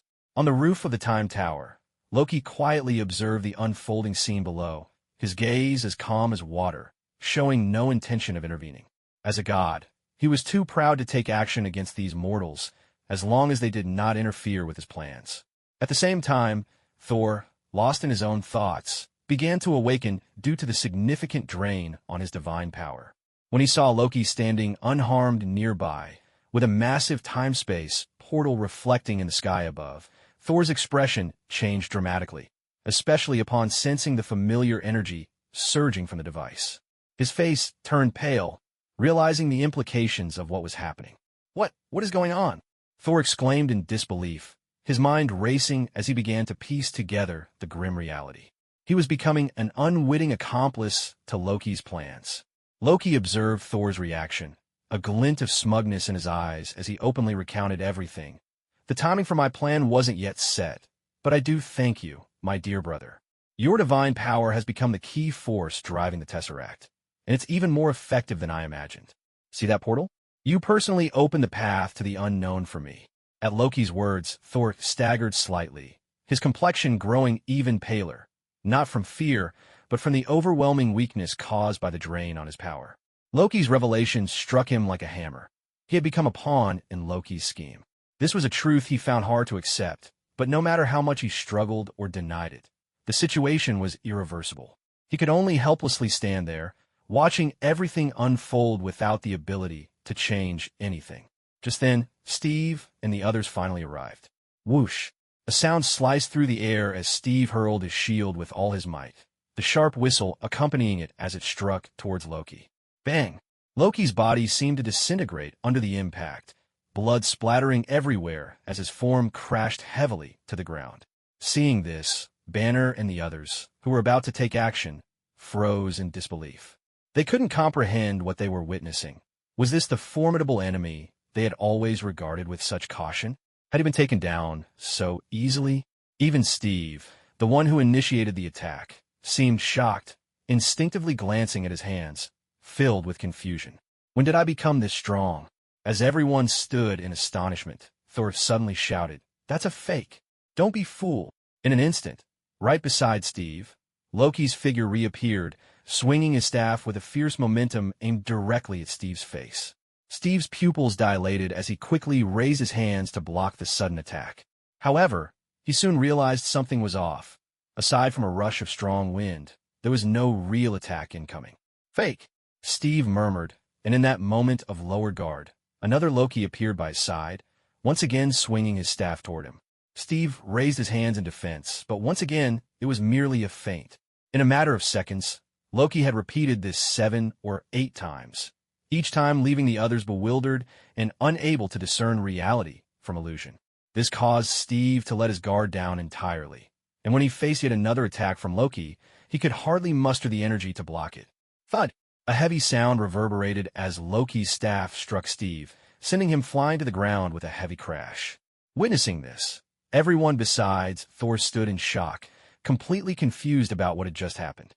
Meanwhile, the weakened Thor, seeing the scene unfold, explained helplessly, "Loki is the god of lies and deceit. He excels in illusions and can turn the imaginary into reality. His actions can be genuine or fake, and we must remain vigilant at all times." Upon hearing Thor's explanation, everyone felt a sense of helplessness wash over them. They finally recognized the immense challenges they faced against an enemy like Loki. Just as they were all stunned, Loki wouldn't give them a moment to breathe.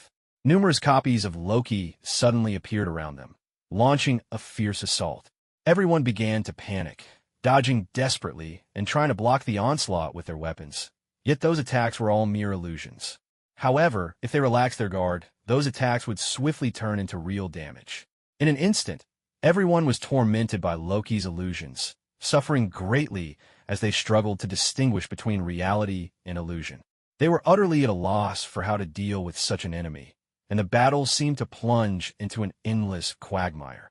Just as the agents of S.H.I.E.L.D. were showing signs of being overwhelmed in their confrontation with Loki and were about to fall into a desperate situation, suddenly, a deafening sound of gunfire erupted like thunder. The many soldiers surrounding the area pulled their triggers one after another, and the bullets poured down on Loki like a dense rainstorm. Seeing this, Loki frowned slightly, a hint of displeasure flashing in his eyes. These mortal weapons, of course, could not inflict any substantial harm on him, but his proud self-esteem would never allow such mundane weapons to touch his body. Therefore, he chose to swiftly evade without hesitation, moving like a specter through the gaps between the bullets, easily dodging this round of intense attacks. Loki's evasive action seemed to create an excellent opportunity for Steve and the others to retreat. Noticing this, Steve shouted, "Fall back!" He then rushed to Thor's side with Eddie, working together to lift the weakened Thor and escape the dangerous battlefield as quickly as possible. Banner and Flint also showed no hesitation, quickly following suit and initiating their retreat. Soon, the group successfully slipped out of Loki's sight, disappearing into the distance. Watching everyone leave, Loki did not choose to pursue them. He stood quietly in place, maintaining a calm expression, but his gaze was directed towards the direction in which the others had fled, lost in thought. He seemed indifferent to the actions of these mortals, as if their escape was merely an inconsequential matter to him.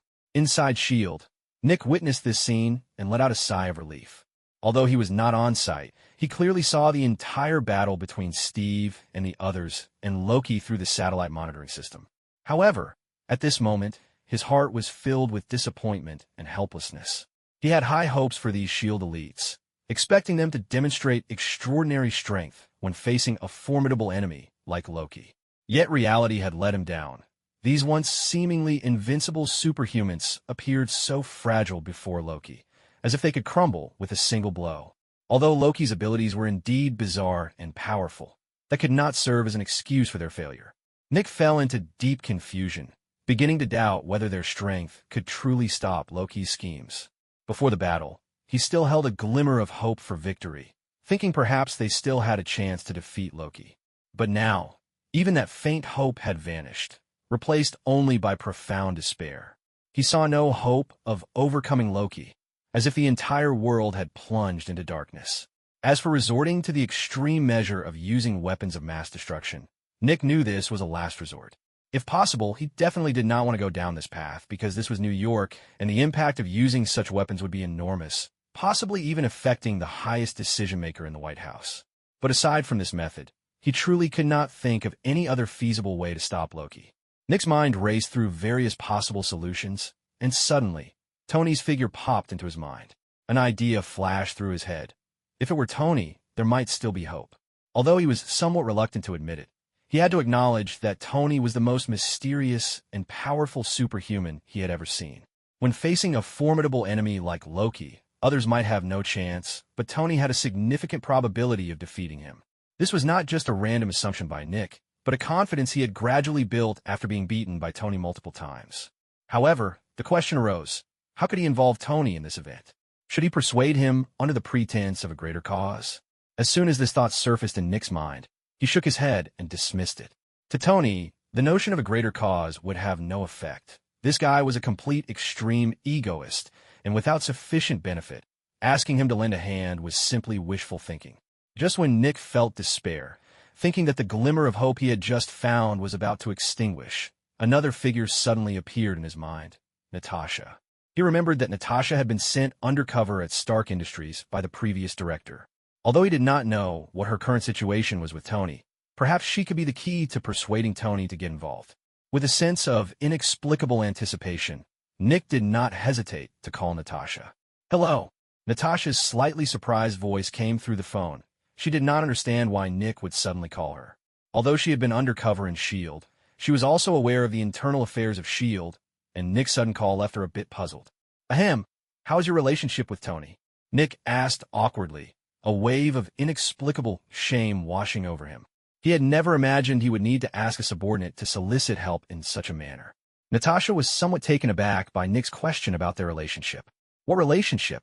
Various thoughts flashed through her mind, and after a moment of hesitation, she uncertainly replied, "It should be okay." After speaking, some restricted images related to Tony involuntarily surfaced in her mind, causing her face to flush slightly. Hearing Natasha's response, Nick secretly sighed in relief. As long as there was some relationship, he was afraid of having none. He spoke seriously. "I have an important task for you. I want to ask Tony to help deal with someone. You need to find a way to get him to agree, and you can use any means necessary." Despite still feeling awkward, he forced himself to suppress his discomfort and assign the task to Natasha. Director, I can't guarantee I can complete the task," Natasha said somewhat unconfidently.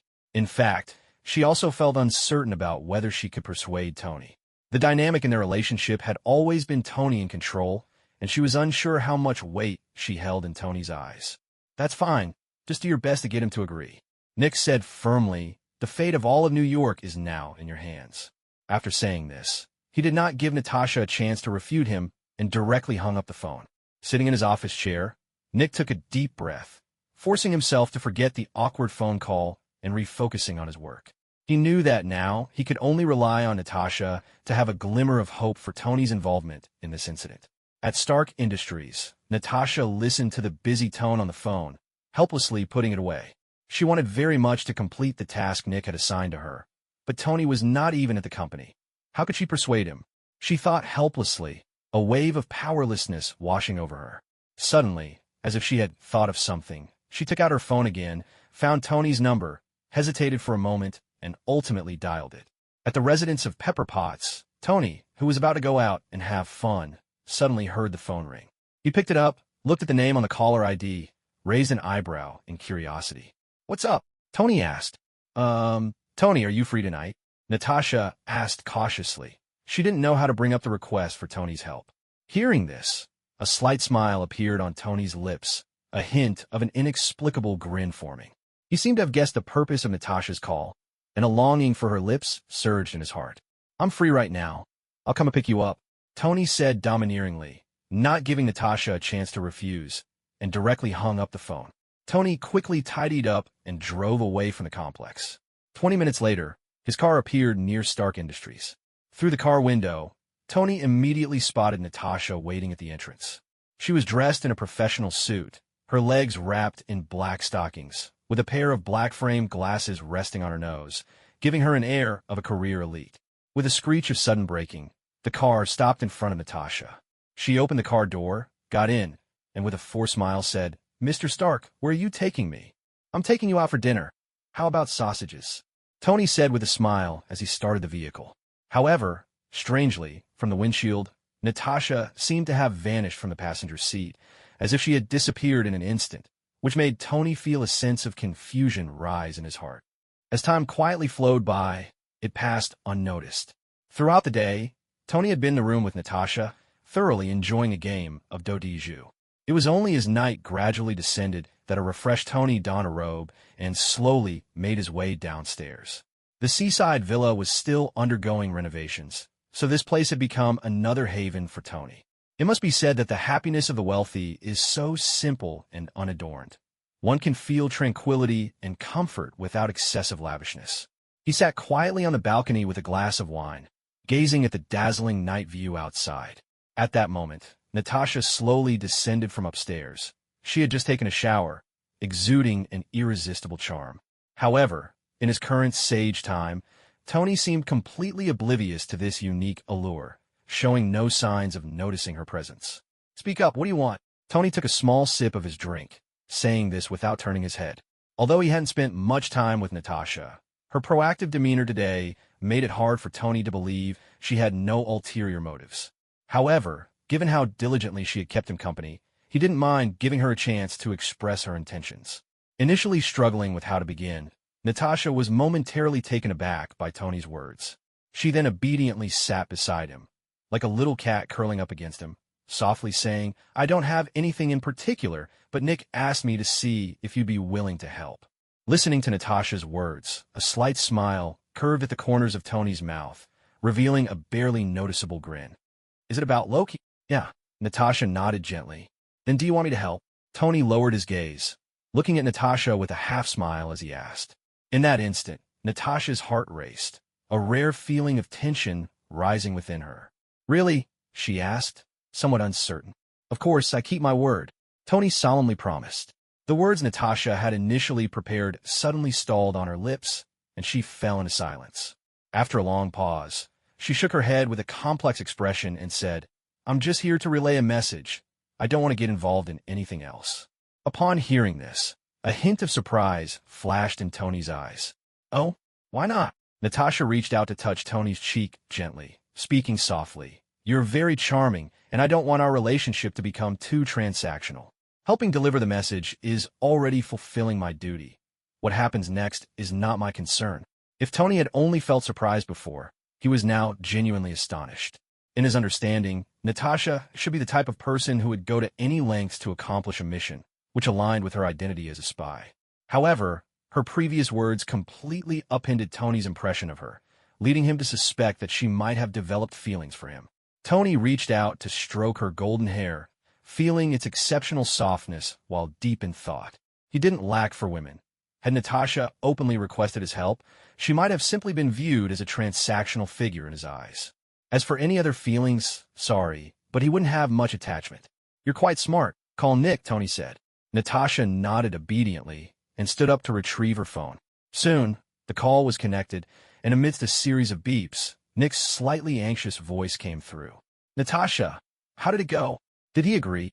"I'm Tony," Tony said while holding the phone. Immediately, there was a moment of silence on the other end as Nick seemed to contemplate how to respond. When he spoke again, his tone was calm and collected, showing none of the earlier urgency. After dealing with Tony for a while, Nick knew that he couldn't let Tony figure out his thoughts, or else he would end up at a disadvantage, an experience learned through countless lessons. However, today Tony wasn't in the mood to bargain. He got straight to the point. "You want me to help you deal with Loki?" "No problem, as long as you agree to one condition." "What condition?" Nick asked. "Natasha has to withdraw from S.H.I.E.L.D. from now on," Tony stated bluntly. Upon hearing this, Nick's brow furrowed tightly, a flicker of displeasure crossing his eyes. "I won't trade my subordinates." "Is that so?" Tony scoffed dismissively. "Then why did you send her to find me? Was it just to test my attitude?" On the other end of the line, Nick was momentarily speechless, unsure how to respond to Tony's retort. "All right, enough with the small talk. I'm in a good mood, so it's this condition or nothing. Agree, and we have a deal. Refuse, and you can leave," Tony said impatiently. At that moment, Nick's heavy voice came through. "I respect Natasha's choice. Then it's settled. Goodbye." Tony hung up the phone without hesitation, then looked down at Natasha, a complex expression flashing in his eyes. "From now on, just help me manage the company, and remember to get along well with Potts."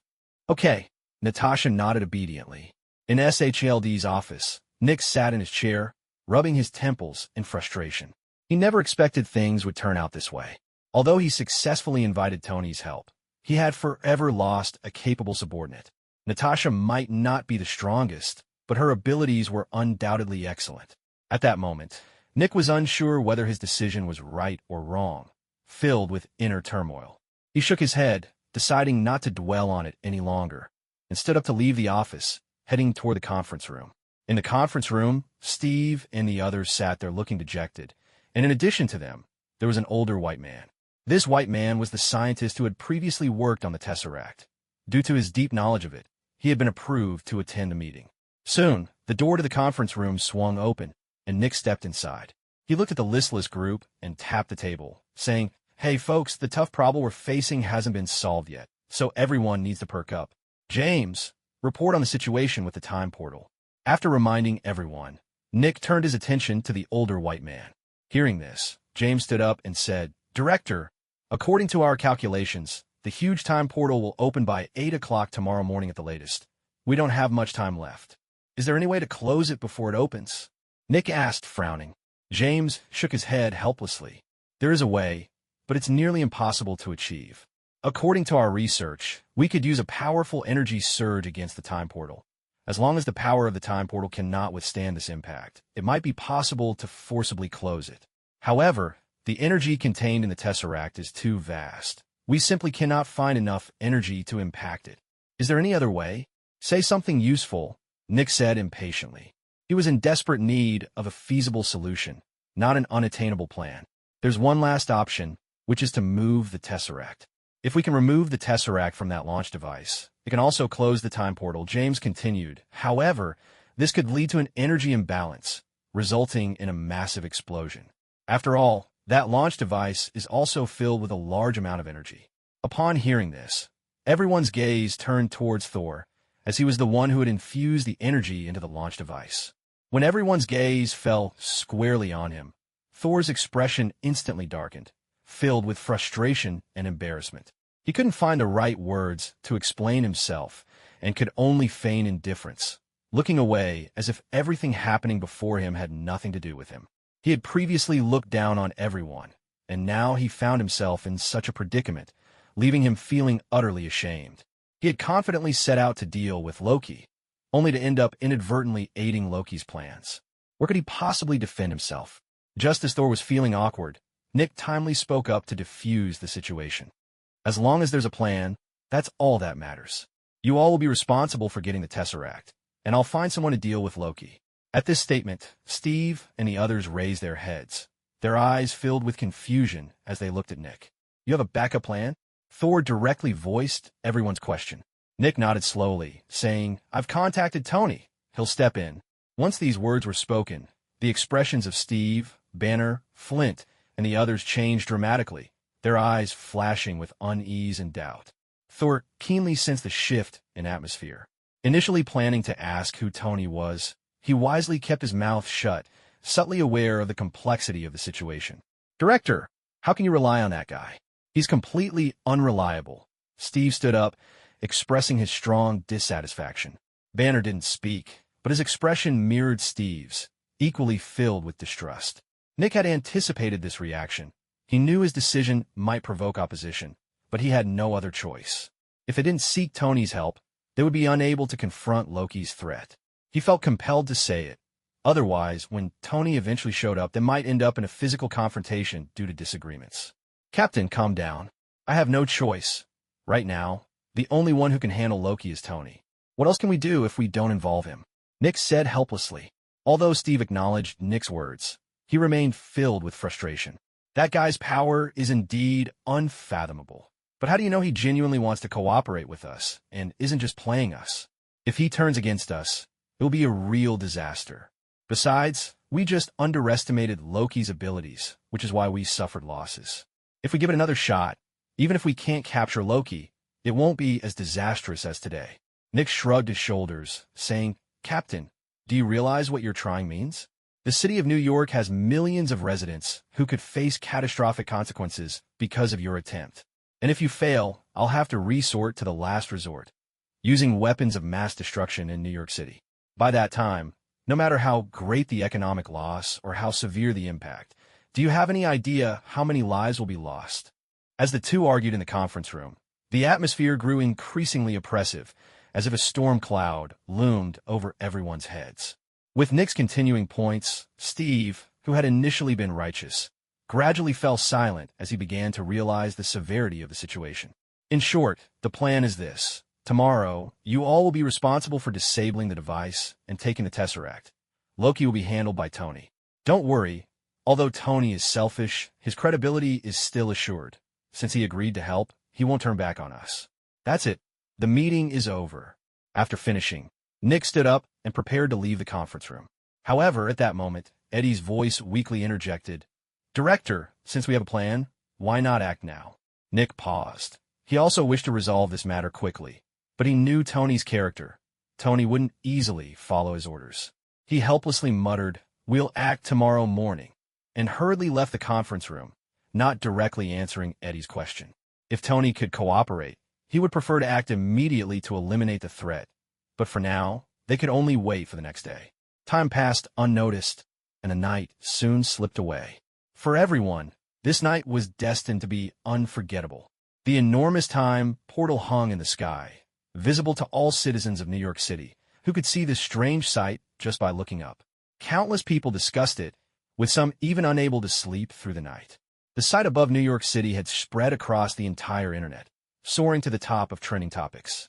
Finally, when the clock struck 7 in the morning, all residents around the Time Tower were evacuated, and the military established a tight blockade. Nick, Steve, and the others arrived early at the site, quietly waiting for the operation to commence. As time ticked away, Tony's figure was still absent, causing anxiety to rise among Steve and the others. "What's going on?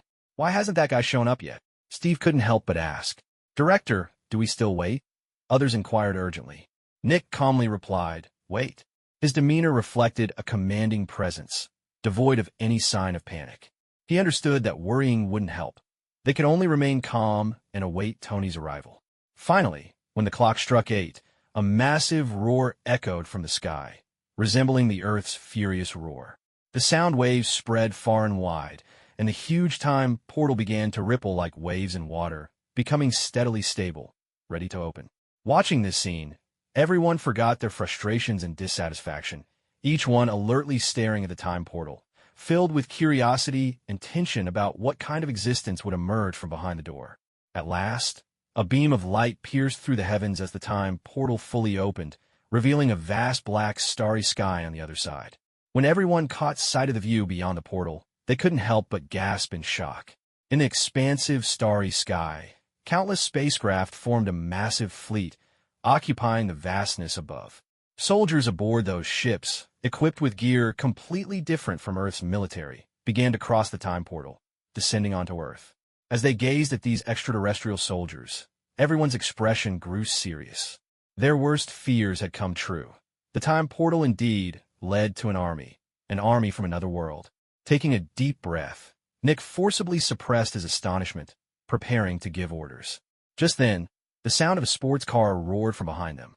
Nick and the others instinctively turned to look, and a sleek silver supercar sped towards them like a bolt of lightning, executing a perfect drift before coming to a halt right behind them.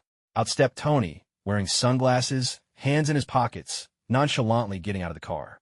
At the sight of Tony, Nick immediately felt a wave of relief wash over him, as if a weight had finally lifted from his chest. However, Steve, on the other hand, exploded with rage, charging towards Tony with an angry shout, "You jerk!" With a loud bang, Steve was sent flying back at an even faster speed. As it turned out, Tony had slapped him back. This scene left everyone stunned, especially Banner, who had initially wanted to explode as well, but now just wanted to find a place to hide to avoid being noticed by Tony. Tony casually waved his hand, sending Steve flying as if it were an inconsequential gesture. Then, as if nothing had happened, he calmly walked towards the others. "Hey, everyone's here," Tony said in a laid-back tone, glancing around at the group before his eyes settled on Nick. The two locked eyes for a moment, neither speaking first, and then Tony simply walked past Nick, directing his gaze towards the sky above the time tower. Through the time portal, Tony could see the vast array of spacecraft in the starry sky, and his brow raised slightly, a flicker of curiosity lighting up his eyes. Aliens. This was his first time seeing them in the flesh, and he felt that these extraterrestrials didn't seem too different from humans, aside from Loki and Thor, of course, since he had already encountered them before. As Tony's mind wandered through these thoughts, a shadow suddenly appeared beneath him. A Nightwing ninja materialized in his path, allowing Tony to effortlessly step onto his back. The ninja then propelled Tony upwards into the sky. The whole process flowed seamlessly, as if it had been meticulously rehearsed, giving off an air of sophistication. Everyone silently watched as Tony soared into the sky, and finally, Nick spoke up. All right, it's time for us to move. His tone was serious. Everyone, the fate of New York City rests in your hands. This time, whether we succeed or not depends entirely on you. Nick's solemn words transformed the expressions of the group, making them serious as well.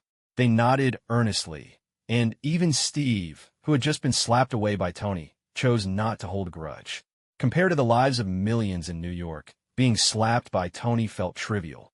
As a hero of America, Steve understood what truly mattered. With that, everyone sprang into action, quickly advancing towards the Time Tower. At that moment, beneath the time portal, as alien soldiers descended, they quickly organized themselves and launched a fierce attack on the surrounding American soldiers. As Steve and the others headed toward the Time Tower, they collided with these alien soldiers, resulting in a cacophony of deafening roars. Boom, boom, boom. The sounds of artillery echoed across New York's skyline, accompanied by violent explosions, creating a spectacular yet brutal scene. To stop the alien soldiers' onslaught, the heavily armed American troops didn't care about the depletion of their ammunition, pouring it out in a frenzy as if they aimed to reduce the Time Tower to rubble. Similarly, the invading alien soldiers retaliated fiercely against the American troops with laser guns, piercing through their ranks. In just a few minutes of fighting, numerous American soldiers fell victim to the laser fire, their bodies left mangled and unrecognizable. In contrast, the firearms that humanity had always prided themselves on were ineffective against the defensive suits of these aliens. The clash resembled a collision between modern civilization and ancient forces, with technology crushing the American soldiers, leaving them at a disadvantage. Fortunately, the American side had superheroes to share the burden, preventing the soldiers from being completely overwhelmed. Flint wielded sand, cutting through the enemy ranks unimpeded. Immune to most physical damage, he couldn't fully negate the harm from lasers, but his strong regenerative abilities allowed him to quickly heal his injuries. Thus, when he charged into the alien ranks, he transformed into a harbinger of death, ignoring their attacks and using sand to pierce through the gaps in their defenses, catching the aliens off guard. Banner took a more direct approach. His immense defenses gave him the courage to dominate the battlefield. Almost impervious to all attacks, he resembled a humanoid tank, rampaging through the crowd and smashing alien soldiers into pulp. The defensive gear on the aliens was as fragile as paper against Banner's raw power, insufficient to block his attacks. Steve, the original American hero, also showcased his formidable strength. He wielded his shield, throwing it with force. It spun like a boomerang through the crowd, decapitating numerous alien soldiers along its path, creating a bloody and violent spectacle. Additionally, due to his previous experience with a symbiote, his physical prowess far surpassed the original depiction. While he couldn't be as reckless as Banner, with some caution, he could still charge through the battlefield effectively. However, the one who shone the brightest on the battlefield was undoubtedly Thor. As a god, Thor had his own pride. Not to mention he was the so-called god of war among the Nine Realms. But his earlier arrogance had led to the opening of the time portal and the arrival of the alien army, causing a simmering anger within him that needed an outlet. Thus, upon entering the battle, he fought with wild abandon, unleashing immense power with his hammer. Lightning struck down repeatedly, turning alien soldiers to ash with each blow. Feeling that his attacking speed was too slow, he unleashed his ultimate move, Thunderous Might, summoning a storm of lightning that annihilated countless alien soldiers in a frenzy. Watching from a distance, Nick nodded in satisfaction at the outstanding performances of his team on the battlefield. The strategy he had devised was indeed correct. Gathering enough strength might not guarantee a decisive victory, but could influence the outcome of localized battles. With this in mind, Nick looked up at the sky. Compared to the fierce struggles of his team on the battlefield, Tony's situation was truly crucial. If he could stop Loki, that would be ideal, but if he failed, it would spell disaster. A solitary Tony could wipe out Steve and the others. If he received support from the alien army, his rampage would only worsen. So, even though he couldn't see the scene above, Nick remained focused on the sky, filled with anticipation, hoping that Tony would continue to maintain his undefeated stance. Meanwhile, unbeknownst to Nick, Tony had not yet engaged Loki. The two stood atop the time tower like old friends, overlooking the fierce battle below. How do you like these soldiers? They're quite impressive. Without any powerful figures intervening, I might actually have a chance to rule this planet. Loki said casually. Tony shook his head. This world doesn't operate on hypotheticals. You should know that, in the face of true strength, numbers don't matter. I know, I just can't help but feel a bit resentful, Loki sighed. That big yam is using me as a pawn for his tests, and that hidden sovereign is treating them as mere pieces for his own trials. Can the weak truly never grasp their own fate? Since learning about the hidden sovereign on Earth, Loki had realized that his dream of ruling the planet was no longer achievable. Thus, with the arrival of the alien army, he had completely lost interest and no longer cared.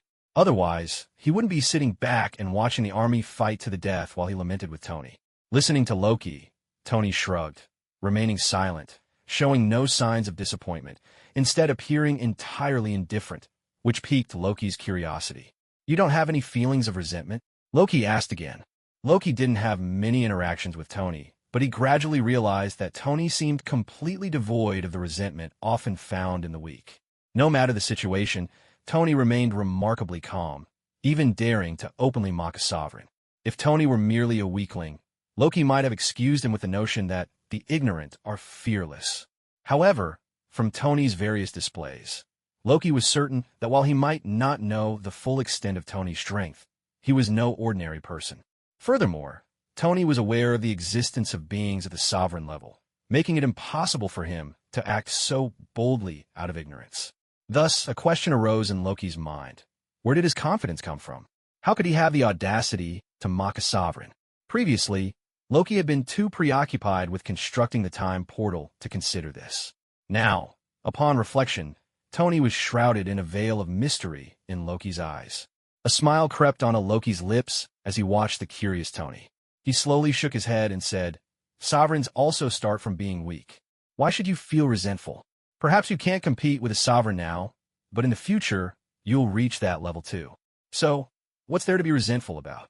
At these words, Tony's lips twitched slightly, secretly doubting that Loki was trying to deceive him, but finding no concrete evidence. Loki's statements seemed sensible, yet they were filled with ambiguous nonsense. If hard work could easily lead to the sovereign level, wouldn't that render the title worthless? Just like Loki himself, who, despite his exceptional talents among the gods, still lacked absolute confidence in reaching the sovereign tier. However, Tony's tone suggested that achieving sovereign status was as simple as eating and drinking, with no difficulty whatsoever. "Although I don't know where your confidence comes from, I'm quite curious to see it," Loki said, shaking his head and extending a challenge. Since he couldn't discern the source of Tony's confidence, he would seek the truth through battle. He wanted to see if this seemingly self-assured guy truly had the strength to match it. Upon hearing this, Tony turned to look at Loki, a hint of curiosity flashing in his eyes. He was also intrigued by Loki's ability of the illusion made real, so he didn't hesitate to agree. "All right, I want to know just how strong I am right now." Once they reached this consensus, the atmosphere around them became tense. If they had been chatting like old friends before, they now seemed like mortal enemies, both exuding a chilling intent to kill. For them, the so-called sparring didn't exist. It was either no fight or a full-on battle, fighting with real weapons. If anyone lost their life in the process, it was their own fault. As the saying goes, dragons don't associate with snakes. Without matching strength, neither Tony nor Loki would spare the other a glance. Bang! Tony struck first, shooting two scorching beams of laser from his eyes, like two dragons soaring towards Loki. As expected, the lasers easily pierced through Loki's body and struck the wall behind him, instantly blowing a hole in it. Seeing this, Tony raised an eyebrow. Although he already knew about Loki's abilities, experiencing it firsthand still surprised him. He could be certain that Loki had genuinely stood before him. But without warning, he transformed into an illusory image. This ability was indeed impressive. At that moment, another Loki suddenly appeared beside Tony, throwing a punch toward Tony's face with a fierce rush of air, as if the blow could destroy everything. However, Tony chose not to dodge. He understood that guessing whether Loki's attack was real or not was pointless. If he dodged the punch, it would be fake. If he didn't, it would be real. Boom! Loki's fist crashed into Tony's face. Watching this unfold, a flicker of disappointment crossed Loki's eyes. If Tony possessed such minimal strength, he might really have to kill this friend who was somewhat to his liking. But soon, Loki realized something was amiss. Tony's body showed no change. He didn't even tilt his head. More importantly, he felt no impact from the collision. At that moment, Tony turned to look at Loki. Loki's fist remained poised in front of him. But upon closer inspection, it was clear that Loki's fist was only a millimeter away from his cheek. It turned out that Loki had merely struck an air wall, not Tony himself. Realizing this, Loki couldn't help but chuckle. What kind of ability is this? It feels somewhat like psychic power. Correct, this is telekinesis evolved from psychic power, Tony explained with a smile before continuing without pausing. An invisible force surged from within him, enveloping Loki like an unseen net, firmly trapping him in place. Tony could clearly sense that he had indeed trapped Loki's physical form, meaning the Loki before him was his true self. With that, Tony's eyes emitted laser beams again, targeting Loki's vital points. Empowered by the psychic abilities granted by the sigil, if this strike hit, even if Loki didn't die, he would undoubtedly suffer severe injury. However, Tony had no intention of holding back. He wanted Loki to truly understand the extent of his power. But to Tony's surprise, the laser again missed its mark, and Loki remained unharmed before him. Through his telekinesis, Tony had confirmed that the Loki in front of him was indeed his true body, not an illusory image. Instantly, Tony furrowed his brow, filled with confusion. What's going on? I must say, you've really exceeded my expectations by being able to lock onto my true self. Loki tilted his head, a hint of surprise in his eyes. However, locking onto my true self doesn't mean that what you see is truly me. Perhaps what you're attacking now isn't me at all. Loki's words made Tony instantly understand his meaning. His sensory perception hadn't failed, but what he sensed and what he saw were completely different. In fact, Loki had blurred his perception.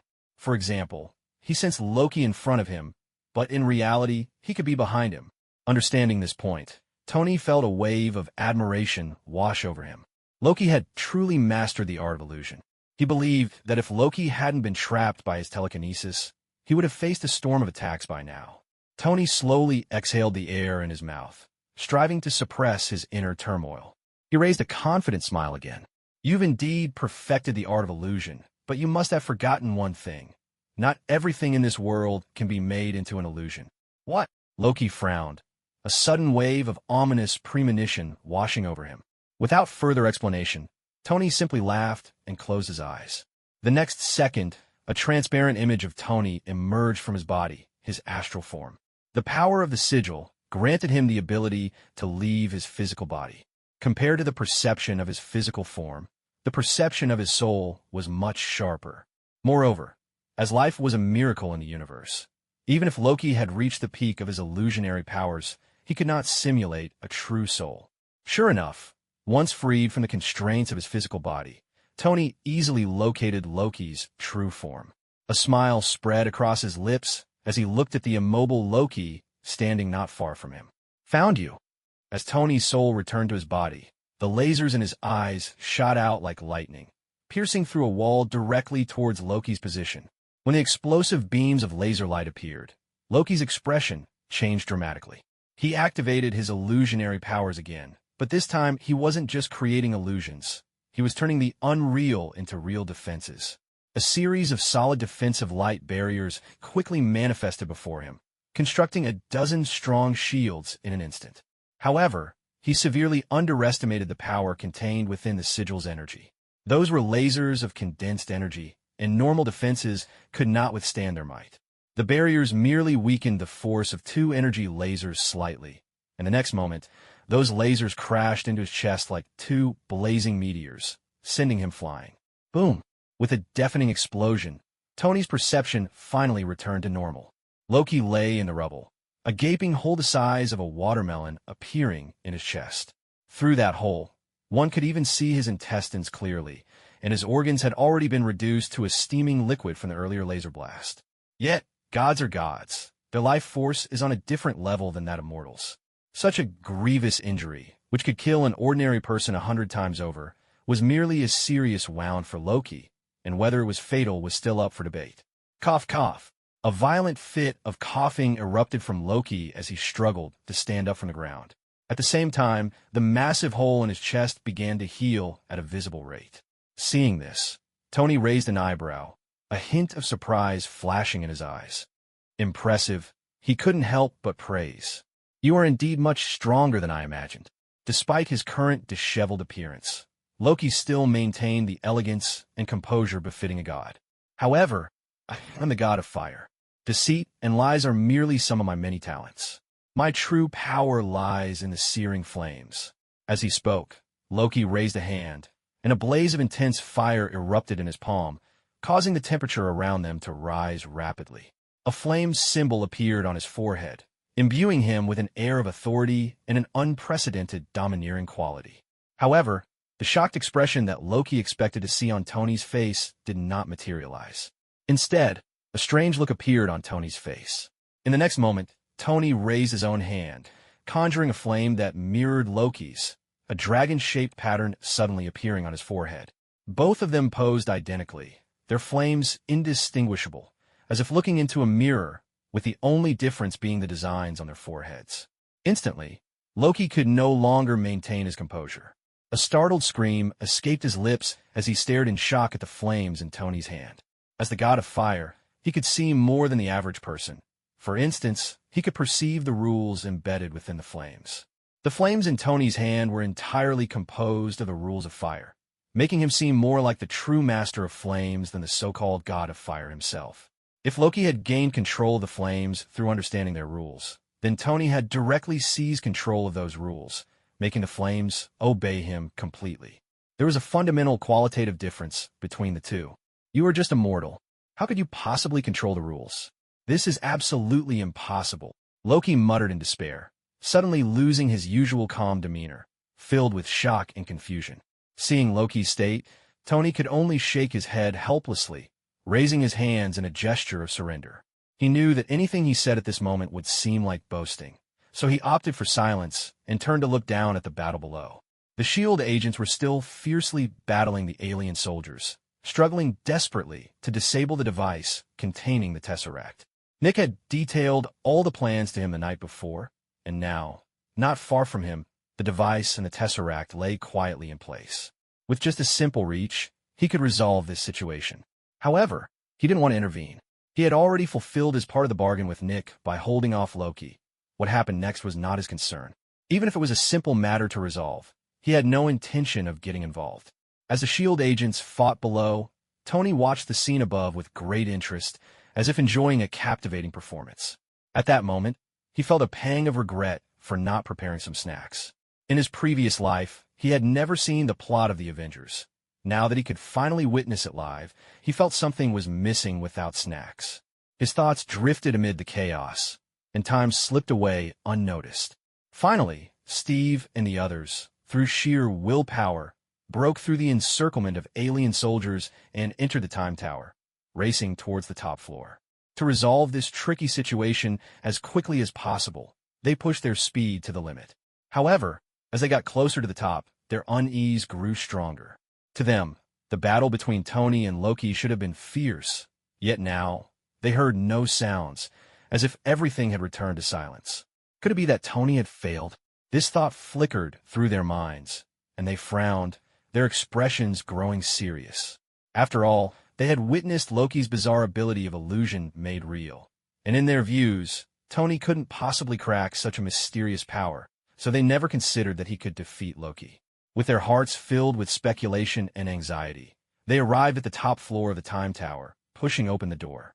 Instantly, the figures of Tony and Loki came into view, and everyone froze in their tracks, as if time had stopped.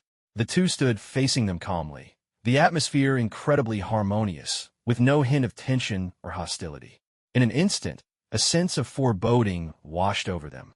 Steve furrowed his brow and stepped forward to question, "You really betrayed humanity."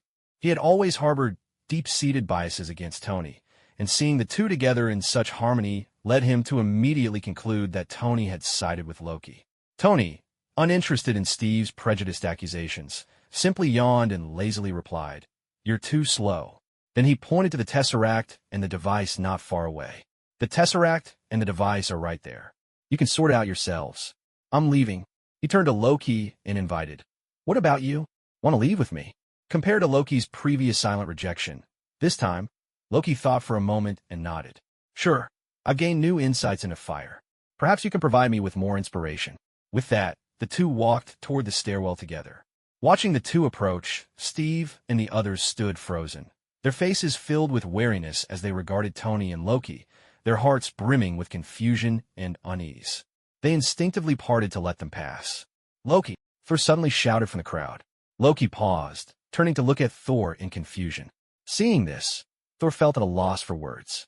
He took a deep breath, striving to remain calm, and said, I will definitely bring you back to Asgard. Do as you please. See you later, Loki replied with a smile, then followed Tony's lead, slowly leaving the time tower. Loki followed Tony as they left. Steve and the others stared blankly at the abandoned device and the Tesseract nearby, an absurd feeling washing over them, as if they had become the fools in this scenario.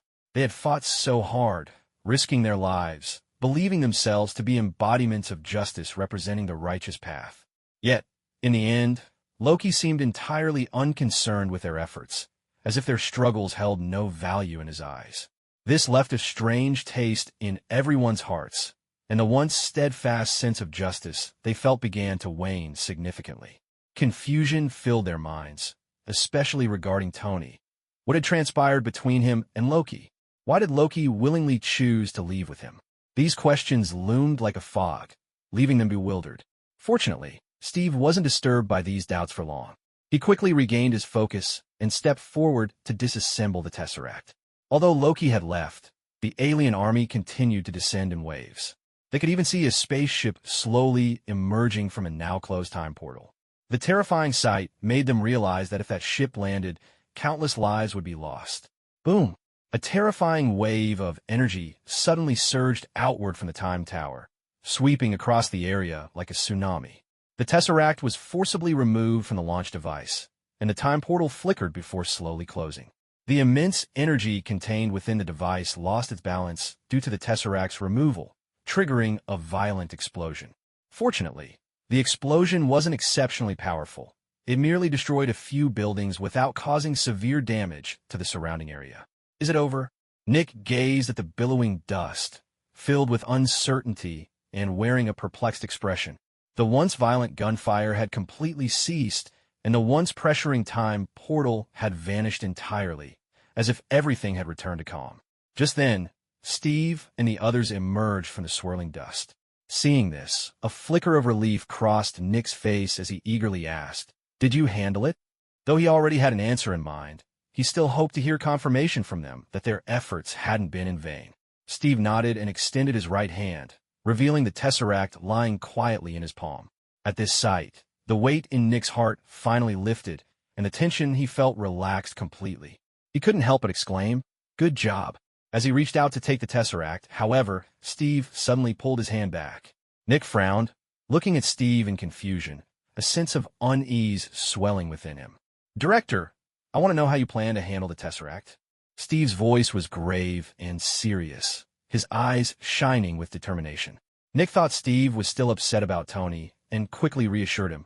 Captain, I know you have issues with Tony, but if we don't hand the Tesseract over to him, we can't afford the consequences.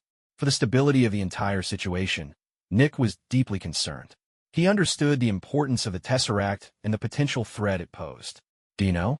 Loki left with Tony, Steve suddenly said, a hint of worry in his tone. What? Nick exclaimed, utterly stunned by this news. He stared at Steve, shock and confusion flooding his eyes as a strong sense of unease gripped him. Steve continued, I don't know what happened between them, but giving the Tesseract to Tony means handing it back to Loki. What was the point of our struggle then? He fixed a determined gaze on Nick, as if waiting for an answer. Nick, who had originally appeared resolute, now wore a look of uncertainty. He fell into deep thought. That shouldn't be the case. Tony is Tony, and Loki is Loki, he murmured, filled with inner conflict and struggle, unsure of what decision to make. Director, do you want to take a gamble? Steve said with a self-deprecating smile, a hint of helplessness flickering in his eyes. Nick fell silent, knowing that betting the safety of the entire country was an extremely dangerous decision. He couldn't do it. He believed Tony wouldn't misuse the Tesseract, but if it fell back into Loki's hands, who could guarantee that today's events wouldn't repeat themselves? With a headache, Nick gazed at the Tesseract in Steve's hand, feeling as if it had become a hot potato, bringing him endless trouble. Forget it. We'll deal with that later. Let's wrap up what's happening now. I need everyone's help to rescue people. Nick finally gave up on the choice. He decided to set aside the matter of the Tesseract and focus on resolving the immediate crisis.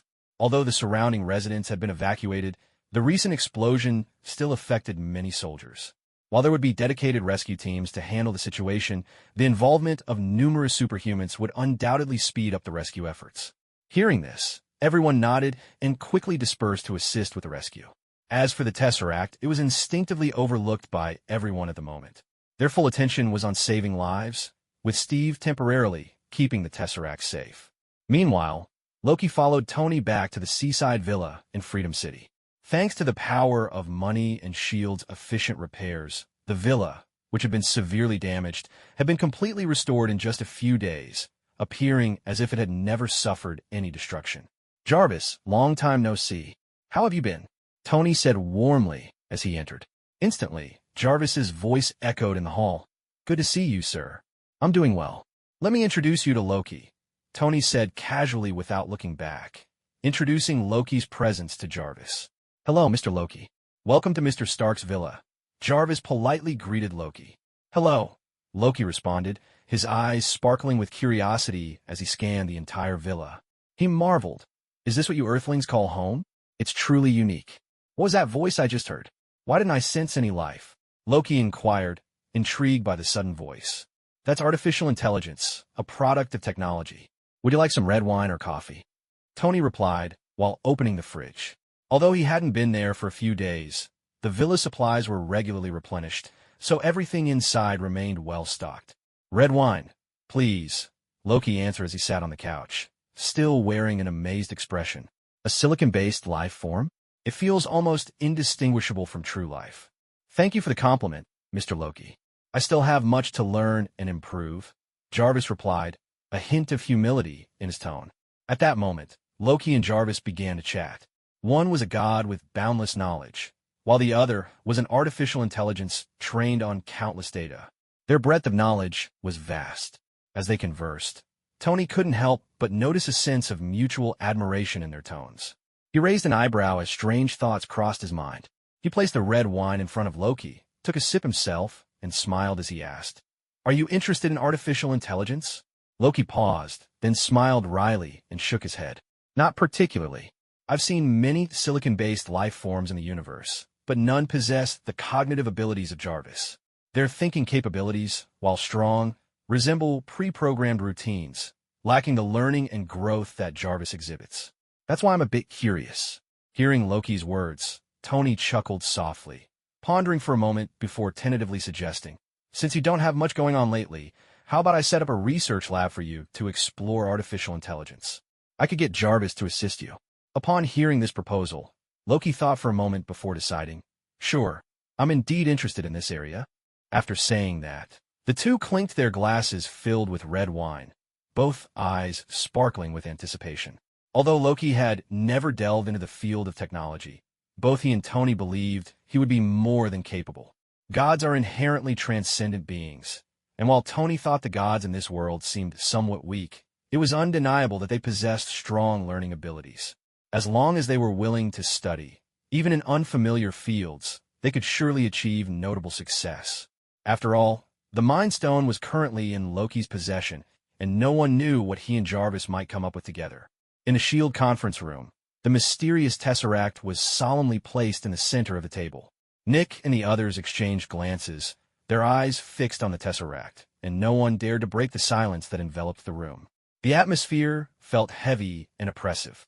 Previously, they had all been deliberately avoiding this crucial decision, but now that everything had been settled, they had to face a thorny issue. Should they hand over the Tesseract or keep it? If they handed it over, it could very well lead to tragedies like today's happening again. On the other hand, if they didn't, they had to consider the consequences of Tony seeking revenge once he learned about it. Who among them could bear such repercussions? Apart from Thor, everyone present had some degree of interaction with Tony, and even Steve, who disliked Tony the most, had to admit that if Tony decided to retaliate, the consequences would likely be worse than those from Loki. Thus, they were undeniably caught in a difficult dilemma. Ultimately, they could no longer tolerate the oppressive atmosphere. He impatiently stood up and exclaimed, "What's there to be indecisive about? If it comes to that, just let me deal with that guy called Tony and eliminate him. Problem solved." As soon as he finished speaking, everyone looked at him with strange expressions. Nick couldn't help but twitch his lips slightly, feeling that this scene was eerily familiar. Hadn't Thor previously sworn that he could handle Loki? But what was the outcome? Not only did he fail to resolve the issue, but he also made things worse. For a moment, no one spoke, simply staring at Thor, and eventually, he couldn't withstand their gazes and reluctantly sat back down. "Nothing works? Then what do you suggest we do?" Thor mumbled, his tone revealing deep frustration. Here he was, the god of war among the 9 realms, feeling utterly powerless against a mere mortal, a situation he had never envisioned facing before his encounter with Loki. Yet now, he had to admit that the mortal capable of making Loki bow was indeed not someone he could easily deal with. Thor's words broke the silence in the conference room. Nick took a deep breath, seizing the opportunity to speak. "Since we're all here, it means that none of you are willing to hand over the Tesseract to Tony. In that case, let's skip this issue for now and move on to the next. How do we deal with Tony? Everyone knows Tony's power. With our current strength, we're definitely not enough to handle him. Therefore, we need to find ways to enhance our abilities. Also, if anyone knows powerful superhumans, feel free to introduce them. In short, don't hold back. Any ideas are welcome. As long as they have the potential for implementation, we should consider trying them." As the director of S.H.I.E.L.D., Nick's leadership skills were unquestionable. His words cut through the fog of uncertainty that had clouded everyone's minds, clarifying the situation instead of letting them continue to grapple with a difficult choice. As expected, once there was a clear direction, the silence lifted and everyone began to speak up. Steve proposed that they merge with the symbiote to enhance their powers. Having benefited from the symbiote's strength himself, he understood how significantly it could boost a superhuman's abilities. This suggestion was already part of Nick's plans, but he had been too busy nurturing the new symbiote to implement it earlier. Now that Steve had brought it up, Nick readily agreed. Banner, eager to counter Tony, offered up his own blood, which contained immense power, volunteering to serve as a test subject for S.H.I.E.L.D. scientists to produce a strengthening serum. As for Flint, Eddie, and the others, while they didn't offer particularly constructive ideas, they all expressed their determination to confront Tony. Under Nick's guidance, the oppressive atmosphere in the conference room dissipated, and everyone united against a common enemy, as if they had rediscovered their fighting spirit. Meanwhile, oblivious to Nick's ongoing plans, Tony was enjoying life to the fullest. After tossing Loki into the underground research lab to study artificial intelligence, he received a call from Reed. On the phone, Reed excitedly shared his latest research advancements and mentioned that he planned to take a spaceship into outer space to explore the ultimate secrets hidden within human genes. Tony supported Reed's decision and wished them a safe journey before hanging up the phone. In the blink of an eye, a week had passed. During this week, Tony's life was remarkably calm. He would visit the company during the day to handle some affairs, and in the evenings, he would either enjoy time with Natasha or have heart-to-heart talks with Potts. Occasionally, when he felt bored, he would order some wild mountain vegetables to change things up. Because of this colorful life, Tony once again graced the cover of a magazine, delighting countless onlookers. However, on what seemed like a peaceful day, Tony's leisurely life was abruptly interrupted. Reed and the others returned, but they were all severely injured and were sent to the hospital. Although Tony understood that this was just the beginning of their fate-changing journey, he rushed to Maria Hospital immediately. After all, to gain favor, one must act quickly, and if he could recruit the Fantastic Four, he could unlock his Shadow Army completely. But when Tony arrived at the hospital, he unexpectedly saw a person he hadn't anticipated, Nick. Instantly, Tony's brow furrowed tightly, a strong sense of confusion rising within him. He couldn't understand why Nick was there. Filled with questions, Tony walked toward Nick, his footsteps echoing crisply in the hospital corridor. Nick sensed the movement and turned around. When he saw Tony, a look of confusion crossed his face. Clearly, he was also surprised by Tony's presence. "What are you doing here?" Tony asked directly. "I need Mr. Reed's guidance on something, and I heard he was in trouble, so I came to check on him," Nick replied with a smile, his demeanor appearing very friendly, making it hard to imagine his usual serious self. To an uninformed observer, it might seem like he and Tony were close friends. Seeing this side of Nick, a sense of wariness welled up in Tony. He felt that Nick's overly friendly demeanor was suspicious. Could it be that Nick already knew about Reed and the others gaining their extraordinary abilities? Just as this thought crossed his mind, Tony quickly dismissed it. The reason he knew about this so quickly was because he had seen some related movies in his previous life. Unless Nick was also a time traveler, he couldn't possibly know about these happenings at this moment. Since it wasn't about that, why was Nick here? He and Reed didn't have any connections. A series of questions swirled in Tony's mind, but he couldn't find a reasonable answer. At that moment, the door to the hospital room opened, and a doctor stepped out. Looking at Tony and Nick, he said, "You can go in and visit the patient now, but they need to rest, so please don't take too long." Upon hearing this, both Tony and Nick nodded. Then Nick looked at Tony and said, "Shall we go in together?" "No need, you go ahead. I'll wait here for a bit."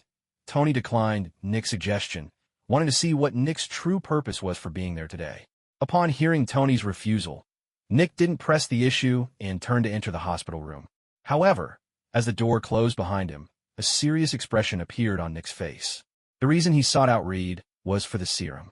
Although Banner was willing to provide his blood as experimental material for S.H.I.E.L.D. to create a strengthening serum, it was awkward for Nick to realize that S.H.I.E.L.D. scientists were unable to decipher the secrets within Banner's blood, let alone produce a serum. Thus, he had specifically investigated the scientists that Tony had interacted with during Banner's imprisonment and ultimately found Reed. When Tony suddenly appeared at the hospital room door, Nick's first reaction was to think that their plan to create the serum had been leaked.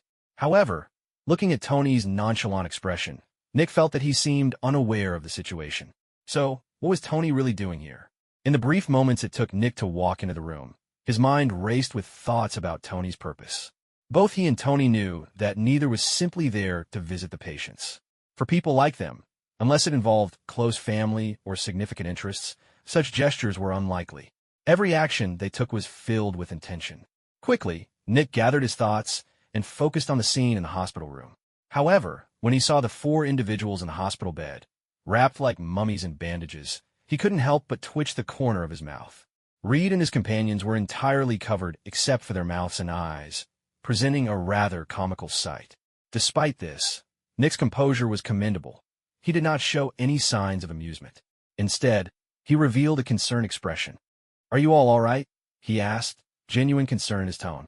As soon as he spoke, Reed's weak voice came from the bed. "Thank you for your concern. We're fine, but I'm not sure why you're here." Reed's eyes revealed a hint of confusion. At that moment, it seemed Nick suddenly realized something and quickly patted his head. "I'm Nick Fury, a government official. I heard there was an incident with your research, so I came to check on you." Nick wore a sincere expression, and a flicker of gratitude appeared on Reed and the others' faces. Although their research had received funding from Tony, it had initially been backed by the government, so they naturally held a certain goodwill towards it. Now, in their time of need, Nick, representing the government, had come to see them first. After experiencing danger, their emotions were fragile, making them more susceptible to being moved by Nick's gesture. "Thank you, Mr. Fury, for taking the time to visit us. We feel we have let the government down with this failed research," Reed said, a hint of guilt evident in their expressions. Seeing this, Nick quickly reassured them that it was all right and then inquired about their conditions. "How are you all doing? What did the doctors say?" However, as soon as he finished speaking, their moods sank even lower. Johnny, the youngest among them, spoke in a despondent tone. "We have extensive burn injuries. Our muscles are dying. We're probably going to be useless from now on." With this statement, the atmosphere in the room turned heavy.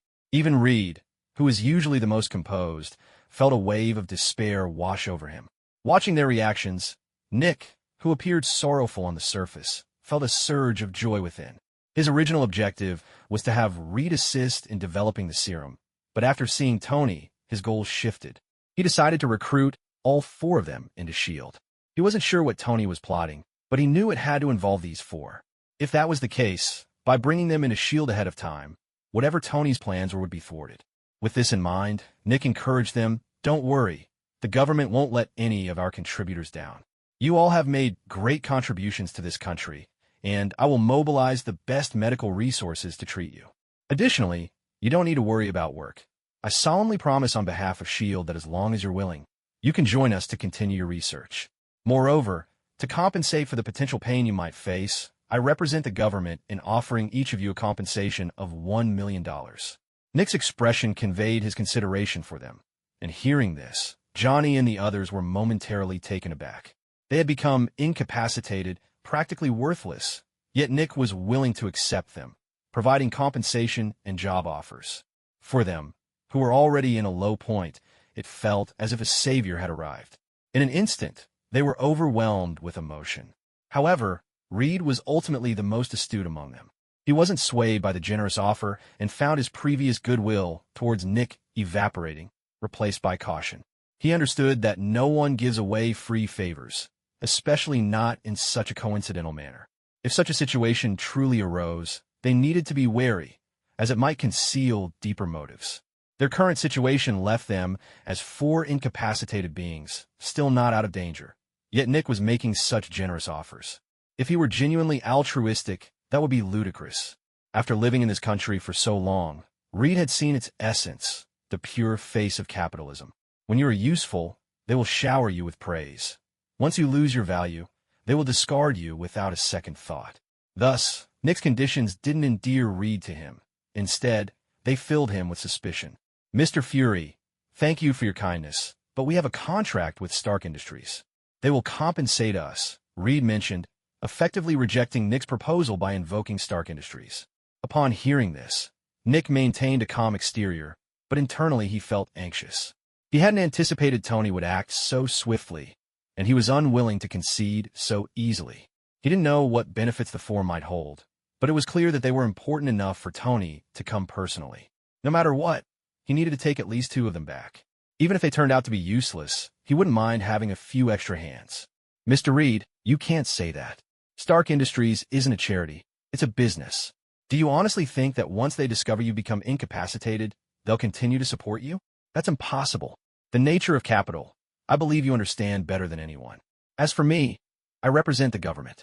As long as you're willing, you will always be government personnel. While Nick might not be a combat expert, his understanding of human nature and psychology was undoubtedly masterful. The moment he spoke, the four who had just felt reassured by Reed suddenly found themselves filled with hesitation. Even Reed himself grew uncertain. Though he believed Tony wouldn't take such actions, the nature of capitalism was ruthless, and capitalists could easily turn their backs. Thus, he couldn't guarantee that Tony's previous promises would still hold true. With this in mind, he could no longer dissuade the others. Even he, who had the most contact with Tony, felt a lack of confidence, let alone the others. They had little interaction with Tony, and their understanding of him came from sensational news stories. In such a scenario, they were even less likely to gamble on Tony's reliability.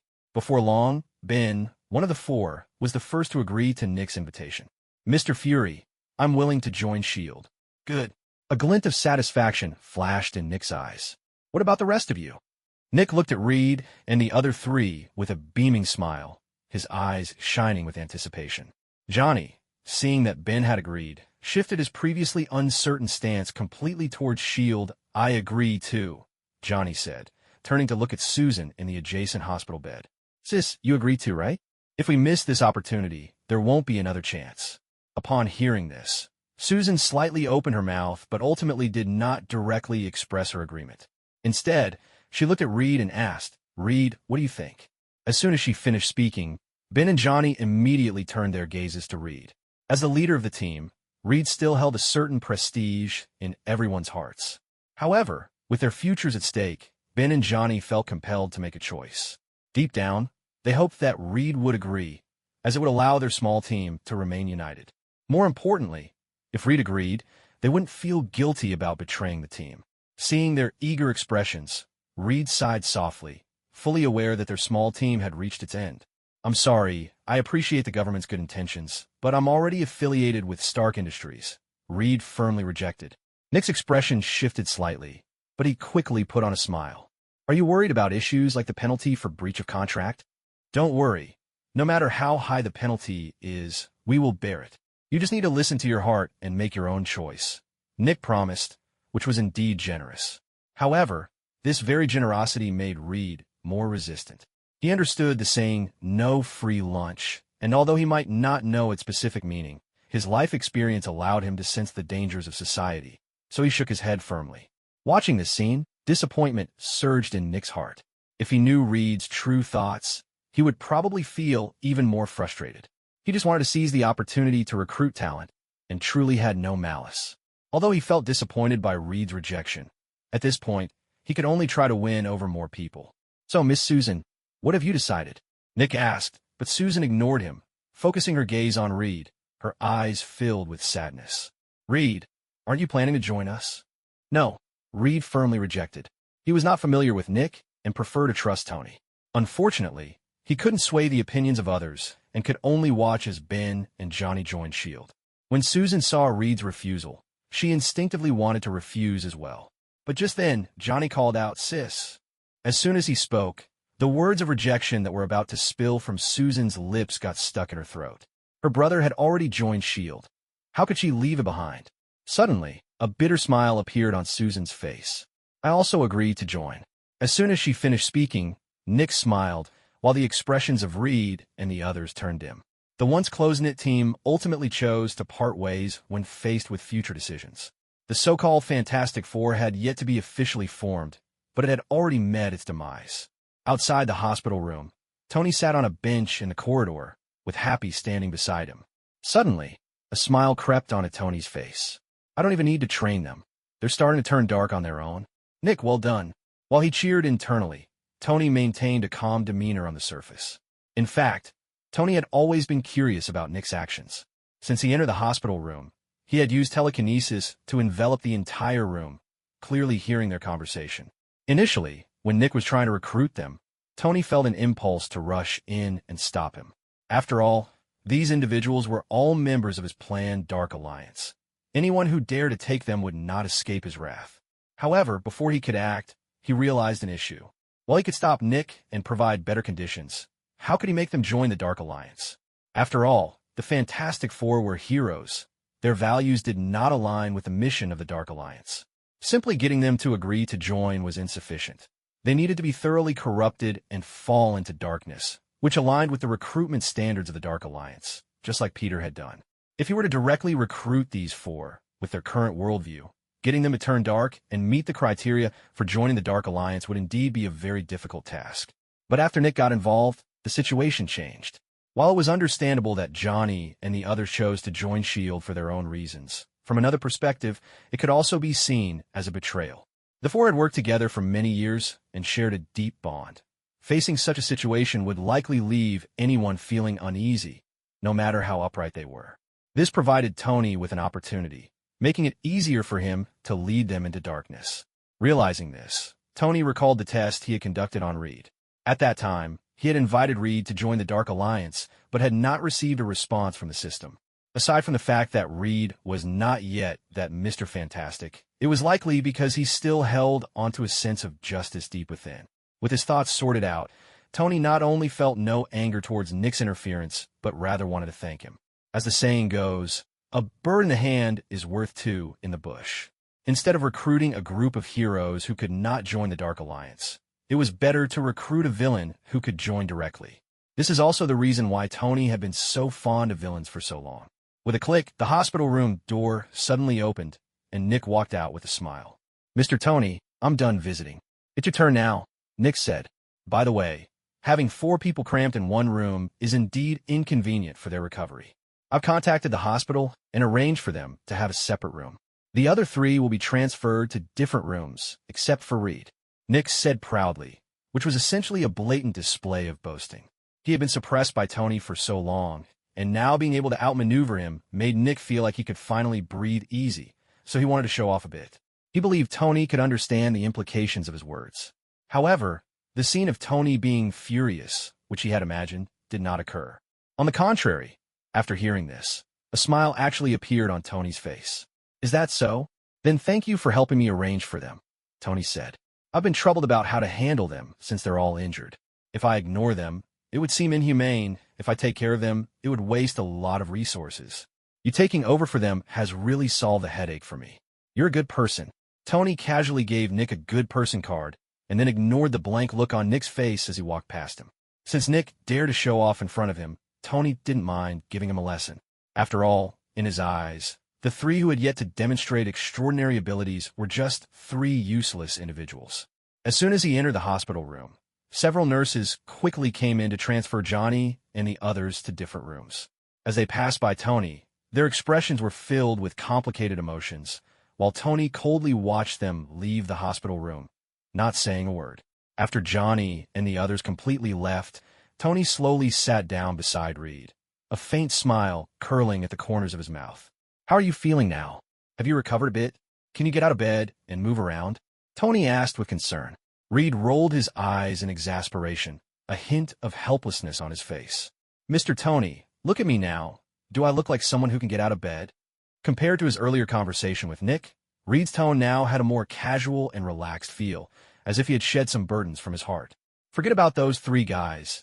You're someone who has been injected with enhancement serum. Don't play the pity card in front of me," Tony said, directly ignoring Reed's miserable appearance, his eyes flashing with a hint of impatience and urgency. Hearing Tony's words, a trace of embarrassment flickered in Reed's eyes as he remembered that Tony knew his true capabilities. After a moment of internal reflection, the once immobile, mummy-like figure managed to sit up from the bed by himself. If Johnny and the others had seen this scene, they would have been utterly stunned, as they could hardly move at all, while Reed was already able to move freely. Seeing Reed's unexpected action, Tony nodded in satisfaction. "That's more like it. Don't look so fragile." Then, he shifted the conversation straight to the point. "So, how does it feel to be betrayed?" Reed looked at Tony in surprise, a hint of confusion crossing his face. "You already know?" After speaking, he shook his head helplessly. "Well, I wouldn't really call it betrayal. Everyone has their own choices and pursuits. That's normal." "Is that really the case?" Tony said meaningfully, "You might not think it's betrayal, but others probably won't see it that way." His words hinted at deeper implications, concealing some unknown secrets.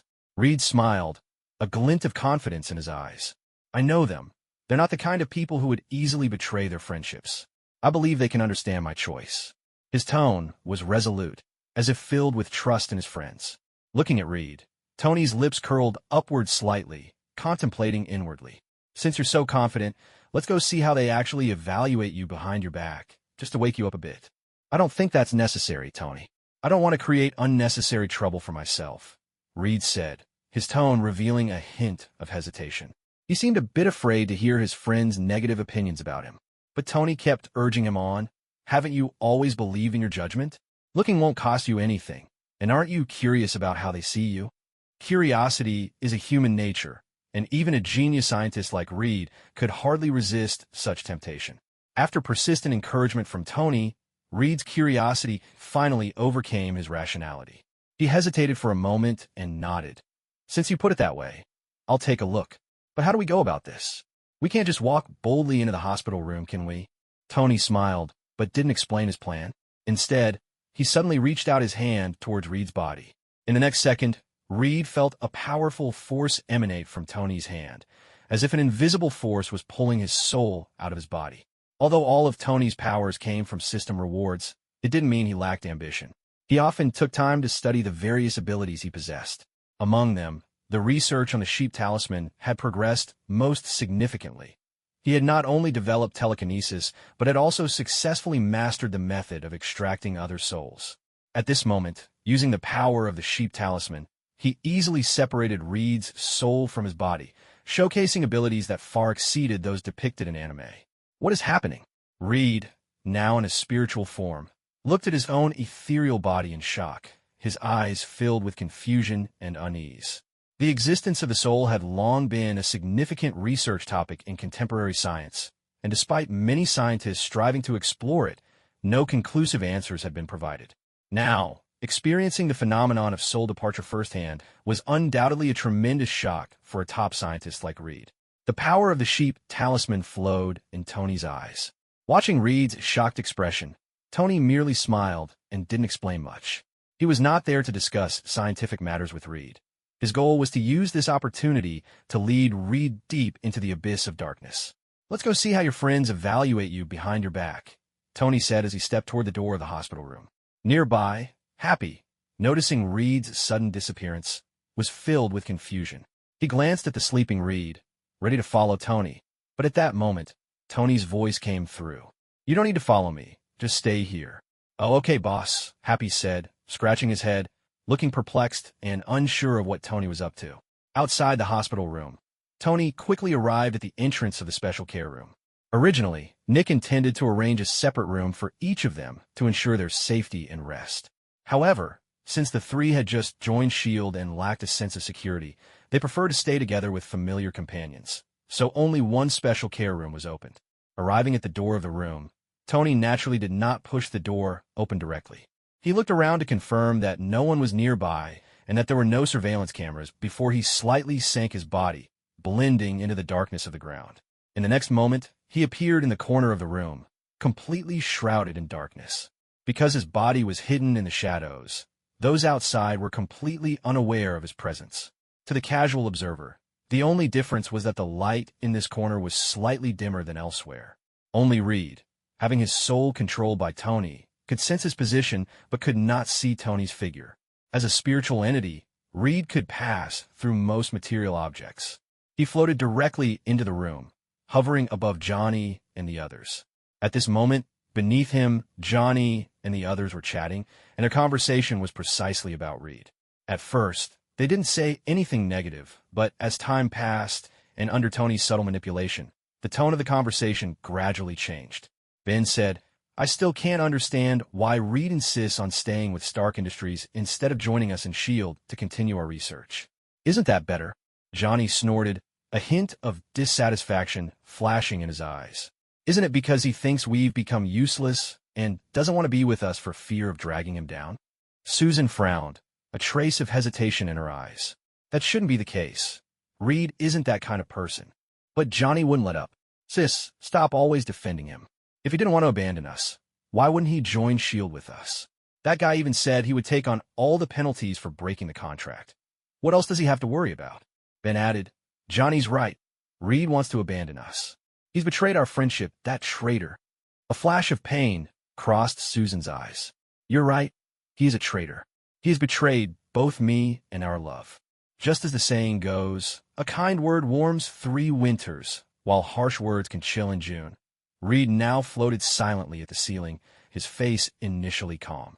However, as the complaints from the 3 below reached his ears, his complexion gradually turned as pale as a blank sheet of paper. He never expected that in the eyes of his closest companions, he would be portrayed in such a way, even being viewed as a traitor. Did they truly see him as such an unworthy person? Although he had transformed into a spiritual form and could no longer feel changes in temperature, at this moment, he felt as if a bone-chilling cold was spreading from the depths of his heart. Ben angrily said, "We can't just let him off easily. A betrayer deserves the consequences of a betrayer." Johnny echoed, "You're right. Understanding the secrets of human genetics has always been his dream. Even if he failed this time, the research itself isn't wrong. We should release this data to let him know the consequences of his betrayal."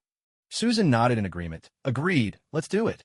The conversation among the 3 continued, but Reed could no longer endure it. He silently turned and floated out of the room, seemingly wanting to escape the heartbreaking atmosphere. Once Reed left, the dark aura that had surged within Johnny, Ben, and Susan gradually dissipated. Instantly, the 3 who had been filled with anger looked at each other in shock, their expressions filled with confusion. In the dark corner, Tony quietly observed everything, a faint, barely noticeable smile gracing his lips. He then stealthily left the hospital room. Back in Reed's room, Tony found Reed had opened his eyes, but they were hollow and unfocused, staring blankly at the ceiling. Tony shrugged and softly said, "You should rest well. I'll come back to see you later." Without waiting for Reed's response, he turned and left the room with Happy. He understood that the seeds of darkness had been quietly sown, and now it was just a matter of patiently waiting for them to take root and flourish. Not long after Tony left the hospital, a well-dressed, mature-looking young man slowly walked into the hospital, holding a bouquet of vibrant tulips. Due to his handsome appearance and mature demeanor, he attracted many glances along the way. Arriving at the nurse's station, a black girl was focused on preparing medications when a young man's gentle voice suddenly reached her ears. "Hello, could you tell me where Reed's room is?" The girl looked up, and upon seeing the young man, her face instantly turned crimson, and she shyly replied, At the end of the corridor, the room around the corner. Then, a bit bashfully, she added, I finish work at 6. After speaking, she jotted down a phone number and handed it to the young man, making a gesture as if to call. The young man smiled warmly, accepted the note, and nodded to the nurse before turning to leave. However, as he passed a trash can, the young man casually tossed the note he had just received into the garbage. In the hospital room, Reed remained in a daze when suddenly, the sound of the door being pushed open caught his attention. Assuming it was a nurse or doctor, he didn't turn around and casually said, "Hi, Reed." But when he heard the voice, he instantly turned around, a glint of surprise flashing in his eyes. "Victor, what are you doing here? I heard you were in trouble, so I came to see you," Victor replied with a smile, placing the bouquet of tulips on the bedside. It turned out they were college friends and academic peers. If it hadn't been for Tony's interference, Victor would have invested in Reed's research. Having just experienced a setback, Reed felt a wave of happiness seeing Victor. He joyfully reminisced about old times with Victor, who responded with laughter and shared a few pleasantries. Suddenly, Victor's tone shifted. "I heard you went to space to observe the cosmic storm and gather information to unravel the ultimate mystery of human genetics. How did it go?" At this, a bitter smile appeared on Reed's face. "What can I say? Look at me now. I'm just lying here. So you went through all that for nothing?" Victor feigned regret. "Who said that? Although there was a bit of an accident, I still gathered a lot of information," Reed retorted. Victor's expression slightly shifted, and then he asked nonchalantly, "Is that so? Congratulations. To be honest, I'm quite interested in the information contained in the cosmic storm. Can you tell me about it?" Reed wasn't surprised. Victor had always been curious about the mysteries of the universe, even back in school. "Sorry, Victor, I'd love to help you, but all that information is currently in my head, and I can't find a suitable way to express it, unless I study for a while and see if I can record it," Reed explained. "I see. That's a pity," Victor said, looking disappointed. Noticing this, Reed was about to change the subject and reminisce about some funny college stories when Victor continued. "Reed, I actually admire you, but you have information in your head that I need." "I'm sorry," Victor said, his face filled with feigned regret. Upon hearing this, Reed's expression changed. Having just suffered a blow, his mood was already sensitive, and Victor's demeanor immediately put him on alert. "What do you mean? Victor, what are you planning?" "Nothing, it'll be quick. I'll try not to let you feel any pain," Victor replied evasively. At the same time, his right hand abruptly clenched, and a vast wave of energy began to gather at his fingertips, aimed aggressively at Reed. Everything happened in an instant, as if it was merely a moment. Reed looked at the energy beam hurtling toward him, his face instantly turning pale. In that energy, he clearly sensed a breath of death. "Huh!" Reed shouted, no longer caring about hiding his strength. In an instant, he expanded into a small giant several meters tall, bracing his arms tightly against his chest, exerting all his strength to withstand Victor's energy beam. A terrifying shockwave erupted like thunder, violently sending Reed flying. The hospital room instantly resembled a scene ravaged by a violent typhoon, left in utter disarray. Blood gushed from Reed's mouth as he lay on the ground, his expression heavy with concern. Thoughts raced through his mind like gears spinning at high speed, urgently contemplating how to find a way to escape this dire situation. Meanwhile, Victor casually withdrew his fingers, shaking his head dismissively.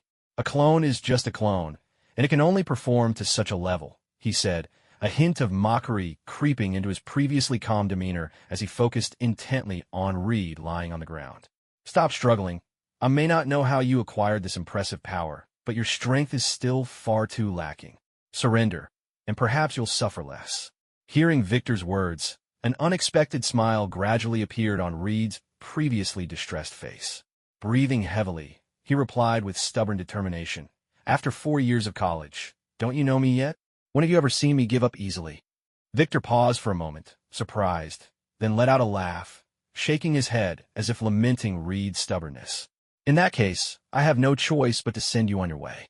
Although it's hard to track you once you're dead, it'll have to do." As he spoke, a strange light flickered at his fingertips, seemingly containing endless destructive power. Seeing this, Reed's pupils constricted sharply. He caught a frantic glimpse of the shattered window behind him and, with resolve, launched himself from the ground like an arrow, crashing through the window. Bang! With a deafening sound of wall destruction, Reed's massive body burst through the opening, instantly enveloped by a powerful sense of weightlessness. In that critical moment, he instinctively reached for anything he could grab. Then, a bizarre and shocking scene unfolded. His arm inexplicably lengthened at an unimaginable speed, stretching like a flexible python as it firmly grasped the railing on a rooftop. Simultaneously, his falling speed slowed, as if caught by some mysterious force. At the broken wall, Victor, who was preparing to attack again, watched this scene unfold. His gaze froze like solid ice, the power he had gathered dissipating quietly from his fingertips. A thought surged in his mind, a notion that changed his perspective. He wanted Reed alive. If Reed's earlier transformations could be attributed to some mutation, this ability to transform his body at will was surely beyond mere mutation. Such an excellent specimen for experimentation couldn't be allowed to die so easily. With that thought in mind, Victor stepped through the shattered wall, floating in mid-air like a ghost, and began to walk steadily toward the ground as if walking downstairs. Reed, now safely on the ground, had no time to process the strange changes happening to him. Although he was filled with astonishment, staying alive was his priority at this life-and-death moment. He instinctively looked back at the chaotic hospital, and the sight nearly made his eyes bulge with disbelief. Victor was defying gravity, calmly walking toward him as if the Earth's pull had no effect on him. This wasn't just simple flight. It was a genuine stroll in midair. In an instant, Reed felt his scalp tingle with fear, gaining a deeper understanding of Victor's terrifying nature. He couldn't afford to linger any longer. His legs propelled him forward as he sprinted away, causing chaos in his wake. The entire hospital was in disarray because of their presence, with consecutive explosions, a flying Victor, and Reed towering at 4 to 5 meters in height. Any of these elements could have made headlines in the New York Times, let alone their combined appearance. Panic spread among the crowds as people fled in terror, some causing stampedes out of sheer chaos. As Reed burst onto the street outside the hospital, his actions inadvertently led to multiple car accidents, plunging the entire roadway into turmoil. Suspended in midair, Victor pursued Reed closely, his brows furrowing at the chaos Reed was causing. Known for his low-profile approach, he despised being exposed to the public eye, feeling like a clown performing for amusement. Yet, Reed's long strides kept him moving at an unyielding pace, and with Victor unable to easily deploy more methods to stop him, he found himself unable to catch up, helplessly trailing behind as things escalated further out of control. Back at S.H.I.E.L.D., Nick had just returned from the field, preparing to catch his breath when an assistant rushed in, interrupting him. "Director, it's bad. There's an extraordinary battle unfolding in the city. The entire area is in chaos." "What?" Nick exclaimed, his tired face instantly darkening as if doused with cold water. Couldn't these people let him catch a break for even a moment? Fresh from handling an alien incident, now there was yet another disturbance in the city. This was like treating S.H.I.E.L.D. as an ornament, completely disregarding their authority. A torrent of thoughts flooded Nick's mind when suddenly the phone on his desk rang. The sound made his expression worsen. He knew without answering who was calling. But with no choice, he steeled himself and answered the call. As expected, the voice of the defense secretary erupted on the other end, bombarding him with profanities and curses, directly insulting him and threatening that if this situation wasn't resolved properly, he'd be out of a job. This ignited the long-simmering anger within Nick. Hanging up the phone, Nick glared at his assistant with a look that could devour someone, his voice low and filled with authority. "Gather the captains and mobilize immediately. Also, keep a close watch on those two miscreants. I want to personally deal with them." "Yes," the assistant quickly replied, not daring to delay, and hurriedly exited the office. Nick's dark expression was intimidating. The assistant didn't want to be on the receiving end of his current wrath. Soon, S.H.I.E.L.D. personnel, in conjunction with the military, swiftly mobilized. They cleared the streets along Reed and Victor's path, forming a tight blockade. Meanwhile, Reed, completely unaware, charged directly into the encirclement set up by S.H.I.E.L.D. Although Victor sensed the agency's actions, he ignored them entirely. His sole focus was capturing Reed. Nothing else mattered. As Reed continued his frantic escape, he finally sensed something was off. From afar, he spotted a group of armed soldiers alongside S.H.I.E.L.D. agents. His frantic pace came to an abrupt halt, his face filled with anxiety. Since realizing Victor's terrifying power, he understood that the only person in New York who could save him was Tony. That was why he'd been causing such a ruckus in the city, to attract Tony's attention for rescue. However, he never expected to encounter the authorities before Tony arrived. He didn't believe these officials were there to help him. Based on the chaos he had created, they were more likely there to deal with him. With that thought, despair surged within Reed. He felt trapped between a rock and a hard place, entirely cutting off his last shred of hope for escape. At that moment of desperation for Reed, Tony was reclining comfortably at Pepper's home, enjoying her gentle and attentive service. Having just left the hospital, he found a rare opportunity to relax with Pepper. Immersed in their warm world together, he even set his phone aside to avoid distractions from the outside. Thus, no matter how chaotic it was outside, he remained blissfully absorbed in her embrace, seemingly indifferent to the turmoil of the world. On First Avenue, Nick's cold gaze fixated on the massive figure that slowly came to a stop in the distance, his eyes glinting with a chilling light that seemed capable of freezing the surrounding air.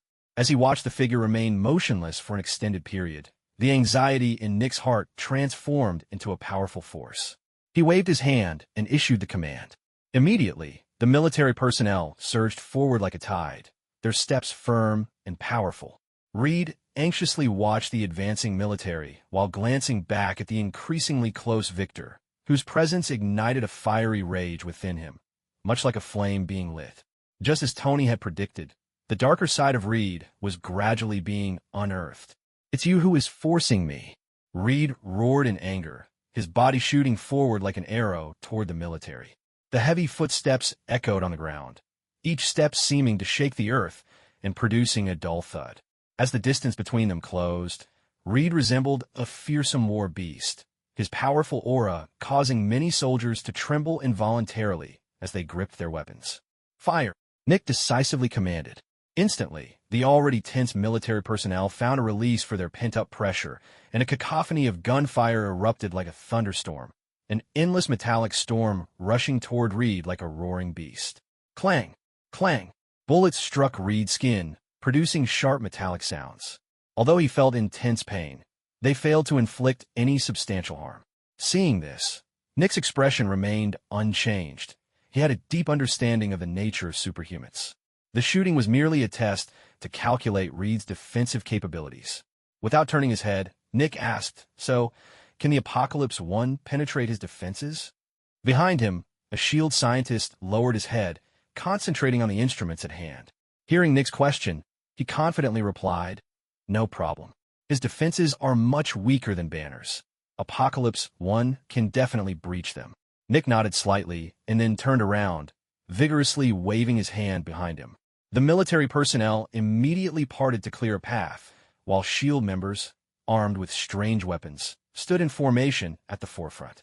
From a distance, these weapons resembled large rocket launchers, yet their tips were sharp like needles, exuding a sci-fi aura. This was a new type of laser weapon that Nick had developed specifically to deal with Tony's Shadow Army.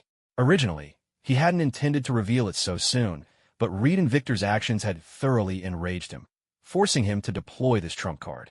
Zing! Zing! As Apocalypse One was launched, a piercing sound wave spread throughout the area. Reed, who had been charging forward, was caught off guard by the sudden attack, and was struck by Apocalypse One. A violent explosion erupted around him, and his body was sent flying like a cannonball. Witnessing this, the SHIELD personnel erupted in excited cheers. The power of Apocalypse One was indeed extraordinary, capable of contending against superhumans. Nick couldn't help but wear a smug smile, clearly pleased with the outcome. However, as the smoke began to clear, Reed's figure gradually emerged, and the excited expressions of the SHIELD personnel came to an abrupt halt, as if doused with cold water. There was not a single wound on Reed, who was instead covered in a dark substance, as if the earlier attack had no effect on him whatsoever. Seeing this, Nick's expression darkened instantly. The reason he tested Reed's defensive capabilities was to showcase the effectiveness of Apocalypse One and instill confidence in the SHIELD personnel. With the increasing number of superhumans and consecutive setbacks, SHIELD had nearly fallen into a state of low morale. Now, Reed was completely unscathed, which not only embarrassed him, but also plunged the hard-won morale of SHIELD back into despair. "What is going on?" Nick glared at the scientist behind him, who were now equally flustered. It's impossible. His defenses can't be that strong. There's no way he could withstand Apocalypse One's attack, one scientist exclaimed, panic creeping into his voice. Nick said nothing, turning back to focus intently on Reed. Now was not the time for blame. Resolving the immediate problem was the priority. Banner, I need your help, Nick said softly to Banner, who stood not far away. Banner nodded, and Steve and the others silently observed the scene.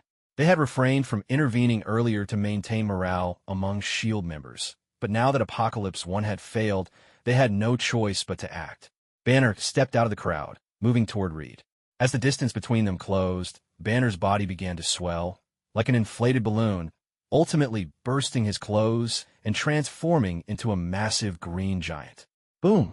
The two enormous fists collided with a thunderous sound, sending Reed flying again, crashing heavily into the ground and creating a large crater. "It's you," Reed exclaimed, his eyes widening in surprise as he recognized Banner. He hadn't clearly seen Banner earlier, but now he could finally make him out. Banner's face showed a hint of confusion. "You know me?" "I do. My power comes from you," Reed admitted without hesitation. Banner paused, his breath catching. His strength actually came from Reed. "You're one of Tony's people?" Banner's voice held a note of shock. "Exactly," Reed affirmed boldly. "You're dead." Banner roared lowly, leaping high into the air like a massive cannonball aimed at Reed, who lay on the ground. A strong gust of wind stirred up the surrounding dust. In that moment, Banner resembled a divine being, exuding authority and power. However, just as he was about to land on Reed, Reed's arm extended like a flexible serpent, delivering a powerful punch to Banner's face.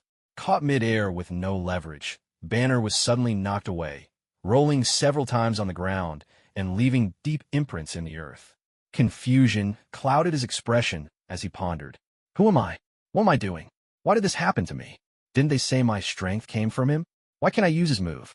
Banner looked at Reed in confusion, while Reed slowly stood from the rubble, his face filled with a triumphant grin. After exchanging punches with Banner, he had realized he was not Banner's match.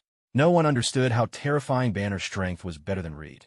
After all, he had studied Banner closely, and Banner had once been like a lab rat at his mercy. Had this been before, he would have been the one taking the hits, but the events in the hospital had made him aware that he was no longer the same as before. He tested his abilities, and the results were promising.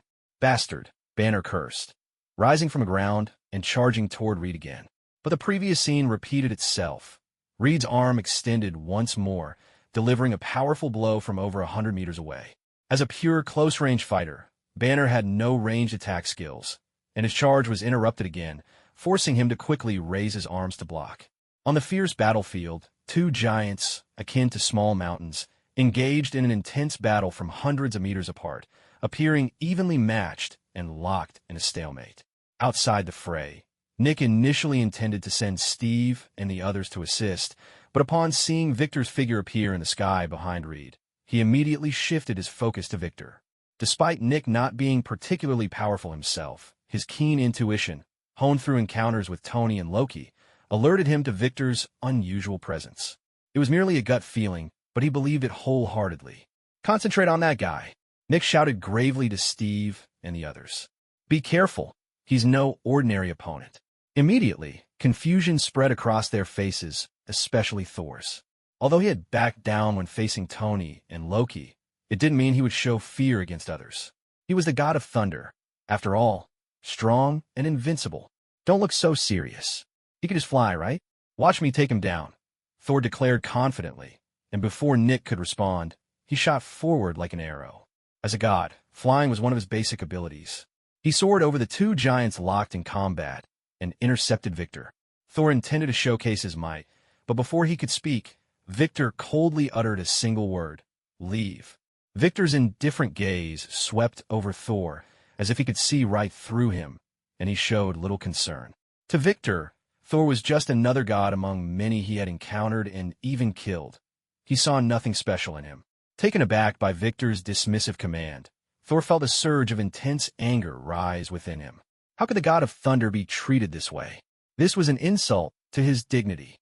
"You're asking for it," Thor bellowed, swinging his hammer, Mjolnir. A brilliant bolt of lightning shot forth like a dragon, aimed directly at Victor.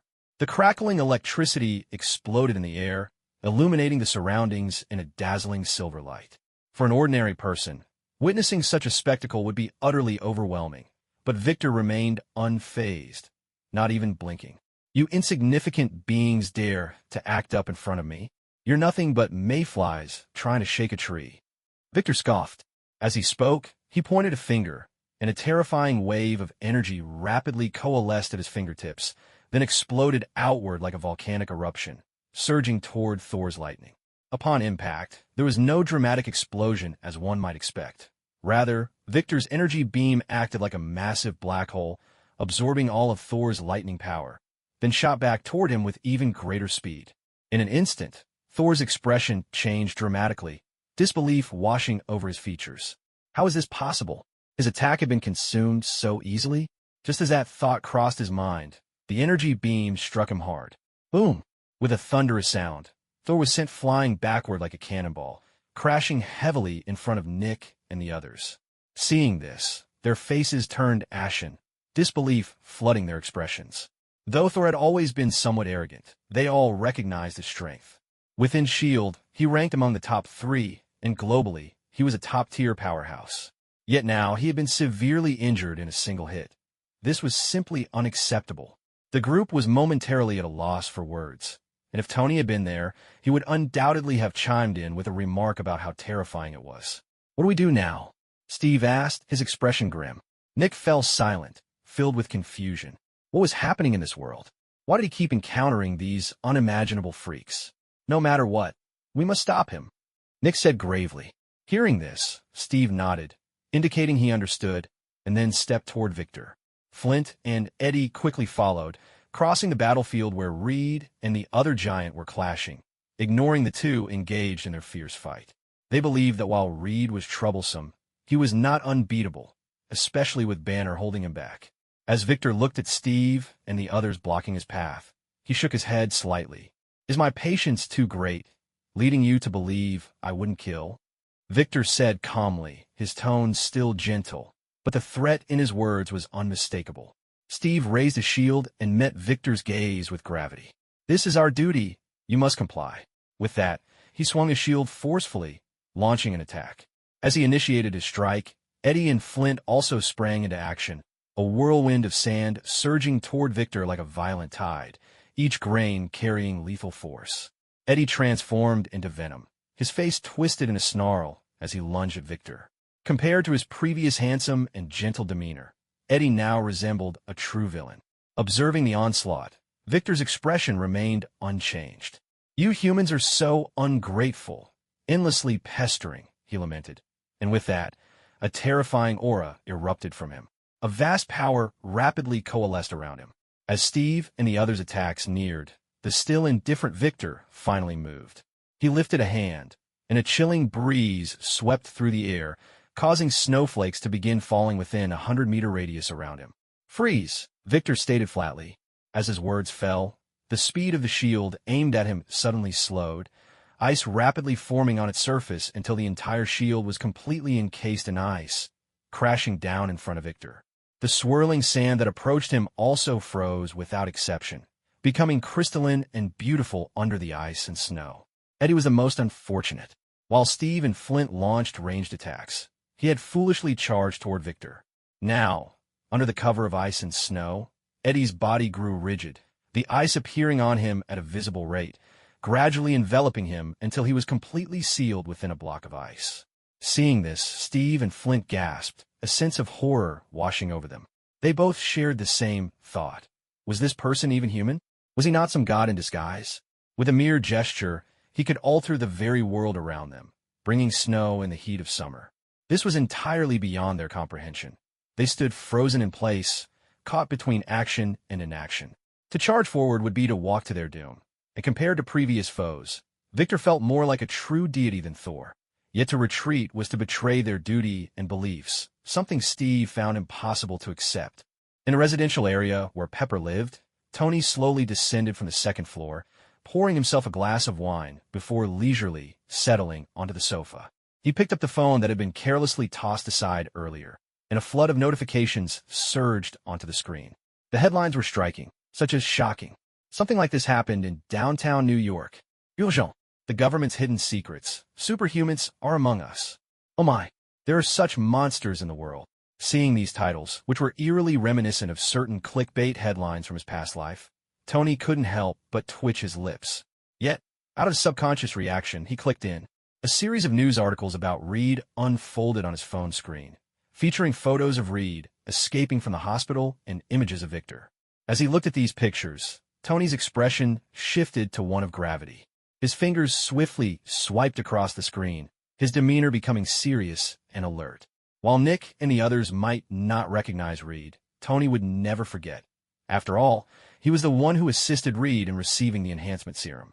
JRVS, locate Reed immediately, Tony commanded decisively. Of course, sir. Searching now. Location confirmed. Mr. Reed is on First Avenue. JRVS responded in his ear. With that confirmation, Tony tossed the phone aside and, with a thought, vanished into a shadow on the ground, disappearing from sight. At that same moment, Peter at home, Dr. Octopus in the lab, Norman testing the upgraded Green Goblin armor, and Bucky and Happy, newfound pals, found themselves flanked by shadowy ninjas. They were startled by the sudden appearance of the shadow ninjas, but once they realized these were part of Tony's legion, they were surprised but made no resistance, allowing the ninjas to place hands on their shoulders and lead them into the ground. On the side of First Avenue stood a building over 10 stories high. On the rooftop, Tony and the others appeared in succession. Although Tony hadn't fully mastered the Shadow Kingdom, with the assistance of his Shadow Legions, brief traversals through the Shadow Kingdom were still possible. As Peter and the others watched the newcomers with confusion, they quickly quieted upon seeing Tony. They understood that since Tony had summoned them, they should wait for his orders. It's quite a lively scene, Tony remarked, observing the fierce battle below, a cold glint flickering in his eyes. Those who had been targeting him thought he had no temper. As he spoke, Peter glanced curiously at the battlefield, excitement sparkling in his eyes. Are we going to start fighting? Hearing Peter's question, Tony turned to him, his gaze sweeping across the group, a smirk creeping onto his lips, revealing a cruel smile. That's right, everyone, it's time to show your worth. Go on and kill. Save that big guy. And as for the rest, kill as many as you can. He pointed at Reed, his words thick with malice. The reactions to Tony's command varied. Peter was the first to act on his impulse, leaping from the high building like a bolt from a crossbow, webbing himself to the opposite building and tracing a graceful arc through the air. Seeing this, Norman refused to be outdone, launching himself on his Green Goblin glider, letting out his signature cackle as he dove into the fray.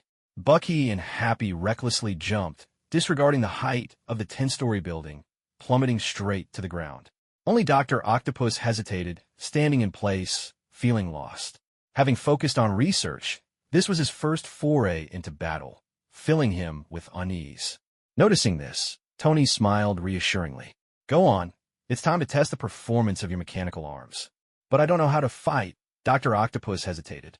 Don't worry, they'll help you, Tony said, pointing at the mechanical arms behind him, which seemed to understand Tony's words and slowly swayed downwards. Seeing this, Dr. Octopus gritted his teeth and decided to join the fight, jumping down like Bucky and Happy. This scene made Tony's expression turn dark. Luckily, the mechanical arms were quite capable, moving into action and grasping the building's wall, guiding Dr. Octopus down step by step. The appearance of the Dark Alliance members instantly captured the attention of everyone on the battlefield. Nick looked at the emerging figures of the Dark Alliance, his expression darkening. Damn it, why are they here? What does Tony want? Cursing under his breath, he watched as the Dark Alliance members changed the tide of battle. Happy grew to the size of a small mountain, delivering a punch that sent an unsuspecting banner flying. After accomplishing this, Happy turned to Reed not far away, grinning as if to say, this is how battle should be fought, before continuing his pursuit. Norman, on his glider, charged into the military ranks, tossing pumpkin bombs as if they were free, causing terrifying explosions that echoed throughout, with soldiers collapsing in pools of blood. With his signature cackle, he had become a nightmare for the military. The first to attack, Peter sought out Flint, the one who had given him so much trouble in the past. He had always remembered Flint, and now that they had finally crossed paths, he could not let this nemesis slip away. As for Bucky, he predictably faced off against his friend Steve again, continuing their love-hate relationship. However, after merging with the symbiote, Steve's power had skyrocketed, and the Bucky who could once hold his own against him was now no match. He was swiftly pounded by Steve. Fortunately, at a crucial moment, Dr. Octopus joined the fray, forming a 2-on-1 scenario that barely managed to hold Steve back. Not far away, Victor, who had intended to continue his assault on Steve, was taken aback by the rapid shift in the battlefield. He hadn't anticipated the situation would change so quickly, leaving him somewhat stunned. Instinctively, he paused his actions. However, his keen observational skills led him to notice the arrival of the Dark Alliance members. He turned to look at the building's direction, and moments later, he spotted a figure high above, gazing down at him as if a king of the gods were looking at mere ants. Seeing this, Victor instinctively furrowed his brow, his usually indifferent demeanor now turning serious. He sensed a strong threat from Tony, indicating that Tony's power exceeded his expectations. Their eyes met across the distance, the atmosphere growing increasingly tense. The eyes of the two locked fiercely in midair, while Tony rapidly pondered Victor's identity in his mind. He had never encountered Victor before, but from his experience, anyone who sought out Reed had to be a villain from the movies. In the story of the Fantastic Four, the greatest villain was undoubtedly Dr. Doom, Victor Von Doom. This Victor was a formidable figure, comparable to Doctor Strange and Thanos, possessing terrifying power. However, if this was truly the real Dr. Doom, then S.H.I.E.L.D. and Reed would have already been annihilated, unable to last this long. Therefore, either Victor himself was facing some issues, or the one present here was not his true form. In either case, it meant that Victor was not an invincible presence, which immediately eased Tony's concerns. With that thought in mind, Tony hesitated no longer. He focused his telekinetic powers, dragging his form down step by step from the high building, walking confidently toward Victor. This scene mirrored Victor's earlier descent from the hospital, but the abilities they wielded were completely different. "Who are you?" Victor asked, observing Tony as he approached. This was the first time he had actively inquired about an opponent's name. In his previous encounters with Thor or Steve, they had never earned this privilege. Clearly, Victor regarded Tony's strength as worthy of such respect. "Me? I'm Tony, a wealthy man," Tony replied nonchalantly, his tone cold, starkly contrasting with his usual charisma when dealing with villains. This was not a sudden change in Tony's character. He understood that someone like Victor would not easily submit, so he refused to waste expressions or words. "An interesting self-introduction," Victor said, his expression returning to indifference with a hint of arrogance. "What? Are you going to stop me?" "Stop? Not quite," Tony remarked lightly, as if discussing something trivial. "I just want to see how strong a being at your level really is. If possible, I'd like to kill you while I'm at it." He did not inherently wish to be enemies with Victor. He knew that someone like Victor, who had made up his mind about something, would go all out to accomplish it. Tony was the same. This was a commonality among strong individuals that allowed no room for rebellion. So, unless he abandoned Reed, a confrontation with Victor was practically inevitable. But how could Tony give up on Reed? Leaving aside his pride, Reed's value alone compelled him to fight fiercely for his protection. Not to mention, Reed was closely tied to the system rewards. Anyone who dared to obstruct him from obtaining those rewards would become his enemy. As the saying goes, words that don't resonate are just wasted breath. With Tony's words hanging in the air, Victor ceased to speak, his killing intent intensifying. He raised a hand, and a terrifying energy wave rapidly gathered at his fingertips. The energy beam, imbued with lethal power, broke free from his fingertips and surged toward Tony. At the same time, two beams of light appeared in Tony's eyes as he unleashed the power of the sheep talisman, colliding violently with the incoming energy beam, resulting in a deafening explosion that reverberated in all directions. In that moment of impact, snowflakes began to fall from the sky, and the temperature within a 100-meter radius plummeted below freezing, causing the blood on Tony's body to start coagulating. But just then, a surge of intense flames erupted from Tony's body, the overwhelming heat instantly melting the ice and snow, transforming the frost within that 100-meter radius into steam. Below them, Eddie, who had been frozen, gradually thawed, his consciousness returning. However, before he could catch his breath, the rising temperature caused him to scream in agony as his body began to melt. Explode! A cold command erupted from Victor's mouth. Immediately, a mysterious force enveloped Tony, akin to a devastating magical explosion that Dr. Doom was adept at, capable of manipulating dark particles in the void to cause violent explosions. A terrifying shockwave enveloped Tony, sweeping toward him, and the battling Eddie was caught in the blast, sent flying away. As he landed, the injured Eddie let out a laugh of relief, albeit in a pitiful state. Although he looked terrible, he had managed to survive. If he had stayed at the center of the conflict, he would have been completely melted by the heat. After his moment of relief, he looked up at the two figures in the sky, all flooding his eyes. Having witnessed their power shattered his previous arrogance. The strength he had always prided himself on was nothing compared to top figures like Tony and Victor. Not to mention, he couldn't even endure the residual energy from their battle. As the dust from the explosion began to settle, Tony's figure gradually became visible. He remained suspended in midair, his physique unchanged, even the wrinkles in his clothes remaining intact. Upon seeing this, a glimmer of light flashed in Victor's eyes, as if he had pierced through the mystery. He could clearly see a transparent wall of air surrounding Tony, forming a solid barrier that had successfully withstood the earlier explosion, just like the mysterious barrier he had used before. For a moment, Victor hesitated to continue his assault. He had already employed his strongest means available, yet still failed to inflict substantial damage on Tony. Continuing would be pointless. Similarly, Tony held back as well, knowing that a fight he could not win was meaningless. Since Victor had decided to cease, Tony was also willing to comply. Through this intense battle, Tony recognized his own shortcomings. He had a wide array of techniques and formidable strength, but lacked that decisive, finishing move, commonly referred to as a final attack. This realization rekindled a sense of urgency within him. He understood that he must continue to enhance his power to confront potentially stronger adversaries in the future. Those people are your subordinates, aren't they? Victor suddenly spoke up. Tony didn't quite understand his meaning, but he also did not bother denying it, simply nodding. That's right, Victor continued. Hand read over to me, and I'll let the others go. One person should be easier to deal with than a whole group, right?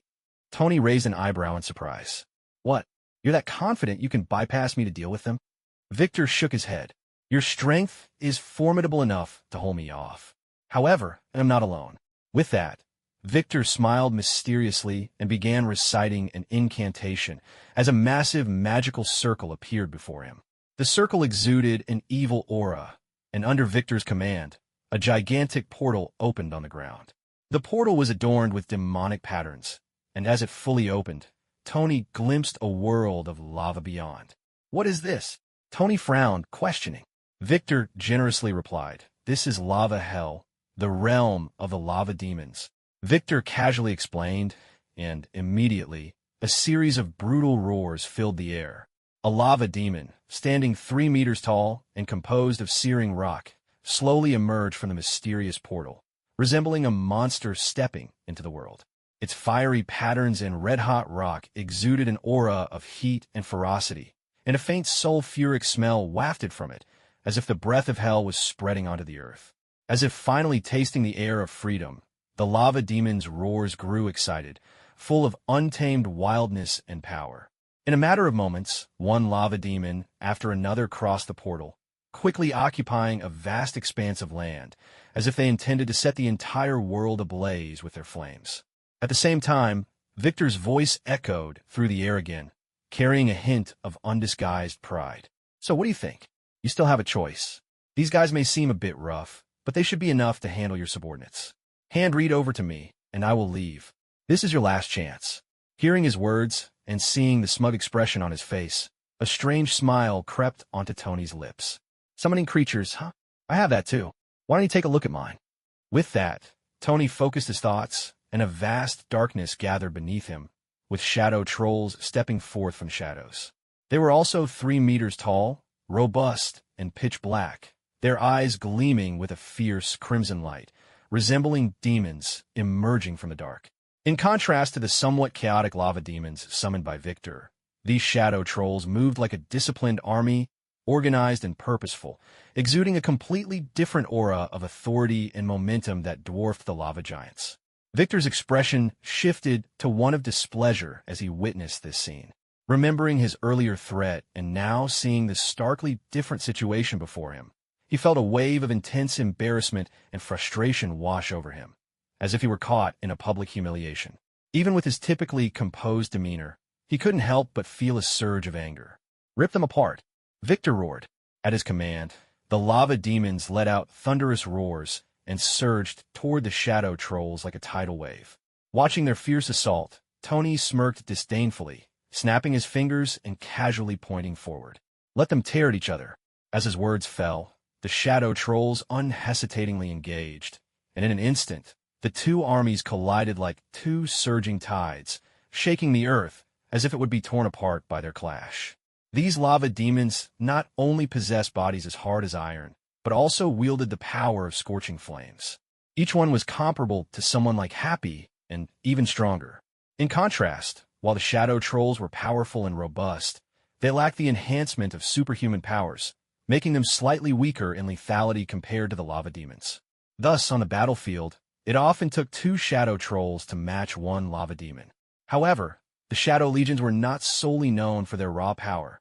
Their greatest advantage was their immortality. A shadow troll, killed one moment, would resurrect in the Shadow Kingdom the next, rejoining the fray. In this continuous attrition, although the lava demons initially seemed to have the upper hand, the tide gradually turned over time, with the numbers of shadow trolls increasing and the lava demons dwindling. Eventually, as the last lava demon fell, Victor's summoned army was utterly defeated. An indescribable oppressive atmosphere emanated from Victor, who realized he could no longer achieve victory through summoning. He understood that no matter how many demons he summoned, unless they possessed overwhelming power, the sheer number would not suffice against the shadow trolls. At that moment, Victor shot a fierce glare at Tony, anger flashing in his eyes. "You may have won this round, but I will return to find you," he snarled, quickly retracting the magical array and turning to escape the battlefield. But just then, a mocking smile appeared on Tony's face, laced with disdain. "Want to leave? How much magic do you have left?" At these words, Victor's expression changed dramatically. His previously composed form accelerated as he sought to escape this dangerous place. However, just as he attempted to flee, the rabbit talisman on Tony activated suddenly. In an instant, Tony appeared behind Victor, his hand lightly resting on Victor's shoulder as waves of scorching flames erupted from his palm. Boom! The flames ignited upon contact, rapidly enveloping Victor, releasing a foul odor of burning flesh. Instantly, Victor's expression changed drastically. He tried to summon his powers to suppress the flames engulfing him, but with Tony's relentless influx of strength, his resistance was quickly extinguished. The shadow of death began to loom over him. Victor turned to face Tony, eyes filled with murderous intent, gritting his teeth as he said, "When I return from hell, I will come for you." With that, the flames consumed him entirely, his body turning to ash in an instant, scattering in the wind. As the breeze swept by, the ashes slowly fell, and Tony stood confidently in the air, calmly muttering to himself, "I'll be waiting for you." He then turned to survey the battlefield behind him, his expression indifferent. Although Victor was now dead, his earlier words indicated that this was not his true form, but merely a clone or an avatar. If a mere clone could match him, one could only imagine how terrifying Victor's true body must be. However, Tony felt no fear. After all, how long had it been since he transformed from an ordinary mortal to who he was now? He believed that by the next time he faced Victor, he might not only be able to suppress him, but would also no longer feel the fear he had now. Thus, Victor's threats felt like a mere joke to him. "It's time to end this," Tony softly said to himself, gradually floating towards Shield's direction, exuding an air of a deity surveying its domain. As he advanced, shadows began to emerge on the streets. Shadow ninjas, shadow claws, shadow night bats, shadow trolls, shadow warriors. In a brief moment, an endless legion of shadows completely enveloped First Avenue, as if intending to shroud the entire world in darkness. The personnel from S.H.I.E.L.D. and the military watched this scene unfold with an overwhelming sense of fear rising within them, their faces reflecting sheer terror. Even the superhumans in combat halted their actions, and Steve and the others stared in fear at the sight, while the Dark Alliance members instinctively swallowed hard. They had seen the Shadow Legions before, but had never encountered them in such overwhelming numbers. Looking around, darkness reigned in every direction. This scene sent shivers down everyone's spines, instilling a deep-seated fear. In the crowd, Nick involuntarily shivered. When his gaze fell on Tony high above, he let out a loud shout, "Tony, stop!" Yet, Tony didn't even glance at him, coldly surveying everyone below, casually waving his hand. "Kill!" Tony's words, though not loud and passionate, fell heavily on everyone's ears like the voice of divine judgment, making the hearts of everyone below tremble violently. Especially at the moment when the Dark Shadow Legion charged in like a raging wind. The mountain-like sense of oppression made everyone deeply feel the approach of death. The Shadow Knight bats flew through the sky like phantoms, with dazzling energy beams shooting out from their hands, raining down on the crowd below like a torrential downpour. Each hit triggered violent explosions, weaving a terrifying scene of fire and smoke. The Blade Legion leaped forward from the high buildings on both sides like cheetahs, their sharp claws glinting with a chilling light. Each piercing strike sent splashes of blood, seemingly narrating the cruelty of death. The Shadow Giant, like a terrifying beast, became a nightmarish presence on the front lines with its tall stature and formidable defense. Just a gentle bump could easily crush military soldiers into meat patties, and each punch and kick could shake the earth. As for the Shadow Warriors and Shadow Ninjas, they moved like ghosts in the dark, constantly navigating through the shadows, either quietly lying in wait or seeking the perfect moment to strike. When they did attack, it was a lethal blow. Blood flowers blossomed wantonly in the air, and slaughter under the sunlight resembled blooming evil flowers. Even the most elite soldiers could not withstand the frenzied attacks from this Dark Legion. The sounds of collapse and wailing gradually became the main melody of the battlefield. Under this endless slaughter, the concept of equality among all living beings seemed to receive the most brutal interpretation. In the rear of the battlefield, Nick stared blankly at the hellish scene before him, as if his soul had left his body, his face pale as a corpse. Meanwhile, on the battlefield, Steve and the others regained their senses amidst the brutal killing. Watching the Dark Shadow Legion surge like a tide, an uncontrollable anger surged in their hearts, and they roared as they charged forward, exerting all their strength to resist this dark force. However, human strength ultimately has its limits, and in the face of this powerful Dark Shadow Legion, their resistance appeared so small and powerless. At this moment, the Shadow Legion was like an unstoppable tide. How could mere humans contend with such a force? Moreover, the members of the Dark Alliance were not to be underestimated.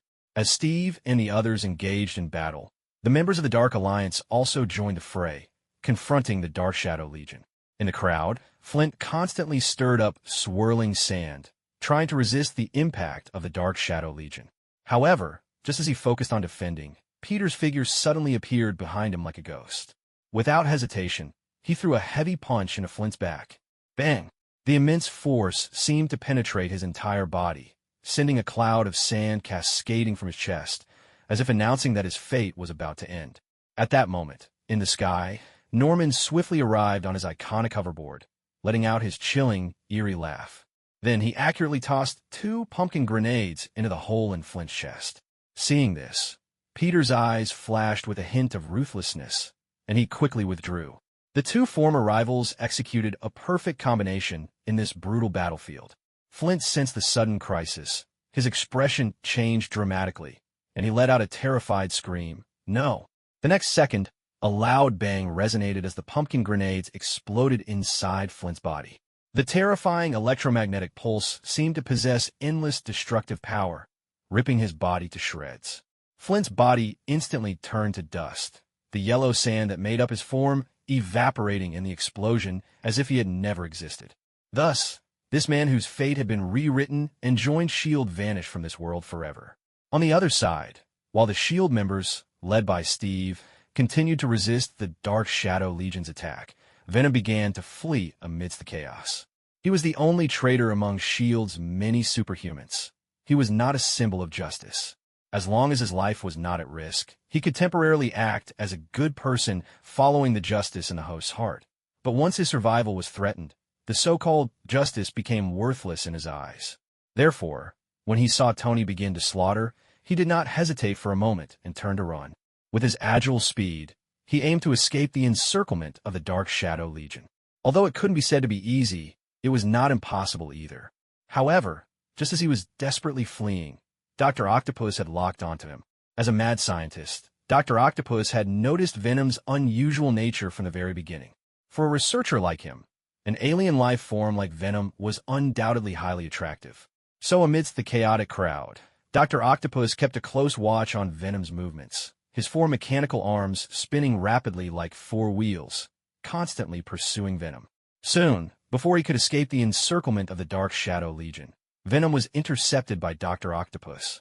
A sound of slicing air rang out as two mechanical arms lunged forward like venomous snakes, piercing the air at high speed to attack Venom viciously. Venom sensed this sudden danger. Without thinking, he instinctively swung his fist to resist. The massive force collided violently with the mechanical arms. Bang! A loud explosion seemed to reverberate through the air, and that terrifying force struck Venom's body, slamming him directly into the ground, creating a deep pit. The next second, another mechanical arm came at him again, like a sharp spear, piercing through his body and pinning him firmly to the ground, rendering him unable to move. Roar! A strange howl emerged from Venom's mouth as he struggled desperately. However, the mechanical arm was as unyielding as a fixed screw. No matter how he struggled, he could not break free from the binding. At this moment, sensing his life was in danger, Venom could no longer care about anything else. He forcibly separated from Eddie, transforming into a pool of strange liquid and quickly fleeing into the distance. This sudden change left Dr. Octopus stunned. He never expected things to turn out this way. He glanced at Eddie, who had died completely due to Venom's departure, and a hint of regret flashed in his eyes. He still wanted to study this peculiar life form. At that moment, Tony's voice echoed in his ear, "Don't worry. There are plenty more life forms like this. I'll get you another one later." Hearing this, a smile appeared on Dr. Octopus's face. He no longer dwelled on his immediate failure, turning back to rejoin the brutal slaughter. In the distance, Nick witnessed the superhumans of S.H.I.E.L.D. continually falling one by one, and an overwhelming panic surged within him. If all the superhumans of S.H.I.E.L.D. died, the organization would truly fall apart, and he would never allow that to happen. At that moment, Nick picked up a megaphone and shouted at the top of his lungs, "Retreat! Everyone fall back!" Steve and the others, who were fighting for their lives in the crowd, heard Nick's command. They exchanged glances, a hint of sorrow passing through their eyes. They knew that it was already too late to turn the tide. Staying would change nothing except for sending their lives to waste, so they did not argue with Nick's command and began to turn to retreat. Nick's words finally caught Tony's attention. In an instant, Tony appeared beside Nick. When Nick saw Tony suddenly appear before him, his heart leaped, a sense of resignation rising within him. He quietly looked at Tony, saying nothing, wanting to see what Tony intended to do. Tony's hand had somehow fallen on Nick's neck, and with a gentle pull, he slowly lifted Nick. "Where's my stuff?" Tony asked in a flat tone. Upon hearing Tony's words, Nick instantly understood what he meant by stuff. He hoarsely replied with difficulty, "It's still at S.H.I.E.L.D. I've been waiting impatiently. I think you wouldn't want me to go get it myself, would you?" Tony said indifferently. After saying that, Tony casually threw Nick to the ground and slowly added, "Let me advise you one more time. Don't think that you're still alive because of that woman. It's just that you still have a little use for me, so don't think too much about it. Get lost." After Nick and the others left, Tony did not continue to issue orders for pursuit. At this moment, on First Avenue, apart from members of the Dark Alliance, not a single living figure could be seen. Everywhere lay remnants and severed limbs, a gruesome scene that sent chills down the spine. Even the members of the Dark Alliance, who had personally participated in the battle, felt a wave of horror wash over them once they had calmed down. Their main target had been Steve and his companions, and they hadn't targeted many ordinary civilians. So all these corpses were the work of the Shadow Legion. Thinking of this, everyone involuntarily glanced at the Shadow Legion around them. Coincidentally, the Shadow Legion also turned their crimson gazes toward the members of the Dark Alliance, as if regarding them as the next targets of slaughter. Instantly, all the members of the Dark Alliance felt a prickling sensation at the back of their necks. At that moment, Tony's voice broke the eerie atmosphere. "Reed, are you okay?" Although Tony's tone was not particularly warm, it stirred a sense of gratitude in Reed's heart. "I'm fine, boss," Reed replied, his tone significantly more respectful than usual. Previously, he had regarded Tony merely as a boss, but after this rescue mission where Tony even went against the authorities, he completely shifted his allegiance, viewing Tony as a true leader.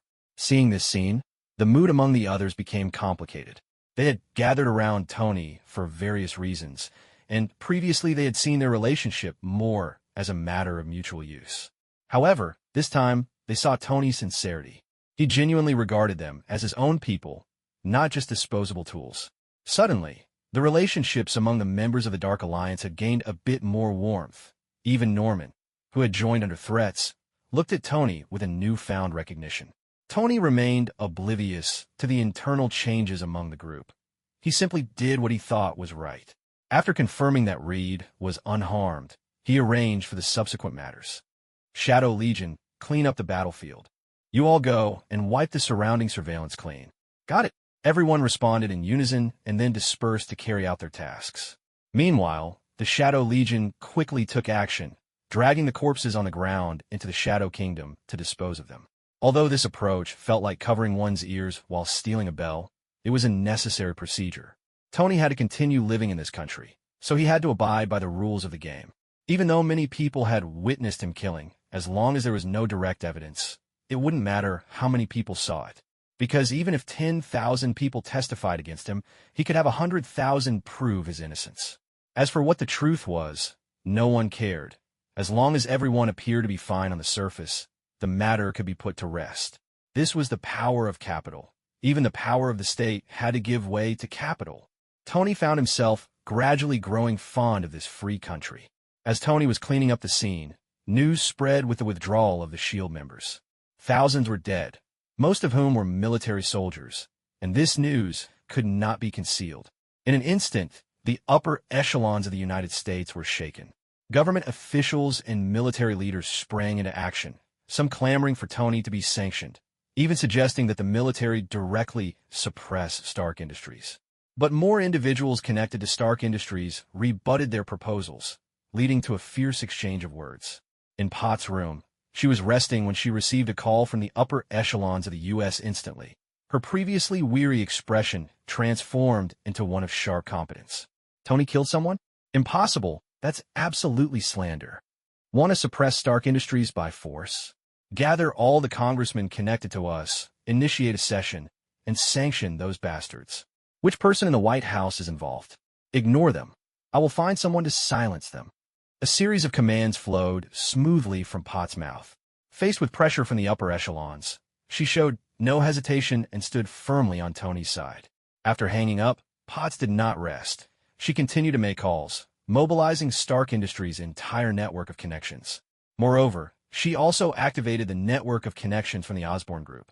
As a major shareholder of the Osborne Group, and acting on behalf of the major shareholder, she naturally had the ability to leverage these connections. Soon, with the cooperation of the two major groups, all remarks targeting Tony and Stark Industries were suppressed. The military heads who had previously been clamoring now fell silent. Everyone was stunned by the joint offensive of the two groups, and what should have been a chaotic uproar quietly settled down. This was the terror of the oligarchs. Manipulating the legislature, playing with power, this was the norm for the upper echelons of America. Of course, this was also due to the considerable commotion Tony had caused, which led to such a large ripple. If it hadn't been for the high death toll and military involvement, the deaths of a few people wouldn't have drawn any attention. At SHIELD, a shadow hung over the entire organization. From Nick to the ordinary members, everyone felt a sense of oppression. The operation had failed, SHIELD had suffered heavy losses, and when the matter was reported, it was directly suppressed from above. All of this left the members of SHIELD feeling confused. In the conference room, Steve looked at Nick with a face full of anger, loudly questioning, "Why is this happening? Why is no one addressing this? Tony has killed so many people, and the military has taken so many losses. Doesn't anyone want to sanction him?" Steve roared in confusion, and the others also looked at Nick with anger, hoping he could provide an explanation. The deaths of Flint and Venom filled them with rage, and now with the government's inaction, it only fueled their anger further. Seeing the expressions on their faces and listening to Steve's questioning, a self-deprecating smile appeared on Nick's face.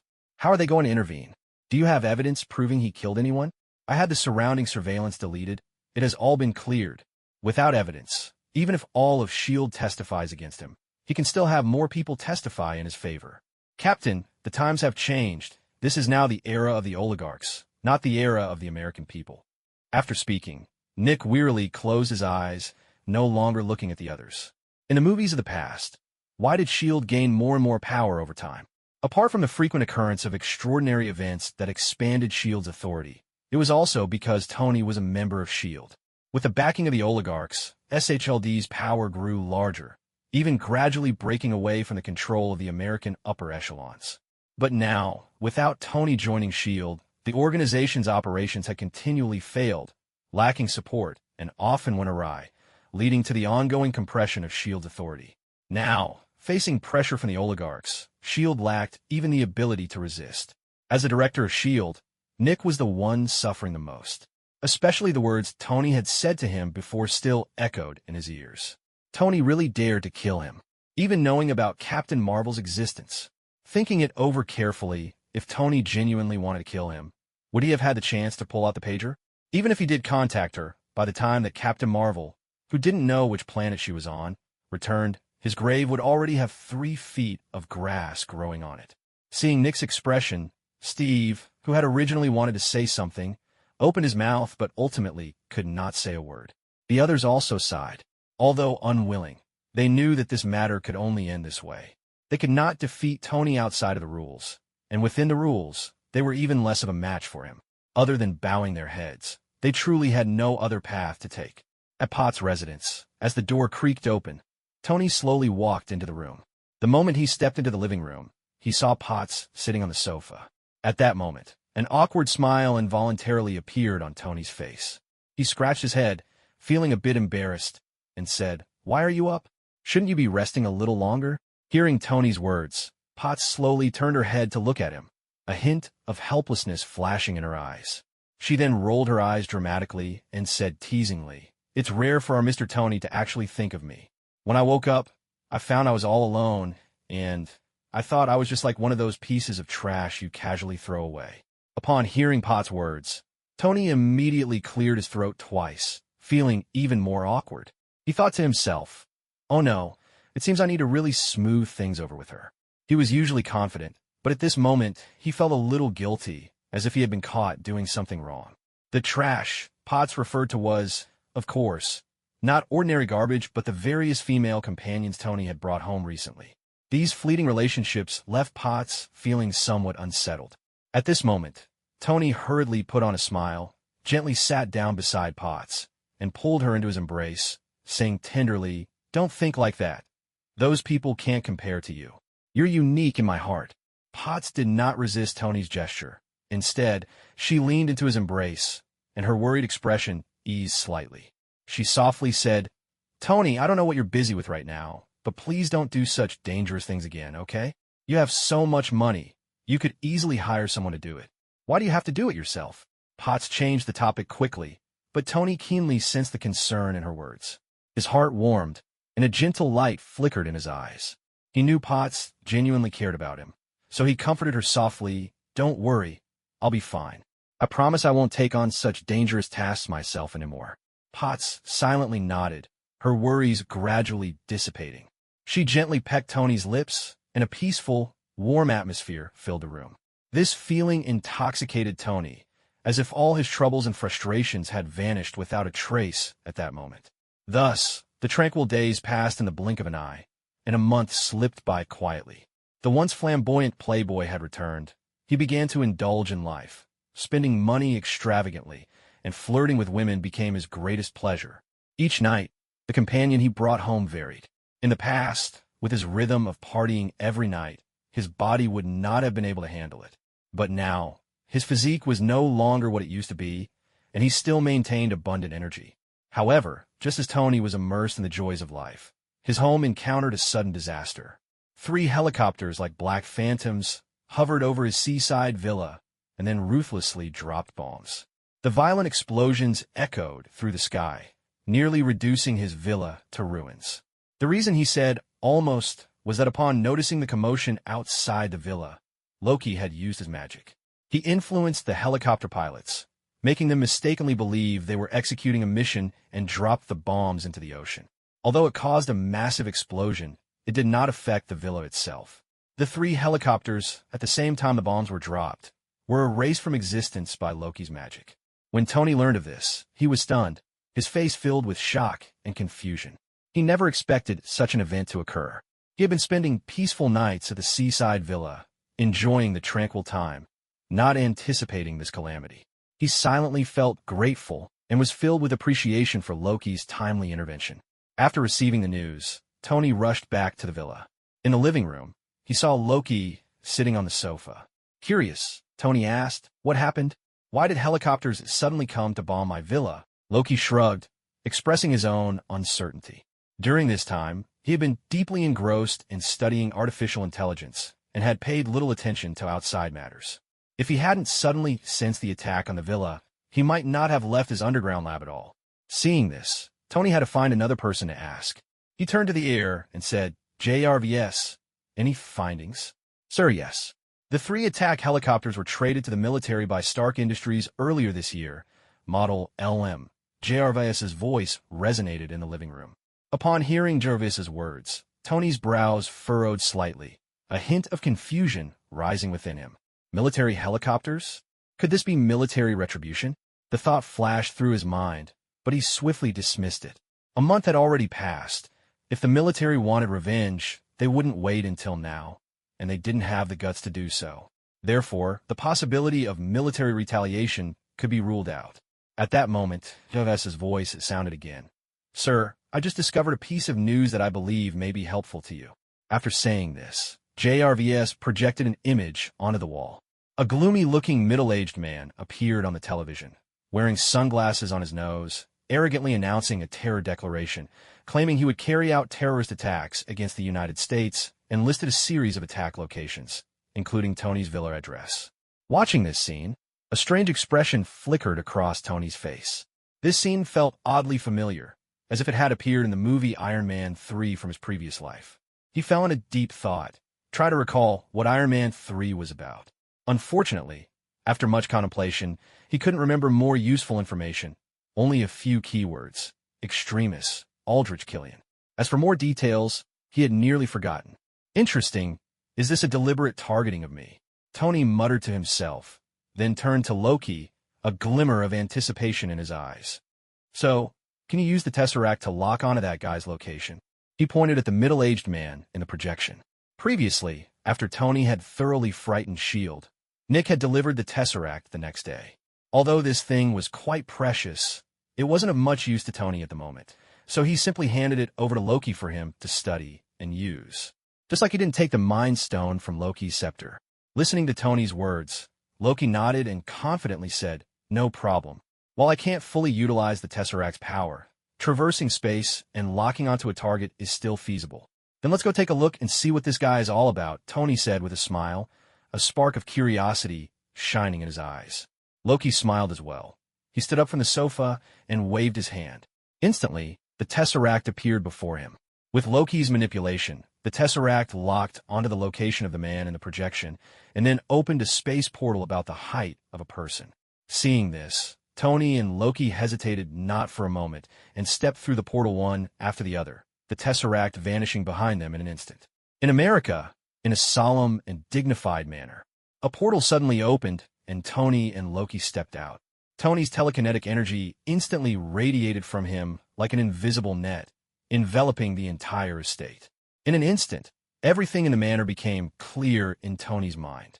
There were no stern guards, nor did he detect any signs of danger, except for that gloomy middle-aged man still announcing his terror declaration from within one of the villas. This place bore no resemblance to a terrorist hideout at all. "Let's go see who this guy really is," Tony beckoned with a smile, and Loki nodded in agreement, quickening his pace to keep up. Soon, the two arrived outside a room. Tony gently used his telekinesis to cut off the live broadcast equipment inside the room before pushing the door open and stepping in. When the middle-aged man saw the suddenly appearing Tony and Loki, He was immediately thrown into a panic. His voice trembled, filled with fear, and looking at these two strangers who had intruded into his home, the arrogance he had displayed on television vanished without a trace.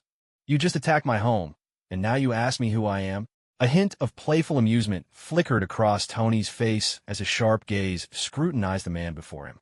From the man's demeanor, Tony could tell he was weak, lacking any superhuman abilities, merely an ordinary human. His timid and cowardly personality was far from the standard of a terrifying armed assailant. With just one glance, Tony felt as if he had seen through the man, concluding that he was nothing remarkable, merely an unexceptional individual without anything noteworthy that would capture his particular interest. At that moment, the man was taken aback by Tony's words. The next second, he seemed to realize something dreadful, and panic engulfed him. "You're with the U.S. government? This must be a misunderstanding, a complete misunderstanding. I was just acting. I'm really not a terrorist." As he spoke, he rapidly raised his hands in a gesture of surrender, his eyes filled with terror. Seeing this, Tony had no qualms about leveraging the government's reputation to intimidate him. His expression turned serious as he feigned a stern demeanor. "Tell me, who ordered you to do this?" The man spoke in a whimper. "I really don't know. A gentleman gave me a large sum of money to do this. He said he wanted me to act. As an actor, of course, I can't refuse." He feared that if he spoke too slowly, it would anger Tony, as if the next moment Tony would pull out a gun and shoot him, because that's how it usually played out in U.S. movies. While Tony didn't fully believe the man's words, he accepted them at about 80%. The guy looked incapable of carrying out a terrorist's duties, appearing far too weak and timid for the role. However, Tony didn't let him off the hook just yet. Instead, he began to grill him for every piece of information he could extract, pushing the man to the brink of a breakdown. After ensuring he had wrung out every bit of information the man possessed, Tony finally released him. He turned to Loki and said, "Let's go." Loki, who had been silently observing, nodded and summoned the Tesseract again, opening a portal through which Tony and Loki stepped, leaving the scene behind. Upon returning to the seaside villa, as Tony and Loki appeared, Jarvis's voice greeted them. "Welcome back, gentlemen." Hearing this, Tony raised an eyebrow and smiled. "JRVS, your intelligence level keeps increasing. It seems you've made significant progress during this time. Thanks to Mr. Loki, I've undergone another self-upgrade, making me even more refined than before," JRVIS replied smoothly. Tony didn't pursue that topic further, but shifted gears. "I'll provide you with some information. Help me check if this person exists." "Of course, sir," JRVS responded promptly. Tony began dictating the information he had extracted from the man, detailing the identity of the mysterious figure behind the scenes. While he didn't know the exact identity, he had seen the man's appearance and received a thorough description under the duress of his questioning. For an average person, this information might not lead to finding the individual, but with JRVS's help, it would be a straightforward task for Tony. "Ding! Searching!" JRVS announced as images flashed across the wall projection. Connected to the vast U.S. database, JRVS could almost access records of most people in the country. Tony watched the shifting images without urgency.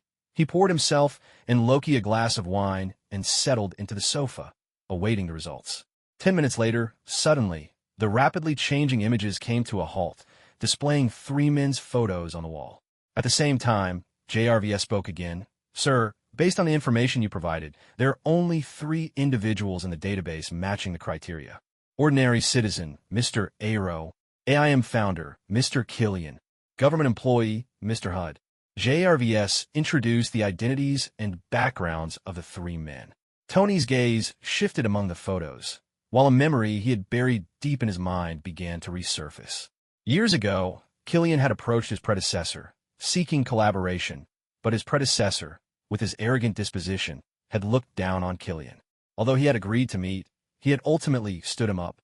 The next day, Killian confronted Stark Industries, questioning why his predecessor had missed the appointment, only to be met with scorn and sent away. To his predecessor, it had been a trivial matter, forgotten long ago. Had it not been for seeing Killian's photo, Tony would have likely never recalled it.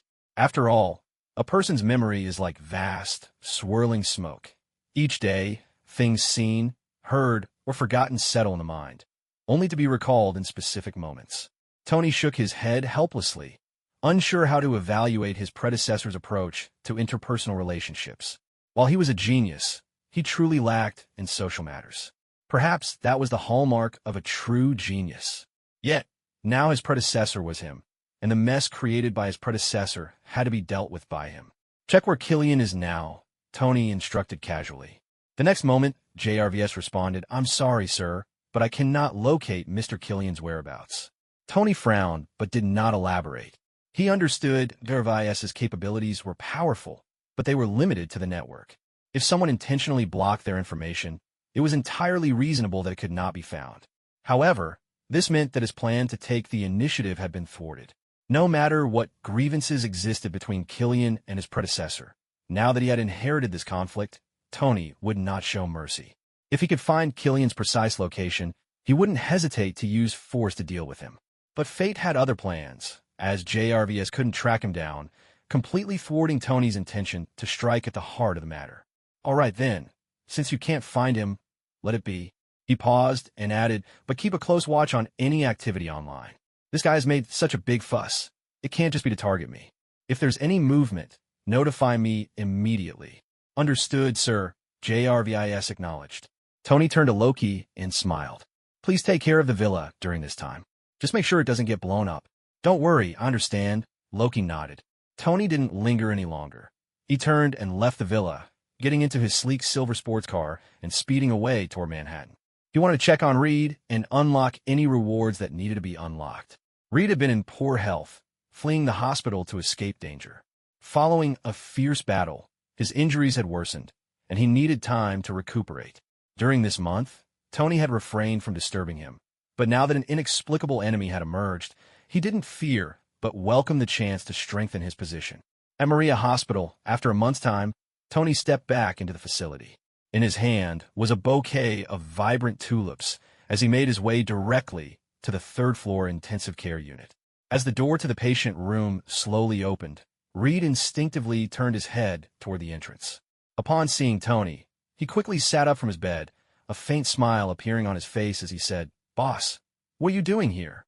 "Just came to check on you," Tony replied with a smile, extending the bouquet of tulips toward him. "I brought you some tulips. I hope you like them." Looking at the tulips in Tony's hand, Reed's smile was tinged with a hint of wryness. He said, "Boss, I really don't like tulips right now." "What's wrong?" Tony asked, a bit puzzled. With a resigned sigh, Reed explained, "The last time Victor came to see me, he also brought tulips. Now, whenever I see these flowers, I think of some bad memories. It's left me with a shadow in my heart." Hearing Reed's words, Tony couldn't help but tease, "Don't worry, I'm not here to kill you." He then asked with concern, "How's your recovery going? Are you resting well?" Reed moved his body a bit and replied, "The doctor says there are no major issues anymore. I feel pretty good myself. I could be discharged anytime. No rush to leave the hospital. It's nice to rest here a bit longer. Think of it as a vacation for yourself," Tony suggested. "All right, since you're not in a hurry, I'll take a few more days to recuperate," Reed agreed with a nod. The two began to chat, and the atmosphere in the room became relaxed and enjoyable. "By the way, boss, did you come to the hospital for something specific?" Reed asked curiously. "Nothing much. I wanted to visit you and see how you're doing. Also, about my previous invitation for you to join the Alliance. Have you thought it over?" Tony replied. Reed looked puzzled and countered, "Didn't I already agree to join?" Tony chuckled lightly, a smile curving slightly on his lips. "Oh, is that so? I must have remembered it wrong." At that moment, a notification sound echoed in Tony's mind. "Successfully recruited a new member, Mr. Fantastic Reed. Rewards have been issued. Please check." Seeing the system notification, Tony knew his objective had been achieved. He chatted with Reed for a while longer before standing up to take his leave. After exiting the hospital, Tony returned to his car, excitement bubbling within him as he rubbed his hands together, a spark of anticipation in his eyes. "System, lottery draw," he silently commanded, and immediately a spinning wheel appeared before him. Looking at the long-awaited lottery wheel, Tony felt a wave of nostalgia wash over him. At this moment, he was transported back to the first time he had drawn, and the thrill and excitement surged once more. Quickly, the pointer on the wheel began to spin rapidly, creating a blur of images. When he felt it was about time, Tony commanded it to stop.